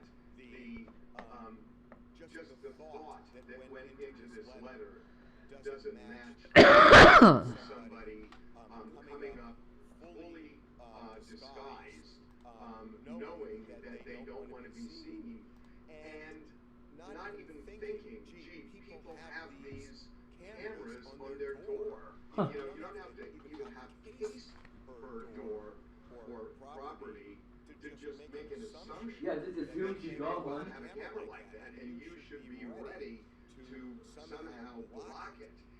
You know, have a piece of cardboard, have something. A fucking umbrella. Block it. A goddamn umbrella. Surprised that there is a camera there, and then walks over and stoops down in the garden area, grabs some shrubs. I agree with you. It just does not align. Let me ask you another question about some of the activity around Andy Guthrie's house last night. Our reporters have been there in different areas, different neighbors' yards and backyards there, and apparently some of them readily gave access to the FBI. Let me ask you a question. Do we know the status of the relationship between Annie and her husband? And you get blue nostrils doing that. Annie and who? Her husband. Look, no. And look, I know why you're asking this, and let's just put it on the table. There have been all sorts of, reports, especially on social media. People are talking about who it could be. I have absolutely no basis to even raise that. And I'm not saying it's true or not true, but I've done checking the way everybody else has, and so far I just don't have any information to give it credibility or shoot it down. Okay, I'm going to ask another comfortable question since we're in this area. They have not told us after the garage door closed where the son-in-law went. The sheriff is very careful not to say who dropped her off, but it's been reported that it was the son-in-law. And is there any reporting after that they've been able to track where that vehicle went? they left her home. I'm never gonna find it. I'm not privy to that information. I don't know. I'm only going to say what I know, and I just don't know. Okay, understood on that. One last thing. This $300 that was deposited last night that you were talking about with Sean, has that gone anywhere since that was reported last night by you? I have never said an amount, and there is a reason I haven't said an amount, and I am going to stick to that regardless of what anybody else has said. There are reasons behind why I'm saying that, but I gave my word on something, and I don't want to... Danny, by the way, is a zombie Danny, if nobody figured that part out yet. Which is simply that there was activity, and I'm not going to say more about what the activity is. I respect that. Last question then. Do you believe they're onto something here, or do you believe they're closer to a dead end? Well, look, yes, What? That wasn't the yes or no question, sir. They have avenues that they are pursuing. I know this. I know this on one count, absolutely, and on the second count, look, he is dressed head to toe in various items, and I am sure that and I will say one other thing, Bill, that they have, one person has told me they are operating under the theory that this person lives in the Tucson television area, and that's why they've had so much contact with the local television stations there. So I am assuming at this point, and I don't think this is a leap of faith, that they are contacting anybody who, while you're showing the glove there, anybody who might have sold a glove like that, who may have sold a backpack like that, may have sold a sweatshirt like that, pants like that, anything, that they are contacting them, because we have seen time after time that one of the ways they catch people is... Fuck, I gotta clean my coil condensers. ...bought something 2 weeks ago, and then look at the surveillance video of who's in the store, even if they pay cash, they have the time You got a, to look for. you got a still? Oh, you just still plant these stuff. And that happens all the time in law enforcement. So I think what he's wearing, aside from the fact that somebody may be familiar with it, they are going to try to find out who bought it. And if they bought it within a fairly narrow time frame before this, because these are not things that I would think people just ordinarily have. I mean, the gloves are bizarre. So I would think they are contacting all sorts of establishments. They would probably contact manufacturers, certainly retailers, and then to see if you can nail down who bought something like that, and then look at surveillance video, and that tells the whole story, because whoever bought that did not walk in looking like that. Harvey, how much more time do you have? I'm told that you have a deadline here. Can you still talk with us? Yeah. Okay. I want to bring in my colleague Dana, and let's go ahead and open this discussion up. And I really want to drill down on what you told Sean last night. You said when that first letter arrived, you read it. This is a really intelligent person who knows how to express the thought. They have thought this out. They cover everything they need to cover. That's a very intriguing answer. Can you take that a step further? Well, yeah. I mean, and we've been saying this for days now, that I would assume, I mean, if I were putting an APB out, and I'm not law enforcement, but if I were putting an APB out, I would ask people in the Tucson area, do you know anybody who is intelligent, who is tech savvy? And now you can say someone with a somewhat stocky build, with a mustache, Okay, I'm safe. a beard and or goatee, and somebody who has just gone MIA over the last week, because I'm assuming this person is walking around. Oh, man. And to me, Do you know any nerds? that's a clue, because I think all of those things align. And reading that person up, I think it is an intelligent person. I think it is a tech-savvy person, because we were on the phone with the FBI a couple hours after I think everybody's tech savvy these days, Harvey. my team trying to figure out something about who sent it, and we that's at least an avenue to go. But, maybe something with a Bitcoin. There may be something with, that kind of description, in terms of belief. He emailed it to an anonymous email server. Tracking down who was wearing something like that in the past or whether it was purchased. So there are avenues they are clearly going down to try and figure out who this is. Okay, Harvey. More to come. Appreciate you sharing what you have. Thank you, Harvey. From TMZ. Sure, Bill. Hey everyone, I'm Emily Conyo. Catch me and my co-host Harris Faulkner and Kaylee Benedetti on Outnumbered every weekday at 12 p.m. Eastern or set your DVR. Also, don't forget to subscribe to the Fox News YouTube page for daily highlights.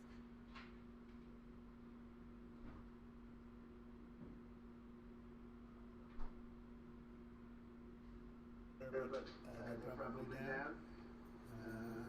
Prescription drug prices are evened down very well. It's been amazing. A big day yesterday. There'll always be transition difficulty, but we had in history, it was the biggest day in history. The markets. You know what, honestly? Very happy with the way the country's running. We're trying to. My kid's mom's got to be pretty proud of me. This is something they should have done 25 years ago, and it wasn't. Should have done 40 years ago, and it wasn't. But no president was willing to bring it up. I'd be angry because 5 years ago I told her exactly what I was going to do, and now I did it. As you know, without a lot of money being added, this is a lot of money that we You'd have to admire it.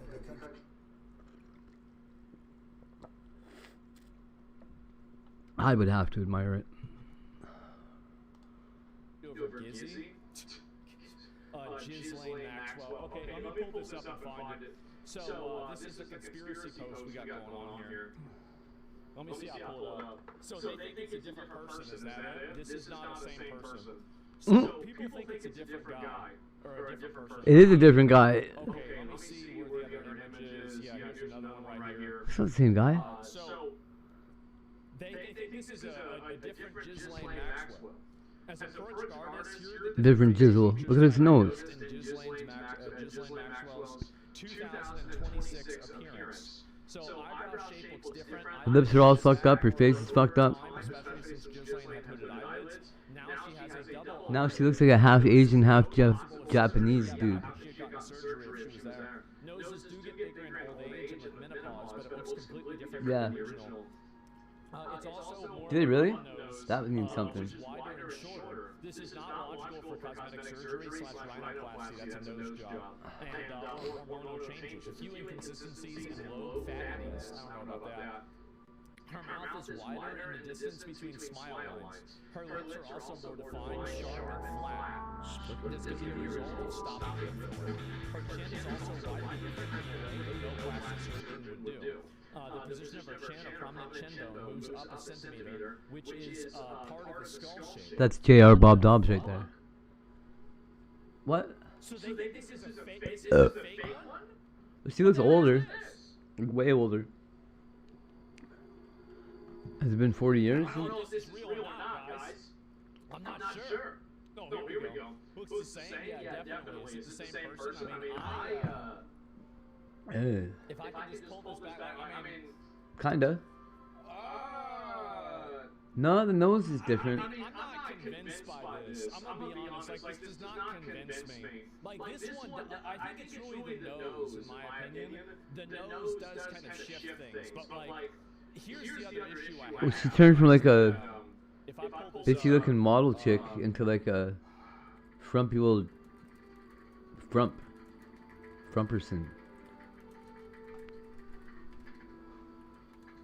If you look at the way a person's face looks with different camera lenses, it's going to be way different, right? And so, like, and I've showed this before, is that you have people with different camera lenses and they do look different. But like, here's the difference to me, though, right? Because like, you look at this, is that in every single one of these, except for that, he's looking down in that one, so it's a little bit different. But like, with none of these, the nose is not, it just doesn't look that same way, right? I mean, like, damn. I don't know, guys. Like, I asked Rock to analyze the photos. I mean, I don't think it's really gonna do that. You want me to be honest? I could do it and just see what happens, but I really don't think it's gonna go anywhere. And so I'm gonna go and say Super Grok. Where is it here? Where's the image of this bitch? Where the fuck was it? God damn it. Okay, alright, I'll do it like this, it's fine. Okay, let me go and just pull this up. MS Paint, no, wrong one. MS Paint. Alright, no, try it out. No, it's alright. Let me black this out too real quick because it might confuse it with this right here. Okay, because it might, like it's the AI, right? And so save Jizz Lane. Who cares? Okay. Yeah, so there we go. Alright. So I'll try it out. We'll see what happens. Okay. We're gonna get into this. We're gonna figure it out. So where is this bitch? Where'd it go? Oh, there it is. Okay. Alright. Analyze this photo and tell me the differences between these two people. Okay. Alright, we're gonna figure it out. We're gonna figure it out right now. Let's go. Because I'm predicating it on it being two different people. So if it catches me, then that means it's probably fake. Nothing in the image, explicit ID, complicating direct tool access. Uh-oh. And so we're gonna figure it out. Grok sucks at this. Who's on the right? It's Ray Maxwell. The AI will know this. This is why it's smart. It can do this stuff. Look at the missing tattoo on Epstein. I already saw that, the one on his arm. Yeah, I already went through all that. I've seen a lot of these already. Like, y'all need to keep in mind that, I do see the shit on, all the crazy stuff that's going on. I see a lot of it, okay? So, let me try to find this here. Her glasses make this one look bigger with the lenses. Yeah, I mean, I'm gonna just see what it says, though. And that's what really matters. So you use Gemini at the same time with the same question? You can try that too? Okay, alright, I'm gonna do it. Give me a minute. I'm gonna do it with the Gemini too. Gemini, ask you, what the fuck is this? Not now. Like, not now. Okay, analyze the photo, upload the photo, there's the photo, okay. And I'm gonna have it be thinking. I'm gonna put it on thinking mode. Okay, so this is what it says. Two individuals' faces is red rectangular boxes highlighting specific facial features. It appears to be a screenshot frame for a graphic. I'll tell you the two differences. Key differences, gender presentation, age appearance, facial expression, hair and grooming. The comparison might be from a video or a meme. And the two people seem distinct individuals rather than the same person at different times. Wow. Man. Wow. That's a lot. That's Grok AI. Holy Crazy. shit. So the AI even says East Asian? Yeah, look at this. So this comparison may be from a video or a meme, but based solely on the photo, the two people seem distinct individuals rather than the same person at different times. What is the likelihood that Cool AI. they are two different people? So AI doesn't really understand how our muscles work, just that things happen. Key factors that make them very likely two different people. I estimate over 95% probability that they are distinct individuals, Wow. not the same person. Wild. Oh my god. Gentlemen, we gotta shut this AI shit down, okay? Like, bro, it's poking holes in all these stories and all these narratives. This is bad. And they calling people over here? Yeah, so what did Gemini say? Wait, okay.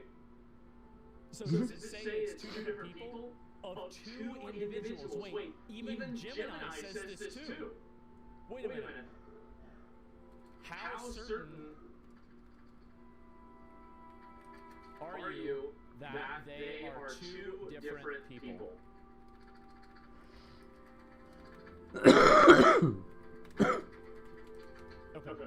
What's it say? What's it going to say?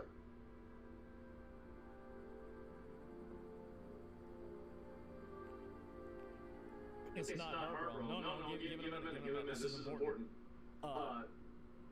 In the world of facial analysis, there is a distinct difference between look-alike and biometric match. While I can't provide a forensic grade guarantee of 100%, the anatomical markers in these two photos lean heavily towards them being different individuals. If I were a betting AI, I'd say they were different people.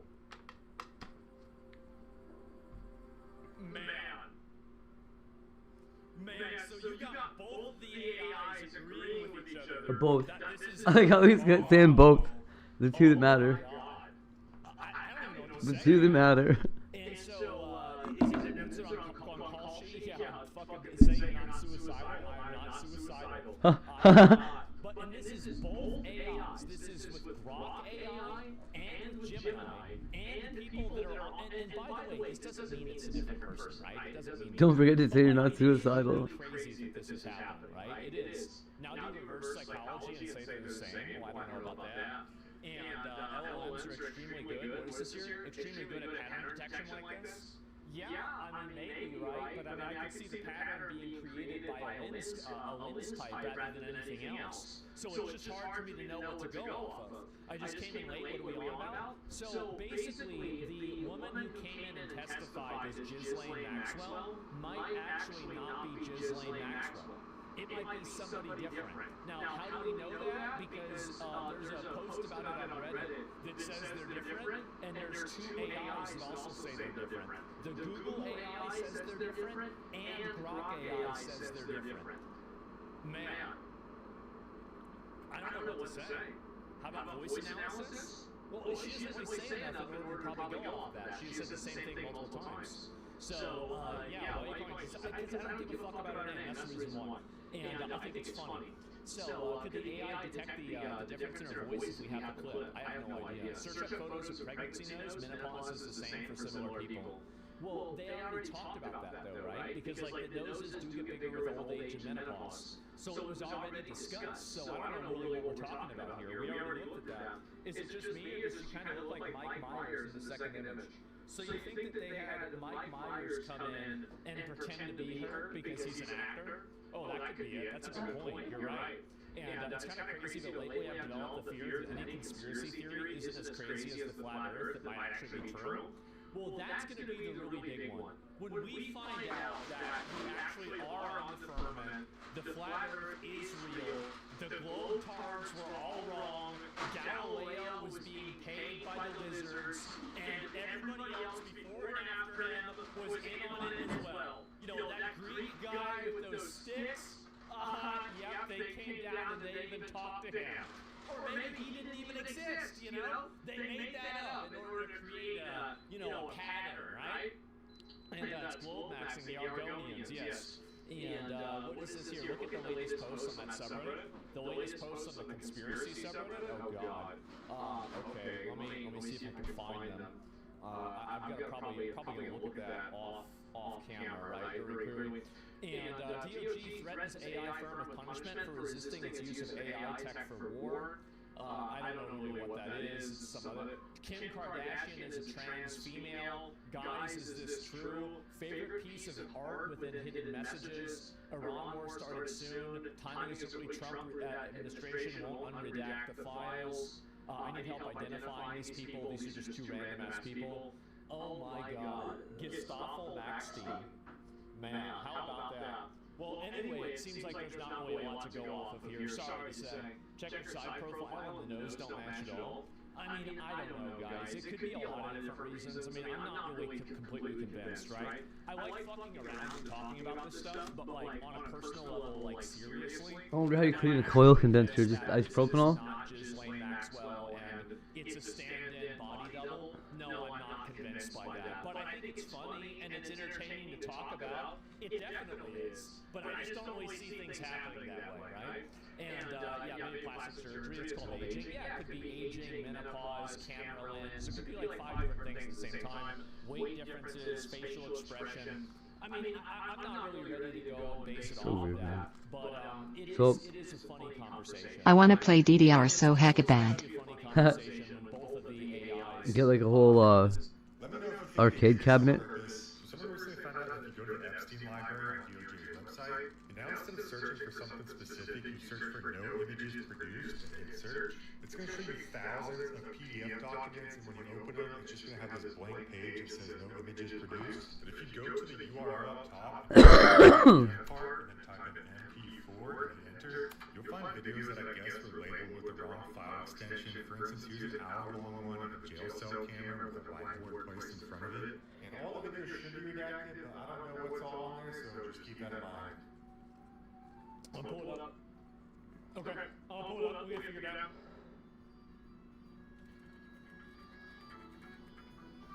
Epstein Justice, okay, and what's the thing that he clicked on? We're gonna go one for one. Search full Epstein library. Okay, I'm gonna click on it right here. Type the search. That's not. It's not there. Yeah, I mean, I don't really like. I feel like that's not even it. And so, like, yeah, no, I would have showed the images. Obviously, I would show that. But like, I was actually hecka good. I played on heavy mode on the DDR Extreme machine. Now instead of searching for something specific, you search for no images produced and hit search. Okay, sorry, I thought it was automatic.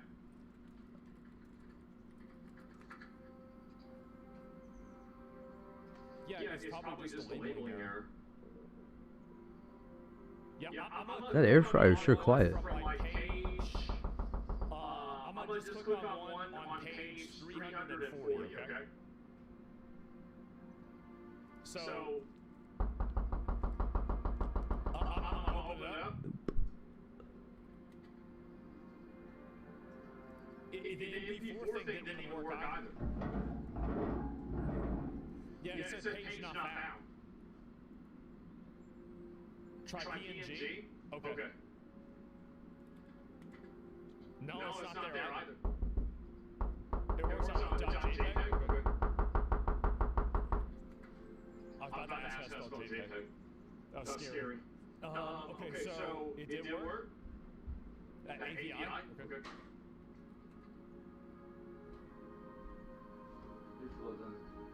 Wait, what the fuck? It just automatically downloaded the file. Yo, what the fuck? It did. Just put it on YouTube. It just went through. It was a zero. Now it's in the recycling bin? Yeah, probably. There's an audio file. Was it MP3? I don't know about that. Let me try it. I'm gonna pull up this one here. Here we go. Okay. MP4. I'm not seeing it, guys. Try the first one. I want to try the first one. I don't give a fuck about the first one. I give a fuck about the 3050th one. Because like, that's how you really check to see whether this is a legit thing, right? Like, you're not gonna look at the first one, you're gonna look at like 10 others. That's the way I would do it. And there were some of them, but I wanted to see a random. Like, do y'all understand the idea of a random sample? Like, that's not really a random sample. Because it's let me explain my thought process.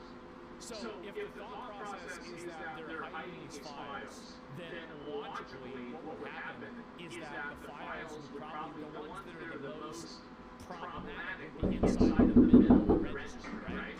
Or like towards like the tails, you know, you would put them right at the beginning, because those are the ones that the majority of people would find. So you can type it inside the middle of the data. And so that's why I looked inside of that to do a random sample.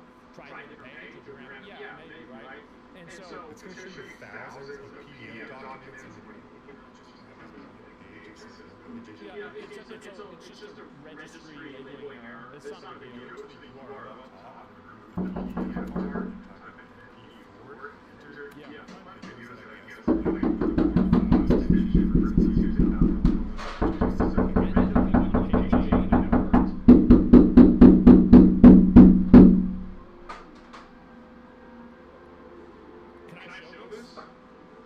say this now so bad. So this is just an hour-long footage of the jail. Damn, so we're gonna have to go through every single one of these and figure out what happened. Like, I don't even know why. I mean, here's the thing. Like, do y'all really think that inside this file, like, they're gonna have one where it's like shows them carrying, you know, Jeffrey Epstein walking out with them, and then they put it in a dead body there. Like, I'm not really thinking that's gonna happen. So, I mean, he said that payday, right? That's just a guy sitting around doing fucking nothing, right? And, yeah, it's leaked on X already. I don't know about that. But, like, I'm just, this stuff is kind of weird, man. It is. But, I think people are gonna have the differences. So, the cams were off was something different, right? And I think it's very clear with this. Gotta continue. Let me go back. I'll read some more comments on this, too, and see if I can find what people are saying. Somebody go over to Python scripters or download these files as soon as the info drop, not me, I'm lazy. And Chad, ship multiple storage drives as soon as possible. I'm on the stage where I realize I don't need to see it to believe it. Once you start noticing the pattern of behavior, there really isn't a point to keep looking at it. You're just going to fry your own brain. So what he's saying is that there's like no real, like there's never going to be any accountability for this, so it's like really frustrating to look at for him. I think he's right. I do. And I think that's the way a lot of people feel about it. Is that they see this stuff happen and they're like, well, what the fuck? Nobody's getting arrested. Nobody's getting in trouble. Nothing's ever happening. Yeah, people are angry about that. And I think that makes a lot of sense, really. But I don't think that any of these big people are going to get arrested or anything like that's going to happen. Why would we have to figure this stuff out when the FBI already knows everything? Because they know everything. That's the reason why. And what is this here? Some of you are going to dig up those files. Please be careful. You can end up finding stuff that we wish you didn't find. They have all that stuff censored out, right? And that's it. So, like, obviously, like, yeah, it's bad, but I would be very surprised if, like, they actually release something that's, like, a legal file. So, yeah, I wouldn't worry about it too much, but, like, I have seen a few of the photos, right? And it was like, there was this one that I saw, Jesus Christ. It was like, I think it was probably Jeffrey Epstein, right? With, like, his hand on, like, some girl's thigh. And it was like, it zoomed in on her ass, and, like, this girl was, like, probably 6 years old. And it was like part of it was blacked out, part of it wasn't. And it was in the files, and I was just like, what the fuck is this? This is the first info dump that they had. And, like, that was actually, like, that was the reason why, when I saw that photo, that was the reason why I didn't go to the second info dump on the first day that it came out. Because I didn't want to accidentally show something like that on screen. Because even though it's not technically, you know, like, illegal content, it's disgusting. Nobody should want to see that, right? So, like, that was my mindset for why it was. I mean, like, it's disgusting. It is, it's disgusting. But, like, you know, again, it's triggering. I mean, I'm a pretty, you know, I'm not really that kind of guy. Like, I can see something like that and it's like, oh, that's really gross and weird. It's not gonna, like, emotionally affect me, I guess. Like, I don't know really how else I can explain it other than that. But, yeah. I will always consider the possibility of doing nothing in the Epstein files or just run the witch hunt to its conclusion. Well, I mean, do you really think that it's nothing whenever they're using all these coded? Like, I mean, this is, I think, the biggest thing to me. What is the probability that all the conspiracy language that people use, like with pizza, hot dogs, etc., what are the odds that the conspiracy language that people reverse engineered 10 years ago is the same conspiracy language that seems to be represented in the Epstein files that was released today? What are the odds that it is a one-to-one replica? Guys, like that can't be a coincidence. It can't. There's videos people blacked out. Yeah, I don't know. We haven't seen those yet. Considering Epstein's on 4chan, it's a closed loop. Epstein's using language, that became popular on the internet back in 2016 and 2017.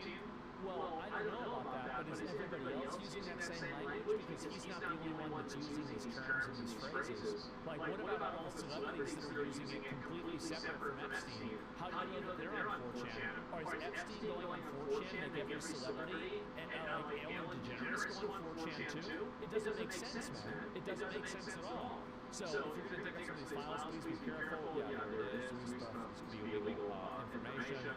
Yeah, I don't know about that. Yeah, it really does work. Anything that works, placeholder doesn't seem to work. Literally afraid that I might find. I don't know about that. These people are strong stomachs. Yeah, I mean, I don't really want to see, like, I'm not the kind of person that, like, gets bothered by gore, but I'm also not the person that likes watching it either, you know? Like, I think that's the way most people are. Like, I'm not really emotionally affected by bad stuff, but I still don't want to see it. Motion archive our videos for trying to public. Now that they're going to remove the files, they've probably already figured this out and done it already. I do think that it's probably just a labeling error more than anything else.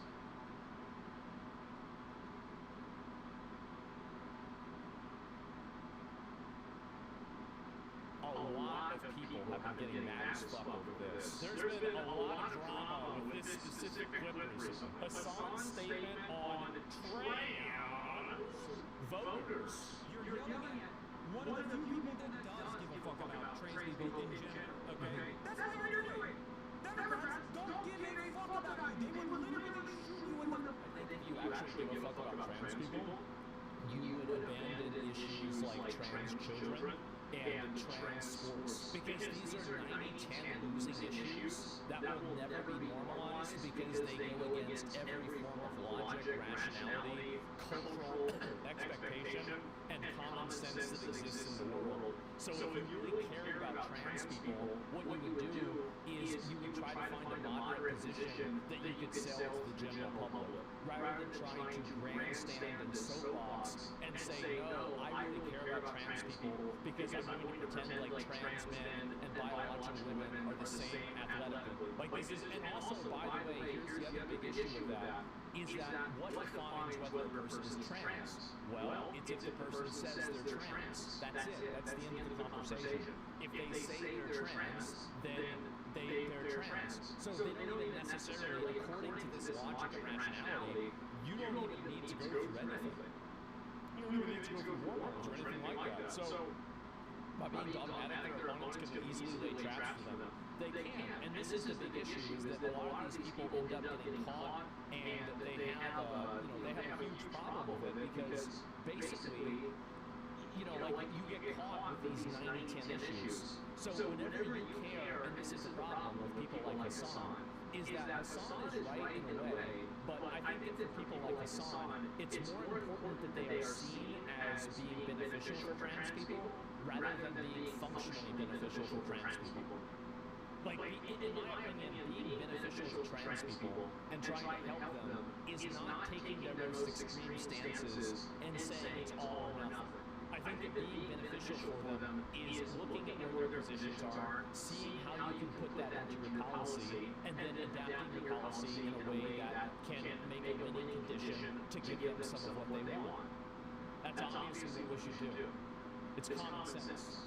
But the problem is that a lot of people inside of Hassan's orbit they don't care about trans people. They don't give a shit about it. They care about being seen as if they care about trans people. Trump has removed a lot of privileges and a lot of things that trans people were previously able to do, and now they're not able to do those things, such as serve in the military, be able to go into certain bathrooms, and also be able to compete in sports. These are all things that Trump has done. And so, if you really care about that, and also I think that the general sentiment of trans has gone down massively. It's massively gone down. Like, for example, like just saying, like, oh, nobody's trans, never referring to them as their pronouns or anything like that. I do think that really, like, that is an overcorrection for them. I can have my own opinion. I don't care what those think. That's not my point. But my point is that whenever you say that, like, oh yeah, it doesn't matter, you are never going to get the public to accept that a man that says that they're a woman is going to have the ability, like, by saying you're a woman, this isn't like a class switch. It's not like Neo 3, where you press one button and you go from samurai stance to ninja stance. You don't get to respec from male to female. You didn't unlock dual spec at the class trainer in Stormwind, okay? There's no way that you can do this. You're stuck as a guy and you're stuck as a woman. Now, there's a little bit of ambiguity, but there's not absolute ambiguity. So the problem is that whenever you take these high-minded, virtue-signal positions, what you end up doing is you sandbag and you make it impossible for the rational, normal positions to be able to take place. That's the problem. So it's like what I've always said. If you make reasonable discourse impossible, you make unreasonable discourse inevitable. And I think that's what's happened. If they fuck about you, they would literally shoot you in the fucking head. Yeah. If it meant that they would be able to secure additional electoral wins. Yeah. Shut the fuck up! Well, there it is. One of the few people. What is this? This is some other. Yeah, this is it. Okay. Anyway, you feel like we're listening to basketball? Yeah, exactly. Right? Why is he so emotional? He's been really. The reason why he's really upset right now is that Hassan has had part of his what he considers to be like his base and his own community turn on him for like this and also the Gavin Newsom quote. So he's always, I've noticed this with Hassan over the years, is that he's always been extremely sensitive to any time that his own side is turning against him or is against him for whatever reason.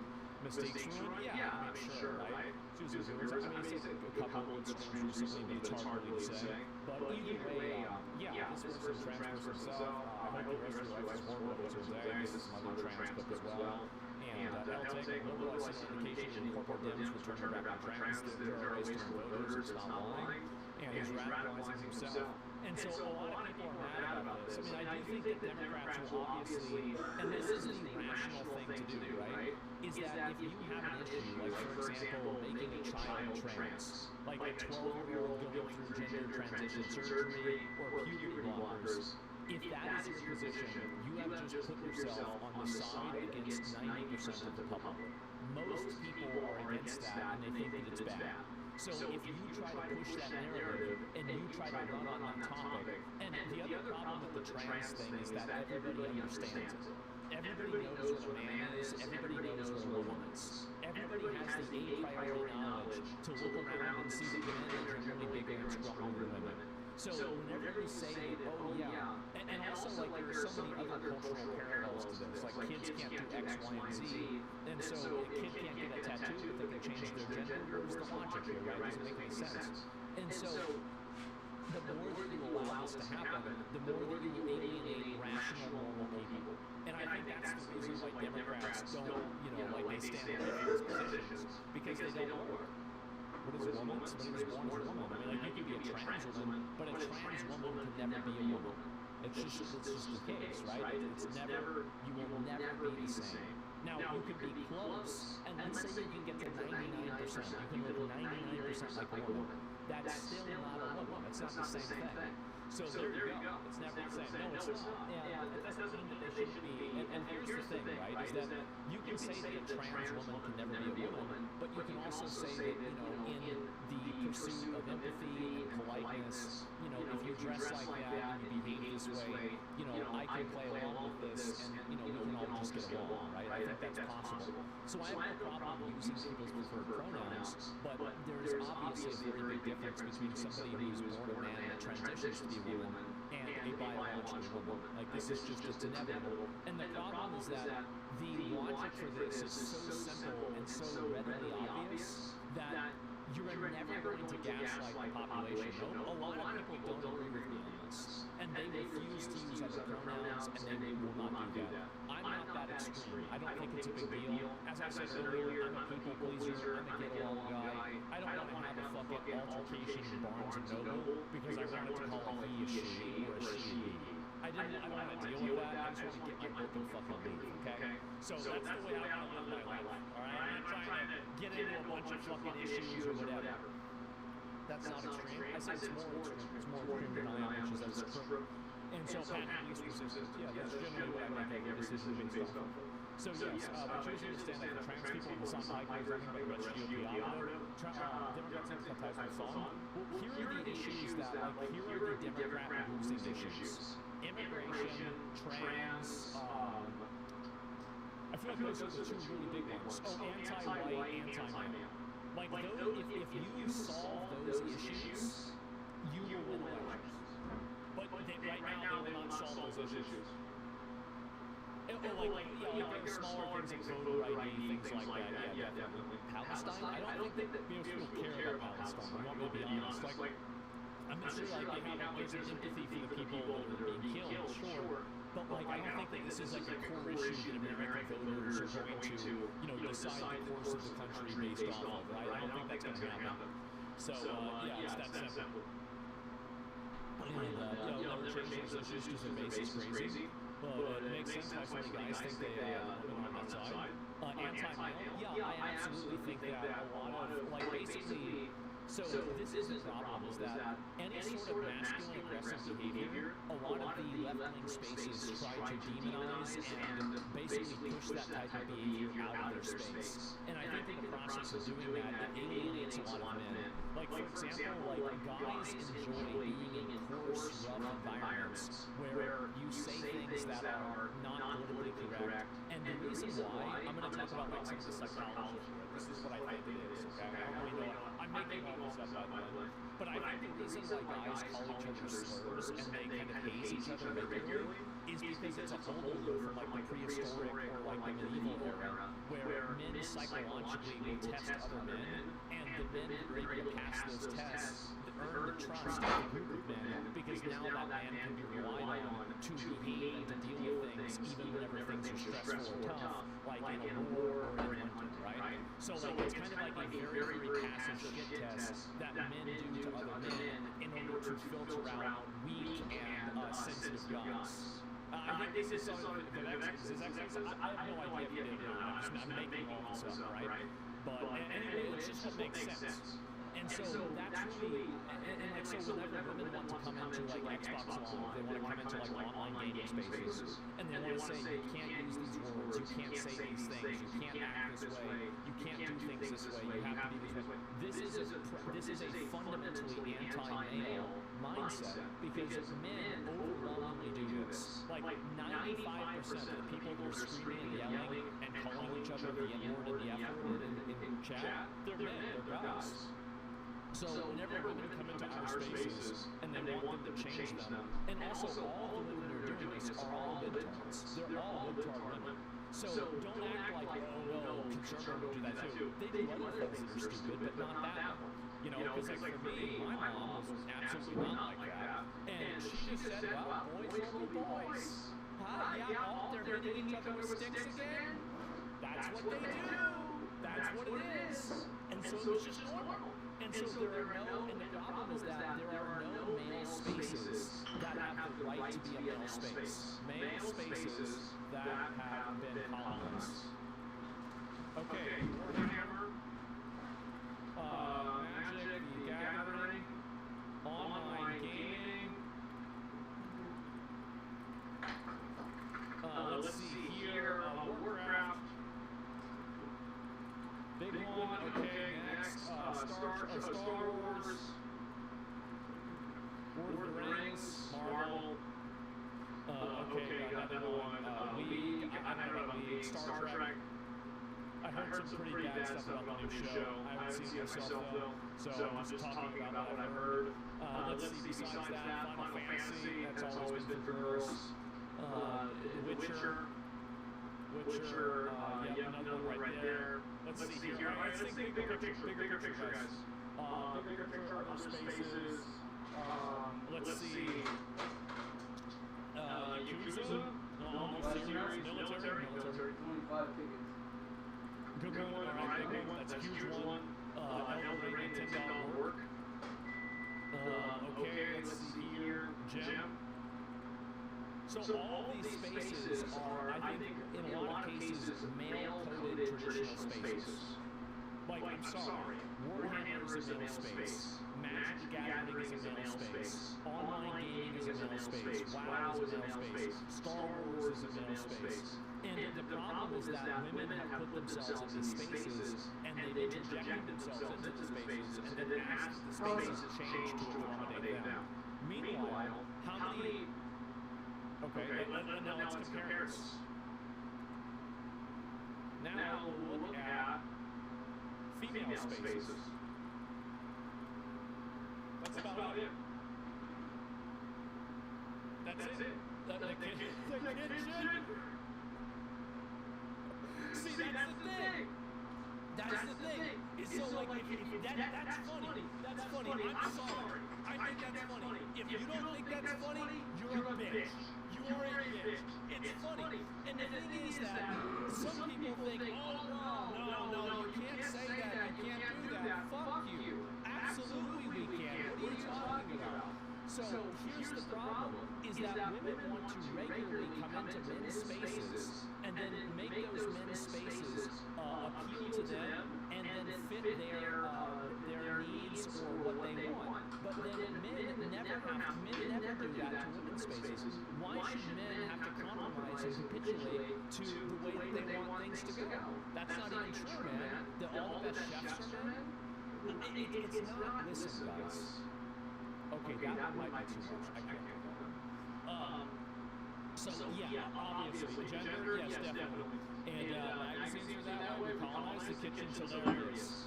And say, okay, all right, listen, it's something you can trust a woman to do, right? It's the same as being a parent, right? If you look at Joe Star Sr., right? Like whenever he was raising Jonathan and Dio, like obviously, this is the pinnacle of, parenting and masculinity. 100%, right? But like I get to see you look at Jonathan Joestar, Joseph Joestar's mom, she wasn't even fucking around. She wasn't around doing anything, right? So no, I think obviously, yeah, you can trust her to do this, of course. And so yeah, pregnancies for now, right? For now. I'm joking, of course, all about it. We're goofing around here. But like my point is that in a lot of these instances, because I am being serious about this, is that a lot of these instances, males and men have had to give up their spaces and give up the camaraderie and just experience the comitatus of like being around a bunch of other guys. And we've had to do that in favor of making women comfortable. I think that's completely unfair. It should never happen. And I think also the people that are asking for that are primarily libtards. It's a libtard type thinking, right? Because normal people don't go out and do that. Men are not that on those spaces. Yes, is gatekeeping good or bad? I think that gatekeeping can be both. It can be good and it can be bad. Jennifer in real time gave him substantive explanation that he outright refused to engage with. Now he's just going down the line of smearing all who disagree with him. It's so shameless. He is Trump. He is Donald Trump. These are the same Trumpy tactics. He is Donald Trump. Be careful of fighting against monsters, because if you gaze into the abyss long enough, sometimes the abyss will gaze back into you. He's a manipulative narcissist who has amassed a cult of personality. That's what this is.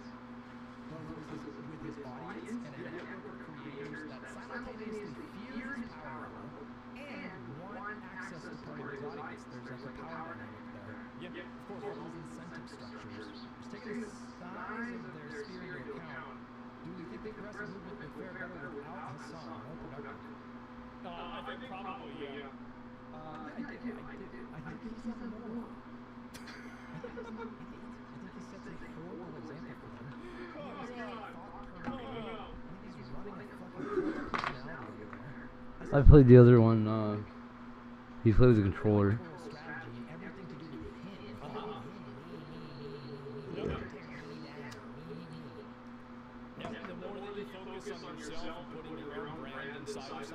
I ruled the GTA DDR. I didn't like how companies invested themselves and involved themselves inside of, different social causes, because they pollute the social cause with the brand's own internal controversies. So, like, for example, like if Walmart's pushing BLM or something like that, that's going to pollute BLM with the fact that Walmart was paying people under minimum wage and having them work off the clock and giving them, paperwork for them to file for government benefits because they weren't going to pay them enough money in order for them to be able to support themselves, right? So, like, all that happens, but, like, then it pollutes the social movement by bringing in the company's controversies. He's a narcissist. He's no way. No way. Trump. No way. Yes, they took notes from Donnie. When he won the election. Yeah. There you go. You got a new guy, and he's excited, and he's on the come up, and his popularity is rising, and he's savvy, and he's handsome, and he seems to be very smart, and he's got a policy agenda that aligns with their goals. Well, it's also that, Mandami doesn't always have to have the right opinions about everything. Like he's had, like, for example, a lot of people criticized him for meeting with Trump, but that was the logical and pragmatic decision. The problem is that when ideologues are not able to be pragmatic, they will never be effective. That's the issue. That guy You can never be effective. Broke his promises? Yeah, we kept some of them. fucking serve him. Literally serve him like a fucking dog on social. Go get more likes. Can't believe my fucking lefty friends are not fucking defending me more on fucking Twitter or TikTok. You talked on the school a few years ago, It's pathetic. How could he be a healthy contribution to any political movement if it's all about him? But he literally used destiny and talking points. Look at you, you little trained nut. With your fucking shot collar. Look at you. I knew you were gonna bring that up, bro. I knew you were gonna bring that up.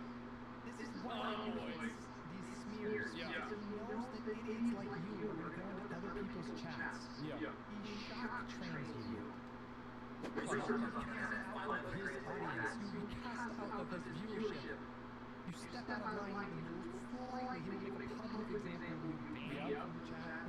So this is your way of like demonstrating loyalty, but it's so fucking pathetic because who is around to view this gesture? Who is here to This happens a lot. you like frustrating yourself like this? You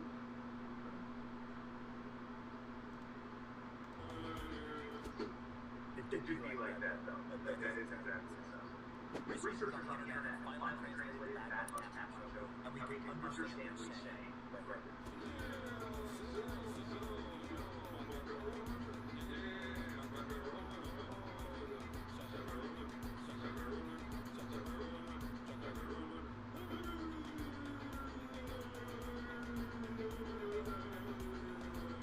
Who the fuck is that song?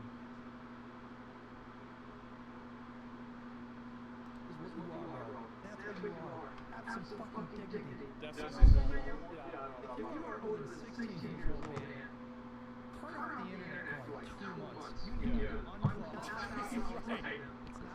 Happy week, chat. Holy fuck. People around me are just cutting their own heads off. Well, at least that's what I'm going to tell the cops.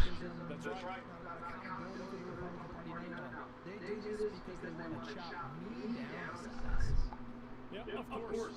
I am a threat to them because I am not in it for the money or the fame, though both are quite nice. Yes. I'm not in it for, random Is it that simple? I don't know if it is or not. Brittany just messaged me out of nowhere. She's like, I don't know what your fucking problem is, but fuck you. I don't need people like you in my life.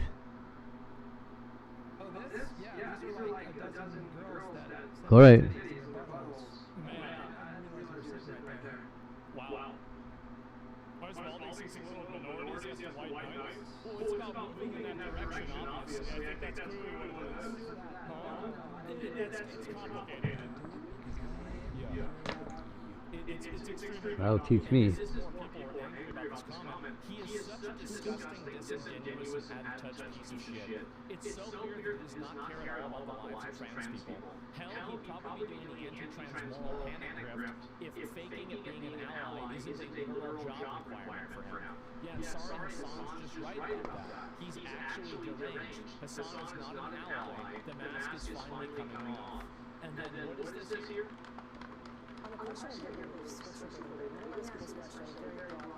Okay, big question.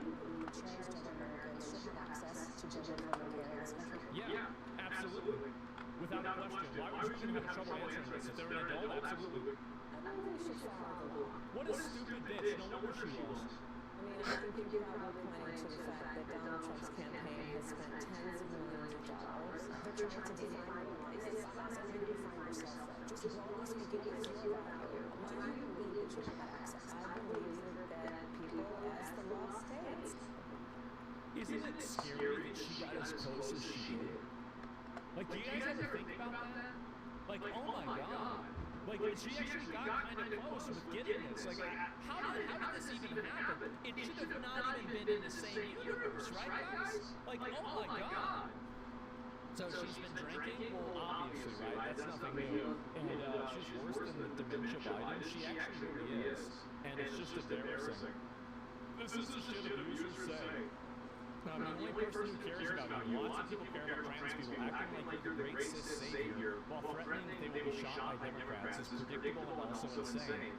And this isn't about the entire Democratic Party, but we're really memory holding the first month after Kamala's launch when prominent establishment Dems came out and instantly blamed trans people for the electoral defeat. Where is your pay stub? Why do you defend the DNC for free? Well, the difference between the DNC and the, what is that? What's the Democrat DSA? The difference between the DNC and the DSA is the DNC wins elections. That's the difference. They win elections. Like, if you go and do DSP, it's Democratic Socialist America. You can't have these 90-10 issues. And the problem, this is the issue, right? Is that they want to soapbox on 90-10 issues and then sacrifice the other 50 issues that you lose on in order to not seem morally ambiguous. For them, it's more important to appear moral and to appear like you're doing a good thing, rather than actually doing a good thing yourself. That's really what it comes down to.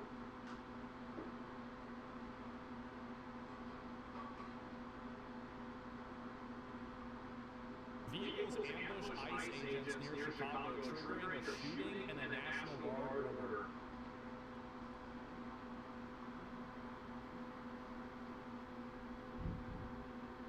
Oh boy. Well, let's take a look at it. That's quite interesting. Anti-ICE protests erupting in Portland and Chicago this week, resulting in several arrests. This says Portland becomes the next target for the Trump administration to deploy the National Guard as part of President Trump's crime crackdown. Yeah. There should have been a Hi, Mike. Portland police says their rapid response team arrested 2 men who refused to get out of the street and engaged in aggressive behavior. Good. Thank God. Also, the DOJ is launching an investigation into the arrest of independent conservative journalist Nicholas Porter. He was one of a number of people How do you get arrested? denied by Portland police during the protest after he was released from jail. He told Fox News that he never expected to get arrested. I can expect that. Jumped by Antifa thugs. I get back up, I stumble away, and go back toward cops where I think, at least, alright, well, maybe that'll be a safer place for me to go. Yeah. Volume? Is it low? Sorry. ICE facility there, a fist fight broke out between an ICE supporter and anti-ICE protesters on Friday night. Police were not there to intervene. Federal authorities say local politics is impacting police involvement. It's obvious impacting their involvement. I mean, anybody who thinks otherwise is delusional. Unfortunately, local police has been restricted from responding or cooperating at all with federal authorities, which is completely absurd.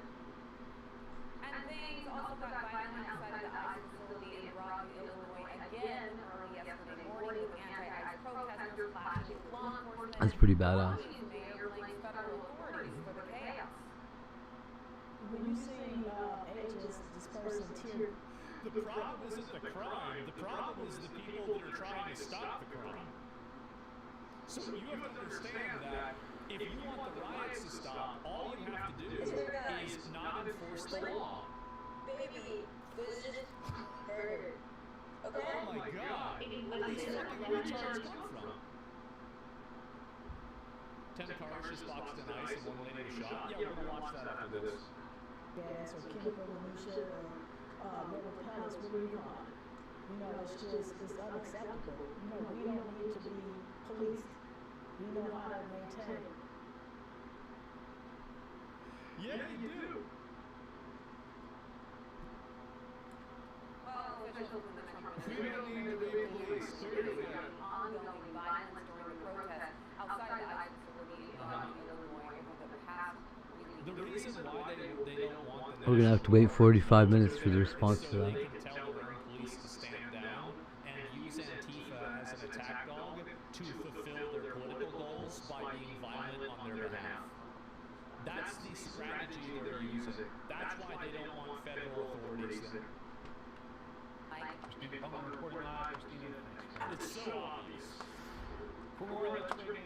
Assistant U.S. Attorney for Washington, D.C., and Senior Legal Fellow at the Heritage Foundation, Carly Stimson. Carly, welcome. So what do you make of the reaction in Portland, Oregon? So Portland joined the union in 1859 as part of the union. And part of the bargain you get when you become a state in this republic is that you have to allow for enforcement of all laws, including federal laws. Yeah, obviously. Oh, we have somebody in chat. I'll pull this guy up. Which law do you think they should get rid of, Mike? Is there any example? I mean, if I'm so dumb, I feel like you should be able to come up with an example, right? I mean, it's not like you're not just sitting there talking shit. I mean, there's no way you're just sitting there talking shit for no reason. There's no way that's what's going to happen. Guys, I think he might just be sitting here talking shit. I think he might just be sitting here throwing tomatoes in a peanut gallery, like sitting around. He didn't even know what he said. So, and this is the issue, right? Is that the reason why he's not responding? I don't know this all the time. It's just a waste of his time. The reason why he's not responding is that he knows the logical conclusion of his reasoning is wrong. That's the reason why people don't respond and don't answer questions. Whenever you ask a person a question and they don't directly answer the question, they've just answered your question. This is true in almost every aspect of life. Are there bad questions? Yes, of course. But that's not really what's happening here. If you ever see somebody that's not answering a question, it's because they want to deceive you. Is that right? It's actually the blame lies local leaders who don't allow police to do their job. The police are clearly. If I ask Tiger's mom a question, she stares at me like a deer in headlights. If she doesn't want to answer it. And yet local leaders aren't allowing them to enforce the laws despite they're the ones to blame. Trump wouldn't have to do any of this if local leaders back down on the laws there. He's right.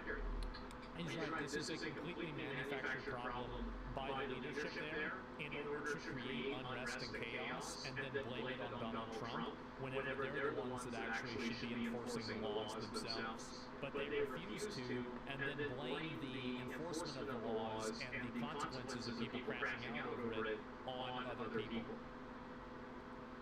If former acting DEA administrator has this message for the folks in Portland, let's play it out. What you react?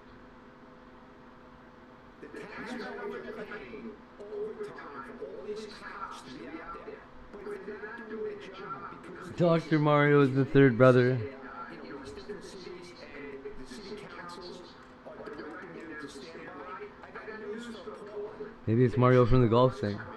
The Secretary of War, the President Oh, shit.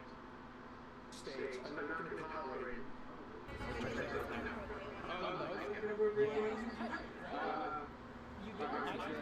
So many people in America have decided and just kind of given up on the idea What the hell? of a peaceful, harmonious society, and they view,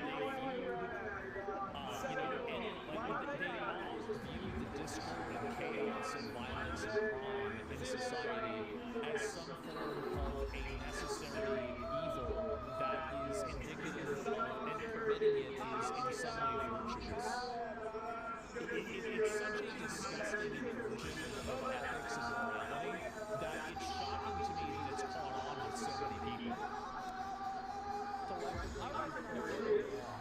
And if you're pulling the reins back on the local police who you're funding, who you're asking to put their lives on the line, and you're saying, no, then you still have to do your job one more time on your back. Why is the cop one the most inappropriate one? You're a lawless politician and you should resign this race. All right, let's pivot to Chicago. I don't agree. I think they need to be tried for, I don't know, sedition, maybe? Some form of, as I said, I'm an Old Testament. Is every wall in the entire Bible, starting with the walls of Jericho, Look down here in the Jordan Valley, because you're about to see not only the lowest city in the world, but a city that is hiding on very dark secrets. That's the reason why treason is different than sedition.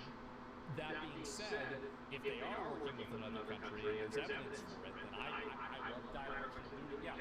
Like what I want to see is I want to see all the leadership of these of these cities and these states.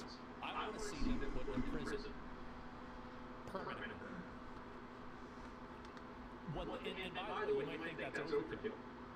Whenever you abstractly make decisions that negatively affect, and you have the power to do this, when you abstractly make decisions that negatively affect such a tremendous and massive amount of people, you effectively allow these bad things to happen.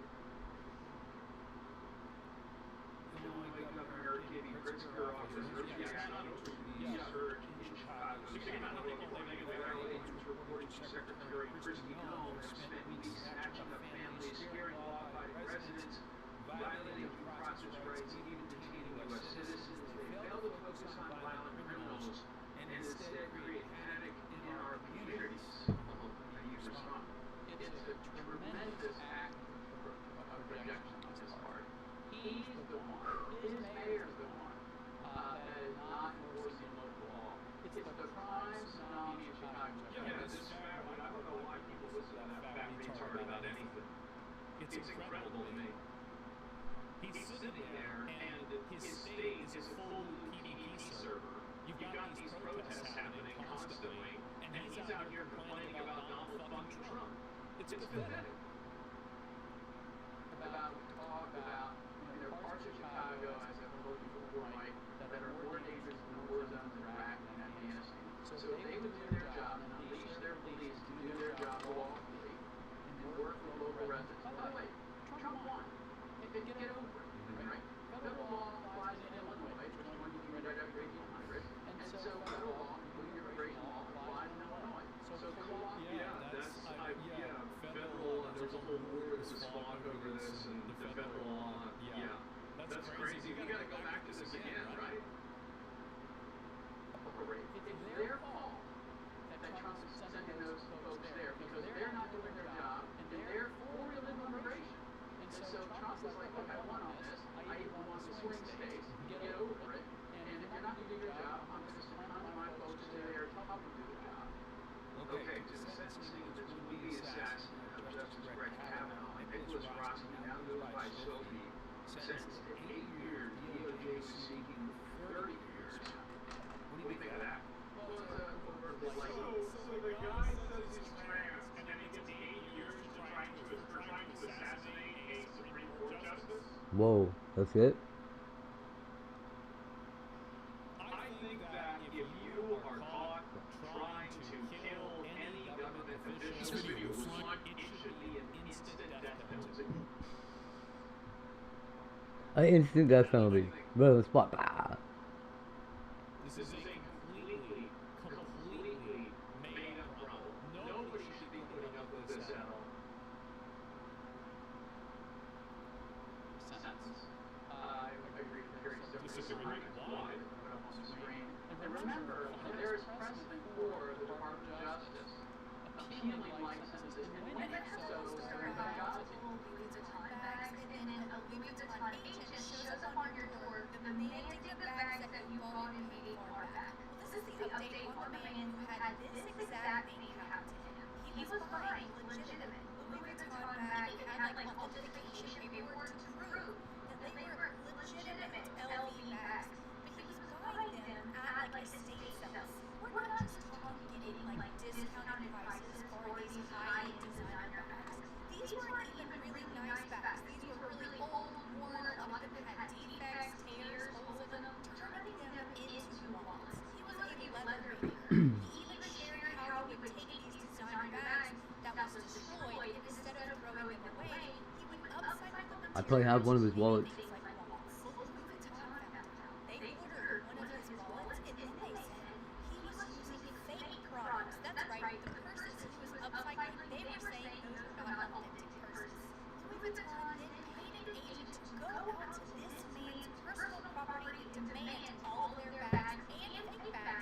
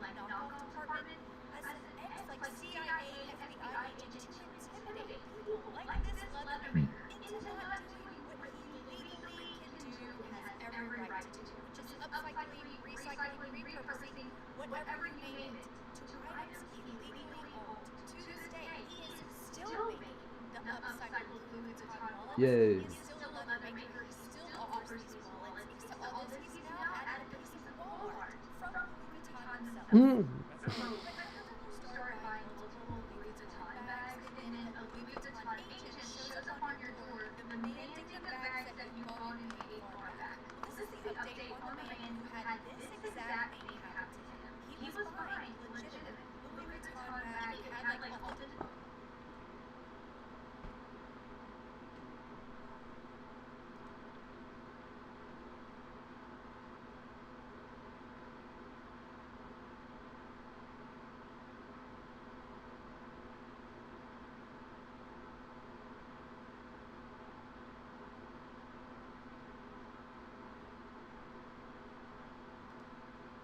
Watch bands.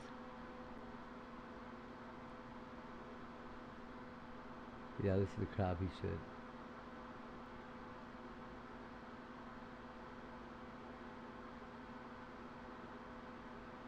Dog collars? That would be a good one.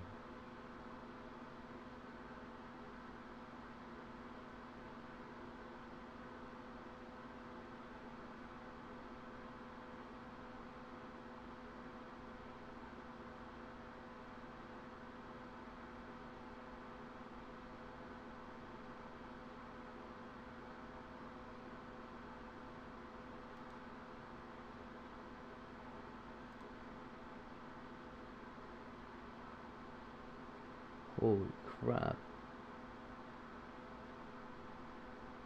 $320.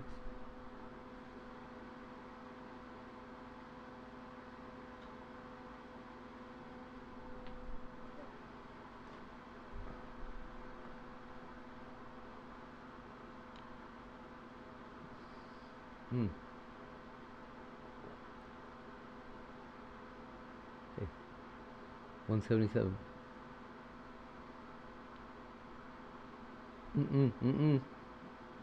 Look at the logo placement. Nuh-uh.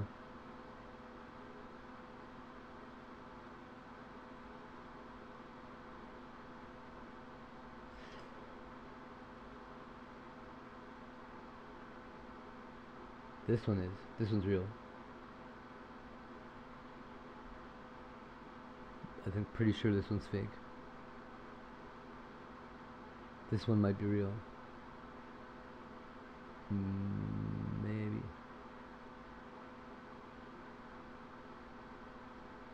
So this one here is real on the right, this one on the left is fake. You know how you can tell? Real Louis Vuitton, they won't cut any of these little gems in half. Or their logo.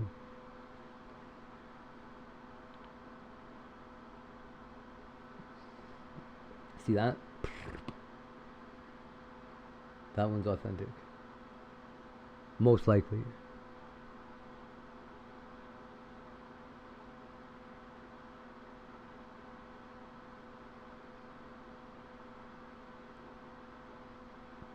I don't know how to tell with the checkered ones. Like that, all I know is it'll say Louis Vuitton in the corner. Not in the corner. In the corner.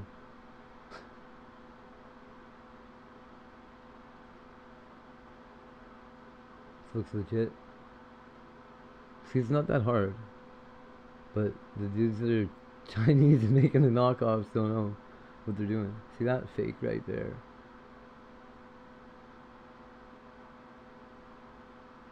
They would have made it like a half-inch bigger and included all of that logo.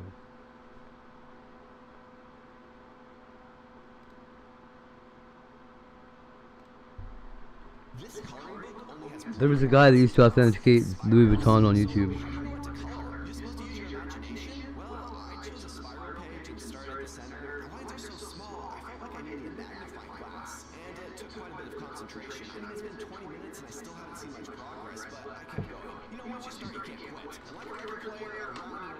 If anything, this is an endurance challenge. I feel like I'm halfway, but I don't see any image. Oh no, what if I've been doing this wrong the whole time? I changed up my strategy and started spinning the book Looks good. and this helped quite a bit. The image reminded me of the inside rings of a tree. Each ring represented a year of growth, and after an hour, the end was in sight. To color in the last few lines, I guess all I needed was more patience and to take a step back and view it from a distance. This coloring book only has blank lines, dots, and spirals. So Wow. how do you know what to color? You're supposed to use your imagination? Well, I chose a spiral page and started at the center. The lines are so small, I felt like I needed a magnifying glass, and it took It's pretty wild.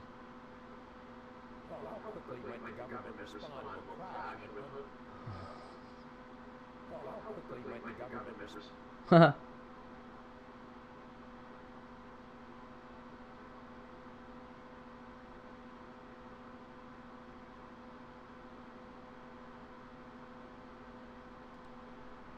This guy bought the rarest invisible Hot Wheels car ever, and you literally couldn't see anything at all. At first, people were convinced he was joking because it looked like there was absolutely nothing there, just empty space. To prove it was real, he placed it on a scale, and it showed actual weight. Still, nobody was convinced. Look up. He took it further. He dropped it into a bowl of water, and suddenly, splashes appeared. That's when people started to realize the car was real. He lifted it out, dried it off, and wrapped it in a piece of fabric. Finally, the outline of a car appeared. But then came the wildest part. But first, how many years would you give your dad? 1 hour? Ignore. 100 years. Leave a like. 1,000 years. Drop a heart emoji in the comments. 5,000 years. Subscribe and share. Forever, do everything. Now watch. This invisible Hot Wheels earned the most special place in his entire collection.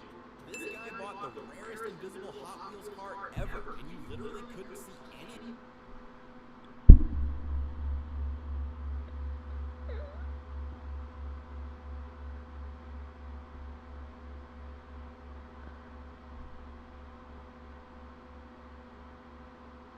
The invisible boatmobile. This is the rarest Pokemon.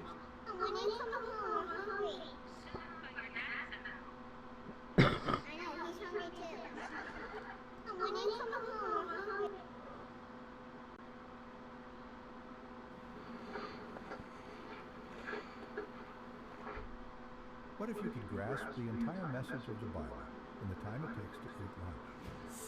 66 books, written across 1,500 years, in 3 languages, by shepherds, kings, fishermen, prophets, and prisoners, and yet one unified story. It's the most banned, burned, quoted, and misunderstood book in history. Some call it a myth, others a manual, but it's something much deeper. A divine rescue plan written in blood and grace. In this video, we're about to do something most people never even attempt. We'll summarize every single book of the Bible in just one sentence each. From talking snakes to flaming chariots, from exiled prophets to empty tombs, from Genesis to Revelation, you're about to see the Bible like never before. Simple, powerful, and unforgettable. And when you hear how every piece fits together, you'll realize this book wasn't written to confuse you. It was written to save you. Let's begin. The Old Testament. Genesis. God creates everything. Humanity falls. Okay, get out of here. That was getting so gay. Sierra Leone, West Africa. This small coastal country is known for its stunning natural beauty, diverse ecosystem, and felt sky. Italians said, well, what else is sky? And the chief leaks felt sky. Was it Lapis Lazuli? Fuck off. Didn't he die?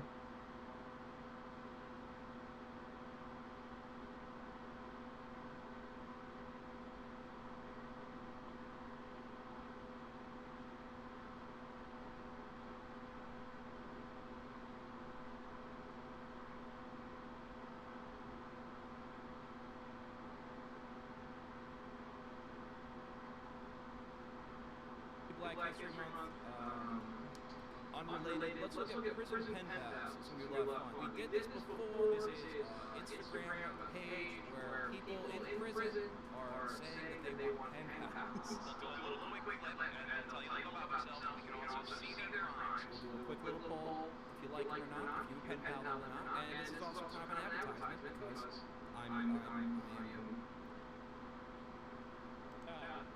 the usual suspects. That's about right. Yeah, there we go, guys. And, I don't know what to say. Turns out military vets, or something silly was rounding people up on January 6th. I bet they want J6 as the future for political points, etc. I think it's obvious that January 6th was probably exacerbated by the way that, Potentially. and by them not having more police at the Capitol. They should have handled that better. They should never let them in the Capitol. It was outrageous that it even happened. But January 6th wasn't a good thing, and it was bad, and anybody who participated in it, I think they should at least go to jail. Honestly, I don't think so. I mean, a good kidnapper is gonna do basically what I'm suggesting they did.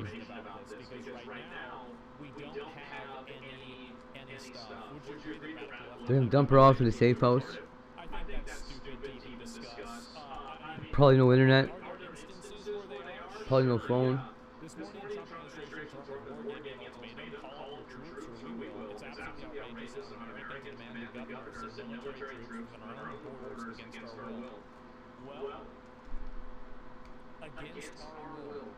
Like, do you? When, right? I wouldn't. I would definitely require some sort of, consent. Like written.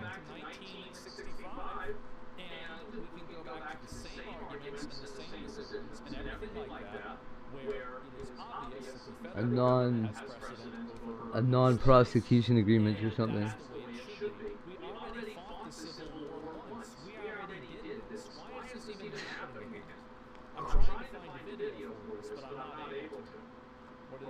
I feel that.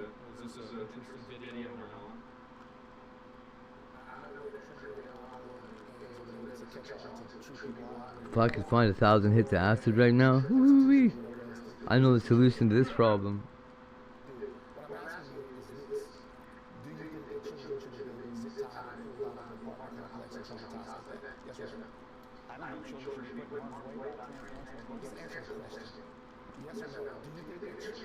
No. No, but you need.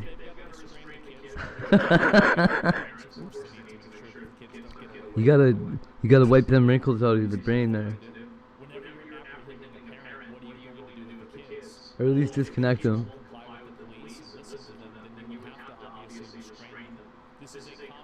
Reboot.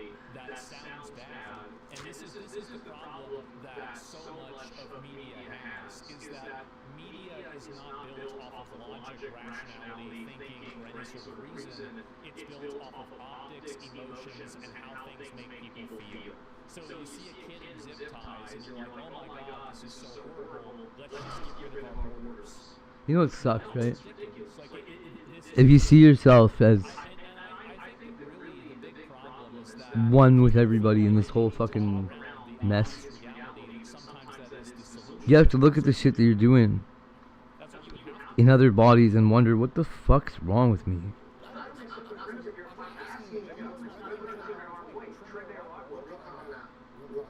Like, whenever I'm gonna end up living the life that I'm living over there, holy fuck.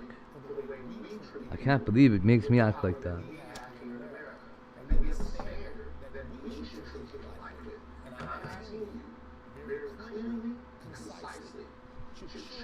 Yeah, you should, oh. I feel like I can't think about it because,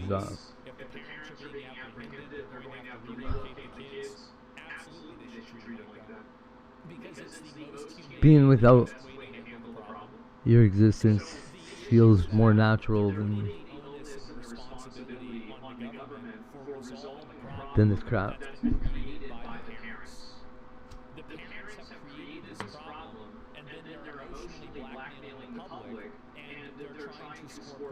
It fucks with me. I can't even see everything around me when I'm in a body.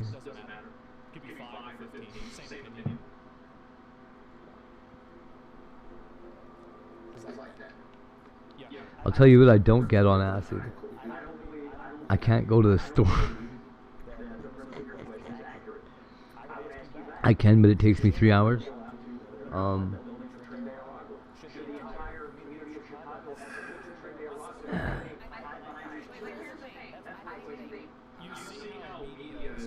I thought I was gonna make so much music on acid. No.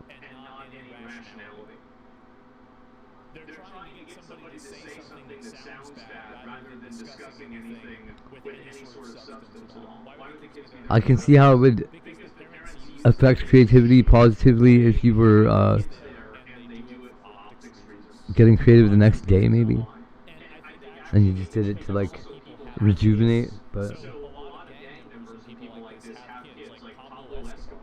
it makes me want to create, but it doesn't make me capable of it.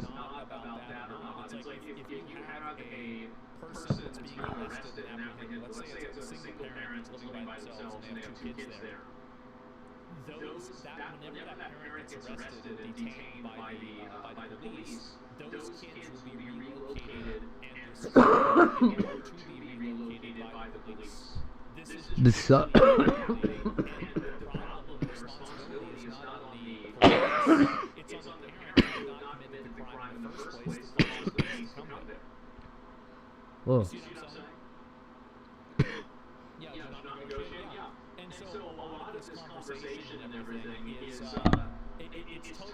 Maybe I'll draw a dragon on it, never mind.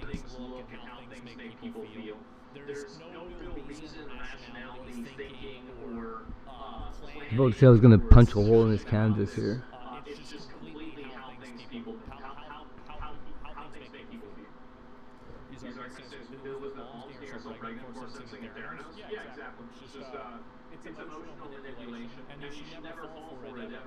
Word.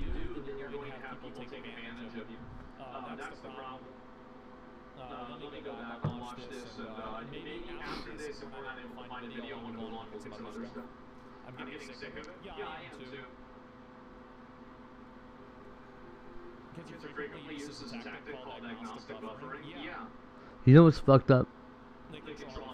I think people are dicks to me, so that I think about them.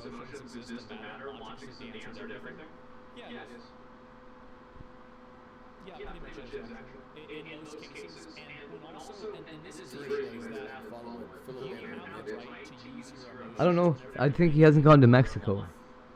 Does that make sense though? That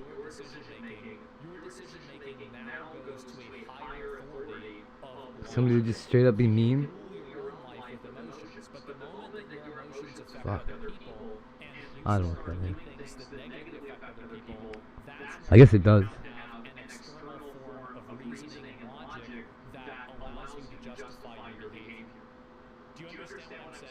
At least they'll know they're not being ignored, right? Fuck. I must be lonely.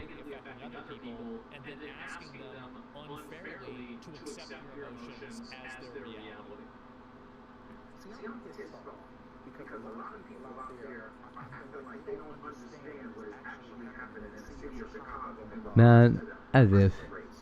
What's he gonna do with the 84-year-old lady? You think they smoke meth together? Is there a lot of meth in Arizona?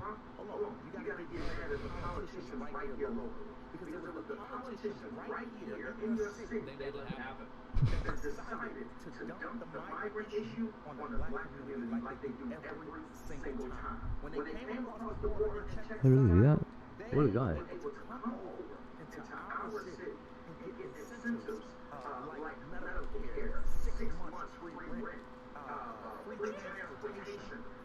And they,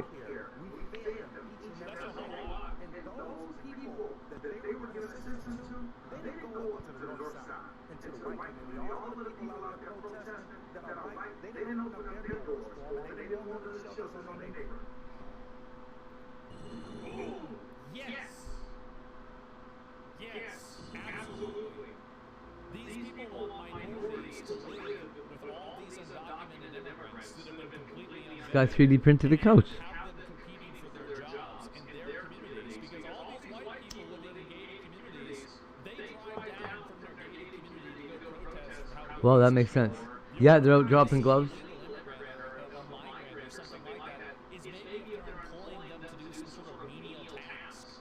Uh-oh. You can't put this on. Okay, this guy's in trouble. You guys, he's gonna tell you guys my name. Don't let him do it.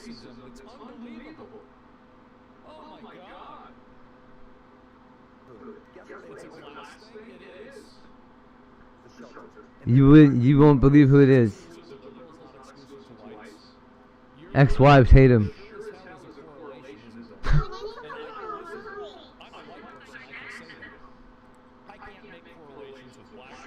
This big dog.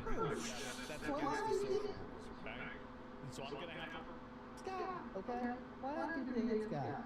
Of course, we also seen Megyn Kelly today take up for Dolly. Okay? Yeah, Dolly. Megyn Kelly loves you. The media came out and said, you know, these YouTubers, these social media people. He looks like Nick Morphonius. Yeah, I don't know what you just said, but good luck with that. Whatever it was, I saw it. No, I didn't. Yeah, I did. There we go. Your parents, right on. Have fun. Don't listen. If you're going to cry haters, do not kick little poor animals. Don't do it. Don't do it. It's not easy. I know you hate me. I know you want all your little Twitter fingers, and you just type away. Your little Twitter fingers. We get it. It don't do you good. You're just typing in the wind. You're just typing in the wind. Dolly's unstoppable. You're just typing in the wind. Okay? Unstoppable. Where was I at before I was really interrupted by that $5? I'm kidding. Anyway, so we need a number 2 suspect. Now, we do have the guy that was driving the Range Rover. Now, a lot of people have been looking into this dude today. They've been looking into his ex-girlfriend. Sarah says she's coming in. She's filling the whole damn sink up with tears, right?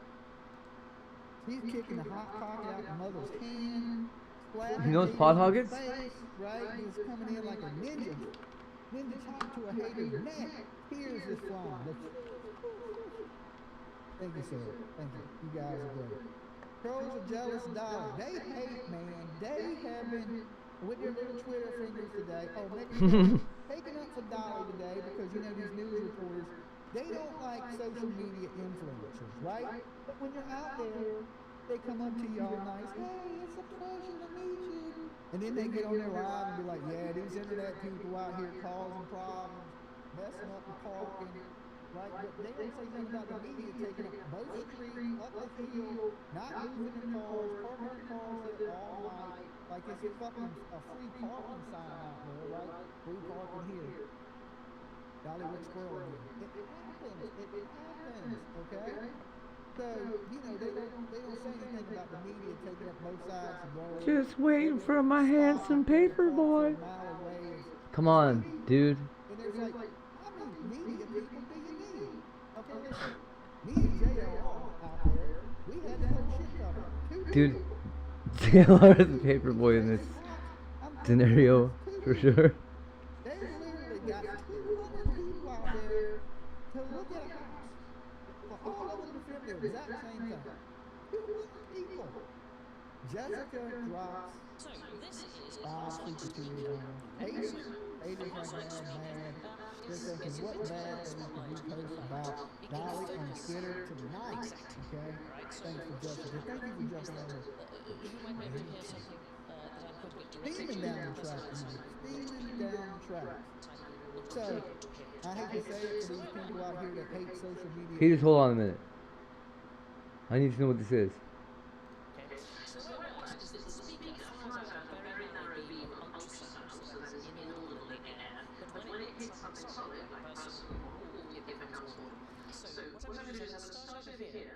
If you hear the sound, I mean really hear it loud and clear, as if it was on headphones for you, please can you put your hand up, and when it disappears, please can you put your hand down the seat, if we are able to direct the sound exactly. So we're going to start over here, and go to move it, and this is...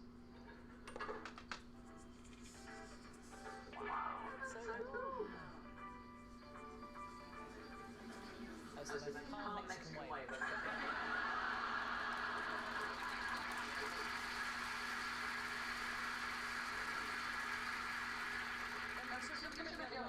And if you can't just raise your hands, and my friend, Sarah was never let my defense. So is it 2 speakers and there's one doing like a side wave, and then this one connects with it, or are both of them coming out of the same? For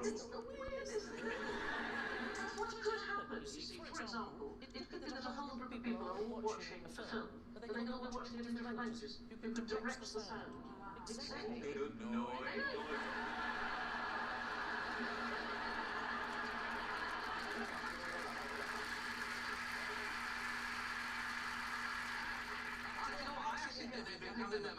My gigs lately.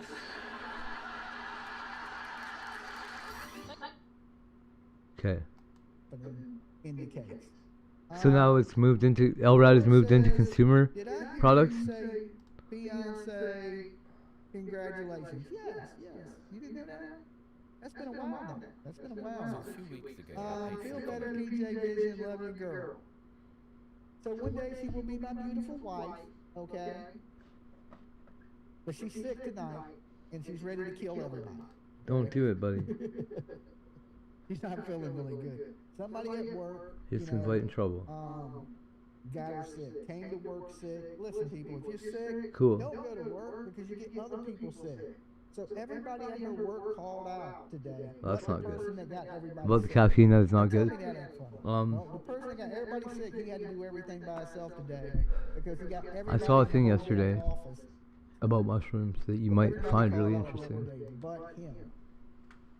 So PJ's feeling a little rough, and I don't know if she has that 19, you know, or what's going on. And I'm just hoping I don't get sick. Okay, so we've been trying to, you know, keep a little tiny bit of distance between us so I don't get sick too. But I've already been sick with that stuff this year, earlier in the year. Well, not technically this year, last year, but not too long ago. And I knew I had the 19 because the doctor walked in the room and he said, at first he walked right up to me, you know, when I was seeing him. And then when he came back, he kind of stayed his distance from me. He was like, you tested positive for that 19. And I was like, oh, no. But I was only down for like a day, and I was back, right? Lights off. Question tonight is, who has Nancy? Who took Nancy? And are they going to find her? We know the sheriff came out, you know, he cleared the family. And he said that basically it could take weeks to find Nancy. It could take months to find Nancy. Or it could take absolute years to find Nancy. That is right, Cheeky Chops. Tom Food Chop that subscribe button. That's my old catchphrase. Now it's leave your DNA. Okay? That's how you know Cheeky Chops has been here a long time, because he remembered my first catchphrase is when you came in, I was like, Tom Food Chop that subscribe button. But now it's leave your DNA and fingerprints. Thank you for everything you do, and the team does, right? Yes, right? It takes What it the takes a lot fuck? of us to They're make not the right everything ones. here happen. So like I said, so many people are coming out and saying, they're not clear. I mean, everybody from Megyn Kelly to the news networks to other people in law enforcement, from, you know, ex-law enforcement, they're saying they're not clear. There's no way to clear them. People are really mad about these people being cleared. Because I think everybody in the beginning of this, and listen, I love Banfield. I think Banfield is an OG. I think Banfield is great. But as soon as Banfield said it, because everybody wanted somebody to blame, right? Everybody truly wanted somebody to blame. We got 600 Michael Banfield or whatever. 1,800 people in the room.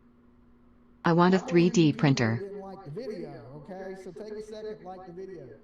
You know, everybody wanted somebody to blame. Me It's too. human nature, right? Because when there's not So, transparency, anyways, I've seen a thing that said you could grow magic mushrooms on something to do with toilet paper roll. we had an OG go, hey, we got a #1 suspect. So everybody riled behind Banfield, even me. I'm like, man, Banfield ain't gonna lie to us. And I don't think Banfield lied to us. I think she was given information at the time that she 100% believed. And at the time, Tommaso could have been the #1 suspect. Because listen, y'all were out there with me when we was in Annie's neighborhood and Tommaso's house, and the FBI were going door to door. They were searching all the properties around Annie's and Tommaso's. Just made wontons. Taking pictures Why would they do that if they're not suspects? So we know at some point Tommaso and Annie were suspects. But now, I guess they did all that stuff, allegedly didn't find anything on them, and the sheriff has cleared Tommaso and Annie and any other family members that are connected to Nancy Guthrie. Now, I know that is hard to believe. Like, I had wrappers in the fridge that I needed to use. so many people have been fixated on Tommaso. Is Tommaso connected to the person? Okay, let's look at Tommaso and say, well, there's no proof Tommaso did it. But does that mean he's not connected? Until we catch the person, and the person goes, no, I did it on my own. Exclamation mark high stall. And that person says, well, Tommaso. Ahoy. Captain Botrix is trying to get a crew together for a treasure hunt. Type heist amount to join. Listen to the sheriff that can't put a good sentence together? Or should we listen to the FBI? Right? Because I believe this. No, everybody's a suspect until there's an arrest, or we have another suspect. Just my thoughts. Now, I am respectful of what the people say. Like, I'm not going to be going to Annie and Tommaso's house. I'm not going to be following them around or anything like that when I'm in Tucson, right? Because that ain't what we do. The sheriff says they're clear. They're clear. Does that mean I still don't have to be suspicious of these people? No, I just can't blame these people because right now they're clear. But I can still have my suspicions. Okay? Now, I don't know if they did it or didn't do it. Did he hire somebody or did he not hire somebody? Is his bandmates responsible? Ho ho. Botrix made it back from Black Heart Island with a handful plunder and a tale of plenty. Results. Botrix, 1,999,999,899. A crew of pirates and raiders check their flintlocks and sharpen their cutlasses as they disembark for Black Heart Island. I found tequila. Whatever the fuck Easy Blue is. Like I said, we don't get much information. We don't know what their financials are. I mean, that would be really telling. I found some blue Curacao, Curacao, whatever it's called. And could they afford that house? Were they asking their mother for money? Were they getting gin. money from the sister? Who was abusing Nancy? Adult? So he went home? Services says, are you serious? Dropping 2 super Yeah, years on Dolly? this? He went home 2 days ago. But we definitely seen the card on the door, right?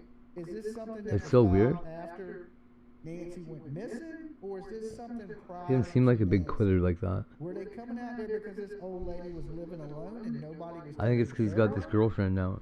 Or looking out for her the way they should. Now listen, everybody's had an old family member. They're ornery. They don't want to leave. They don't want to go into a home. They don't want to move in with you. Every stream since And you can go, hey mom, you know, come stay with me. he left out there, he's mentioned They're her. like, no, I want to stay at home. But at the same time, it's not good for them to stay at home. It's dangerous because they could be falling down. Things could happen. They could be forgetful. You know, so they Ski was probably nagging for him to come They home. need people to look out for. And maybe people wasn't doing that, and Adult Protective Services got word of this. Ha, So maybe ha. they got word Just of it, kidding. And they decided, hey, let's go out here and check on her to make sure that she's okay Maybe. living on her own. Why would you do that? Let's see, we got another super chat coming in. This one's for five super tiers. One and only. FBI hasn't cleared them. Bingo was on. What is this? Bingo was on. Was What's on this? Hannity tonight. He said they haven't cleared them. The FBI definitely has not cleared. Anyway. Dan Bongino. Okay. How do you say that name? Bogina? Yeah. Is that how you say it? I'm not sure. I don't want to murder somebody's name. It's crazy how similar those two things are. Tomato could be a bluff. Well, listen, a lot of people say this, that they'll clear people, right? And so they relax and they'll go back to their normal life, and then they kind of. I wish I was air. And then, you know, go after them. You know, where they clear them to make him feel comfortable. So I was he there makes a once. mistake, you know, or is he actually cleared? And this has the Just internet briefly. in a total outrage. Error. Bongino. Error. Error. Air. Really follow politics or stuff like that on the news. So, he's not with the FBI anymore. Maybe he has FBI connections. I'm not real sure about that. But at the time that you know just came out earlier today, we were watching live and we seen that you know that the sheriff had cleared these people. Now there's a lot of people out there that say Exclamation mark high stall.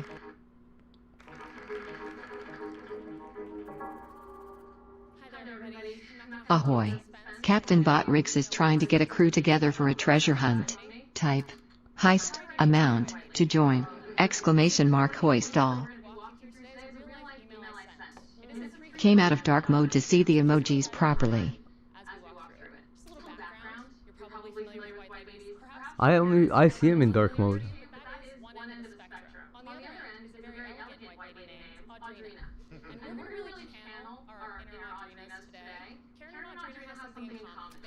Welcome to the light. She's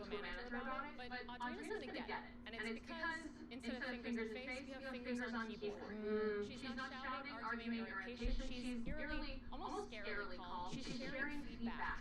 She's endlessly patient. Instead of threatening, she's promising. We're not going viral, we're not losing our job. We're staying on the radar. What the hell is this?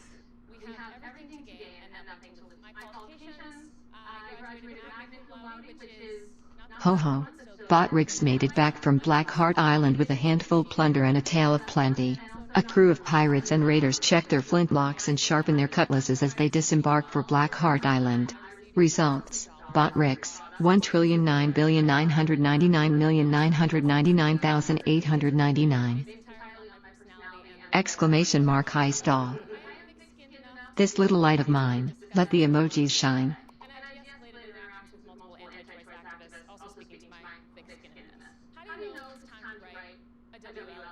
Nice pants. We're going to start with a question. Is it important? Yes and no. We're still moving on. I'm blinded by the brightness it has. No shit, make my eyes hurt.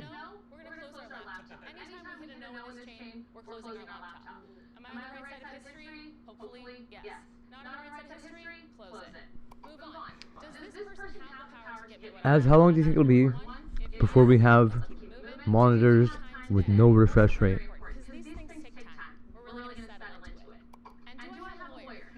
Like just real streaming video. And what do you think that'll be like? I think our brains will just overload, right? CRT. CRTs have a refresh rate. Well, a frame rate. I want like fiber optics sucking the vision or sucking whatever it is, whatever picture from one end, blasting it out high def on the other end. All the time. Whatever our brains, better than what our brains do. Okay, this woman is not fucking funny. These people suck. And it leaves a very small hole. The professor. Right? There was this guy on a crime show who had been shot in the face. The professor. And he didn't know he was shot. Why didn't he fix the boat? With a 22. He was kind of disoriented. But as they took him down to the police station, they interviewed him for 3 hours. Could transform coconuts right? Because his roommates were dead. And they realized for 3 seasons, that this man viewers had watched been the shot man in the perform face. technological miracles They didn't with even bare know. seaweed. He While the wasn't even SS bleeding Minnow sat like on the really. beach like a broken They promise. noticed right It by his wasn't nose incompetence. was It a was hole. far more entertaining. And this Yeah, man had been CRT shot still in has. the face There's something about with it. a 22. It's a low He had refresh a rate though. bullet in his skull, right? It's on YouTube. You can watch it. All of a sudden, the officer says, "Hey man, I just want you to remain calm for a second." He gets up, opens the door. He's like, "Yo, call him." I just want one frame that always comes. And then the other comes and changes. Right? And because they thought he was the guilty party, and this dude actually had been shot in the face. Like, I bet AI could do it. Small that it didn't leak, like it just, I guess, small and hot, so it kind of what cauterized the wound itself. Let's go. Okay, Let's so go, he wasn't bleeding. Gemini. He wasn't sitting there pouring blood I'd ask out. Grok, but I don't know if So, Grok you know, does he had a little bit of blood. scientific And I innovation. was thinking to myself, I hope Annie wasn't shot. For free. You seen that episode where the guy was shot in the face? Yeah, No. they thought he did it. And he didn't do it. He was laying down and he was telling me, he was like, "Man, I'm asleep. I didn't see or hear anything." He said, "I woke up and I felt dizzy or like something like drained." He said, "And I laid back down and everybody else in the house was killed." They thought he was dead, I guess, and they left him. I have a Mitsubishi PD 5050. He was alive and had a bullet. They took him from the, after they did interview him for 3 hours. They take him out, take him to the hospital. He survives, right? But he was shot in the face with a .22 and survived, right? So it could happen, and there not be very little bit of blood. And I was telling PJ, I was like, "Listen, you out there at that distances between those houses, and you fire a .22." Spatial multiplexing, where a single high-resolution image frame is divided into a grid of smaller subframes. When played back via a specific script or shader, the viewer sees motion by cropping and cycling through these subframes rapidly. Usually small weapons because they're easy to conceal. They're not To very achieve this, you loud. must pack the temporal data into the spatial dimensions. No. You know, or 9 or 45, you can hear that for a while. The original MSRP on it was $8,500. Full video with no frames or splits. Space Trace LFG. Actual motion being transmitted. Okay, let's see what this says. Concluded that the human who wore it was Yeah, there. analog style continuous scan. Okay, but I don't As want it to LF scan. I That's got what it the for thing 20 does. bucks. It's got a scan rate, right? That's, yeah, you get that thing, scan lines. Okay, I don't want scan lines. I want no scan lines. I want it to just blast out video. Like, we need like 1 million of those little scanner arms that go across the whole. Man, that's gonna get so expensive. Off this planet. I want you to like this video and press 2. Actually, Sensor captures only vertical line of pixels, extremely high frequency.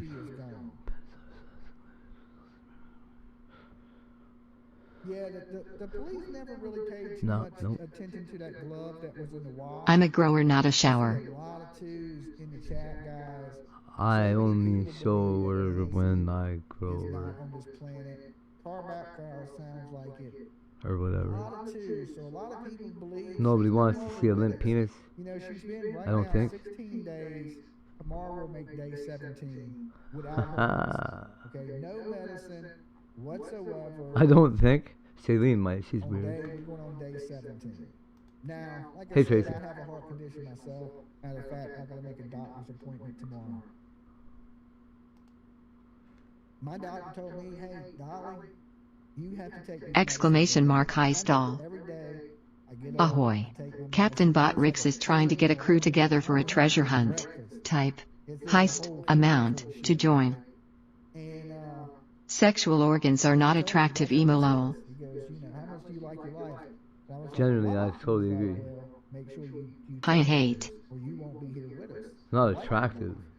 I mean, It's that not guy's what's gonna. real firm about, you know, hey, don't do this, you'll die. Don't do this, he'll let you know, like, how long you want to live. And I Following. had a male doctor and a female doctor. And then when I went to the first doctor, I'm more into like digestive organs you know, she was looking at my heart and everything, and she said, she looked over at me and said, or circulatory. I said, I'm gonna live a long time. Ow, that was my head, you guys. I didn't punch it. I thought I was dying at like I had 6 months to live shit, right? He said, that's not happening. Not with your lifestyle. You have to change your lifestyle. All this stuff you're doing, you know, you're going to have to stop doing that. Results. Botrix. 1,9,999,999,899. Ho ho. Botrix made it back from Black Heart Island with a handful plunder and a tale of plenty. He's not talking A about crew of nothing. pirates and raiders check their flintlocks and sharpen their cutlasses as they disembark for Black Heart Island. Boink, boink, boink, boink. We talked about before, we talked about microtechnology, and of course psilocybin. Mushrooms are changing the Still what? headlines have a lot Who? with politics. Silly who? They were talking about this weird battle that she did, somehow linking it back to illegal mushrooms that she had in the province of Yunnan, China, saying that she had obviously eaten magic mushrooms, and that was the reason for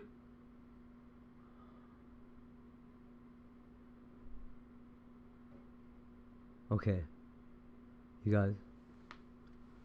We really need to eat these Chinese mushrooms.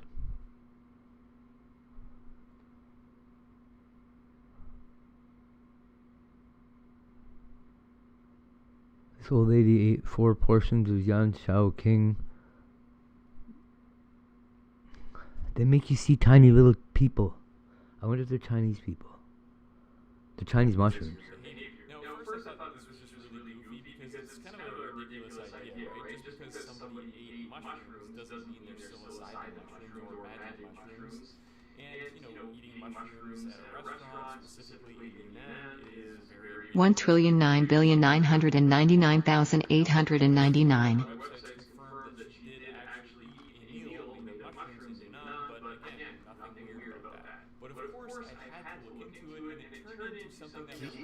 Keys to another. That's because I stumbled upon the existence of a little-known mushroom that does grow in this region, is apparently psychoactive, and makes you see the little people. Now, a commonly known but still interesting fact about psilocybin-containing mushrooms. I'm so excited by these. Blue, if they're bruised or handled, Yeah, they do. they will turn blue, and this is because of psilocin, which is the dephosphorylation. Okay, we don't. Come on, buddy. We're pros here. We know this part.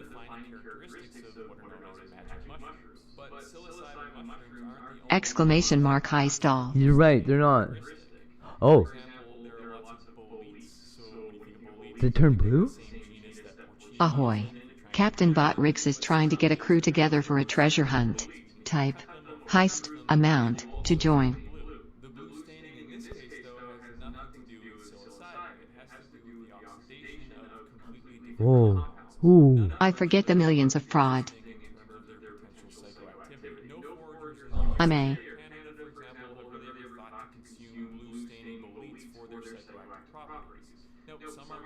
I hate you phone. I quit. They're poisonous. They're all poisonous. Psilocybin mushrooms are called poisonous too.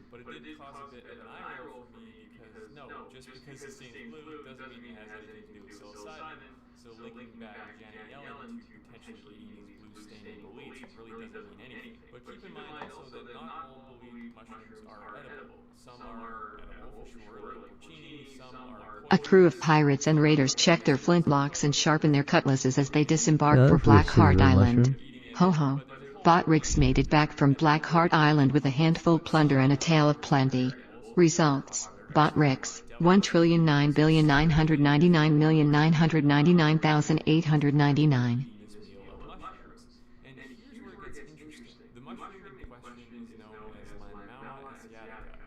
Lol, I hate my phone too. It's a piece of fluffing shut.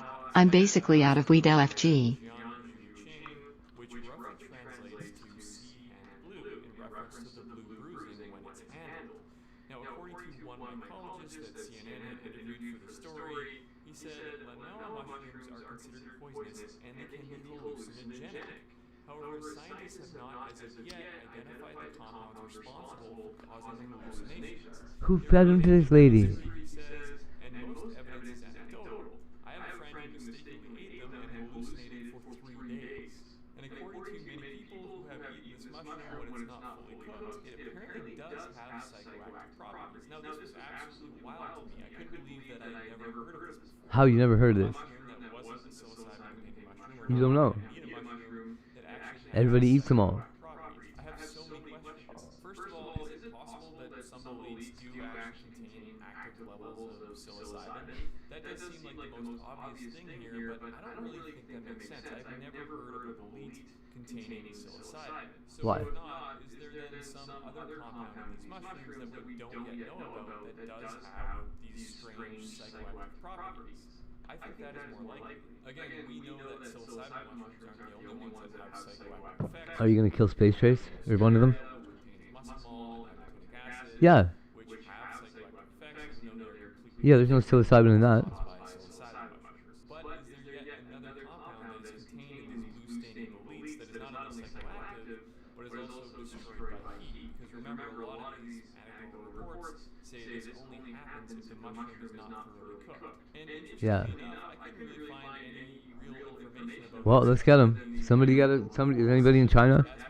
Ozzy, you're real close. who literally studies mushrooms and psychoactive components of mushrooms for a living, and he said he didn't really know anything about it. He had heard of it, but he didn't know what might be causing it, or if it's even true at all. These things are gonna be sold everywhere. He's a functional mushroom expert. He literally wrote the book, a book called The Clinical Guide to Medicinal Doesn't Space Trace matter. isn't ready as You it gotta is. smoke them all. in China, but he had never heard of this either. But I did find one paper by David Aurora. Now, he is the author of Mushrooms Demystified, but he is also the author of a paper called Who is love coming to. for roast chicken dinner tonight? Lunan, which is a reference to the little people or hallucinations that people apparently see when they eat this mushroom. Now, he had traveled to China, to Yunnan, to try and unravel this mystery, and in the paper he says Xiaoren, which again is the little people, are typically glimpsed or experienced after dining on inadvertently undercooked blue staining elites of uncertain identity. The people of Yunnan seem almost universally amused by the Xiaoren, rather than fearing them or revering them. Like, ah, you seen the little people? These mushroom markets in Yunnan, and he What the fuck? mushrooms that a vendor was selling to supply Nope. Might have 3 more weeks. in which the vendor replied, yes, these are very good mushrooms. And he asked, well, how do I compare them? And the vendor says, stir fry them for 10 minutes. And David said, Then a week of trying. don't stir fry them for 10 minutes. Hey guys, we got Brett. Well then, yes, of course. OMW Aussie. You'll see the little people. This is apparently a very well-known thing in Yunnan, and how a lot of people had experienced this very thing. Now, from the same paper, here's another report. I want to see the little people. I asked for stir-fried mushrooms. I saw little people on mescaline. After eating them, I noticed moving colors and shapes. I wasn't worried. My first thought was, oh, it must not have cooked the mushrooms enough. I'll be able to see the Xiaoren. But it was disappointing. There were no Xiaoren to be seen. I looked everywhere, at the walls, the tables, the floor, outside. But then, I don't know why, I lifted the Hundreds of little people. Okay, Space. I'm here for the chicken dinner. And even more curious, when I lifted the tablecloth higher, the heads came off and stuck to the bottom of the cloth, and the bodies kept marching in place. I put down the tablecloth, looked at my watch, then I looked under the tablecloth again. I did this many times at 2-minute intervals. I measured them too. They were 2 centimeters high. I measured them too. They were 2 centimeters high. Now, what's interesting to me is that none of these reports sound like the classic psilocybin experience. There's no sense of connectedness. There's no introspection. These really do just sound like true hallucinations. And of course, This sounds awesome. Okay, is what about Pool Boy? exactly what might be causing this. Because first of all, this is not necessarily just one mushroom. This seems to be a series of mushrooms or a random assortment of blue staining elites. No one's really nailed down exactly what species is that might be responsible for this because, well, nobody's really looked into it that deeply. And really the only way to do it would be to go to Yunnan, harvest all these mushrooms, do a full analysis on all Let's the go. compounds, and see what kind of psychoactive effects they might have. NGL, I thought that was Pool Boy. That could have been bad. And second of all, these reports are just anecdotal stories. They're stories that people Are the 2 centimeters high people the They borrowers? could be. At Aussie's Pool They Boy sound like just reached soldiers. level 1. But yes, I'm here too. Exclamation mark high stall. Ahoy. Captain Botrix is trying to get a crew together for a treasure hunt. Type. Heist. Amount. To join. Exclamation mark high stall. Ahoy. At Hate Hose here has joined the treasure hunt. I hadn't even heard of this until like a week ago. Congratulations. Now all of a sudden there could be a mushroom other than psilocybin mushrooms or other than Amanita And they're legal. that does have some sort of psychoactive properties. And when you think about it, it makes sense, right, that this could happen because They could be the borrowers. Or the little. Exclamation mark heist 1.5. Congratulations. Ahoy. Or the- Etis was what's the name taken of that has family? joined the treasure hunt. Is that the littles? I read the borrowers when I was really little. Exclamation mark heist all. all. A crew of pirates and raiders check their flintlocks and sharpen their cutlasses as they disembark for Blackheart Island. The poisonous fog sends half the crew to Davy Jones's locker. The rest escape with a handful of plunder and a tale of plenty. Results: Hate Hose here, 109,899,999,989. As was taken, 151. Exclamation mark SR Hades got a gun by at Hate Hose here. As was taken, greater than there was an error requesting the song. Error, no video found for that query.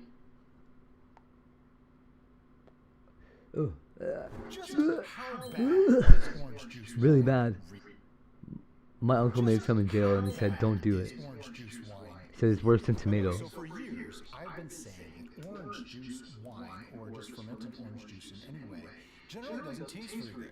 Now, it's been a long time since I've fermented it, so I thought, let's put our money where our mouth is and actually do this. I think this is actually revenge against Derica because I am nearly would bet hard-earned money on that I'm not going to like this at all. I don't think I'm gonna like it. But there's been plenty of things that I've made Brian try, particularly on the tasting room, that he thought he wasn't going to like at all. Some of them he was right, so it's revenge time. So, we're going to make this a very, very simple wine, just like a lot of people would do if it was like their first time. So I have a 1 gallon batch of... Not with that attitude, she won't. Right in it, because this is sterile as sanitized. I removed 2 cups, or, half a mason jar. I want to read something to you that's funny on the ingredients stuff. Ingredients: orange juice from concentrate, filtered water, orange juice concentrate. That's what's in orange juice concentrate. Ascorbic acid, in parentheses, vitamin C, has an asterisk. Exclamation mark Gamble 9998. Exclamation mark Heist all. She has puppet pouty face. Rolled 13. At Bubble Boots 777 lost 9,998 points and now has 20,022,006,780 points. Ahoy. Captain Bot Riggs is trying to get a crew together for a treasure hunt. Type. Heist, amount, to join. Hi at Bubble Boots. Which would be somewhere like the 1.020-ish starting gravity range, which is not very hot. That's not going to make a lot of alcohol. So we're going to have to add a significant amount of sugar to this. But let's just see what it actually is for real. It has. Like, apple juice, grape juice, stuff like that, falls around 1.050. Now that's really interesting. This actually is roughly the same as those. It's 1.050. So they're wrong. They're lying on the label because it says sugars total 20 grams, 11 servings. So that's only 220 grams of sugar. That's half. Amazon thinks I should have a noodle maker. Blackheart Island has taken another soul. Bot Riggs was sent straight to Davy Jones's locker. A crew of pirates and raiders check their flintlocks and sharpen their cutlasses as they disembark for Blackheart Island. Odd. All the sampling equipment, everything is sanitized in.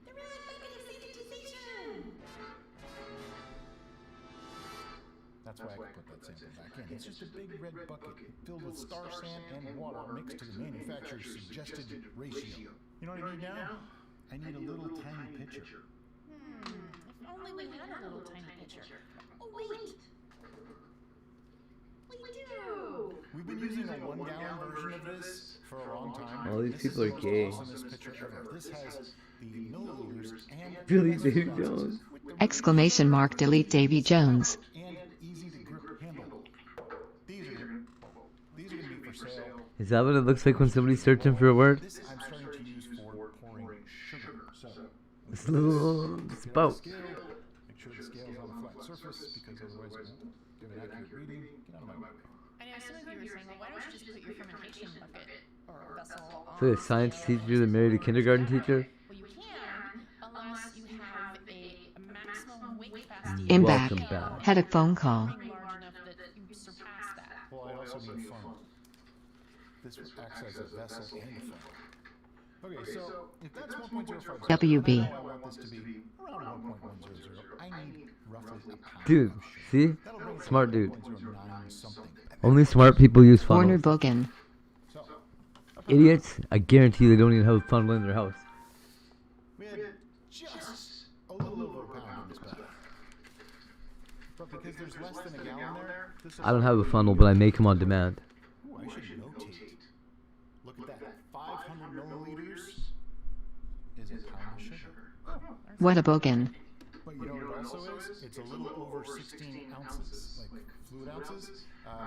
So a lot of people like to use cups instead of actual weight. I prefer weight because it's far more accurate. But a cup of sugar is about 0.44 pounds, so you'd need a little over 2 cups if you wanted to do this right. The real reason why I love this picture so much. Sugar's pretty uniform, buddy. I'm pretty sure you can go by volume or weight, whatever you want. We need a funnel. And we shouldn't have totally poured it with that. It just take it in a while and you have to be patient, right? Just shut the fuck up. But as soon as People use funnels because they're not idiots. Oh my god, lady. She's arguing against the use of a funnel? Yes, they are. They making Pruno? Hell yeah, as. It's still pouring much nicer than Shut up, Bridget. Oh, this is so much better than my hands. There's about no way I could have poured this in this easily. Damn right, you just spilled it everywhere, buddy. From the bag. yeah. I would have tried though. I've seen that in action. It always ends in tears. And a lot of sugar everywhere. Yeah. In fact, I have that same funnel. Yes, of course. It'll just be Dude, you need to fire your wife. She sucks. She's probably way cooler when she's drunk. process of my sweet red wine. That's the idea. So now I put the lid on. She's the reason you don't drink before noon, though. Mix all that sugar in, and then I'll get an original bourbon. Now the mixing does a couple things. First, it mixes it in, and second, what else does it do? It aerates our brew, and at this point, before alcohol has been created, we want oxygen in our brew because yeast require that in order to go A brewmaster that married a woman that loves alcohol. No way. Pruno bars. integrity and then replicating themselves, essentially. It's how they multiply, create a colony. And oxygen is necessary for that. Shut up, nerd. This is how you get a good arm workout. Okay, I think that's actually mixed up. It's actually hard to tell because It's semi-translucent. orange juice is difficult to see. I think we're good. Raw orange juice smells so bad. Second one. Alright, I need reading equipment. And everything was Fermented. sanitized again after we took the other reading, just so that there's no cross-contamination or anything like that. And Okay. you'll notice I do this, I'm playing with it, but at the same time, I'm actually getting rid of any excess liquid that might be in it. Just like you'll see me do this once in Yeah, a you're while. sucking in all the dirty air. If you drop some Yeah, Bubble Boots. that's gonna Panel up. Bubble Boots start a panel. here, it's much more You don't have to be on cam. have an effect. But it's not something Edges was taken just reached level 41. Laura Ingalls called. She wants her damn braids So I want back. your skin back, too. What the fuck? it's less than a gallon. Just a little tiny bit. We're actually sitting at 1.110, which not a Hey, problem. there's an Uhura on the thing back there. Never mind. Star Laura Wars, Star Ingalls Trek. Wilder. If it was to go totally dry, it's just over 14% alcohol, which works in our favor because I don't actually want it to go dry. I want it to stay sweet. So it'll be somewhere around 12, maybe 13%, and a little sweet. Because I have a feeling that dry orange juice, fermented, probably not all that good. Now, continuing the tradition of my sweet red wine, I'm going to be using Fleischmann's bread yeast. Now, if you only have Red Star bread yeast, use that. I mean, other people have told me that they have had great luck with that. And I found that the rapid rise, active dry, instant, whatever it is, Fleischmann's yeast, doesn't really matter. They're all about the same as far as the way they work for this particular aspect.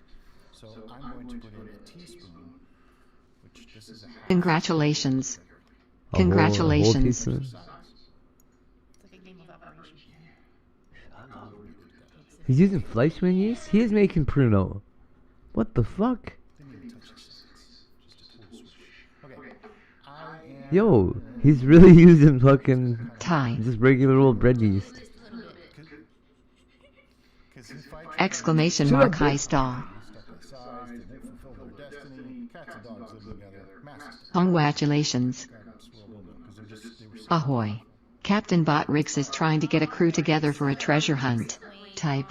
Heist. Amount. To join. As Look at getting more here. flowers than I did for Valentine's. Right. How can you get into the hobby with the least amount I know. I don't know what's wrong with alter ego. and just the bare minimum? And so with that in mind, we're not going He should be showering you in gifts, dog.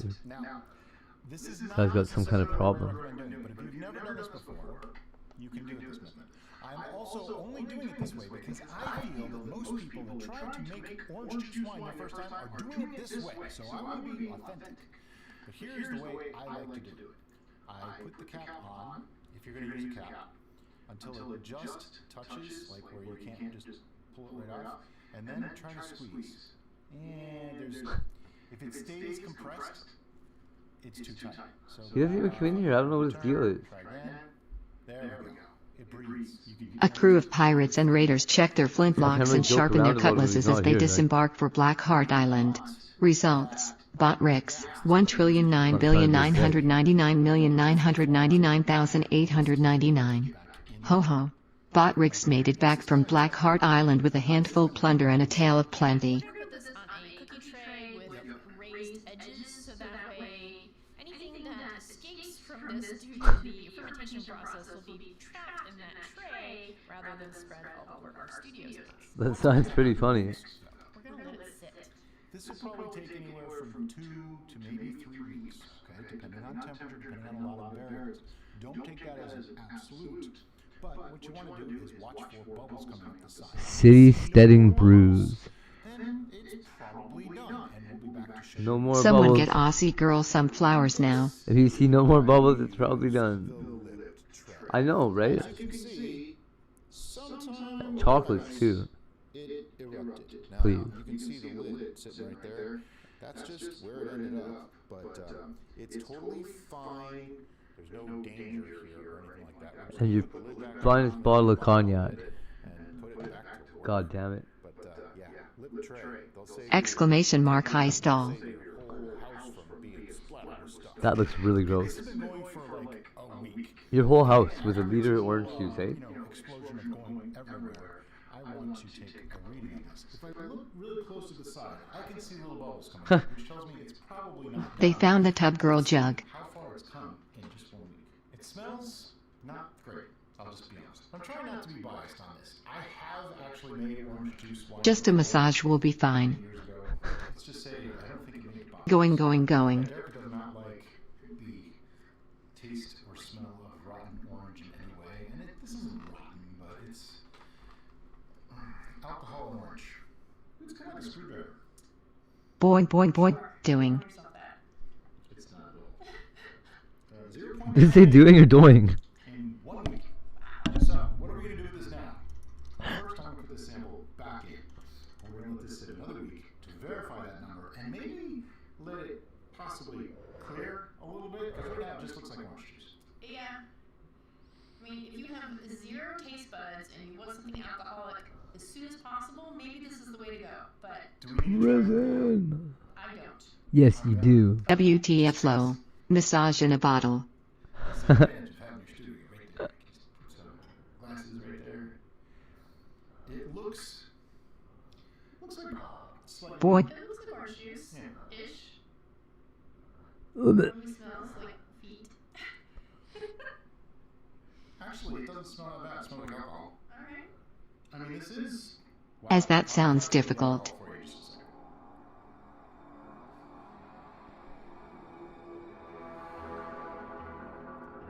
Uh-oh. Are you questioning your life choices? What the hell? Just that last one. Okay. I taste orange. I taste alcohol. It's kind of. Oh my god, that must have been awesome. It's got more acidity and astringency than I ever thought it would have. And there's like a. Oh, it's drying them out? Is it almost metallic? Yeah. Uh-oh. Okay, well, this is going back in, and we'll try this again in a week. Bong, bong, bong. You know what, though? I I'm gonna give this a quick little. Is he gonna die? Maybe not. It's hard to do. These containers are It's not conducive to swallowing. It is not at all. So I'm just Thanks, gonna Hussy. Set the cap on it. That's it. Oh, I was gonna figure out the alcohol for you. Now remember, this was bread yeast, so we started at 1.110. I feel like he's gonna have a headache. 998. We used up 112 points, or 0.112 times. Boy, boy, boy, take that TTS. Gives us 14.7% alcohol. Orange juice and bread yeast. And sugar. So, Hey, sticking over. to my original statement, if you just want to make alcohol and you have no taste buds whatsoever, I don't really need to be that mean about this is it. your friend. Because next It's week not that mean. week Why are you after making that, that out of lemons, funny guy? She gets to taste it too. But for now, it's going to go back up, and we're just going to hope it clears a little bit. Okay, so last week, it was at 998. Let's see what it says. Right, that's exactly what I was thinking, man. The hangover from this shit Imagine would be the so hangover. bad. If it goes higher, that's a problem. I don't know how to explain I think you'd get a headache while you were drinking it. That's 0.998. Yeah. Use 4 digits, people. Make it easy for everyone involved. It looks like orange juice, though. It looks like orange juice. It looks like watered down orange juice, really. It has that almost fake look to it. This is either going to be the most amazing, super quick wine ever, or one of the most vile things we have. Not gonna be good. Well, you know, 0.998. We're going to treat this just like we would any other brew. Her tea is very What does it suggestive. say? Disgusting.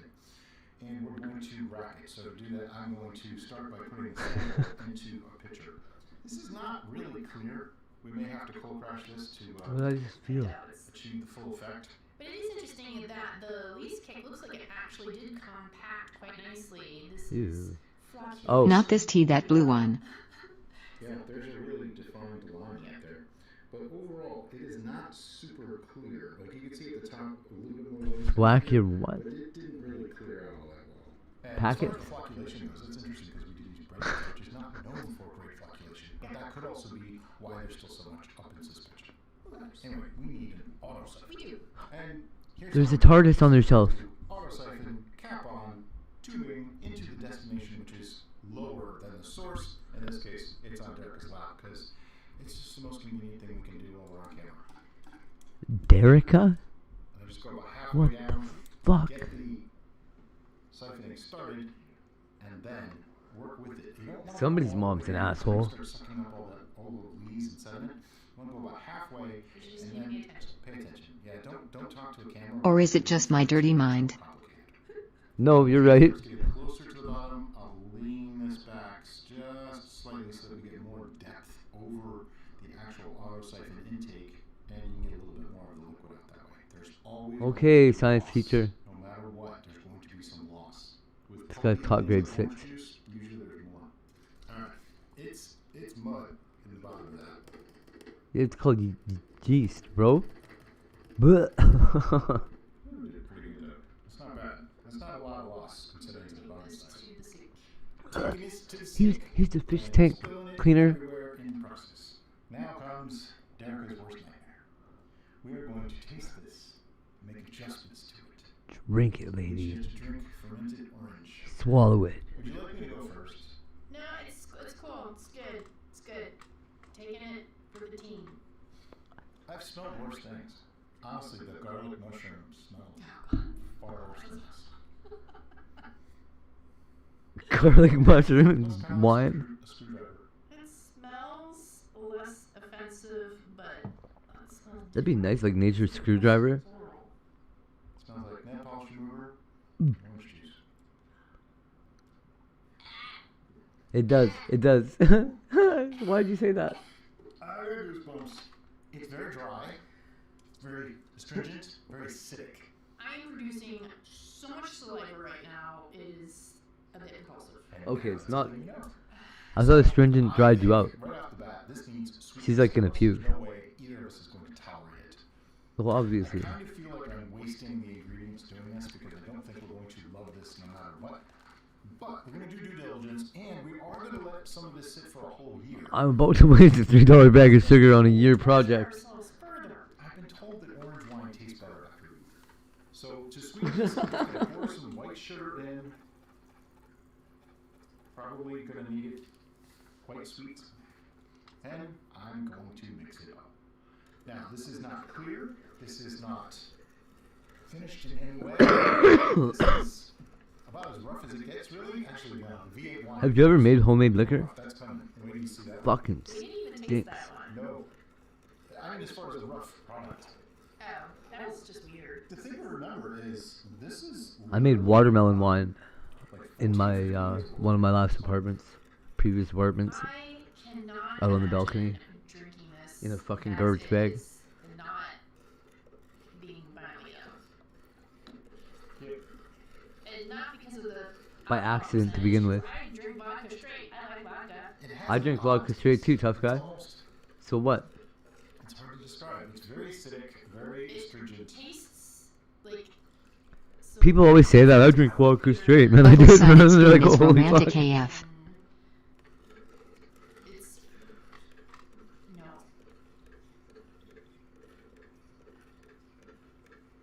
The garlic mushrooms... Most people that say that also drink a chaser.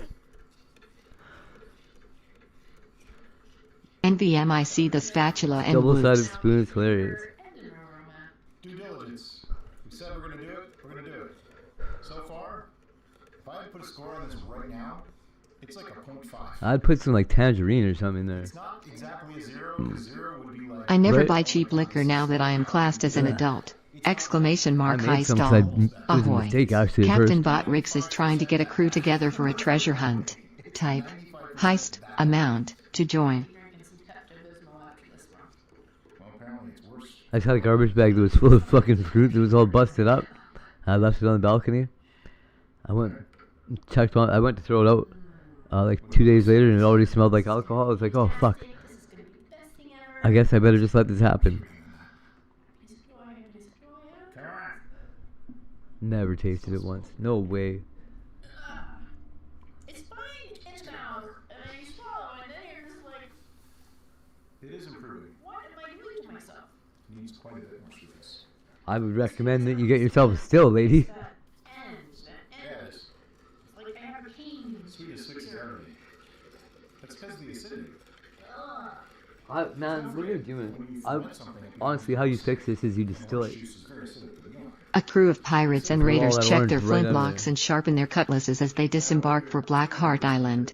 Ho ho. Botrix made it back from Black Heart Island with a handful plunder and a tale of plenty.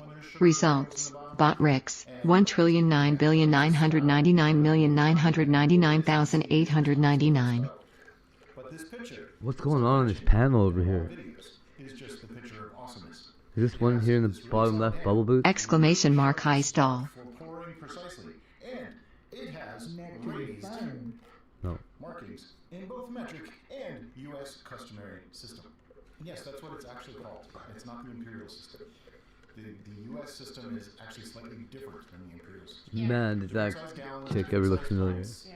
They use stone for weight. We don't. What's a stone? I think it's like 6 pounds. Or something. Oh, it's like 25 pounds or some shit. I don't know. But that's where they are different. You ready? No taste? No. Do you have multiple heist triggers for Botrix? I have to go to my happy place. In the Nope. mouth, it's actually not No, there's a trigger and there's a timer. The timing seems inconsistent sometimes. Yeah, it probably is. mouth. If it didn't have that ending, I would say this is okay. It's got like a softness, it's got the sweetness. I don't remember what it is. It's like every 5 minutes it does high Oh, stall. okay. And then it does it as a response to something too. Maybe it's to Ahoy. It's just that. So there's somebody else is doing it? Yeah, I think his Ahoy triggers it. I'm gonna do just a little bit. This is probably very sweet at this point. But that's about the only way it's going to be tolerable at all. And the only way I see us really using this anyway is like a cocktail mixer. I don't know what's gonna camouflage that end. Put a half a shot of this into like 8 ounces of vodka and then 12 more ounces of orange juice. You'll never complain about it. Aren't they gonna go blind here? From drinking this shit, or is that just where the headache's gonna come I from? don't seem to be having as much of a problem with it. Now that it's sweeter, I'm tasting more of the floral aspects. Yeah, like I There's some say. pleasant things coming through, Oh, making me really wonder what this will be like in a year. then like, you gotta smell it now. And it just. My grandma used to make wine out of dandelions. It just looks like alcoholic orange juice. Like, it looks like something a college kid would have in their room. I'm not recommending that. I'm just saying this is what it looks like. So for all those people out there that don't think the Freddy's can get to high ABV, this is your proof. But if you Easily can. have just one taste bud, it's still active. Last taste. Oh, so that's the problem. Official tasting. Running out of happy places to run. It's not bad. I don't hate it now. Still not good? I mean, it's not great. Don't get me wrong. But anyway, now that we have added sugar to this, and we don't know if the yeast could ferment it further, we are going to pasteurize it. But I'm going to do something that I did in another video. I'm going to do it again. Where's the half gallon? Yeah, let's see, what did we sweeten it to? I'm going to expect this is 1.050 or higher at this point. I can't imagine that it's lower than that. Simply because it was so acidic and so astringent that it's actually giving Derek an upset stomach. Well, I was wrong. 1.042. The reason why I kind of dictate to Brian what to put in the notes is because I have to use that to fill out all the information for you guys in the description. And I do all the time. It happens occasionally. All the time. I forget to write down yeast, I forget to write down the date. Exclamation mark Gamble 7000. Rolled 42. At Bubble Boots 777 177,000 points and now has 20,022,076,880 points. Different videos being filmed, so. I think this is part number. But anyway, where's the half gallon container? What? Okay, so normally we say you should siphon everything, and I would wholeheartedly go with that, except when you need this small of an amount, I'm kind of thinking that you might be able to cause more damage with a siphon than just pouring it very carefully. So I'm just going to pour this very carefully. Again, perfect use for this exact picture because that very Exclamation mark Gamble all. lets me pour it very precisely, very carefully. Rolled 8. At Hate House here lost 438,711,634 points and now has 9,252,680,391,924 points. Side of the vessel, so that way it's minimizing its air content. Don't get me wrong. If you have an auto siphon or you have a way to do this without introducing any oxygen in any way, that's probably better than this. I'm just showing this because if you do this right, it minimizes. Land my elbow right on Doesn't mean it eliminates it, it minimizes it. We do it on occasion in really small amounts, and not really a problem. I know some people are freaking out right now, and I'm really sorry. But not everybody has all the gear all the time, so this way, there's alternatives. Had a wee little bit left. I'm just gonna drink this. Alright, so airlock and bung going on, and like I said, we're going to pasteurize this. Now, when I say pasteurize, I mean we're gonna dump this into water with an immersion circulator. Let the internal temperature of this liquid get to 140 degrees Fahrenheit, which I think is 65 Celsius. I think. I'll put it here, just in case.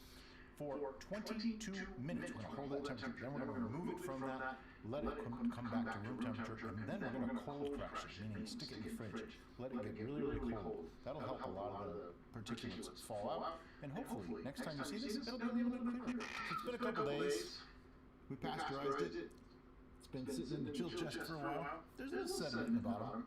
I don't think this is ever going to be clear, but I predicted that before, so I'm not really. Looks like orange juice to me. It does really look like orange juice. But we're going to put it in some glasses, we're going to taste it, and give you our opinion.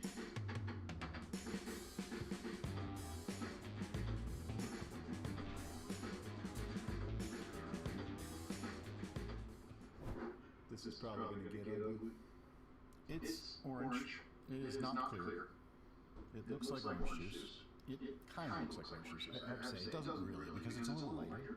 Like, it looks like orange juice watered down, which I know we're making it sound so appetizing. On the smell, it's not the greatest smell. No. Now, I drank the leftovers of this yesterday. It was like a nice little glass of it. And It was tolerable, but I'm curious. Now this has been pasteurized, cold crashed. I wonder if it's going to be any different. I get the sweet smell, but it's almost like a sickly sweet smell. It's kind of chemically and artificial and rotten. It's just that crazy, like fermented orange, and that is why I have such an issue with this, because I live primarily in Florida and California, both of which produced a lot of oranges, and so I was constantly around oranges and Rotting ones? that just sit there and are gross. Oh. It's not good. It's not. Like, It's not good. like the smell of bruised apples. Those triggers permanently embedded in my head since childhood. That's bad. But anyway, let's taste this. Come on. Have you ever had apple juice that tastes like it's from bruised apples?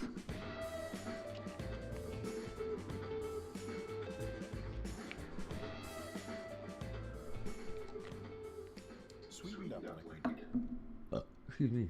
It's not completely. Whack your packet. I don't like it. And I'm trying to be a little more specific about that. It kind of has, like, if you've ever brushed your teeth and drank orange juice, it has a little bit of It has some of that going on, but That's the worst.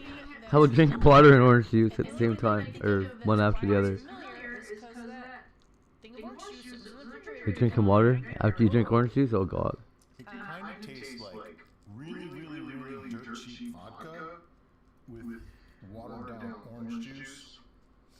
Then it sat on the counter for a couple days. About to go off, like not quite, like it's 3 months past the expiration date. Obviously. it still has the softness in the mouth, which I don't think is actually helping anymore. Before, I had it a very separate, and the mouth was okay, and then you swallow and it's gross. Now it's just gross in both areas. I can't Like say this? it's gross. And then we are allowed to have differing opinions. Yeah, maybe because I inhaled as I was swallowing or drinking. You're supposed to drink when you want to drink and inhale when you want to I know, but I got more of the aroma as it was entering my mouth, and so that might have ruined it for me. I'll try to not do that. We're not sure about this one. I don't think it's going to score very well. There's something like almost savory, Yeah, it does have an odd savory note to it. which makes it extra wrong. I'm trying to She's trying to make words. verbalize why this is So wrong for me. hint savory, the hint tomato. Because you grew up with that smell, it's never going to taste right to you. And that's okay. I can be a little bit less biased because oranges weren't like growing on trees when I grew up. So. Like if you talk about words that pop into your brain when you're drinking whiskey, and weird words that pop into your brain when you're drinking whiskey, particularly Scotch, it's okay. That's been normalized. So like rubber and Band-Aid and leather and old chairs. Those are good words. I know what this is now. This is cheap vodka and Tang. Which somebody out there is going to Yummy. say about that, and I'm really sorry. It's alright. That's kind of what this reminds me of. Or like the orange drink. Not orange juice, orange drink. Orange You ever drink? see that? That's Tang, buddy. R-Y-N-K. Stuff like that. Mixed with like the cheapest rock gut vodka you can imagine. That's pretty much what this is like. Gym socks. And Oh, get out of here. Okay. That's what that We've basically rotten already discussed watermelon smelled like with gym talk. thinking about numbers. There's some depth. So, on your Oh screen boy, right who's now, sending me messages you now, see your guys? scorecard, which goes from 1 through 11. Because that's right, ours goes to 11. Woman that wants to ruin my life, number one. Absolutely Or disgustingly vile. woman that hates me, doesn't want me around her life, number one, or number two. This is not a 0, and it's definitely not an 11. I'm gonna drink the last sip. Alright. Or what did she say? Do you have a number yet? She says, Alright. I don't know. What she 1, 2, 3, 3.5. I gave it a 1 because I'm not currently heaving into turbos. I gave it a 3.5 because this is just not good. Drug addict telling me there's no room in her life for me. I don't give a shit, bitch. If I poured a glass up, I'd go back willingly for a second glass. I can drink it. I couldn't be bothered to drum up half a fuck right now. We're gonna bottle it, and one bottle is gonna go away for a whole year. The other one's probably gonna get mixed into cocktails. I think. If you want, I'm not. She probably won't touch it. Maybe we'll just leave this whole thing as it is for a whole year. no, I don't think that's a good idea. I don't even know. 8 months before we Imagine go I'm out. capable of caring about anything except where my kid lives right now. Hey, if it grows mold, then you don't use it when you're tasting. Yeah, see, there's an upside to everything. But yeah, we'll leave this for a year and see how it is after a year. Because I've been told that orange brews like this taste far better after a year. So we'll find out. But as always, guys, thanks so much for watching. Have a great day. Bye bye.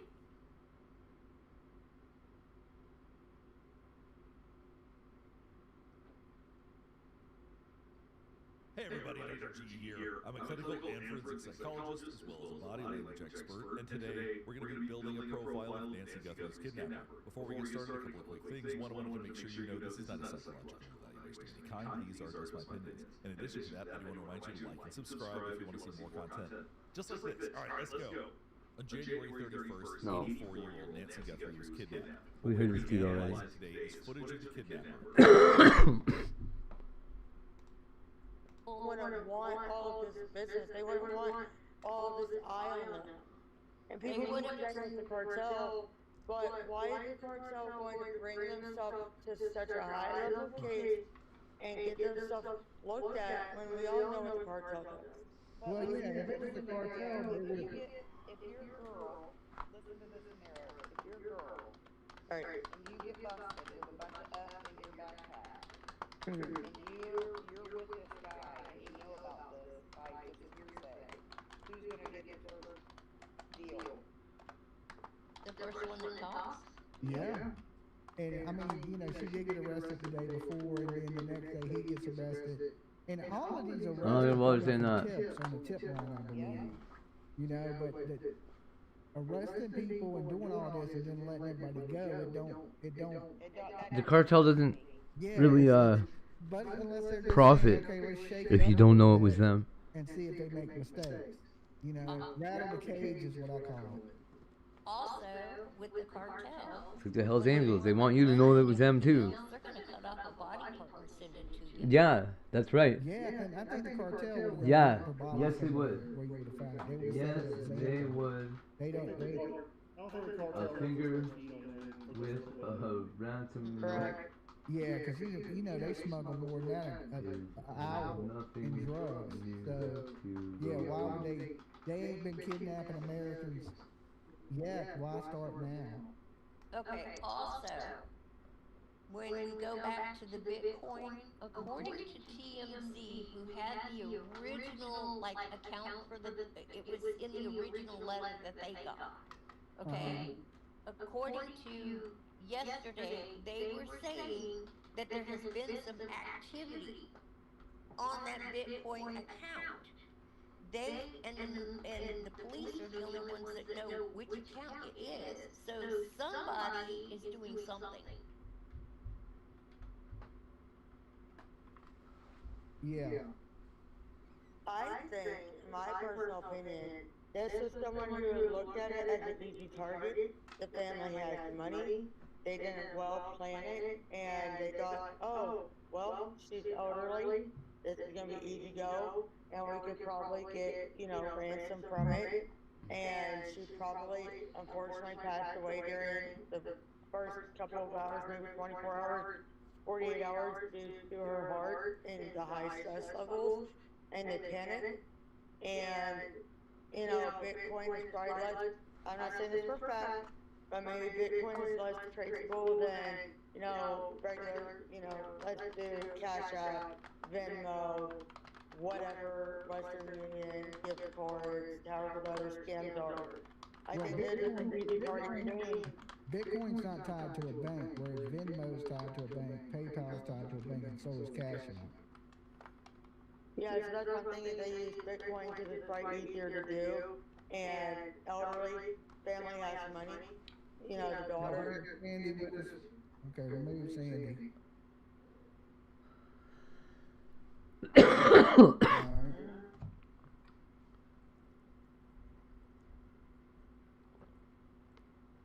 Sandy, if you want to come up, you need to put a shirt on, man. You know what I'm saying? Dolly, don't get us girls excited. Huh? I said it might get us girls excited. I hear you, We're bro. not going to see him come get in trouble with the camera. And Mr. Dolly, Yes. do you think that, do you think you'd ever do a live stream regarding Summer Wells event? Dude, me? Yes, Dolly, you. It's a little bit late to be covering Summer Wells, isn't it? This is the reason I do true crime. Of course I'm going to do streams on I've Summer been Wells. obsessed with that case, and Oh, he got his start in Summer Wells too? Damn. What's his name? The retired detective. I can't think of his name. There's a bunch of retired detectives. You No, talking about no, he's always been Just named. with money? Yes. That's the only one I ever find about Summer Wells, and I'd like to hear someone else go back and try to reopen that case, or, bring it back up to light. Yeah, we got Mr. Mab with us in the back as soon as he loads in. There he is. Crypto wallet Nancy Guthrie knows traceable. What's up, Mabster? Alright, since you're in here, Mab, what do you think about, them clearing the family, and is it too soon? It's too soon. I think they're saying that. Uh-huh. Because they don't want, they want them to feel at ease. Yeah. In case, they do find something here. They're not gonna be, flying off to Italy or whatever. Okay. Hey, Mab, take over for a minute. Give me a minute. I'll be right back, okay? Alright, hold down the fort. So this is the guy from Britain that we were looking at yesterday. Restore. Fine. Somebody in the chat just said that TMZ had people with money reach out to them saying they would pay ransom, but TMZ wouldn't give them the Bitcoin address. Of course they wouldn't. Exactly. What I was thinking was TMZ was wanting to stick their nose in. Oh, excuse me. Why didn't they set up an escrow and have the FBI put 50 grand into escrow, TMZ being the escrow agent, let them give the instructions on where $50,000 to the tipster. Wouldn't that make sense? I mean, in his announcement, he did say if you're real and that this isn't a hoax, then come forward and I'll make sure that you aren't blah, blah, blah, blah, blah, or whatever, but it's still, I just think it's weird that she hasn't gone public for how many days, and all of a sudden she puts out another video, and all of a sudden there's another ransom letter. I just don't understand that. I just don't get it. What are they trying to do with him? Why are they being so confident? If you were, I don't know, $1 million, what's the Holy crap. tens of millions of dollars? Yeah. Welcome back.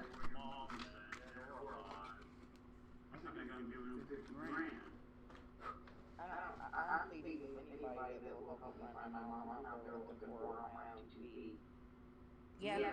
I don't care how Who's that? public I am. I don't care what the FBI is telling me. I don't care who you're telling me. I'm looking for her with my own two eyes. And Matt, I don't know if you heard, but TMZ was they were the ones that received the original, the very first, ransom note.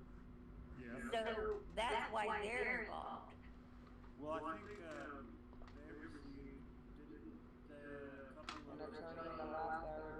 a couple of news stations in the Arizona there, or Tucson, plus TMZ, got the same first note, I believe.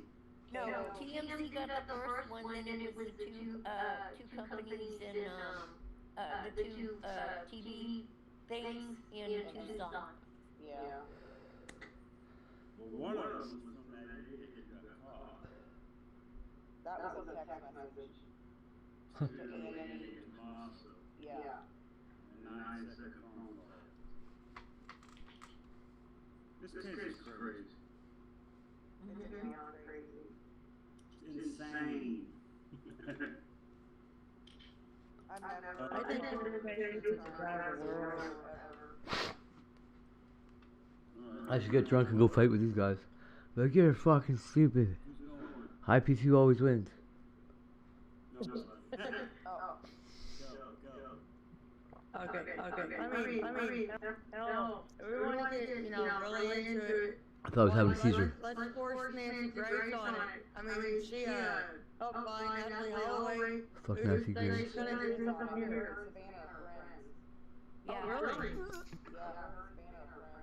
Oh, I'm behind. I didn't know mead was made from pumpkin. You're back, Brandon. 6 months ago, this exact tree gave me the worst I didn't even know you were tree doing we've made so far. I was gonna say, I agree with Matt. It's funny. No. His voice is out. But where once there were blossoms that smelled like trash, dead fish, or, I don't know, boys. Ugh. Okay, Sandy, I see you backstage. You got a shirt on? We can hear you. Okay, alright. What's up, Sandy? I'm shy, so I'm going to turn the camera off anyway. But, so, I have a couple of things I want to talk about. First off, I'm retired law enforcement from New York State. So, Growing loofahs. Bring a law enforcement perspective, experience perspective to a lot of this. Today we're going to share our First off, from the beginning I sent you something on your Facebook. It's just a little like from one of my AIs, giving kind of a good little breakdown. What's interesting is a couple of days ago, well, I've been thinking about this since the beginning, and I've tried to reach out to some friends I have in Arizona and the FBI, and no one got back to me. But I had this idea to try So it starts with to a seed? with the pacemaker myself. And I reached out to TMP, I reached out to Brian Allen and a couple others. And ironically, like right after I reached out to them, one of those sources did get back to me. The very next morning, they released the information about the sniffer. But if you look at what I sent you, it's a much more technical, highly advanced version. Are we friends on Facebook? No, but I What is sent it? to you, so I don't know if you see it. But, Okay, let me look at my unread. the thing is, I can't leave here and get you yet. Did they wait till Christmas to open it? We know that the FBI has these, and I can't think of the name of it right now. I think it's called like the Who is it? They have a device that neatly wrapped package covered in dust. So what was it? Turns out it was a long lost gift from more than 4 decades ago. This is how they break computers that have like when the phone has like a 5-time try and then you can't break it. That's how they break into them, because they just keep cloning that phone until they figure out to compromise the password. So it would be so easy for the FBI Open it. and it wouldn't be the ones Washington getting its data from. I've been waiting long enough. As far as the pacemaker. But they could easily clone that perfectly. And then they could take What that the fuck's a Thunderjet? to what I sent you, which would be a very high directional device, much bigger than the small sniffer box you guys discussed earlier. And it would give a much further, it would give far more distance potential. Now keep in mind, we're not Why are all these people up here? fully with the pacemaker. We're just looking for confirmation of the handshake. They just need a second of connect. But with this, it would extend the range significantly, the range. And it would and that's what they should be doing. So I reached out and then I found out that they're doing the sniffer, a much lower technical version.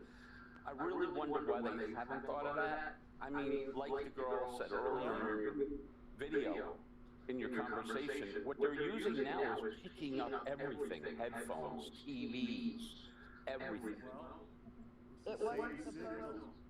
What I understand from the way that the interview went, it wasn't supposed to be like that. They wanted No, to put it. that's not true. Put it on a drone, but because of the weather, they put it on a helicopter.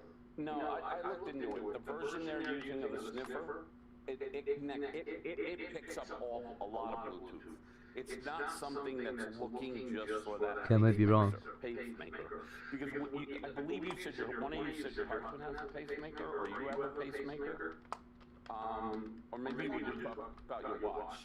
The bottom line about these new pacemakers are they have military grade encryption. Obviously, it's a pretty big deal. You don't want anybody hacking into your pacemaker. So Actually, we don't know what yours you had to put in. So it might be a new one. I think it's I believe somebody at some point, it was probably and what's her face over there, the one who works with the most. I thought they said it was a pretty newer one. But if they did the clone idea that I'm suggesting, it would give them a much better chance of getting some sort of handshake to it. And the thing is even if she's dead, which unfortunately she probably likely is, it will still handshake, unless they were literally crazy enough to rip her open and destroy the pacemaker in her body. You know, it still has some sort of connection it would make. So that's just the idea of that. But let's now talk about, a lot of what you guys are saying are like, you know, hypothetical, you know, this is what this is. I mean, I watch everything. I saw it, the one with a few of you talked about earlier, how the guy with the Range Rover is supposedly dating somebody who's actually a Guthrie through marriage. And I can find nothing that proves all that. I do think that guy may be involved. He's real sketchy. He's been to jail a lot. And it is crazy that the woman they're talking about, the day lady, he did literally go to jail. He was on the run for a while, and they literally did catch her the day before Nancy went missing. So there is some connected dots that, yes, are crazy, but that's still just all hypothetical. The fact or death, right? First off, I want to ask you guys a question. So one of the things I do now for a living is I sell firearms from a home-based FFL. I lived in the middle of nowhere in West Virginia. Before that, I lived in an apartment complex in New York State before I moved here 3 years ago. But wherever I've lived, I have like a pretty, good security system. Here I have literally 35 cameras. And I've created a system where if any of my cameras trigger, it does a very loud dun dun dun on my phone. Like I'm alerted for some reason one of your cameras, went off.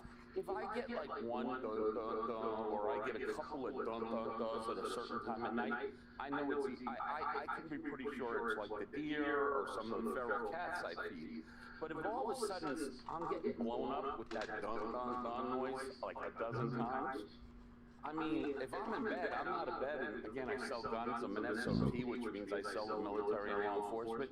I'm out of bed grabbing an HK-416 like there's somebody coming to break in and steal my guns. What I don't understand is, am I just crazy? Or do most of you that have something like a Ring doorbell, a Nest, I use Eufy, because Eufy, in my opinion, is the best security product that you can buy as a layman person, or even somebody like myself. Oh, yeah. I mean, do any of you have these devices? Do you not have them set up to kind of scream to the cavalry when someone's in front of these cameras? I'll answer first. Mine sends a little alert to my phone I can turn on and off. I have a grandmother that is her age, and being a wealthy person like he is, and being stubborn and all the things, I can see not having any living there as long as she has. I can see not having the state of the art of everything, to be honest. Well, first off, that Nest camera that she had seems to be a pretty good one from just... Not having a subscription. The middle, then I can see that happening, but I do understand your take on it. Well, my point though is this, right? You're right, I agree with you. There are a lot of people that are not going to want to have it screaming for the cavalry like I do. They don't sell guns. They haven't seen all the horrible things I experienced in a law enforcement. I'm a half glass full kind of person because of my career in law enforcement. I don't see the good in most people initially. He's a half glass full. But the average person that's just going to show up at your doorstep to rob you, they're not going to know that. The minute that person, the minute I can tell, there are a couple of things that I noticed right away. Okay. Stop. The secret to making it is a coffee oil wash of spirit, a technique developed by Rich Woods to impart as much coffee flavor and as little color as possible into a spirit. The result is a crystal clear spirit packed with roasted coffee notes. It is remarkable, and while a little time consuming, it's very straightforward. Anyone can make this at home, so this is how you make it. First, you will need 100 grams of ground coffee, and the fresher, the better. Okay. Add the coffee to a blender, along with 200 ml of unusual oil, such as sunflower oil. You don't want anything too flavorful that could distract from the coffee. Blend on high speed for about 1 minute, then refrigerate and let it infuse there for 6 hours for a fresher and stronger coffee flavor. Next, filter your coffee oil mixture with a towel. According to Rich, this is the best way to get a clean oil without spending too much time waiting for it. The first drops are always murky though, so once about 20 ml have dripped through, pour them back over the filter. Then place the setup in the fridge to continue filtering. This will take about 24 hours and once again helps preserve a fresh coffee flavor. After 24 hours, you should end up with about 120 ml of coffee oil. The grounds may still look slightly wet, but at this point you won't extract much more. And now we're ready to make Still squeezing. So measure out 350 ml of Flavor Gin and add that to a sumi bag. Measure out 150 ml of mezcal and add it to the bag as well, along with your 120 ml of coffee oil and 12 Whoa. grams of melted cacao butter. The cacao butter not only adds a nice Oh. chocolatey touch, it also helps the sunflower oil solidify when filtering. So seal the bag and cook it at 55 Celsius for 2 hours in a hot water bath. Twice throughout the process, take the bag out and mix the oil with the spirit to help distribute the flavor evenly. After 2 hours, remove the bag from the water bath and let it cool down to room temperature before placing it in the freezer overnight to allow the oil to fully solidify. The next day, filter it through a coffee filter, and I also like to use a fineness strainer to prevent excess oil from sitting on the coffee filter, because sunflower oil really liquefies quickly, so this helps achieve a cleaner result. Once fully filtered, bottle the spread, and this will keep at room temperature. I don't have an exact shelf life, but my first batch is a month old and it's still perfect. So now for the cocktail, we will need coffee, cacao wash, gin and mezcal, Luxardo Bitter Bianco, Chimista Blanc Vermouth, and Fino Sherry. To build the cocktail, add 2 What? mixing glass, 1 1/4 ounce of the coffee washed spirit, So it's mezcal, 1/4 ounce of Bitter Bianco, 3/4 ounce again, whatever the first thing was, tequila. Bianco, and 1/4 ounce of Fino Sherry. Fill the mixing glass with ice and stir until nice and cold. Oh. Strain it over fresh ice, and I recommend a nice large block because we're gonna garnish this with a small dish of white chocolate. I recommend an ice penguin. On top. If you want to know how I made a garnish, head over to my Patreon to download your free White Coffee Negroni Special Edition ebook. And if you choose to subscribe as a paid member to support I will be forever grateful. So there you have it, my friends. This is how you make Thanks, buddy. Coffee Negroni. So Negroni. Sounds like I don't know what.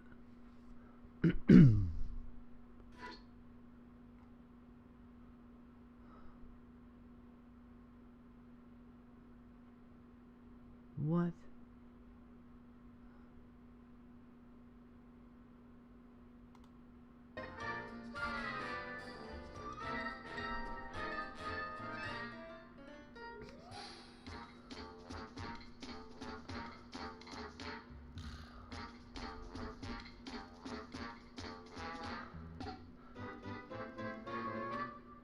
What are they gonna do? Man, they look cool. Oh, they're waving things.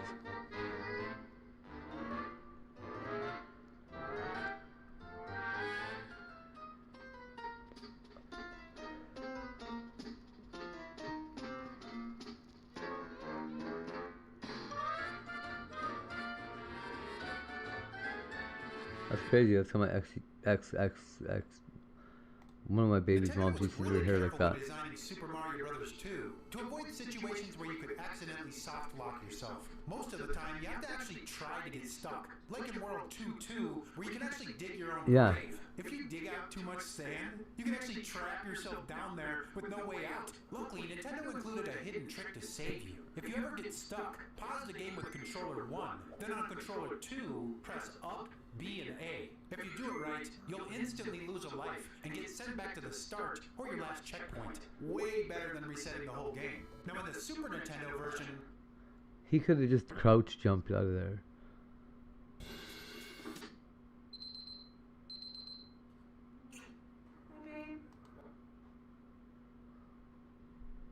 Really?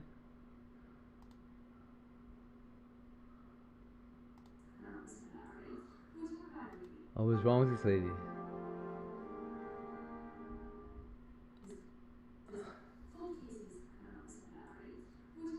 I would go crazy. What have you done? Oh, Lord. Alright, at this point I'm about 80% done with this Holy video. shit. I'm supposed to be home in about an hour, so I really need to hurry up and finish if I want to surprise him with it. Oh boy, I bet he's gonna be real pleased.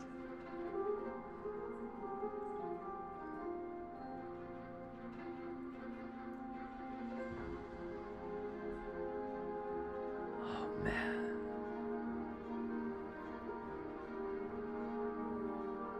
I would be like, you fucking hippie, what did you do?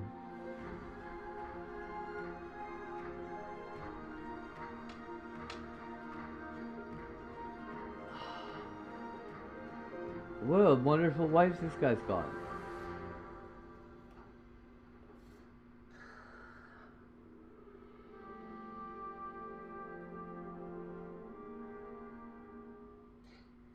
He's home. He's home.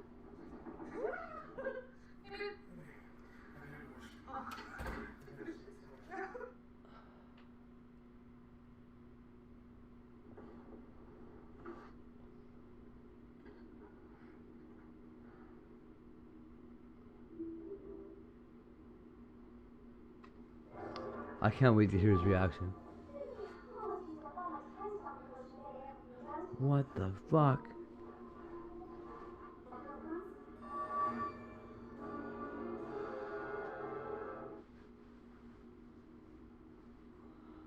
One eternity in hell. Oh my gosh, it took forever. I want to show you something that I did today while you were at work. Okay. Go to my office. Oh man. Okay. Did you redecorate? Maybe. A little bit. Go in? Yeah, go in. Close your eyes. Are your eyes closed? Yeah, well, I saw something. Now go. Open your eyes. Whoa! Whoa! What do you think? No way! Huh. Wow! You like? Yeah! Can you get this in my office? No. Maybe. I don't know. Looks like a portal. Do you like it? Yeah. Woo! Oh,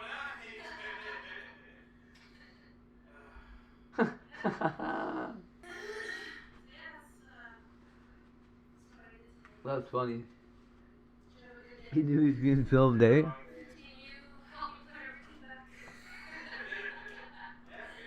Silly.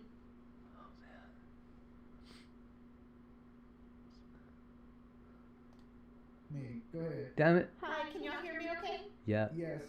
Okay, awesome. I want to follow up that last comment with burglars just do not kidnap people. They want to get in and get out. Get in, get their stuff, and get out. They just don't kidnap people, and I agree. It just makes more sense that they could have waited until she went to church or when she went to go eat with at her daughter's house, you know. But one thing, the main reason I called for She wasn't even in the is house. to just talk about, I don't you know know, why they the said that. silent witness in every crime, and that is evidence.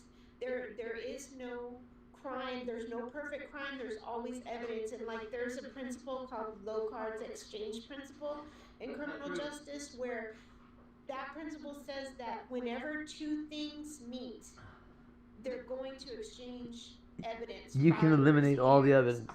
And you just can't get away from it. So You can, everybody's you focused can, on you the can, you blood can, and you the can. touch DNA and maybe sweat, maybe saliva, but wherever this guy is, he's got blood drops. He's got Nancy's clothing fibers. Maybe What is going on with my window? fibers from her house. Maybe, you know, he's got just as much DNA on him and his vehicle as he left in her house. Yeah. And it's just up to law enforcement to figure it out and find it. Well, that's what seals the deal at the end of the day. What you're saying, having all that we can pull out of the situation once we have him or her. Yes, that's true. But right now, I think that this whole thing about the gloves being found on the side of the road and the glove gate, I just think they're all herrings. I think the fact is that this guy's major compromise. Just different kinds of herrings. Flashlight in the mouth, and then and you said this earlier, Dolly. The minute he took that flashlight out of his mouth and placed it on that rubber glove, he compromised his anonymity, for whatever you want to say. And we do know for a fact that they have found DNA in the house now, right? Yeah, And they're cleaning it anyway. yes, but they're not talking a lot about that. They're talking about the glove because the glove is the herring. They want this guy to think, oh, they got a glove. They're sending it out. They're going to do the DNA, the genealogy. Ha ha ha! That's not my glove. They're not getting me. They're just putting that out there to put this person more at ease. Well, they're really running it, all the DNA and all the testing on what they got. They pulled from the house. Yes, they get a DNA back when it's high profile super fast. I mean, No, they get it fast. And you know, there have been some people that didn't like, that have given the sheriff a hard, and the sheriff is not a great sheriff. As somebody who's a retired deputy sheriff, I can tell you that man is nothing like the leaders I served for. But with that said, a couple of things. One, the fact that he went to the basketball game, give the man a break. He's not a detective. The best thing that man can do, any investigator will tell you this. They want their sheriff to steer clear and stay the hell out of the way and let them do their job. They're happy he's at the game, trust me. But with that said, the lab, and you know about these because you're so involved with so many of these cases, Dolly, the lab in Florida that he's been sending stuff to is literally like the gold standard of labs. You know? They solved the Golden State Killer case, from what I hear. So that's good news, you know? And I mean, There's footage it's just and records of. And even with them saying the family is clear, just because they say that doesn't mean it's true. You know? That's true, y'all. And 2 days ago, Sheriff Bumble was saying, nobody's cleared. Nobody is everybody. Believe it's an emu egg. Nobody's cleared. He said that 2 days ago, and now he comes out with this statement. So I'm confused. Yeah, because we call him the Bumble idiot. The Bumble tomato. Oh, it might be emu. Or I mean a ray, what are they called?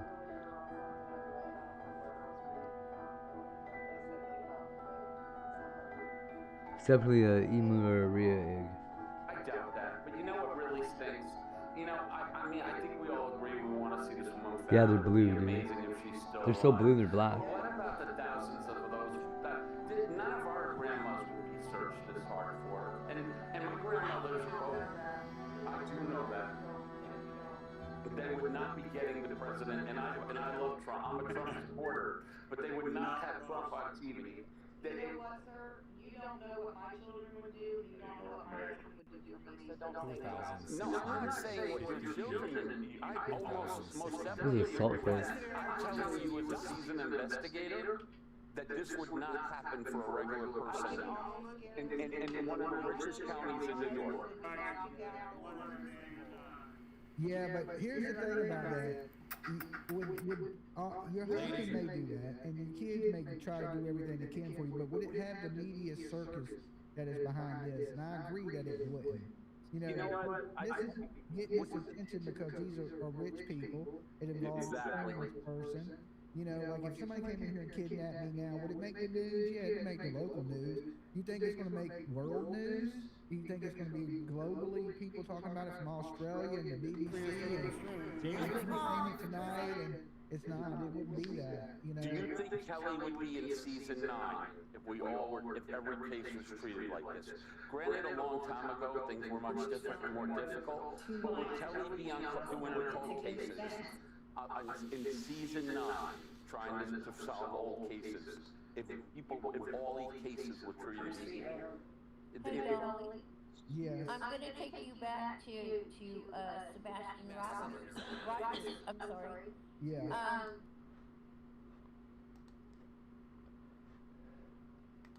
Those on each other to try to get some kind of lead. Now we got sucked into the true crime verse.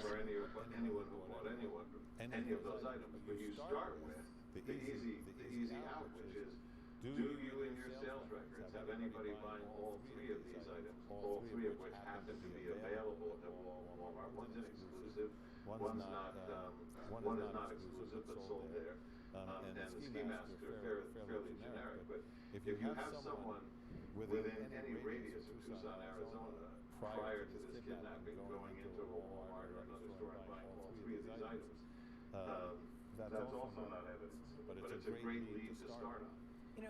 Jonathan, and just to get back to your earlier question, and if you commit a kidnapping and you have somebody in the vehicle, or you split up in 2 different vehicles, and you're driving down the street with a gun, a holster, a ski mask, a pair of gloves on a 55-degree night evening, you might well be tossing those out the window at different intervals to get them out in case you're pulled over. So you're and look, nothing ever goes according to plan either. And there's nothing to say that whoever did this is ingenious. We saw the video. The person going to get the flowers and the plants to cover up the camera, which you would think would have been part of the plan to begin with. And I keep saying this person, this guy, Jonathan, unless this guy is the emo mob or some kind of loner, which seems so rare.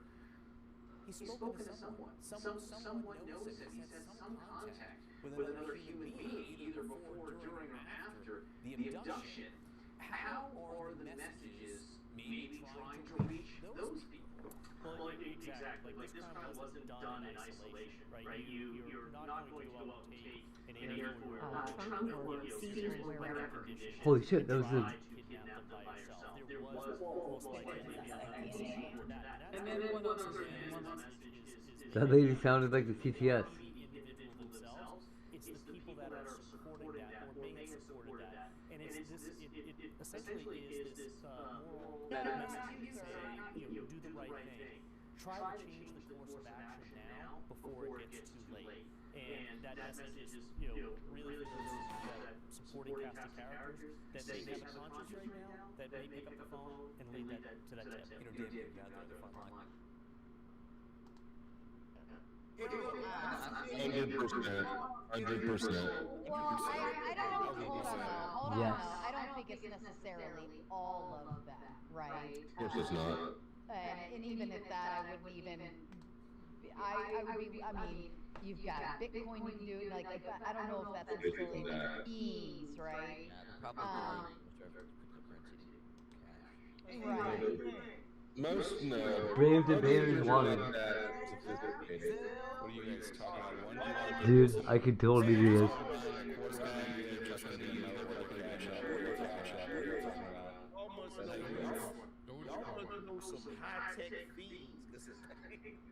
I mean, every homeless person has 5 cell phones charging off the light pole. Where cannabis and mushrooms are legal in California, so we have these sessions. You can go pay for a booth, you bring your product. Oh, not Mr. Noisy, because he can only yell. We got rules here. Haunted's cocky as shit.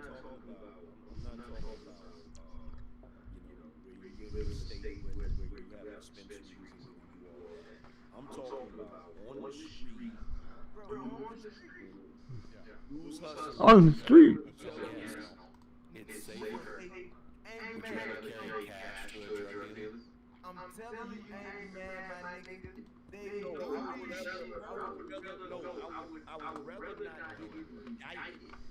That's what, like, bro. I agree. I think it's dumb as hell. It's not random serves. It's not strangers. It's regular clubs. got things out this motherfucker who will call you on the Obama phone, pull up, and pay you in Zelle, pay you in Cash App, pay you in everything. Fucking Obama phone. Using their phone, send you a Facebook message that says exactly what they want, legal name and everything. Hey, plug it. I've seen it, bro. Like, this shit is crazy. I'm going after this tomato guy.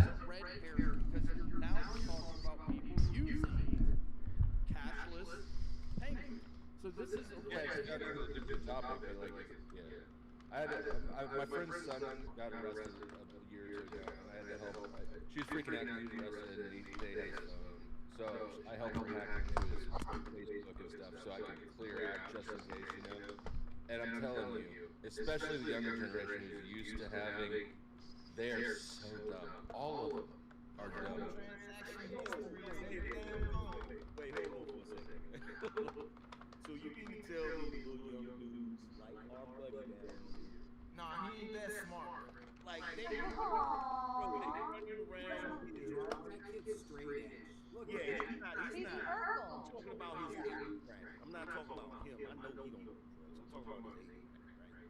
But you mean to tell me in that age bracket, the ones that are, buying little water bags, buying little weed stuff, they actually going up to the dude and like, yo, what's your Cash App? Yeah?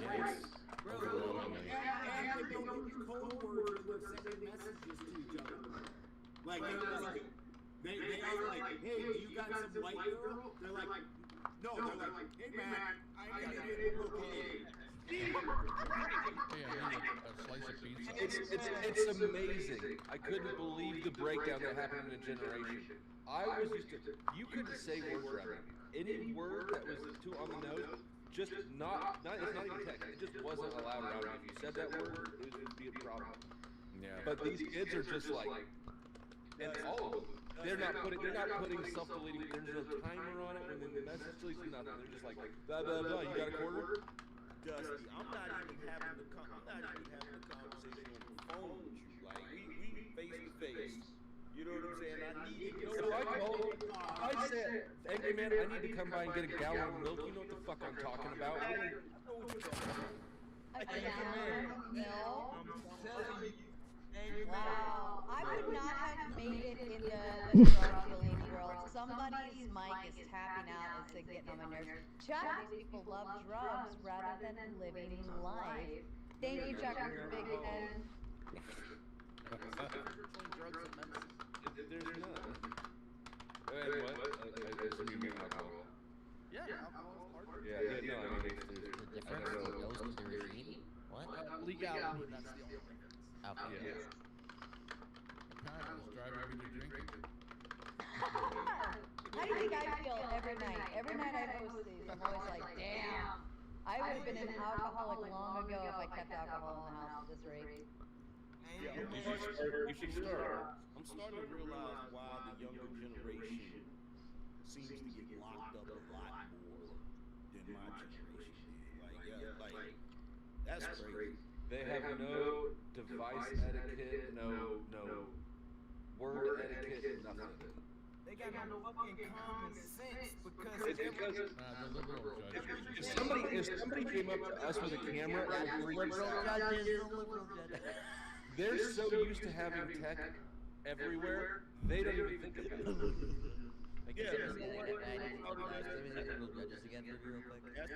That's the Yeah, weird liberal judges, you know.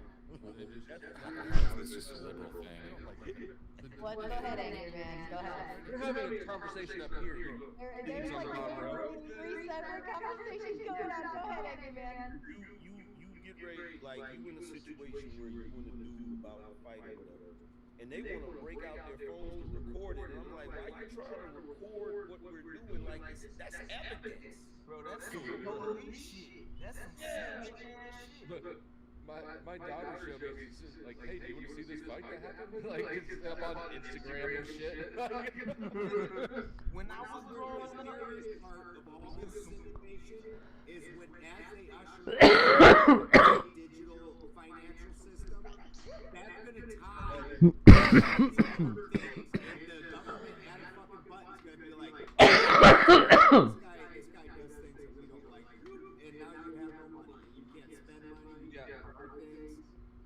You can put expiration on money, right? Money can expire. You have to spend it this fast. Everything about cashless is no bueno at all. It's like that episode on Black Mirror. Remember when they I don't know if y'all saw that episode when everything was based off of like your rank system. Like if you got likes or dislikes, personal credit, Yeah, you got. social credits, that's not all. Yes. It's the Chinese system, the social credit system. You can't even ride on a subway, you know, if you're a bad person. You know what? I support the social credit system. Shut up. Just do what the AI wants. Do what the AI wants, and it'll give you credits. Fuck. Why you gotta be a fucking clown? That's how Hitler got started, you guys. I had a wonderful idea.